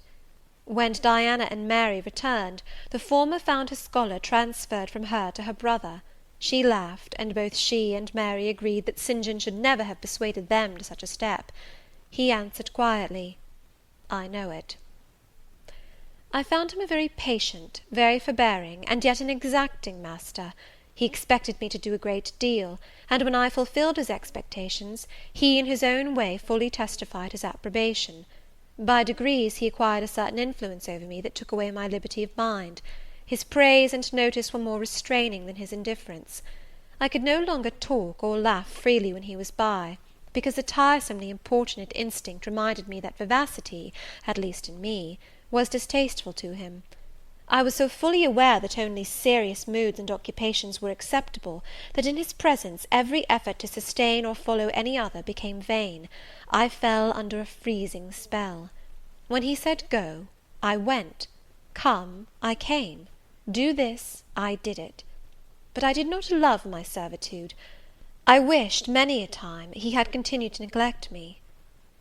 One evening, when at bedtime his sisters and I stood round him, bidding him good night, he kissed each of them as was his custom, and as was equally his custom, he gave me his hand.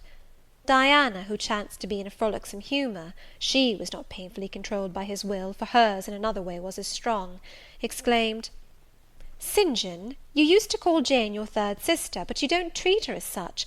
You should kiss her too." She pushed me towards him.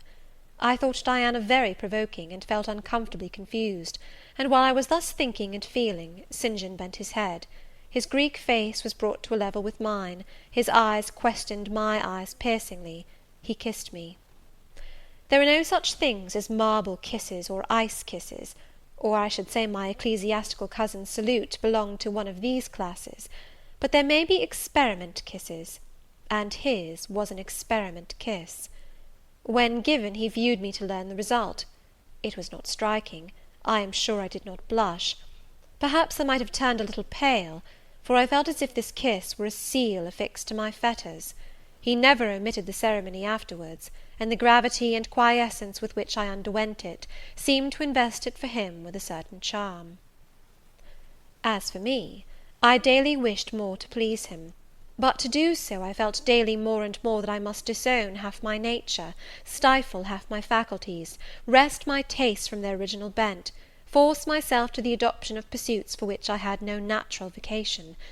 He wanted to train me to an elevation I could never reach. It racked me hourly to aspire to the standard he uplifted.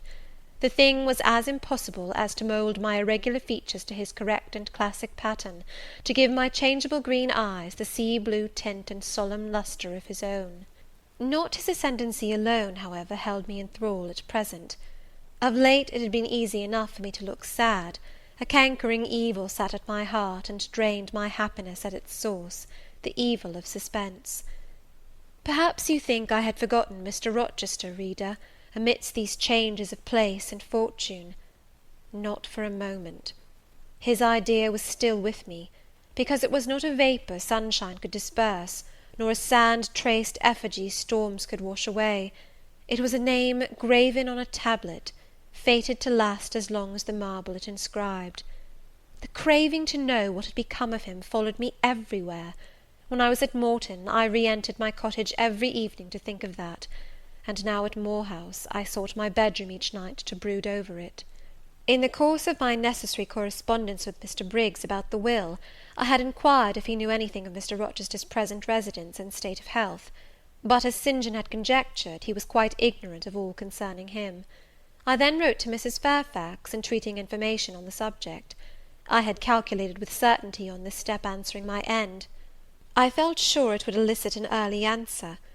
I was astonished when a fortnight passed without reply; but when 2 months wore away, and day after day the post arrived and brought nothing for me, I fell a prey to the keenest anxiety.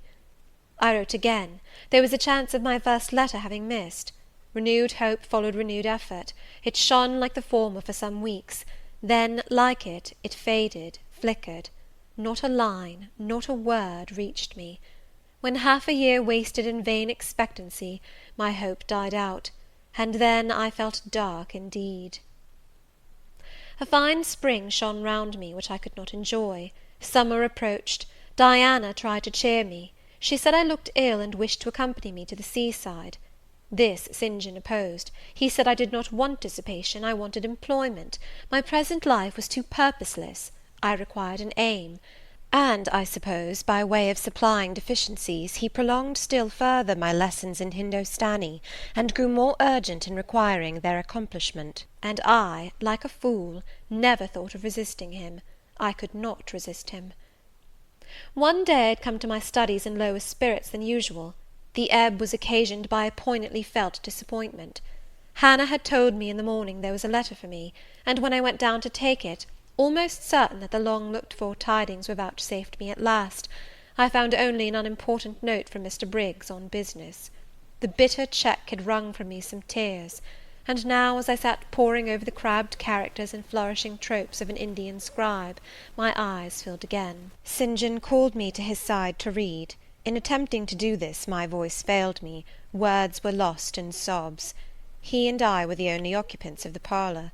Diana was practising her music in the drawing-room, Mary was gardening. It was a very fine May day, clear, sunny, and breezy. My companion expressed no surprise at this emotion, nor did he question me as to its cause. He only said, "We will wait a few minutes, Jane, till you are more composed." And while I smothered the paroxysm with all haste, he sat calm and patient, leaning on his desk and looking like a physician watching with the eye of science an expected and fully understood crisis in a patient's malady.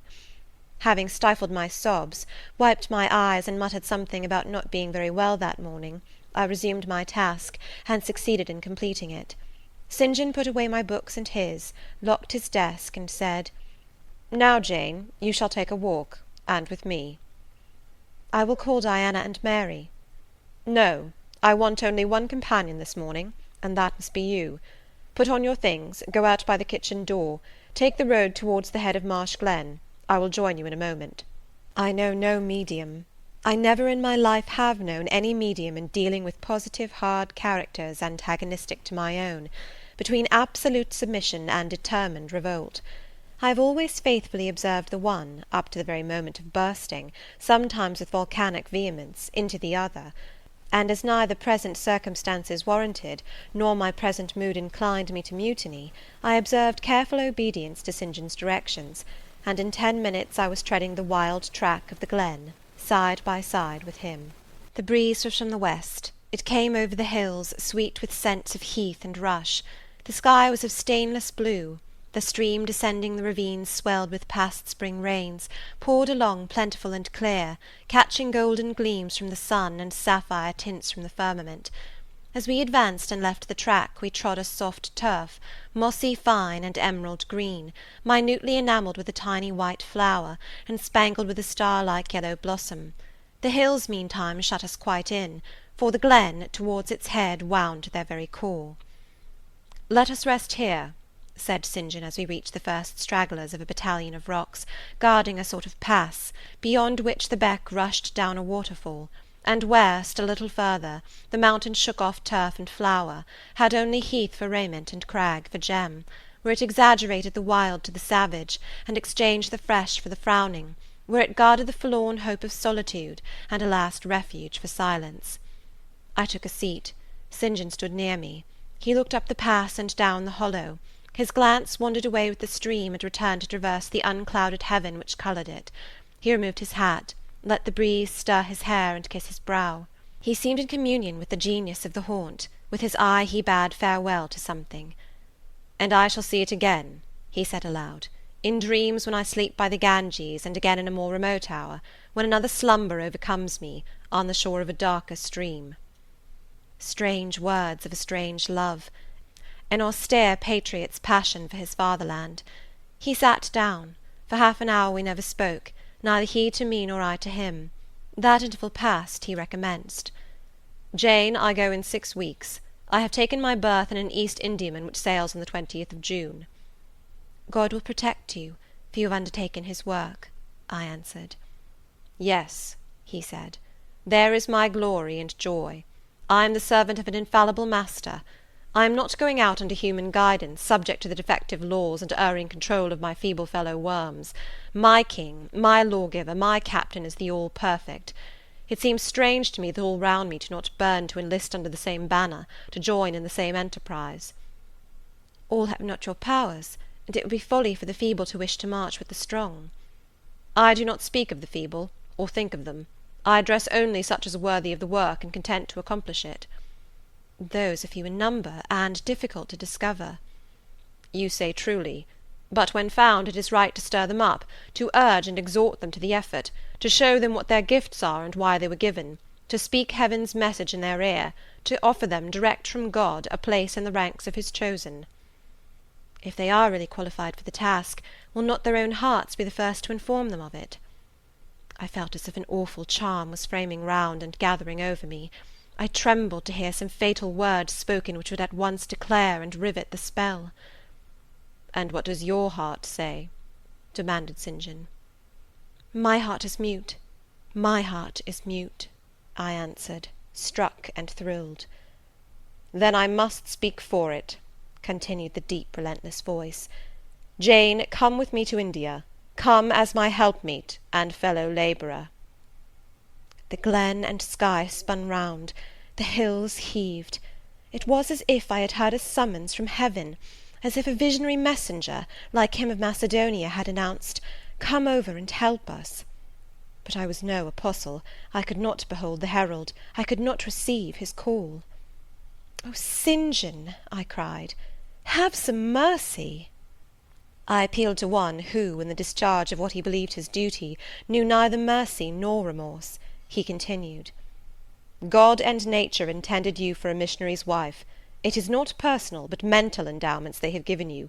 You are formed for labour, not for love. A missionary's wife you shall be.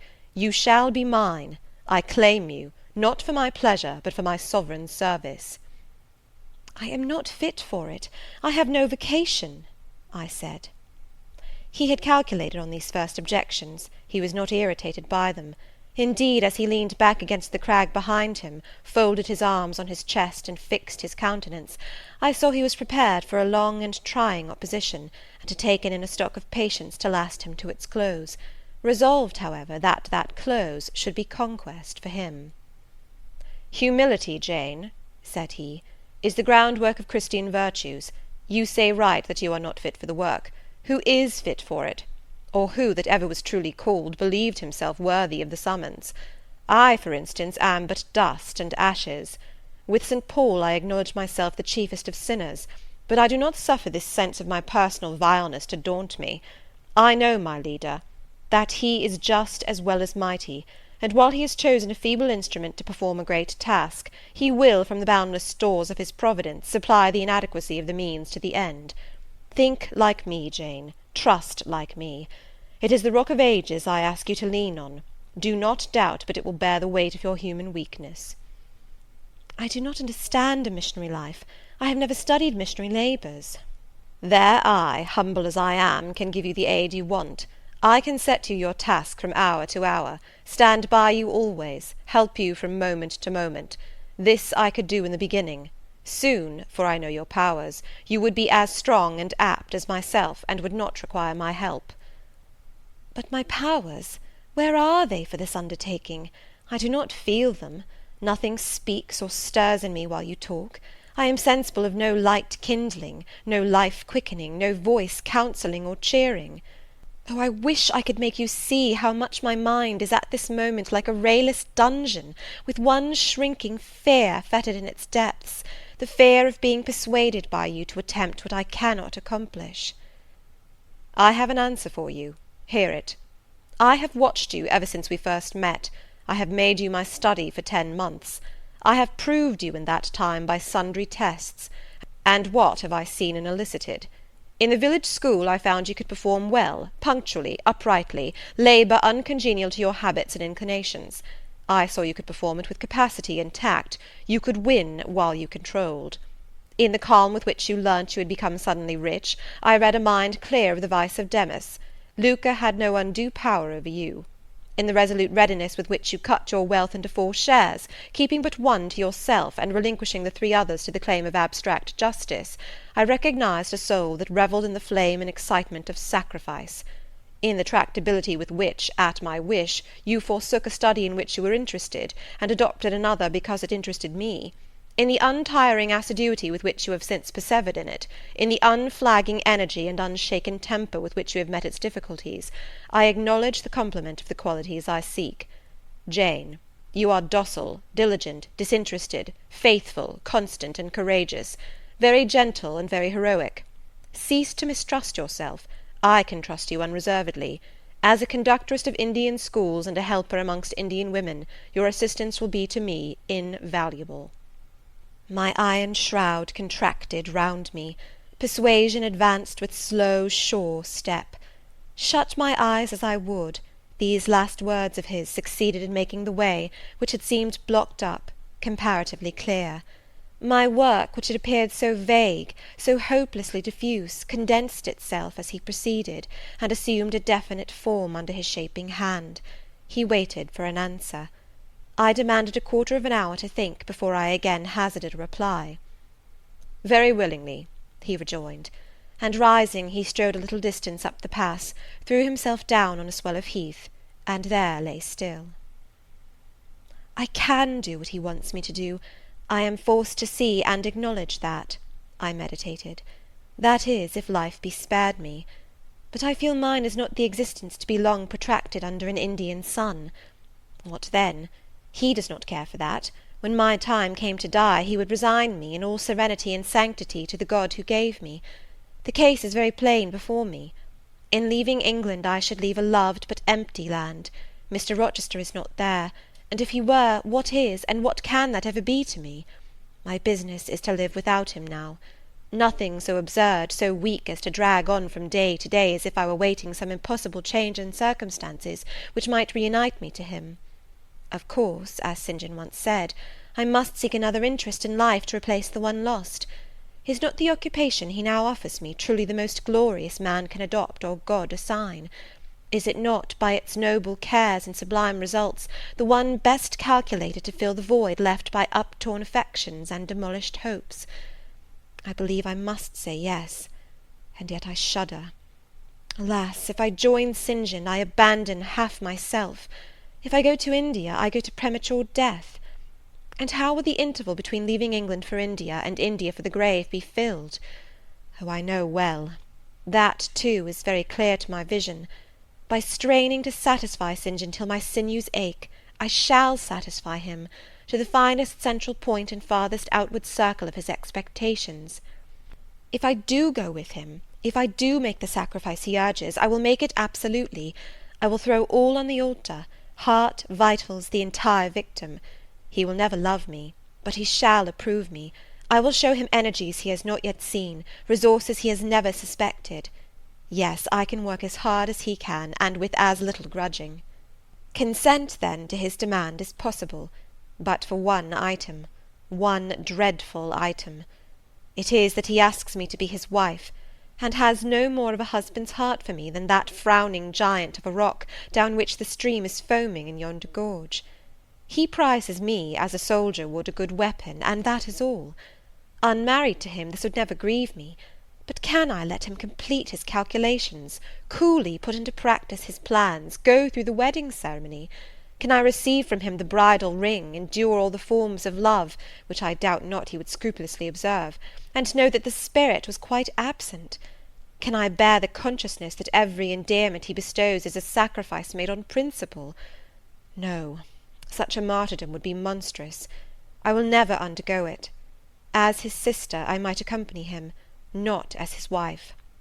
I will tell him so. I looked towards the knoll.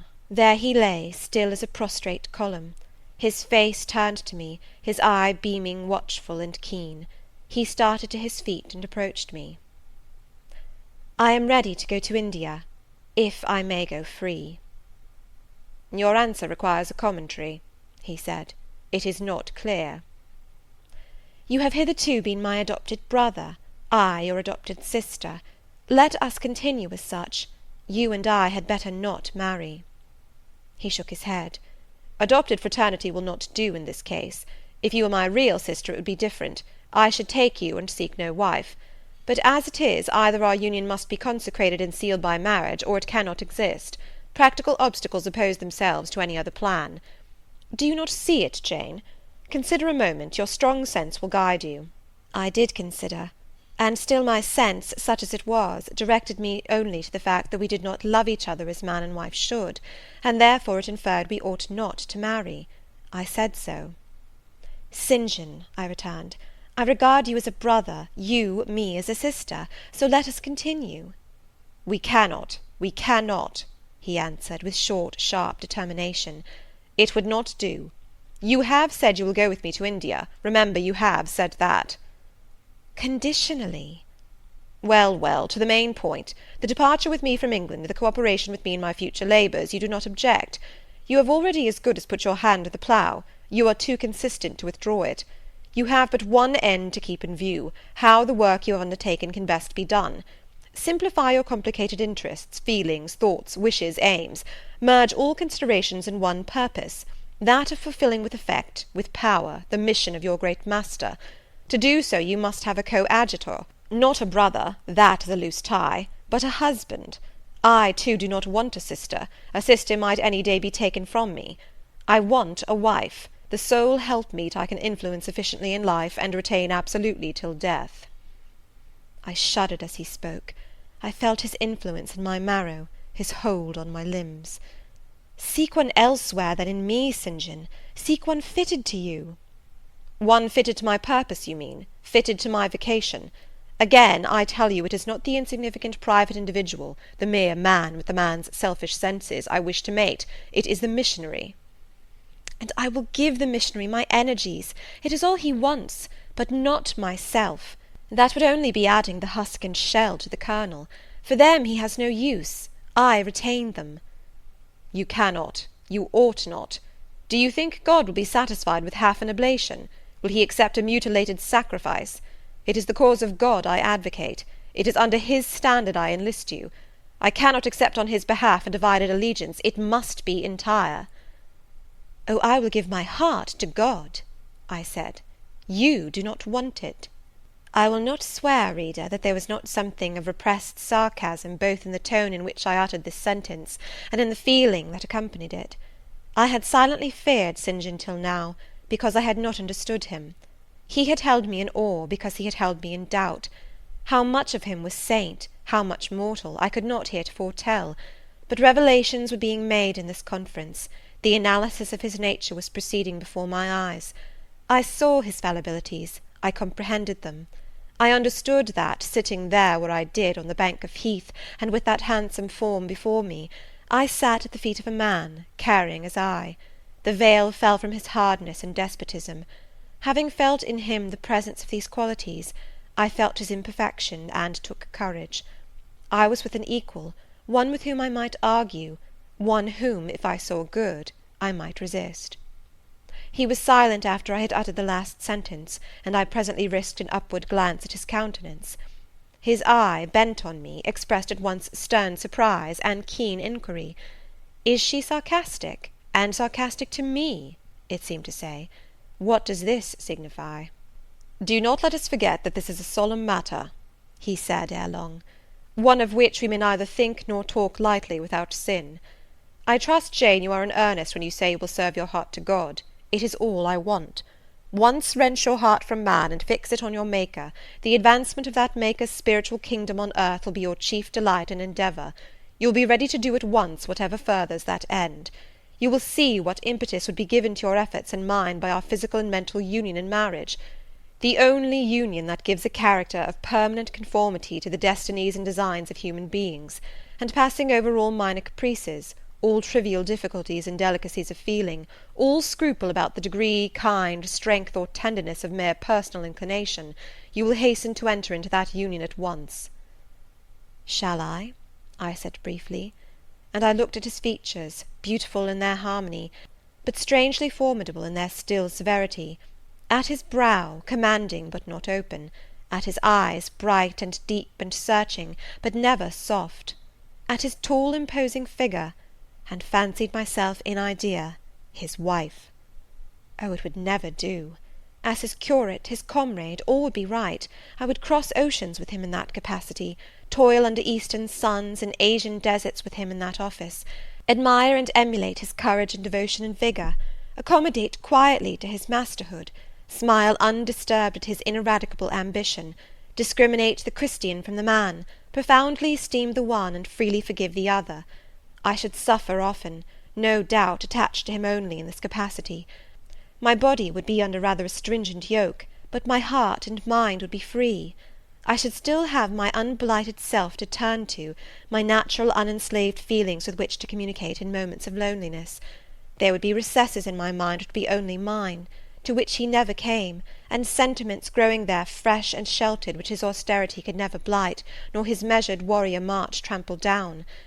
But as his wife, at his side always, and always constrained, and always checked, forced to keep the fire of my nature continually low, to compel it to burn inwardly, and never utter a cry, though the imprisoned flame consumed vital after vital, this would be unendurable.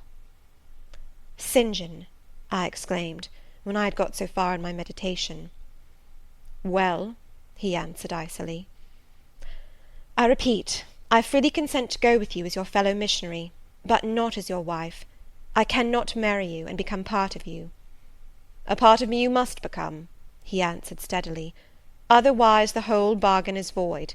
How can I, a man not yet 30, take out with me to India a girl of 19, unless she be married to me? How can we be forever together, sometimes in solitude, sometimes amidst savage tribes, and unwed?" "Very well," I said shortly. "Under the circumstances, quite as well as if I were either your real sister, or a man and a clergyman like yourself." "It is known that you are not my sister. I cannot introduce you as such. To attempt it would be to fasten injurious suspicions on us both. And for the rest, though you have a man's vigorous brain, you have a woman's heart, and it would not do." "It would do," I affirmed with some disdain, "perfectly well. I have a woman's heart, but not where you are concerned. For you I have only a comrade's constancy, a fellow soldier's frankness, fidelity, fraternity, if you like, a neophyte's respect and submission to his hierophant. Nothing more. Don't fear." "It is what I want," he said, speaking to himself. "It is just what I want. And there are obstacles in the way. They must be hewn down. Jane, you would not repent marrying me. Be certain of that. We must be married. There is no other way. And undoubtedly enough of love would follow upon marriage to render the union right even in your eyes." "I scorn your idea of love," I could not help saying, as I rose up and stood before him, leaning my back against the rock. "I scorn the counterfeit sentiment you offer. Yes, St. John, and I scorn you when you offer it." He looked at me fixedly, compressing his well-cut lips while he did so. Whether he was incensed or surprised, or what, it was not easy to tell. He could command his countenance thoroughly. "I scarcely expected to hear that expression from you," he said. "I think I have done and uttered nothing to deserve scorn." I was touched by his gentle tone, and overawed by his high, calm mien. "Forgive me the words, St. John, but it is your own fault that I have been roused to speak so unguardedly. You have introduced a topic in which our natures are at variance, a topic we should never discuss. The very name of love is an apple of discord between us. If the reality were required, what should we do? How should we feel?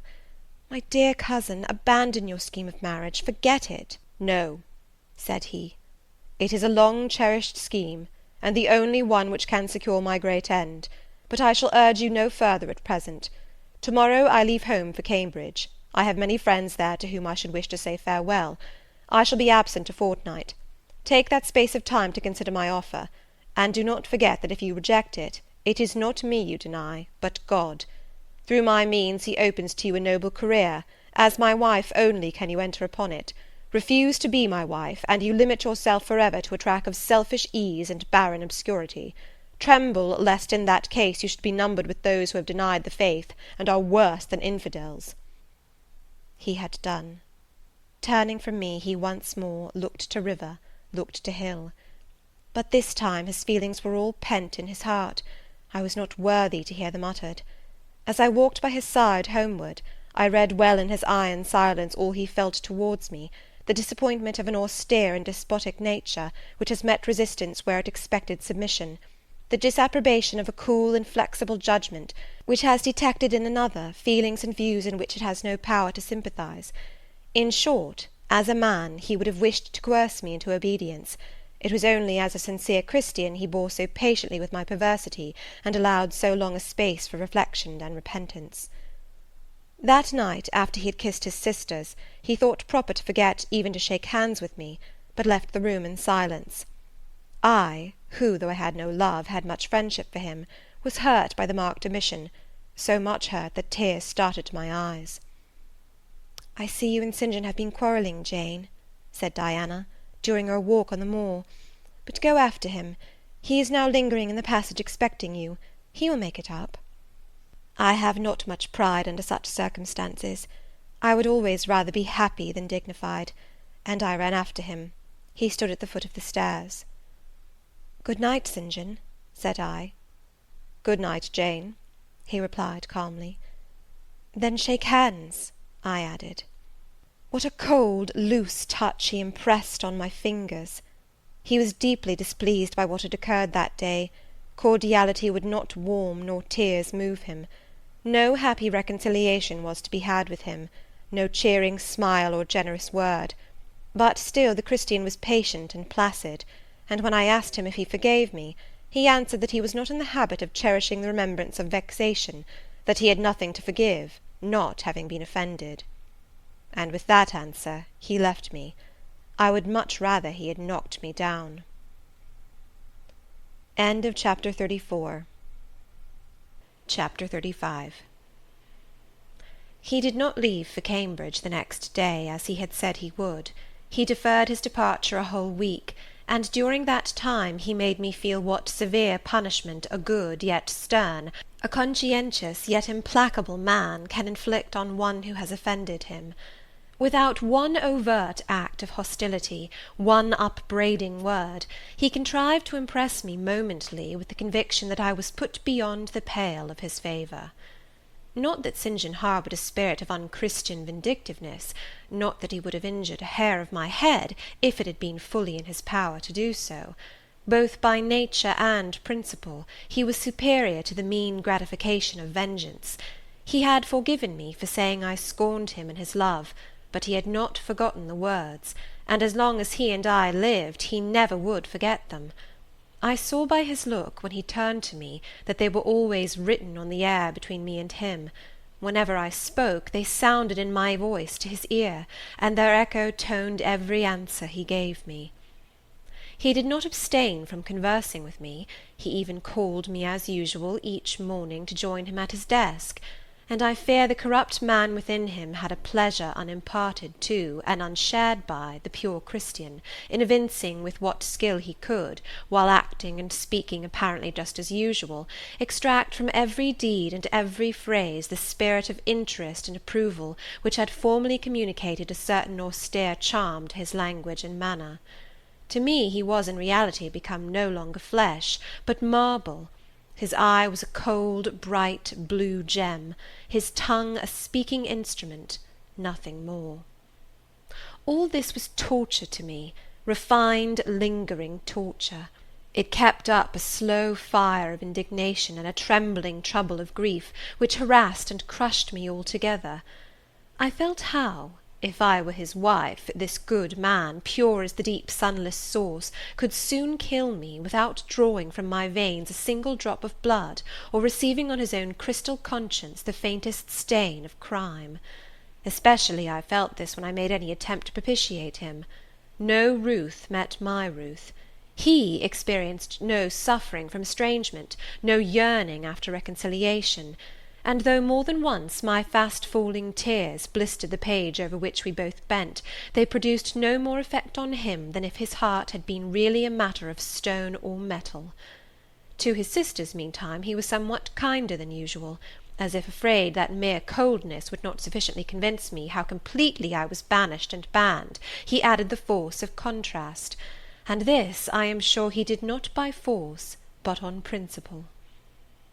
The night before he left home, happening to see him walking in the garden about sunset, and remembering as I looked at him that this man, alienated as he now was, had once saved my life, and that we were near relations, I was moved to make a last attempt to regain his friendship. I went out and approached him as he stood leaning over the little gate. I spoke to the point at once. "St. John, I am unhappy because you are still angry with me. Let us be friends." "I hope we are friends," was the unmoved reply, while he stood watching the rising of the moon, which he had been contemplating as I approached. "No, St. John, we are not friends as we were. You know that." "Are we not? That is wrong. For my part, I wish you no ill, and all good." "I believe you, St. John, for I am sure you are incapable of wishing any one ill. But as I am your kinswoman, I should desire somewhat more of affection than that sort of general philanthropy you extend to mere strangers." "Of course," he said, "your wish is reasonable, and I am far from regarding you as a stranger." This, spoken in a cool, tranquil tone, was mortifying and baffling enough. Had I attended to the suggestions of pride and ire, I should immediately have left him, but something worked within me more strongly than those feelings could. I deeply venerated my cousin's talent and principle. His friendship was of value to me. To lose it tried me severely. I would not so soon relinquish the attempt to reconquer it. "Must we part in this way, St. John? And when you go to India, will you leave me so, without a kinder word than you have yet spoken?" He now turned quite from the moon, and faced me. "When I go to India, Jane, will I leave you? What? Do you not go to India?" "You said I could not unless I married you." "And you will not marry me? You adhere to that resolution?" Reader, do you know, as I do, what terror those cold people can put into the ice of their questions? How much of the fall of the avalanche is in their anger, of the breaking up of the frozen sea in their displeasure? No, St. John, I will not marry you. I adhere to my resolution. The avalanche had shaken and slid a little forward, but it did not yet crash down. "Once more, why this refusal?" he asked. "Formerly," I answered, "because you did not love me. Now, I reply, because you almost hate me. If I were to marry you, you would kill me. You are killing me now." His lips and cheeks turned white, quite white. "I should kill you. I am killing you. Your words are such as ought not to be used, violent, unfeminine, and untrue. They betray an unfortunate state of mind. They merit severe reproof. They would seem inexcusable, but that it is the duty of man to forgive his fellow even until 77 times. I had finished the business now. While earnestly wishing to erase from his mind the trace of my former offence, I had stamped on that tenacious surface another and far deeper impression. I had burnt it in. "Now you will indeed hate me," I said. "It is useless to attempt to conciliate you. I see I have made an eternal enemy of you." A fresh wrong did these words inflict, the worse because they touched on the truth. That bloodless lip quivered to a temporary spasm. I knew the steely ire I had whetted. I was heart-wrung. "You utterly misinterpret my words," I said, at once seizing his hand. "I have no intention to grieve or pain you. Indeed, I have not." Most bitterly he smiled. Most decidedly he withdrew his hand from mine. "And now you recall your promise, and will not go to India at all, I presume?" said he, after a considerable pause. "Yes, I will, as your assistant," I answered. A very long silence succeeded. What struggle there was in him between nature and grace in this interval I cannot tell. Only singular gleams scintillated in his eyes, and strange shadows passed over his face. He spoke at last. "I before proved to you the absurdity of a single woman of your age proposing to accompany abroad a single man of mine. I proved it to you in such terms as, I should have thought, would have prevented your ever again alluding to the plan. That you have done so, I regret, for your sake." I interrupted him. Anything like a tangible reproach gave me courage at once. "Keep to common sense, St. John. You are verging on nonsense. You pretend to be shocked by what I have said. You are not really shocked, for with your superior mind you cannot be either so dull or so conceited as to misunderstand my meaning. I say again, I will be your curate if you like, but never your wife." Again he turned lividly pale, but as before controlled his passion perfectly. He answered emphatically but calmly, "A female curate, who is not my wife, would never suit me. With me, then, it seems you cannot go. But if you are sincere in your offer, I will, while in town, speak to a married missionary, whose wife needs a coadjutor. Your own fortune will make you independent of the Society's aid, and thus you may still be spared the dishonour of breaking your promise and deserting the band you engaged to join." Now I never had, as the reader knows, either given any formal promise or entered into any engagement, and this language was all much too hard and much too despotic for the occasion. I replied, "There is no dishonour, no breach of promise, no desertion in the case. I am not under the slightest obligation to go to India, especially with strangers. With you I would have ventured much, because I admire, confide in, and as a sister I love you. But I am convinced that, go when and with whom I would, I should not live long in that climate." "Ah, you are afraid of yourself," he said, curling his lip. "I am. God did not give me my life to throw away. And to do as you wish me would, I begin to think, be almost equivalent to committing suicide. Moreover, before I definitively resolve on quitting England, I will know for certain whether I cannot be of greater use by remaining in it than by leaving it." "What do you mean?" It would be fruitless to attempt to explain, but there is a point on which I have long endured painful doubt, and I can go nowhere till by some means that doubt is removed. I know where your heart turns and to what it clings. The interest you cherish is lawless and unconsecrated. Long since you ought to have crushed it. Now you should blush to allude to it. You think of Mr. Rochester." It was true. I confessed it by silence. "Are you going to seek Mr. Rochester?" "I must find out what has become of him." "It remains for me, then," he said, "to remember you in my prayers, and to entreat God for you in all earnestness that you may not indeed become a castaway. I had thought I recognized in you one of the chosen, but God sees not as man sees. His will be done." He opened the gate, passed through it, and strayed away down the glen. He was soon out of sight. On re-entering the parlour, I found Diana standing at the window, looking very thoughtful. Diana was a great deal taller than I. She put her hand on my shoulder, and stooping examined my face. "Jane," she said, "you are always agitated and pale now. I am sure there is something the matter. Tell me what business St. John and you have on hands. I have watched you this half-hour from the window. You must forgive my being such a spy, but for a long time I have fancied I hardly know what. St. John is a strange being." She paused. I did not speak. Soon she resumed.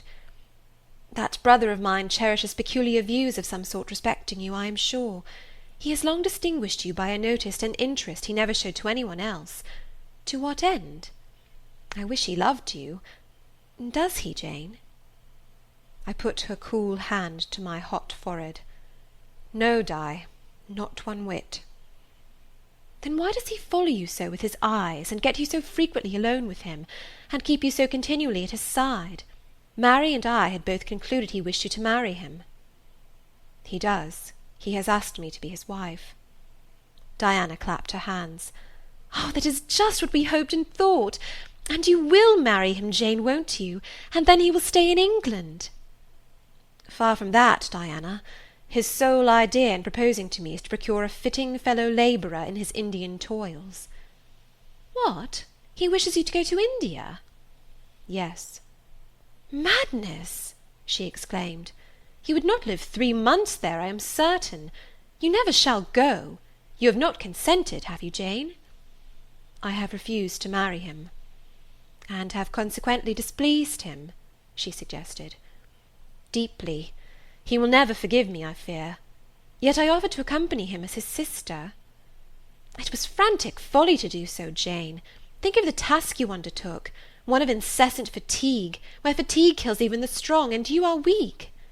St. John, you know him, would urge you to impossibilities. With him there would be no permission to rest during the hot hours, and unfortunately I have noticed, whatever he exacts, you force yourself to perform. I am astonished you found courage to refuse his hand. You do not love him, then, Jane?" "Not as a husband." "Yet he is a handsome fellow." "And I am so plain, you see, Di. We should never suit." "Plain? You? Not at all. You are much too pretty as well as too good to be grilled alive in Calcutta." And again she earnestly conjured me to give up all thoughts of going out with her brother. "I must indeed," I said, for when just now I repeated the offer of serving him for a deacon, he expressed himself shocked at my want of decency. He seemed to think I had committed an impropriety in proposing to accompany him unmarried, as if I had not from the first hoped to find in him a brother, and habitually regarded him as such. "What makes you say he does not love you, Jane?" "You should hear himself on the subject. He has again and again explained that it is not himself, but his office he wishes to mate. He has told me I am formed for labour, not for love, which is true, no doubt. But in my opinion, if I am not formed for love, it follows that I am not formed for marriage. Would it not be strange, Di, to be chained for life to a man who regarded one but as a useful tool? Insupportable, unnatural, out of the question." And then," I continued, "though I have only sisterly affection for him now, yet, if forced to be his wife, I can imagine the possibility of conceiving an inevitable, strange, torturing kind of love for him, because he is so talented, and there is often a certain heroic grandeur in his look, manner, and conversation. In that case my lot would become unspeakably wretched. He would not want me to love him, and if I showed the feeling, he would make me sensible that it was a superfluity, unrequired by him, unbecoming in me. I know he would." "And yet St. John is a good man," said Diana. "He is a good and a great man, but he forgets, pitilessly, the feelings and claims of little people in pursuing his own large views. It is better, therefore, for the insignificant to keep out of his way, lest in his progress he should trample them down. Here he comes. I will leave you, Diana." And I hastened upstairs as I saw him entering the garden. But I was forced to meet him again at supper. During that meal he appeared just as composed as usual. I had thought he would hardly speak to me, and I was certain he had given up the pursuit of his matrimonial scheme. The sequel showed I was mistaken on both points. He addressed me precisely in his ordinary manner, or what had of late been his ordinary manner, one scrupulously polite. No doubt he had invoked the help of the Holy Spirit to subdue the anger I had roused in him, and now believed he had forgiven me once more. For the evening reading before prayers he selected the 21st chapter of Revelation. It was at all times pleasant to listen while from his lips fell the words of the Bible. Never did his fine voice sound at once so sweet and full, never did his manner become so impressive in its noble simplicity, as when he delivered the oracles of God. And to-night that voice took a more solemn tone, that manner a more thrilling meaning, as he sat in the midst of his household circle, the May moon shining in through the uncurtained window, and rendering almost unnecessary the light of the candle on the table.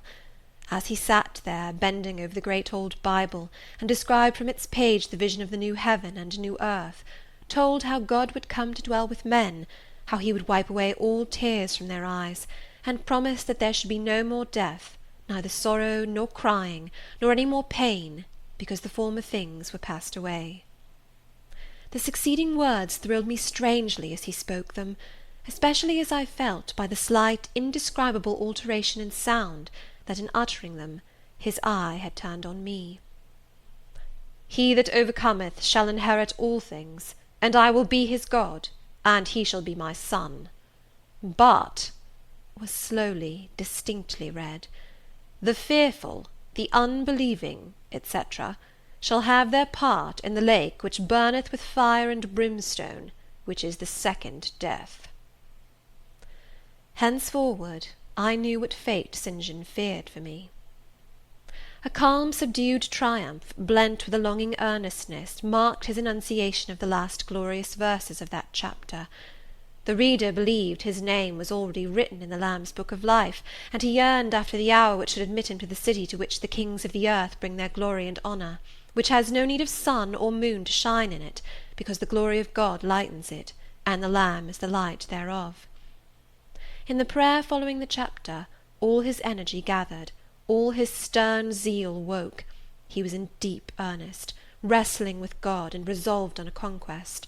He supplicated strength for the weak-hearted, guidance for wanderers from the fold, a return, even at the 11th hour, for those whom the temptations of the world and the flesh were luring from the narrow path.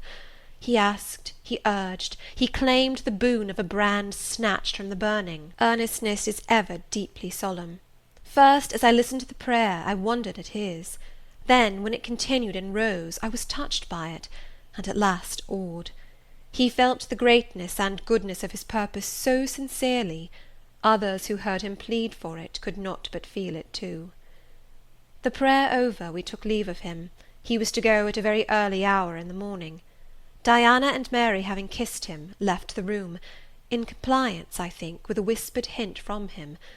I tendered my hand, and wished him a pleasant journey. "Thank you, Jane. As I said, I shall return from Cambridge in a fortnight. That space, then, is yet left to you for reflection. If I listened to human pride, I should say no more to you of marriage with me. But I listen to my duty, and keep steadily in view my very first aim, to do all things to the glory of God. My master was long-suffering, so will I be. I cannot give you up to perdition as a vessel of wrath. Repent, Resolve, while there is yet time. Remember, we are bid to work while it is day, warned that the night cometh when no man shall work. Remember the fate of Dives, who had his good things in this life. God give you strength to choose that better part which shall not be taken from you." He laid his hand on my head as he uttered the last words. He had spoken earnestly, mildly. His look was not indeed that of a lover beholding his mistress, but it was that of a pastor recalling his wandering sheep, or better, of a guardian angel watching the soul for which he is responsible. All men of talent, whether they be men of feeling or not, whether they be zealots or aspirants or despots, provided only they be sincere, have their sublime moments when they subdue and rule. I felt veneration for St. John, veneration so strong that its impetus thrust me at once to the point I had so long shunned. I was tempted to cease struggling with him, to rush down the torrent of his will into the gulf of his existence, and there lose my own. I was almost as hard beset by him now as I had been once before, in a different way, by another. I was a fool both times. To have yielded then would have been an error of principle, to have yielded now would have been an error of judgment. So I think at this hour, when I look back to the crisis through the quiet medium of time, I was unconscious of folly at the instant. I stood motionless under my hierophant's touch. My refusals were forgotten, my fears overcome, my wrestlings paralysed. The impossible, i.e. my marriage with St. John, was fast becoming the possible. All was changing utterly with a sudden sweep. Religion called, angels beckoned, God commanded, life rolled together like a scroll, death's gates opening, showed eternity beyond. It seemed that for safety and bliss there, all here might be sacrificed in a second. The dim room was full of visions. "Could you decide now?" asked the missionary. The inquiry was put in gentle tones. He drew me to him as gently. Oh, that gentleness! How far more potent is it than force! I could resist St. John's wrath. I grew pliant as a reed under his kindness. Yet I knew all the time, if I yielded now, I should not the less be made to repent, some day, of my former rebellion. His nature was not changed by 1 hour of solemn prayer, it was only elevated.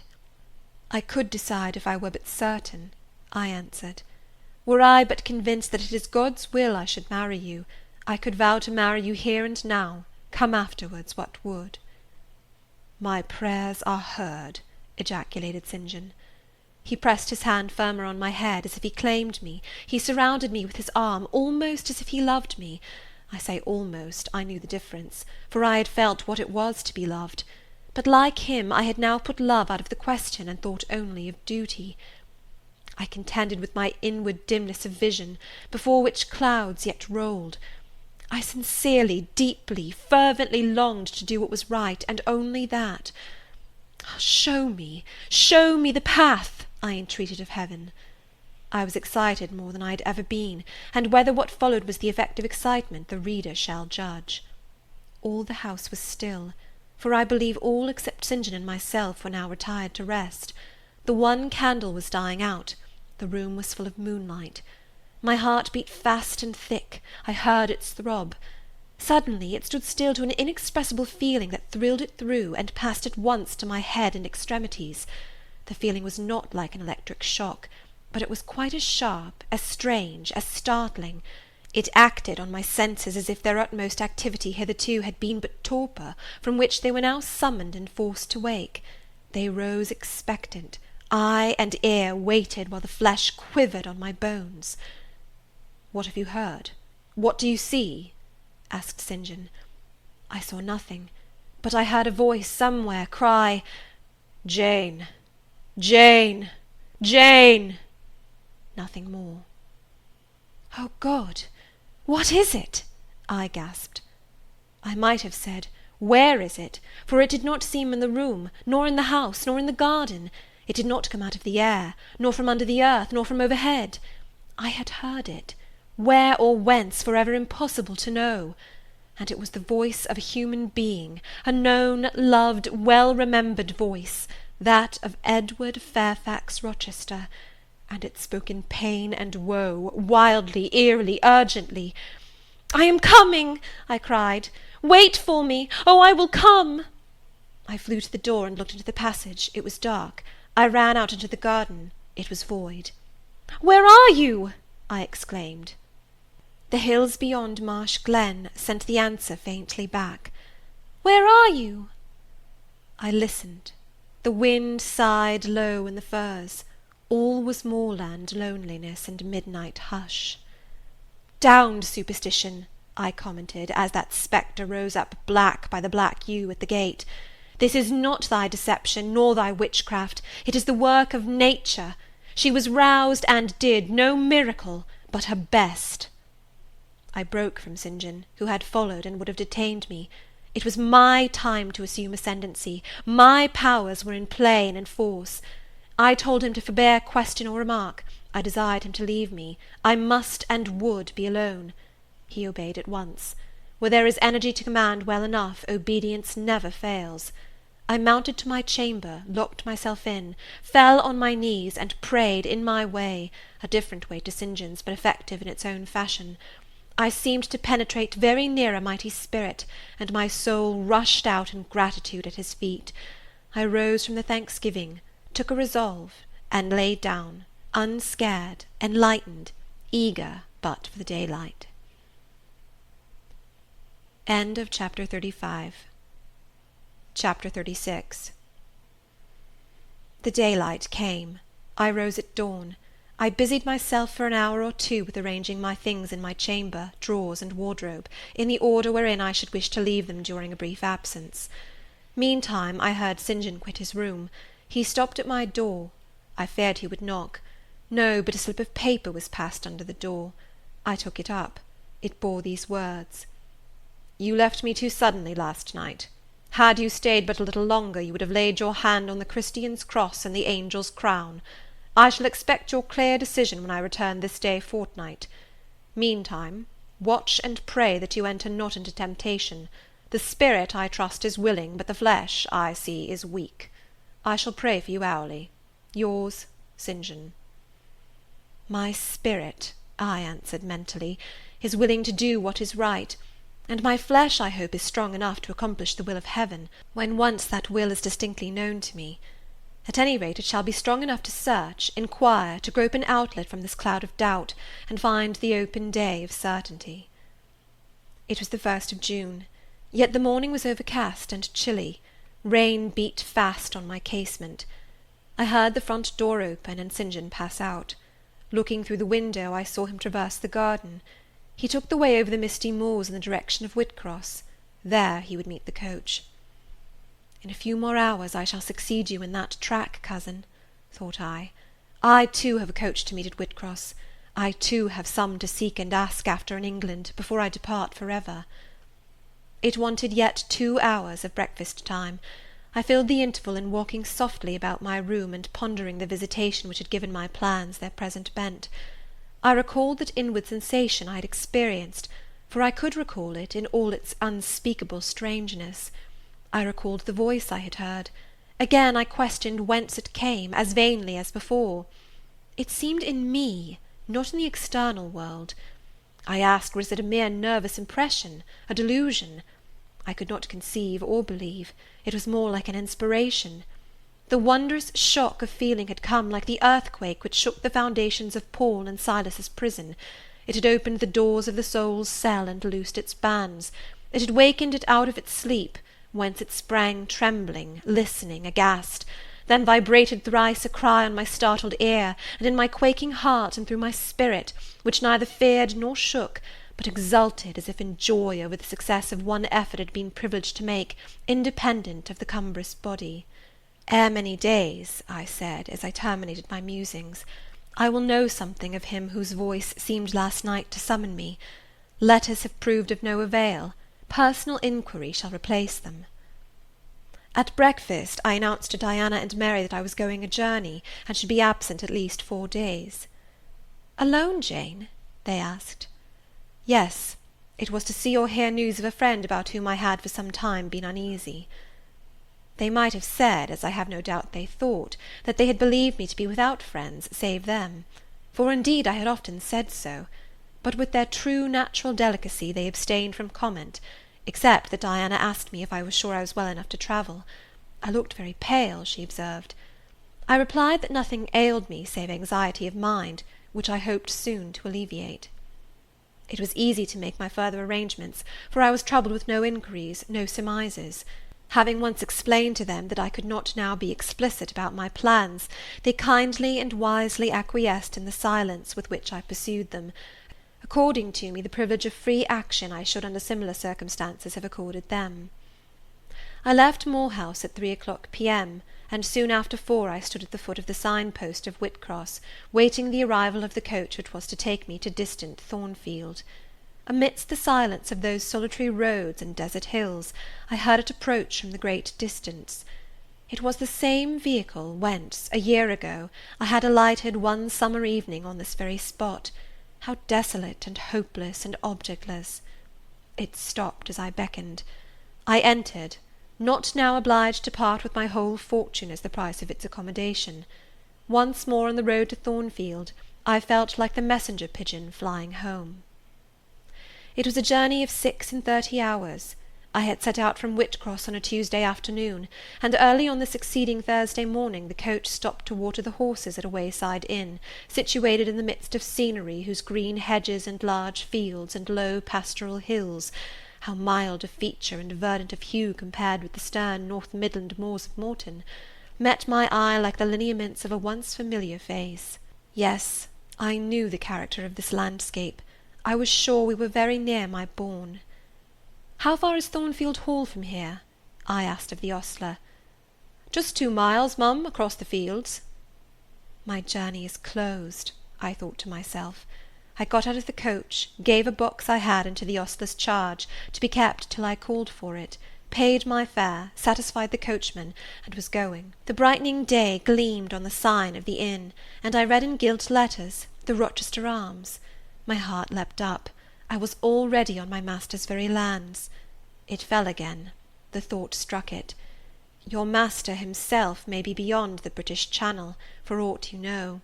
And then if he is at Thornfield Hall, towards which you hasten, who besides him is there? His lunatic wife, and you have nothing to do with him. You dare not speak to him or seek his presence. You have lost your labour. You had better go no further, urged the monitor. Ask information of the people at the inn. They can give you all you seek. They can solve your doubts at once. Go up to that man and inquire if Mr. Rochester be at home. The suggestion was sensible, and yet I could not force myself to act on it. I so dreaded a reply that would crush me with despair. To prolong doubt was to prolong hope. I might yet once more see the Hall under the ray of her star. There was the stile before me, the very fields through which I had hurried, blind, deaf, distracted with revengeful fury, tracking and scourging me on the morning I fled from Thornfield. Ere I well knew what course I had resolved to take, I was in the midst of them. How fast I walked, how I ran sometimes, how I looked forward to catch the first view of the well-known woods, with what feelings I welcomed single trees I knew, and familiar glimpses of meadow and hill between them. At last the woods rose, the rookery clustered dark, a loud cawing broke the morning stillness. Strange delight inspired me, on I hastened. Another field crossed, a lane threaded, and there were the courtyard walls, the back offices, the house itself, the rookery still hid. My first view of it shall be in front, I determined, where its bold battlements will strike the eye nobly at once, and where I can single out my master's very window. Perhaps he will be standing at it. He rises early. Perhaps he is now walking in the orchard, or on the pavement in front. Could I but see him, but a moment! Surely in that case I should not be so mad as to run to him. I cannot tell. I am not certain. And if I did, what then? God bless him, what then? Who would be hurt by my once more tasting the life his glance can give me? I rave. Perhaps at this moment he is watching the sunrise over the Pyrenees, or on the tideless sea of the south. I had coasted along the lower wall of the orchard, turned its angle. There was a gate just there, opening into the meadow between 2 stone pillars crowned by stone balls. From behind one pillar I could peep round quietly at the full front of the mansion. I advanced my head with precaution, desirous to ascertain if any bedroom window blinds were yet drawn up. Battlements, windows, long front, all from this sheltered station were at my command. The crows sailing overhead perhaps watched me while I took this survey. I wonder what they thought. They must have considered I was very careful and timid at first, and that gradually I grew very bold and reckless. A peep, and then a long stare, and then a departure from my niche and a straying out into the meadow, and a sudden stop full in front of the great mansion, and a protracted hardy gaze towards it. What affectation of diffidence was this at first? They might have demanded. What stupid regardlessness now? Here an illustration, reader. A lover finds his mistress asleep on a mossy bank. He wishes to catch a glimpse of her fair face without waking her. He steals softly over the grass, careful to make no sound. He pauses, fancying she has stirred. He withdraws, not for worlds would he be seen. All is still. He again advances, he bends above her, a light veil rests on her features. He lifts it, bends lower. Now his eyes anticipate the vision of beauty, warm and blooming and lovely in rest. How hurried was their first glance! But how they fix! How he starts! How he suddenly and vehemently clasps in both arms the form he dared not a moment since touch with his finger! How he calls aloud a name, and drops his burden, and gazes on it wildly! He thus grasps and cries and gazes because he no longer fears to waken by any sound he can utter, by any movement he can make. He thought his love slept sweetly. He finds she is stone dead. I looked with timorous joy towards a stately house. I saw a blackened ruin. No need to cower behind a gate-post, indeed, to peep up at chamber lattices, fearing life was astir behind them. No need to listen for doors opening, to fancy steps on the pavement or the gravel walk. The lawn, the gardens were trodden and waste, the portal yawned void. The front was, as I had once seen it in a dream, but a well-like wall, very high and very fragile-looking, perforated with paneless windows. No roof, no battlements, no chimneys, all had crashed in. And there was the silence of death about it, the solitude of a lonesome wild. No wonder that letters addressed to people here had never received an answer, as well dispatch epistles to a vault in a church aisle. The grim blackness of the stones told by what fate the hall had fallen, by conflagration. But how kindled? What story belonged to this disaster? What loss besides mortar and marble and woodwork had followed upon it? Had life been wrecked as well as property? If so, whose? Dreadful question! There was no one here to answer it, not even dumb sign, mute token. In wandering round the shattered walls and through the devastated interior, I gathered evidence that the calamity was not of late occurrence. Winter snows, I thought, had drifted through that void arch, winter rains beaten in at those hollow casements, for amidst the drenched piles of rubbish, spring had cherished vegetation. Grass and weed grew here and there between the stones and fallen rafters. And oh, where, meantime, was the hapless owner of this wreck? In what land? Under what auspices? My eye involuntarily wandered to the grey church tower near the gates, and I asked, is he with Dame de Rochester sharing the shelter of his narrow marble house? Some answer must be had to these questions. I could find it nowhere but at the inn, and thither ere long I returned. The host himself brought my breakfast into the parlour. I requested him to shut the door and to sit down. I had some questions to ask him. But when he complied, I scarcely knew how to begin, such horror had I of the possible answers. And yet the spectacle of desolation I had just left prepared me in a measure for a tale of misery. The host was a respectable-looking, middle-aged man. "You know Thornfield Hall, of course?" I managed to say at last. "Yes, ma'am, I lived there once." "Did you? Not in my time, I thought. You are a stranger to me." "I was the late Mr. Rochester's butler," he added. The late! I seemed to have received with full force the blow I had been trying to evade. "The late!" I gasped. "Is he dead?" "I mean the present gentleman, Mr. Edward's father," he explained. I breathed again, my blood resumed its flow, fully assured by these words that Mr. Edward, my Mr. Rochester, God bless him wherever he was at least alive, was in short the present gentleman. Gladdening words! It seemed I could hear all that was to come, whatever the disclosures might be, with comparative tranquillity. Since he was not in the grave, I could bear, I thought, to learn he was at the antipodes. "Is Mr. Rochester living at Thornfield Hall now?" I asked, knowing, of course, what the answer would be, but yet desirous of deferring the direct question as to where he really was. "No, mum, oh no, no one is living there. I suppose you are a stranger in these parts, or you would have heard what happened last autumn. Thornfield Hall is quite a ruin. It was burned down just about harvest time. A dreadful calamity. Such an immense quantity of valuable property destroyed. Hardly any of the furniture could be saved. The fire broke out at dead of night, and before the engines arrived from Millcote the building was one mass of flame. It was a terrible spectacle. I witnessed it myself." "At dead of night," I muttered. Yes, that was ever the hour of fatality at Thornfield. "Was it known how it originated?" I demanded. "They guessed, ma'am, they guessed. Indeed, I should say it was ascertained beyond a doubt.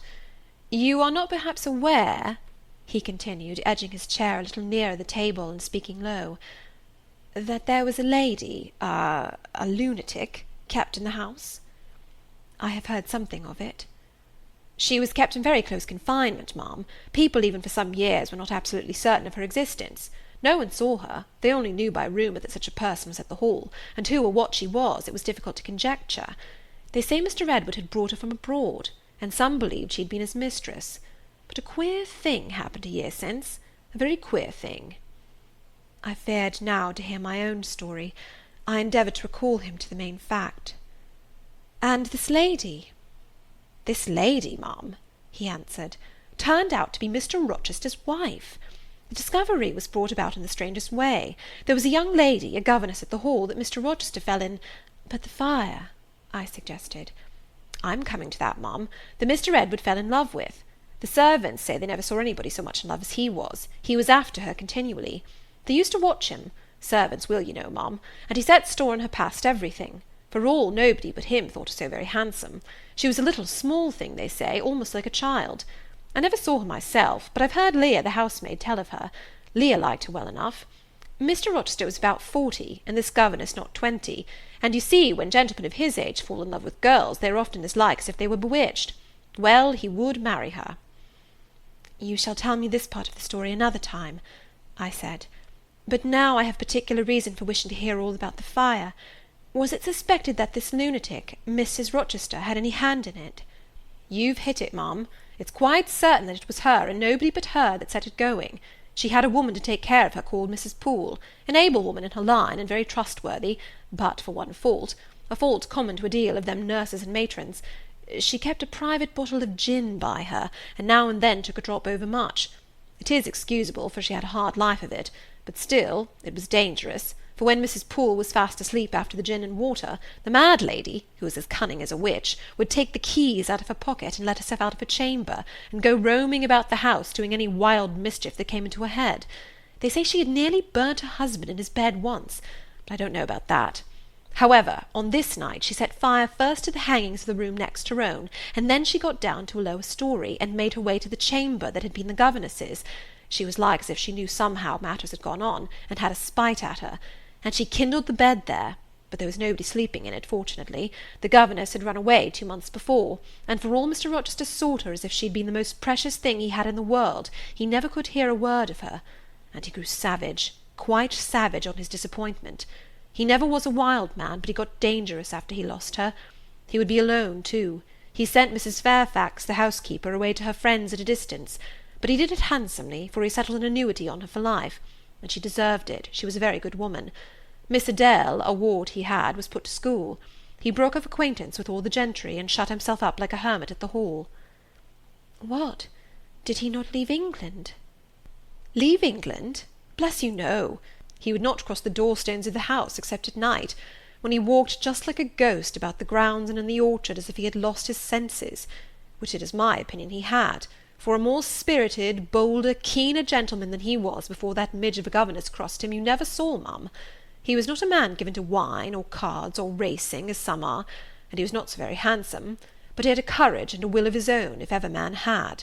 I knew him from a boy, you see, and for my part I have often wished that Miss Eyre had been sunk in the sea before she came to Thornfield Hall." "Then Mr. Rochester was at home when the fire broke out?"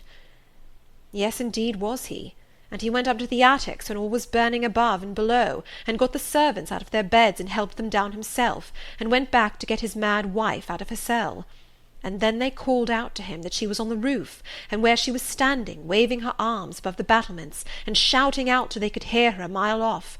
I saw her and heard her with my own eyes. She was a big woman, and had long black hair. We could see it streaming against the flames as she stood. I witnessed, and several more witnessed, Mr. Rochester ascend through the skylight to the roof. We heard him call Bertha. We saw him approach her. And then, mum, she yelled and gave a spring, and the next minute she lay smashed on the pavement." "Dead?" "Dead. Ay, dead as the stones on which her brains and blood were scattered." "Good God!" "You may well say so, ma'am. It was frightful." He shuddered. "And afterwards?" I urged. "Well, ma'am, afterwards the house was burnt to the ground. There are only some bits of walls standing now." "Were any other lives lost?" "No. Perhaps it would have been better if there had." "What do you mean?" "Poor Mr. Edward!" he ejaculated. "I little thought ever to have seen it.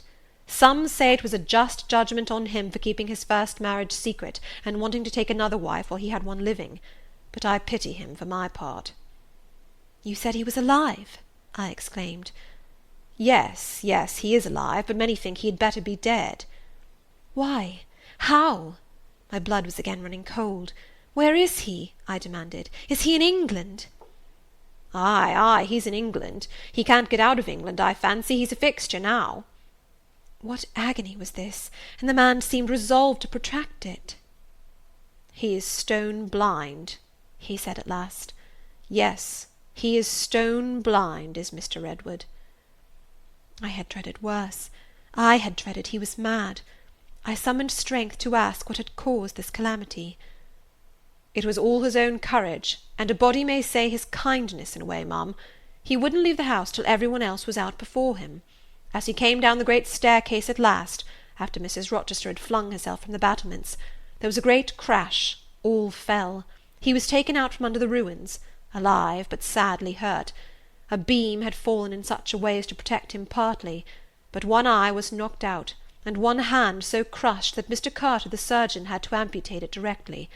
The other eye inflamed, he lost the sight of that also. He is now helpless indeed, blind and a cripple." "Where is he? Where does he live now?" "At Ferndean, a manor house on a farm he has, about 30 miles off. Quite a desolate spot." "Who is with him?" "Old John and his wife. He would have none else. He is quite broken down, they say." "Have you any sort of conveyance?" "We have a chaise, ma'am, a very handsome chaise." "Let it be got ready instantly, and if your post-boy can drive me to Ferndean before dark this day, I'll pay both you and him twice the hire you usually demand." End of Chapter 36. Chapter 37. The manor house of Ferndean was a building of considerable antiquity, moderate size, and no architectural pretensions, deep buried in a wood. I had heard of it before. Mr. Rochester often spoke of it, and sometimes went there. His father had purchased the estate for the sake of the game covers. He would have let the house, but could find no tenant, in consequence of its ineligible and insalubrious site. Ferndean then remained uninhabited and unfurnished, with the exception of some 2 or 3 rooms fitted up for the accommodation of the squire when he went there in the season to shoot. To this house I came just ere dark on an evening marked by the characteristics of sad sky, cold gale, and continued small penetrating rain. The last mile I performed on foot, having dismissed the chaise and driver with the double remuneration I had promised. Even when within a very short distance of the manor house you could see nothing of it, so thick and dark grew the timber of the gloomy wood about it. Iron gates between granite pillars showed me where to enter, and passing through them I found myself at once in the twilight of close-ranked trees. There was a grass-grown track descending the forest aisle between hoar and knotty shafts and under-branched arches. I followed it. expecting soon to reach the dwelling, but it stretched on and on, it would far and farther, no sign of habitation or grounds was visible. I thought I had taken a wrong direction and lost my way. The darkness of natural as well as of sylvan dusk gathered over me. I looked round in search of another road. There was none. All was interwoven stem, columnar trunk, dense summer foliage, no opening anywhere. I proceeded. At last my way opened, the trees thinned a little. Presently I beheld a railing. Then the house, scarce, by this dim light, distinguishable from the trees, so dank and green were its decaying walls. Entering a portal, fastened only by a latch, I stood amidst a space of enclosed ground, from which the wood swept away in a semicircle. There were no flowers, no garden beds, only a broad gravel walk girdling a grass plat, and this set in the heavy frame of the forest. The house presented two pointed gables in its front. The windows were latticed and narrow. The front door was narrow too, one step led up to it. The whole looked, as the host of the Rochester Arms had said, quite a desolate spot. It was as still as a church on a week-day. The pattering rain on the forest leaves was the only sound audible in its vicinage. "Can there be life here?" I asked. Yes, life of some kind there was, for I heard a movement. That narrow front door was unclosing, and some shape was about to issue from the grange. It opened slowly. A figure came out into the twilight and stood on the step, a man without a hat. He stretched forth his hand as if to feel whether it rained. Dusk as it was, I had recognized him. It was my master, Edward Fairfax Rochester, and no other. I stayed my step, almost my breath, and stood to watch him, to examine him, myself unseen, and, alas, to him invisible. It was a sudden meeting, and one in which rapture was kept well in check by pain. I had no difficulty in restraining my voice from exclamation, my step from hasty advance. His form was of the same strong and stalwart contour as ever. His port was still erect, his hair was still raven black, nor were his features altered or sunk. Not in 1 year's space, by any sorrow, could his athletic strength be quelled, or his vigorous prime blighted. But in his countenance I saw a change. That looked desperate and brooding. That reminded me of some wronged and fettered wild beast or bird, dangerous to approach in his sullen woe. The caged eagle, whose gold-ringed eyes cruelty has extinguished, might look as looked that sightless Samson. And, reader, do you think I feared him in his blind ferocity? If you do, you little know me. A soft hope blessed with my sorrow that soon I should dare to drop a kiss on that brow of rock, and on those lips so sternly sealed beneath it. But not yet. I would not accost him yet. He descended the one step, and advanced slowly and gropingly towards the grass plat. Where was his daring stride now? Then he paused, as if he knew not which way to turn. He lifted his hand and opened his eyelids, gazed blank and with a straining effort on the sky, and toward the amphitheatre of trees. One saw that all to him was void darkness. He stretched his right hand. The left arm, the mutilated one, he kept hidden in his bosom. He seemed to wish by touch to gain an idea of what lay around him. He met but vacancy still, for the trees were some yards off from where he stood. He relinquished the endeavour, folded his arms, and stood quiet and mute in the rain, now falling fast on his uncovered head. At this moment John approached him from some quarter. "Will you take my arm, sir?" he said. "There is a heavy shower coming on. Had you not better go in?" "Let me alone," was the answer. John withdrew without having observed me. Mr. Rochester now tried to walk about. Vainly. All was too uncertain. He groped his way back to the house, and re-entering it, closed the door. I now drew near and knocked. John's wife opened for me. "Mary," I said, "how are you?" She started as if she had seen a ghost. I calmed her. To her hurried, "Is it really you, miss, come at this late hour to this lonely place?" I answered by taking her hand, and then I followed her into the kitchen, where John now sat by a good fire. I explained to them in few words that I had heard all which had happened since I left Thornfield, and that I was come to see Mr. Rochester.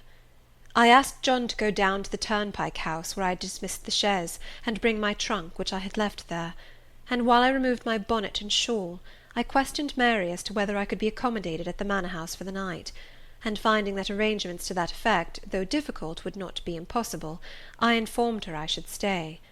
Just at that moment the parlour bell rang. "When you go in," said I, "tell your master that a person wishes to speak to him, but do not give my name." "I don't think he will see you," she answered. "He refuses everybody." When she returned, I inquired what he had said. "You are to send in your name and your business," she replied. She then proceeded to fill a glass with water and place it on a tray, together with candles. "Is that what he rang for?" I asked. "Yes. He always has candles brought in at dark, though he is blind." "Give the tray to me. I will carry it in." I took it from her hand. She pointed me out to the parlour door. The tray shook as I held it. The water spilled from the glass. My heart struck my ribs loud and fast. Mary opened the door for me and shut it behind me. This parlour looked gloomy. A neglected handful of fire burnt low in the grate, and leaning over it, with his head supported against the high old-fashioned mantelpiece, appeared the blind tenant of the room. His old dog, Pilot, lay on one side, removed out of the way, and coiled up as if afraid of being inadvertently trodden upon. Pilot pricked up his ears when I came in. Then he jumped up, with a yelp and a whine, and bounded towards me. He almost knocked the tray from my hands. I set it on the table, then patted him, and said softly, "Lie down." Mr. Rochester turned mechanically to see what the commotion was, but as he saw nothing, he returned and sighed. "Give me the water, Mary," he said. I approached him with the now only half-filled glass. Pilot followed me, still excited. "What is the matter?" he inquired. "Down, Pilot," I again said. He checked the water on its way to his lips, and seemed to listen. He drank, and put the glass down. "This is you, Mary, is it not?" "Mary is in the kitchen," I answered. He put out his hand with a quick gesture, but not seeing where I stood, he did not touch me. "Who is this? Who is this?" he demanded, trying, as it seemed, to see with those sightless eyes, unavailing and distressing attempt. "Answer me! Speak again!" he ordered, imperiously and aloud. "Will you have a little more water, sir? I spilt half of what was in the glass," I said. "Who is it? What is it? Who speaks?" "Pilot knows me, and John and Mary know I am here. I came only this evening," I answered. Great God! What delusion has come over me? What sweet madness has seized me? No delusion, no madness. Your mind, sir, is too strong for delusion, your health too sound for frenzy. And where is the speaker? Is it only a voice? Oh, I cannot see, but I must feel, or my heart will stop and my brain burst. Whatever, whoever you are, be perceptible to the touch, or I cannot live. He groped. I arrested his wandering hand, and prisoned it in both mine. Her very fingers, he cried, her small, slight fingers. If so, there must be more of her. The muscular hand broke from my custody. My arm was seized, my shoulder, neck, waist. I was entwined and gathered to him. Is it Jane? What is it? This is her shape, this is her size. And this is her voice, I added. She is all here, her heart too. God bless you, sir. I am glad to be so near you again. Jane Eyre, Jane Eyre, was all he said. My dear master, I answered, I am Jane Eyre. I have found you out. I am come back to you. In truth, in the flesh, my living Jane? You touch me, sir. You hold me, and fast enough. I am not cold like a corpse, nor vacant like air, am I? My living darling, these are certainly her limbs, and these her features, but I cannot be so blessed after all my misery. It is a dream, such dreams as I have had at night when I have clasped her once more to my heart, as I do now, and kissed her, as thus, and felt that she loved me, and trusted that she would not leave me. Which I never will, sir, from this day. Never will, says the vision. But I always woke and found it an empty mockery, and I was desolate and abandoned, my life dark, lonely, hopeless, my soul athirst and forbidden to drink, my heart famished and never to be fed. Gentle, soft dream, nestling in my arms now, you will fly too, as your sisters have all fled before you. But kiss me before you go. Embrace me, Jane. There, sir, and there. I pressed my lips to his once brilliant and now rayless eyes. I swept his hair from his brow and kissed that too. He suddenly seemed to arouse himself. The conviction of the reality of all this seized him. It is you, is it, Jane? You are come back to me, then? I am. And you do not lie dead in some ditch under some stream, and you are not a pining outcast among strangers? No, sir. I am an independent woman now. Independent? What do you mean, Jane? My uncle in Madeira is dead, and he left me £5,000. Ah, this is practical, this is real, he cried. I should never dream that. Besides, there is that peculiar voice of hers, so animating and piquant as well as soft. It cheers my withered heart. It puts life into it. What, Janet? Are you an independent woman? A rich woman?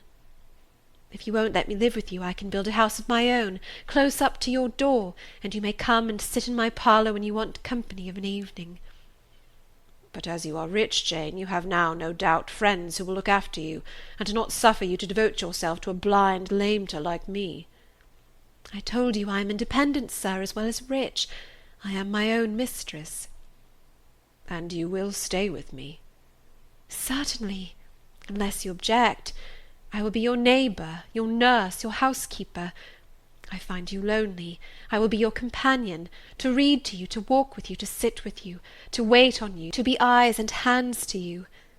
Cease to look so melancholy, my dear master. You shall not be left desolate so long as I live. He replied not. He seemed serious, abstracted. He sighed. He half opened his lips as if to speak. He closed them again. I felt a little embarrassed. Perhaps I had too rashly overleaped conventionalities, and he, like St. John, saw impropriety in my inconsiderateness. I had indeed made my proposal from the idea that he wished and would ask me to be his wife. An expectation, not the less certain because unexpressed, had buoyed me up, that he would claim me at once as his own.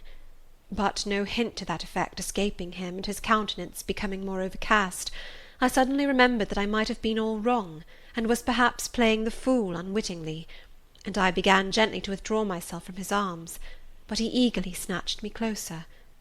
No, no, Jane, you must not go. No, I have touched you, heard you, felt the comfort of your presence, the sweetness of your consolation. I cannot give up those joys. I have little left in myself. I must have you. The world may laugh, may call me absurd, selfish, but it does not signify. My very soul demands you. It will be satisfied, or it will take deadly vengeance on its frame. Well, sir, I will stay with you. I have said so. Yes, but you understand one thing by staying with me, and I understand another. You, perhaps, could make up your mind to be about my hand and chair, to wait on me as a kind little nurse, for you have an affectionate heart and a generous spirit which prompt you to make sacrifices for those you pity, and that ought to suffice for me, no doubt. I suppose I should now entertain none but fatherly feelings for you. Do you think so? Come, tell me. I will think what you like, sir. I am content to be only your nurse, if you think it better. But you cannot always be my nurse, Janet. You are young. You must marry one day. I don't care about being married. You should care, Janet. If I were what I once was, I would try to make you care. But a sightless block. He relapsed again into gloom. I, on the contrary, became more cheerful and took fresh courage. These last words gave me an insight as to where the difficulty lay, and as it was no difficulty with me, I felt quite relieved from my previous embarrassment. I resumed a livelier vein of conversation. "It is time some one undertook to rehumanize you," said I, parting his thick and long uncut locks, "for I see you are being metamorphosed into a lion, or something of that sort. You have a faux air of Nebuchadnezzar in the fields about you, that is certain. Your hair reminds me of eagle's feathers. Whether your nails are grown in like bird's claws or not, I have not yet noticed." "On this arm I have neither hand nor nails," he said, drawing the mutilated limb from his breast and showing it to me. "It is a mere stump, a ghastly sight. Don't you think so, Jane?" "It is a pity to see it, and a pity to see your eyes, and the scar of fire on your forehead, and the worst of it is, one is in danger of loving you too well for all this, and making too much of you." "I thought you would be revolted, Jane, when you saw my arm and my cicatriced visage." "Did you? Don't tell me so, lest I should say something disparaging to your judgment. Now let me leave you an instant to make a better fire and have the hearth swept up. Can you tell when there is a good fire?" "Yes. With the right eye I see a glow, a ruddy haze." "And you see the candles?" "Very dimly. Each is a luminous cloud." "Can you see me?" "No, my fairy, but I am only too thankful to hear and feel you." "When do you take supper?" "I never take supper." "But you shall have some tonight. I am hungry. So are you, I dare say, only you forget." Summoning Mary, I soon had the room in a more cheerful order. I prepared him likewise a comfortable repast. My spirits were excited, and with pleasure and ease I talked to him during supper and for a long time after. There was no harassing restraint, no repressing of glee and vivacity with him, for with him I was perfectly at ease, because I knew I suited him. All I said or did seemed either to console or revive him. Delightful consciousness! It brought to life and light my whole nature. In his presence I thoroughly lived, and he in mine. Blind as he was, smiles played over his face, joy dawned on his forehead, his lineaments softened and warmed. After supper he began to ask me many questions, of where I had been, what I had been doing, how I had found him out. But I gave him only partial replies. It was too late to enter into particulars that night. Besides, I wished to touch no deep thrilling chord, to open no fresh well of emotion in his heart. My sole present aim was to cheer him. Cheered, as I have said, he was, and yet but by fits. If a moment's silence broke the conversation, he would turn restless, touch me, then say, "Jane, you are altogether a human being, Jane? You are certain of that?" "I conscientiously believe so, Mr. Rochester." "Yet how on this dark and doleful evening could you so suddenly rise on my lone hearth? I stretched my hand to take a glass of water from a hireling, and it was given me by you. I asked a question, expecting John's wife to answer me, and your voice spoke at my ear." "Because I had come in Mary's stead with the tray." "And there is enchantment in the very hour I am now spending with you. Who can tell what a dark, dreary, hopeless life I have dragged on for months past, doing nothing, expecting nothing, merging night in day, feeling but the sensation of cold when I let the fire go out, of hunger when I forgot to eat, and then a ceaseless sorrow, and at times a very delirium of desire to behold my Jane again. Yes, for her restoration I long, far more than for that of my lost sight. How can it be that Jane is with me and says she loves me? Will she not depart as suddenly as she came? To-morrow I fear I shall find her no more." A commonplace, practical reply, out of the train of his own disturbed ideas, was, I was sure, the best and most reassuring for him in his frame of mind. I passed my finger over his eyebrows, and remarked that they were scorched, and that I would apply something which would make them grow as broad and black as ever. "Where is the use of doing me any good in any way, beneficent spirit, when at some fatal moment you will again desert me, passing like a shadow, whither and how to me unknown, and for me remaining afterwards undiscoverable?" "Have you a pocket-comb about you, sir?" "What for, Jane?" "Just to comb out this shaggy black mane. I find you rather alarming, when I examine you close at hand. You talk of me being like a fairy, but I am sure you are more like a brownie." "Am I hideous, Jane?"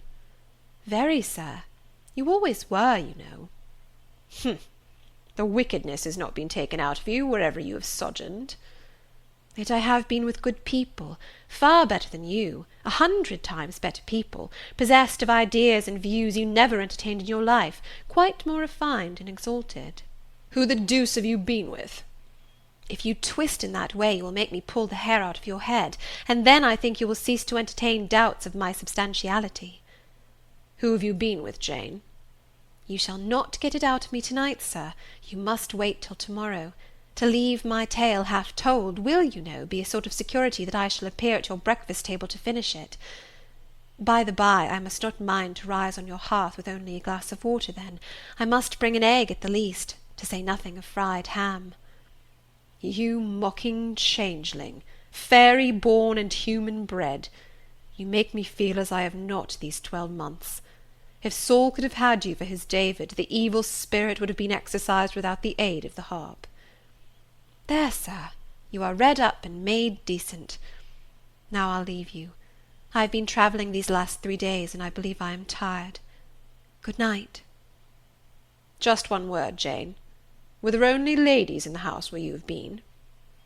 I laughed and made my escape, still laughing as I ran upstairs. A good idea, I thought with glee. I see I have the means of fretting him out of his melancholy for some time to come. Very early the next morning I heard him up in a stir, wandering from one room to another. As soon as Mary came down, I heard the question, "Is Miss Eyre here?" Then, "Which room did you put her into? Was it dry? Is she up? Go and ask if she wants anything, and when she will come down." I came down as soon as I thought there was a prospect of breakfast. Entering the room very softly, I had a view of him before he discovered my presence. It was mournful indeed to witness the subjugation of that vigorous spirit to a corporeal infirmity. He sat in his chair, still, but not at rest, expectant evidently, the lines of now habitual sadness marking his strong features.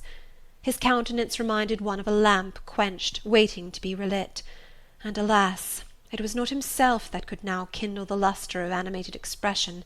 He was dependent on another for that office.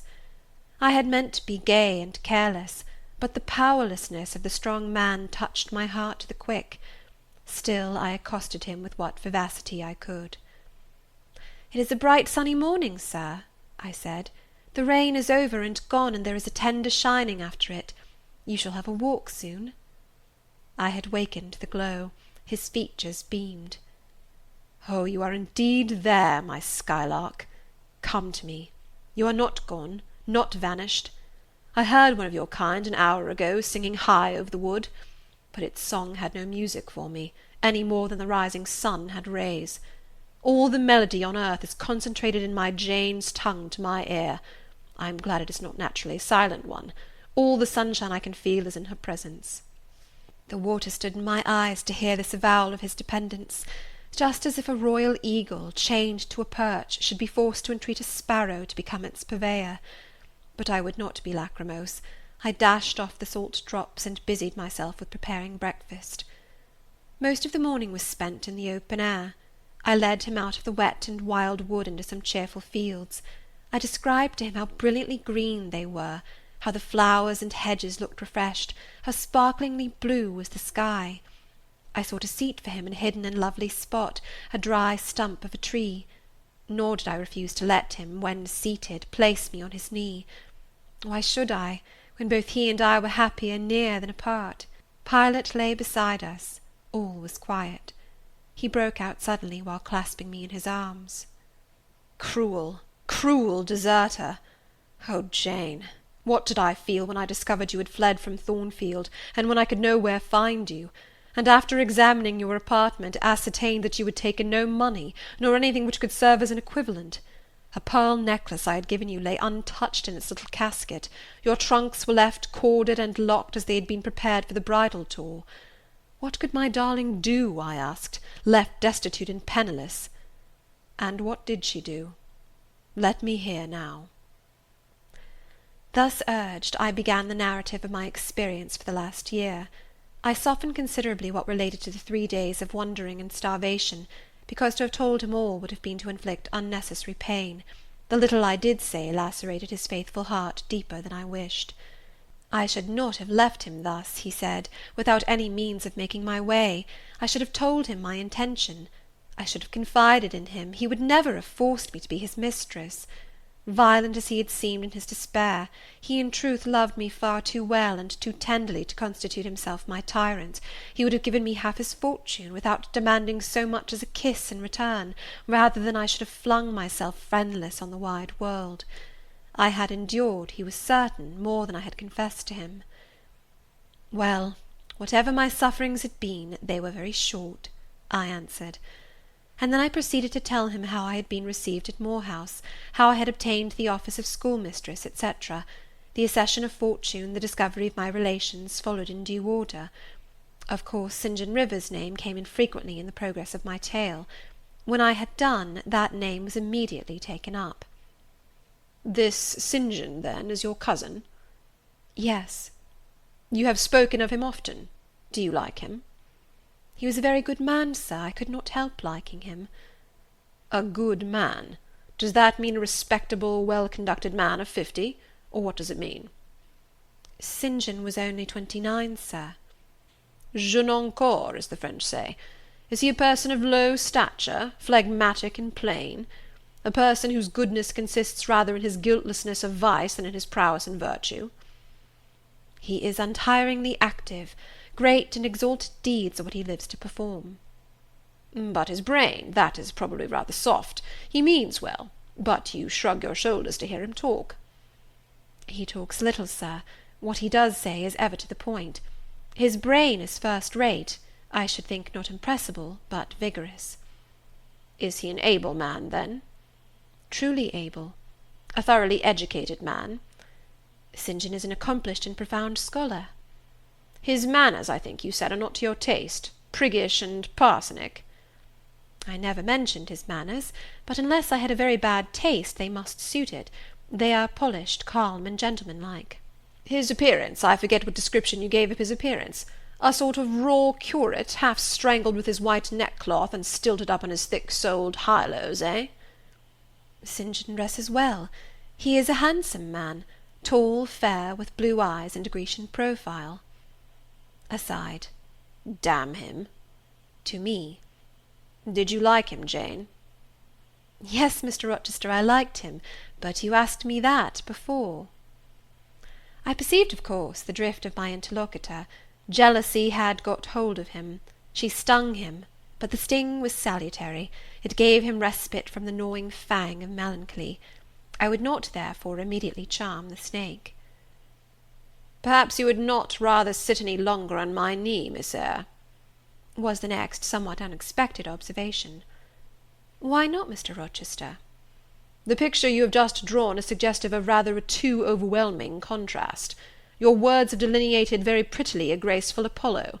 He is present to your imagination, tall, fair, blue-eyed, with a Grecian profile. Your eyes dwell on a Vulcan, a real blacksmith, brown, broad-shouldered, and blind and lame into the bargain." "I never thought of it before, but you certainly are rather like Vulcan, sir." "Well, you can leave me, ma'am, but before you go," and he retained me by a firmer grasp than ever, "you will be pleased just to answer me a question or two."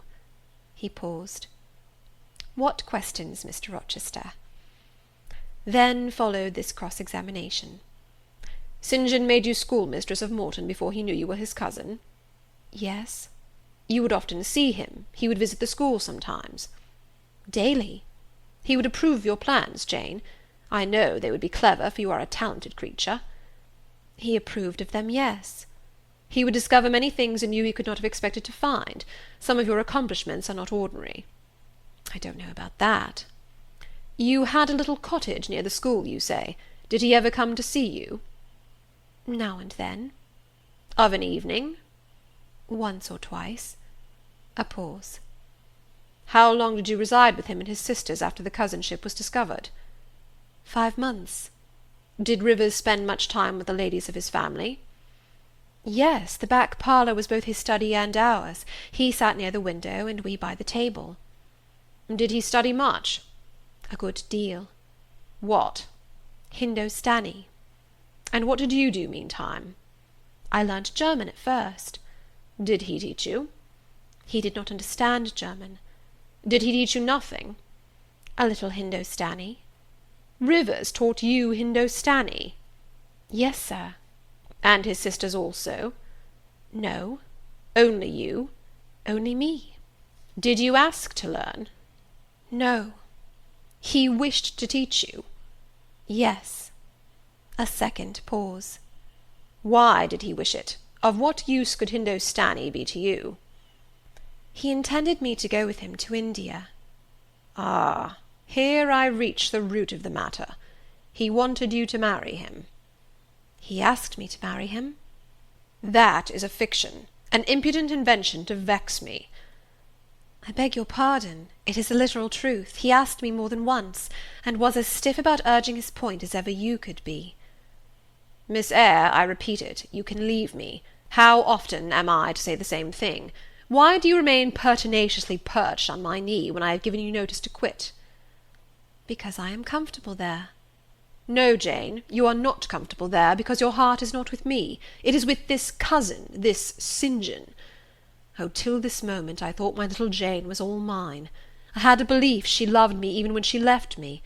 This was an Adam of sweet and much bitter. Long as we have been parted, hot tears as I have wept over our separation, I never thought that while I was mourning her, she was loving another. But it is useless grieving. Jane, leave me. Go and marry Rivers." "Shake me off, then, sir. Push me away, for I'll not leave you of my own accord." "Jane, I ever like your tone of voice. It still renews hope. It sounds so truthful. When I hear it, it carries me back a year. I forget that you have formed a new tie. But I am not a fool. Go." "Where must I go, sir?" "Your own way, with the husband you have chosen." "Who is that?" "You know, this St. John Rivers." "He is not my husband, nor ever will be. He does not love me. I do not love him. He loves, as he can love, and that is not as you love, a beautiful young lady called Rosamond. He wished to marry me only because he thought I should make a suitable missionary's wife, which she would not have done. He is good and great, but severe. And for me, cold as an iceberg. He is not like you, sir. I am not happy at his side, nor near him, nor with him. He has no indulgence for me, no fondness. He sees nothing attractive in me, not even youth, only a few useful mental points. Then I must leave you, sir, to go to him." I shuddered involuntarily, and clung instinctively closer to my blind but beloved master. He smiled. "What, Jane? Is this true? Is such really the state of matters between you and Rivers?" "Absolutely, sir. Oh, you need not be jealous. I wanted to tease you a little to make you less sad. I thought anger would be better than grief. But if you wish me to love you, could you but see how much I do love you, you would be proud and content. All my heart is yours, sir. It belongs to you, and with you it would remain, were fate to exile the rest of me from your presence forever." Again, as he kissed me, painful thoughts darkened his aspect. "My seared vision, my crippled strength," he murmured regretfully. I caressed in order to soothe him. I knew of what he was thinking, and wanted to speak for him, but dared not. As he turned aside his face a minute, I saw a tear slide from under the seared eyelid, and trickle down the manly cheek. My heart swelled. "I am no better than the old lightning-struck chestnut tree in Thornfield orchard," he remarked ere long. "And what right would that ruin have to bid a budding woodbine cover its decay with freshness?" "You are no ruin, sir, no lightning-struck tree. You are green and vigorous. Plants will grow about your roots whether you ask them to or not, because they take delight in your bountiful shadow, and as they grow they will lean towards you, and wind round you, because your strength offers them so safe a prop." Again he smiled. I gave him comfort. "You speak of friends, Jane?" he asked. "Yes, of friends," I answered rather hesitatingly, for I knew I meant more than friends, but could not tell what other word to employ. He helped me. "Ah, Jane, but I want a wife." "Do you, sir?" "Yes. Is it news to you?" "Of course. You said nothing about it before." "Is it unwelcome news?" "That depends on circumstances, sir, on your choice." "Which you shall make for me, Jane. I will abide by your decision." "Choose then, sir, her who loves you best." "I will at least choose her I love best. Jane, will you marry me?" "Yes, sir." "A poor blind man whom you will have to lead about by the hand?" "Yes, sir." "A crippled man 20 years older than you, whom you will have to wait on?" "Yes, sir." "Truly, Jane?" "Most truly, sir." Oh, my darling, God bless you and reward you." "Mr. Rochester, if ever I did a good deed in my life, if ever I thought a good thought, if ever I prayed a sincere and blameless prayer, if ever I wished a righteous wish, I am rewarded now. To be your wife is for me to be as happy as I can be on earth." "Because you delight in sacrifice?" "Sacrifice? What do I sacrifice? Famine for food, expectation for content, to be privileged to put my arms round what I value, to press my lips to what I love, to repose on what I trust, is that to make a sacrifice? If so, then certainly I delight in sacrifice." "And to bear with my infirmities, Jane, to overlook my deficiencies?" "Which are none, sir, to me. I love you better now, when I can really be useful to you, than I did in your state of proud independence, when you disdained every part but that of the giver and protector." "Hitherto I have hated to be helped, to be led. Henceforth I feel I shall hate it no more. I did not like to put my hand into a hireling's, but it is pleasant to feel it circled by Jane's little fingers. I preferred utter loneliness to the constant attendance of servants, but Jane's soft ministry will be a perpetual joy. Jane suits me. Do I suit her?" "To the finest fibre of my nature, sir." "The case being so, we have nothing in the world to wait for. We must be married instantly." He looked and spoke with eagerness. His old impetuosity was rising. "We must become one flesh without any delay, Jane. There is but the licence to get. Then we marry." "Mr. Rochester, I have just discovered the sun is far declined from its meridian, and Pilot has actually gone home to his dinner. Let me look at your watch." "Fasten it into your girdle, Janet, and keep it henceforward. I have no use for it." "It is nearly 4 o'clock in the afternoon, sir. Don't you feel hungry?" "The 3rd day from this must be our wedding day, Jane. Never mind fine clothes and jewels now. All that is not worth a fillip." "The sun has dried up all the raindrops, sir. The breeze is still. It is quite hot." "Do you know, Jane, I have your little pearl necklace at this moment fastened round my bronze scrag under my cravat. I have worn it since the day I lost my only treasure, as a memento of her." "We will go home through the wood. That will be the shadiest way." He pursued his own thoughts without heeding me. "Jane, you think me, I dare say, an irreligious dog, but my heart swells with gratitude to the beneficent God of this earth just now. He sees not as man sees, but far clearer; judges not as man judges, but far more wisely. I did wrong. I would have sullied my innocent flower, breathed guilt on its purity. The Omnipotent snatched it from me. I, in my stiff-necked rebellion, almost cursed the dispensation. Instead of bending to the decree, I defied it. Divine justice pursued its course. Disasters came thick on me. I was forced to pass through the valley of the shadow of death. His chastisements are mighty, and one smote me which has humbled me forever. You know I was proud of my strength. But what is it now, when I must give it over to foreign guidance as a child does its weakness? Of late, Jane, only of late, I began to see and acknowledge the hand of God in my doom. I began to experience remorse, repentance, the wish for reconcilement to my Maker. I began sometimes to pray. Very brief prayers they were, but very sincere. Some days since, nay, I can number them, 4, it was last Monday night, a singular mood came over me, one in which grief replaced frenzy, sorrow sullenness. I had long had the impression that since I could nowhere find you, you must be dead. Late that night, perhaps it might be between 11 and 12 o'clock, ere I retired to my dreary rest, I supplicated God, that if it seemed good to him, I might soon be taken from this life, and admitted to that world to come, where there was still hope of rejoining Jane. I was in my own room, and sitting by the window, which was open. It soothed me to feel the balmy night air, though I could see no stars, and only by a vague luminous haze knew the presence of a moon. I longed for thee, Janet. Oh, I longed for thee both with soul and flesh.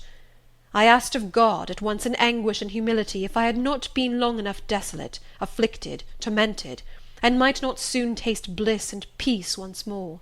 That I merited all I endured, I acknowledged. That I could scarcely endure more, I pleaded. And the alpha and omega of my heart's wishes broke involuntarily from my lips the words, Jane, Jane, Jane. Did you speak those words aloud? I did, Jane. If any listener had heard me, he would have thought me mad. I pronounced them with such frantic energy. And it was last Monday night, somewhere near midnight? Yes, but the time is of no consequence. What followed is the strange point. You will think me superstitious. Some superstition I have in my blood, and always had. Nevertheless, this is true. True at least it is that I heard what I now relate.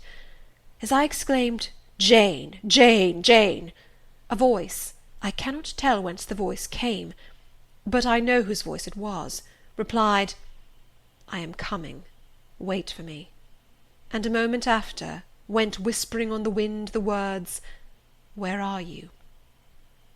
I'll tell you, if I can, the idea, the picture these words opened to my mind, yet it is difficult to express what I want to express. Ferndean is buried, as you see, in a heavy wood, where sound falls dull, and dies unreverberating. Where are you seemed spoken amongst mountains, for I heard a hill-sent echo repeat the words. Cooler and fresher at the moment the gale seemed to visit my brow, I could have deemed that in some wild lone scene I and Jane were meeting. In spirit, I believe we must have met. You no doubt were at that hour in unconscious sleep, Jane. Perhaps your soul wandered from its cell to comfort mine, for those were your accents, as certain as I live, they were yours. Reader, it was on Monday night, near midnight, that I too had received the mysterious summons. Those were the very words by which I replied to it. I listened to Mr. Rochester's narrative, but made no disclosure in return. The coincidence struck me as too awful and inexplicable to be communicated or discussed. If I told anything, my tale would be such as must necessarily make a profound impression on the mind of my hearer, and that mind, yet from its sufferings too prone to gloom, needed not the deeper shade of the supernatural. I kept these things then, and pondered them in my heart. You cannot now wonder, continued my master, that when you rose upon me so unexpectedly last night, I had difficulty in believing you any other than a mere voice and vision, something that would melt to silence and annihilation, as the midnight whisper and mountain echo had melted before. Now I thank God, I know it to be otherwise. Yes, I thank God. He put me off his knee, rose, and reverently lifting his hat from his brow, and bending his sightless eyes to the earth, he stood in mute devotion. Only the last words of the worship were audible. I thank my Maker, that in the midst of judgment he has remembered mercy. I humbly entreat my Redeemer to give me strength to lead henceforth a purer life than I have done hitherto. Then he stretched his hand out to be led. I took that dear hand, held it a moment to my lips, then let it pass round my shoulder. Being so much lower of stature than he, I served both for his prop and guide. We entered the wood, and wended homeward. End of Chapter 37. Chapter 38. Conclusion. Reader, I married him. A quiet wedding we had. He and I, the parson and clerk, were alone present.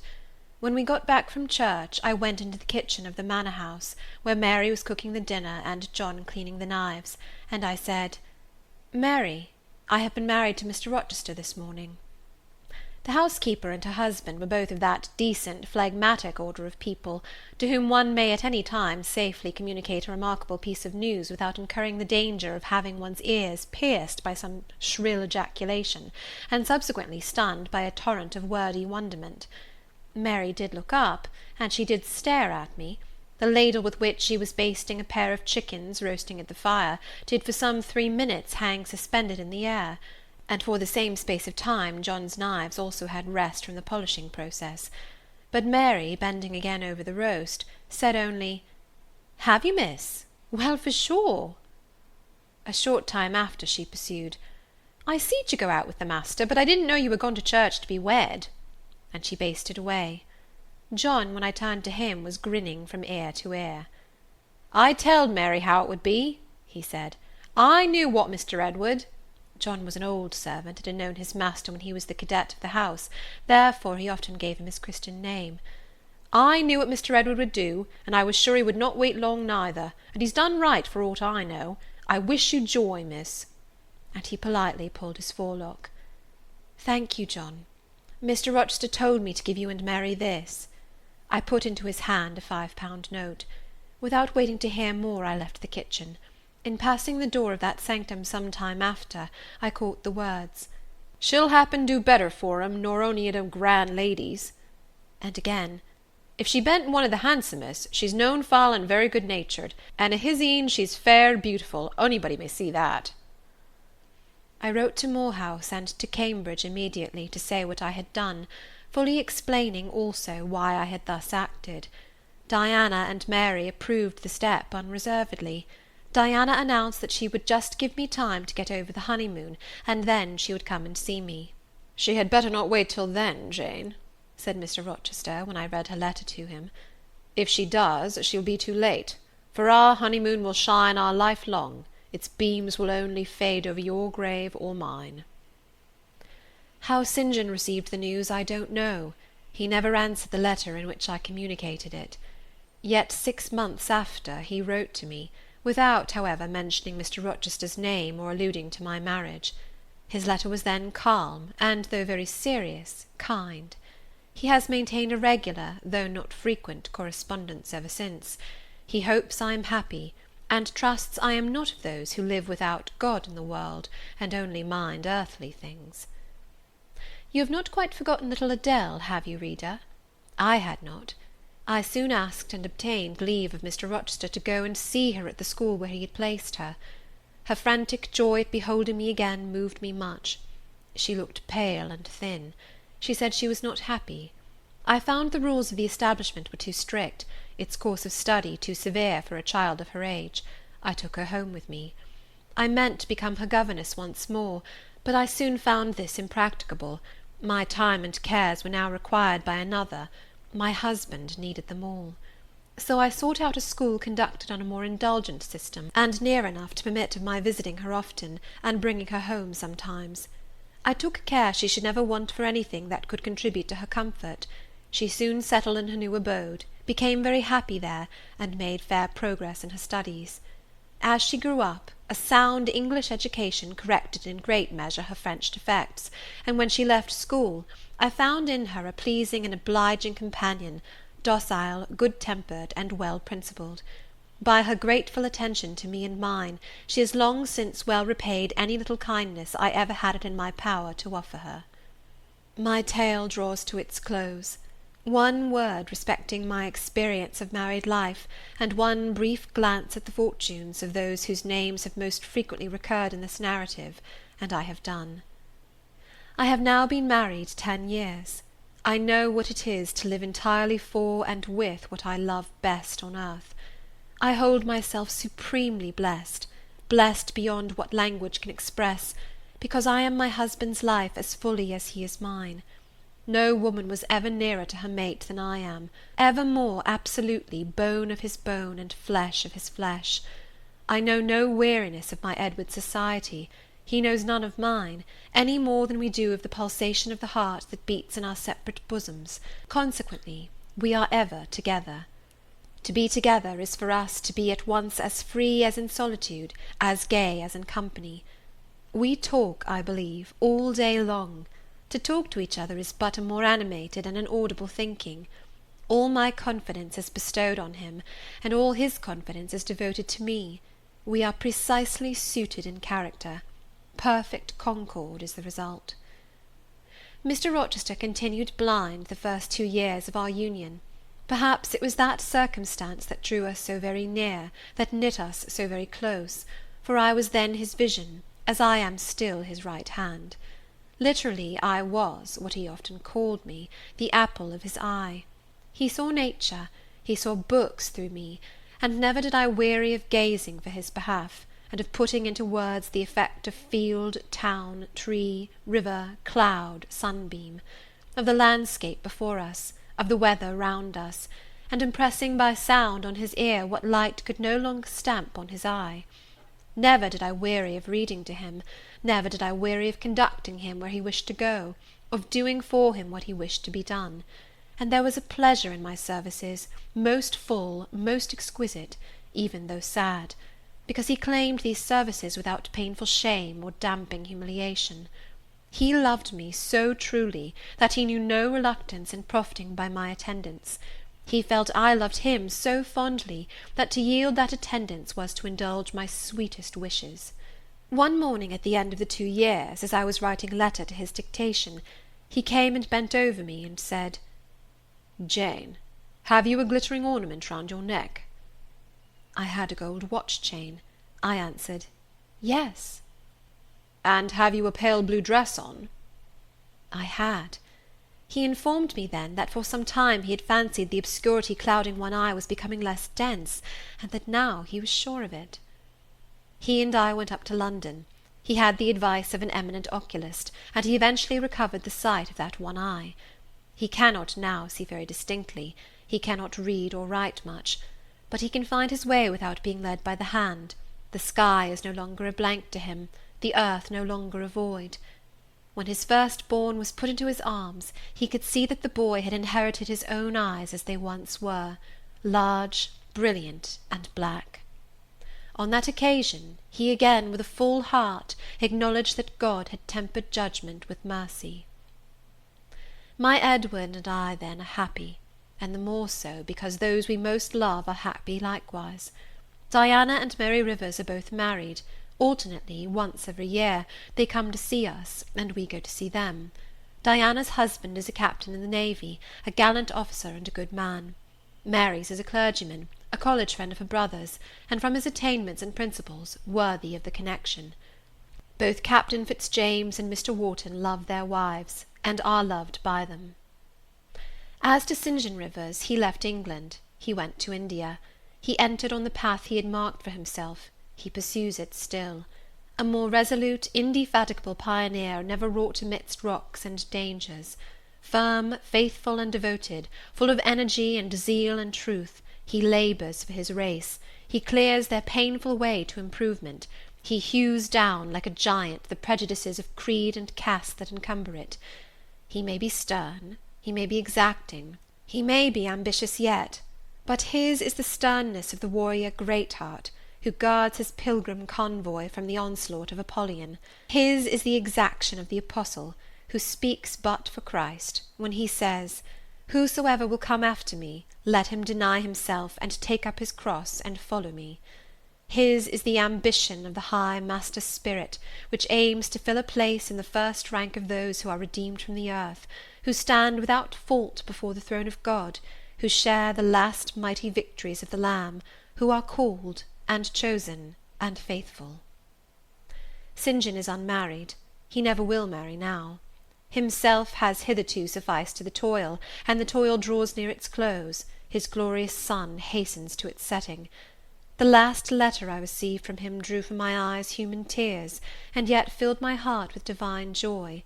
He anticipated his sure reward, his incorruptible crown. I know that a stranger's hand will write to me next, to say that the good and faithful servant has been called at length into the joy of his Lord. And why weep for this? No fear of death will darken St. John's last hour. His mind will be unclouded, his heart will be undaunted, his hope will be sure, his faith steadfast. His own words are a pledge of this. "My master," he says, "has forewarned me. Daily he announces more distinctly, "Surely I come quickly," and hourly I more eagerly respond, "Amen, even so come, Lord Jesus." End of Jane Eyre, by Charlotte Brontë.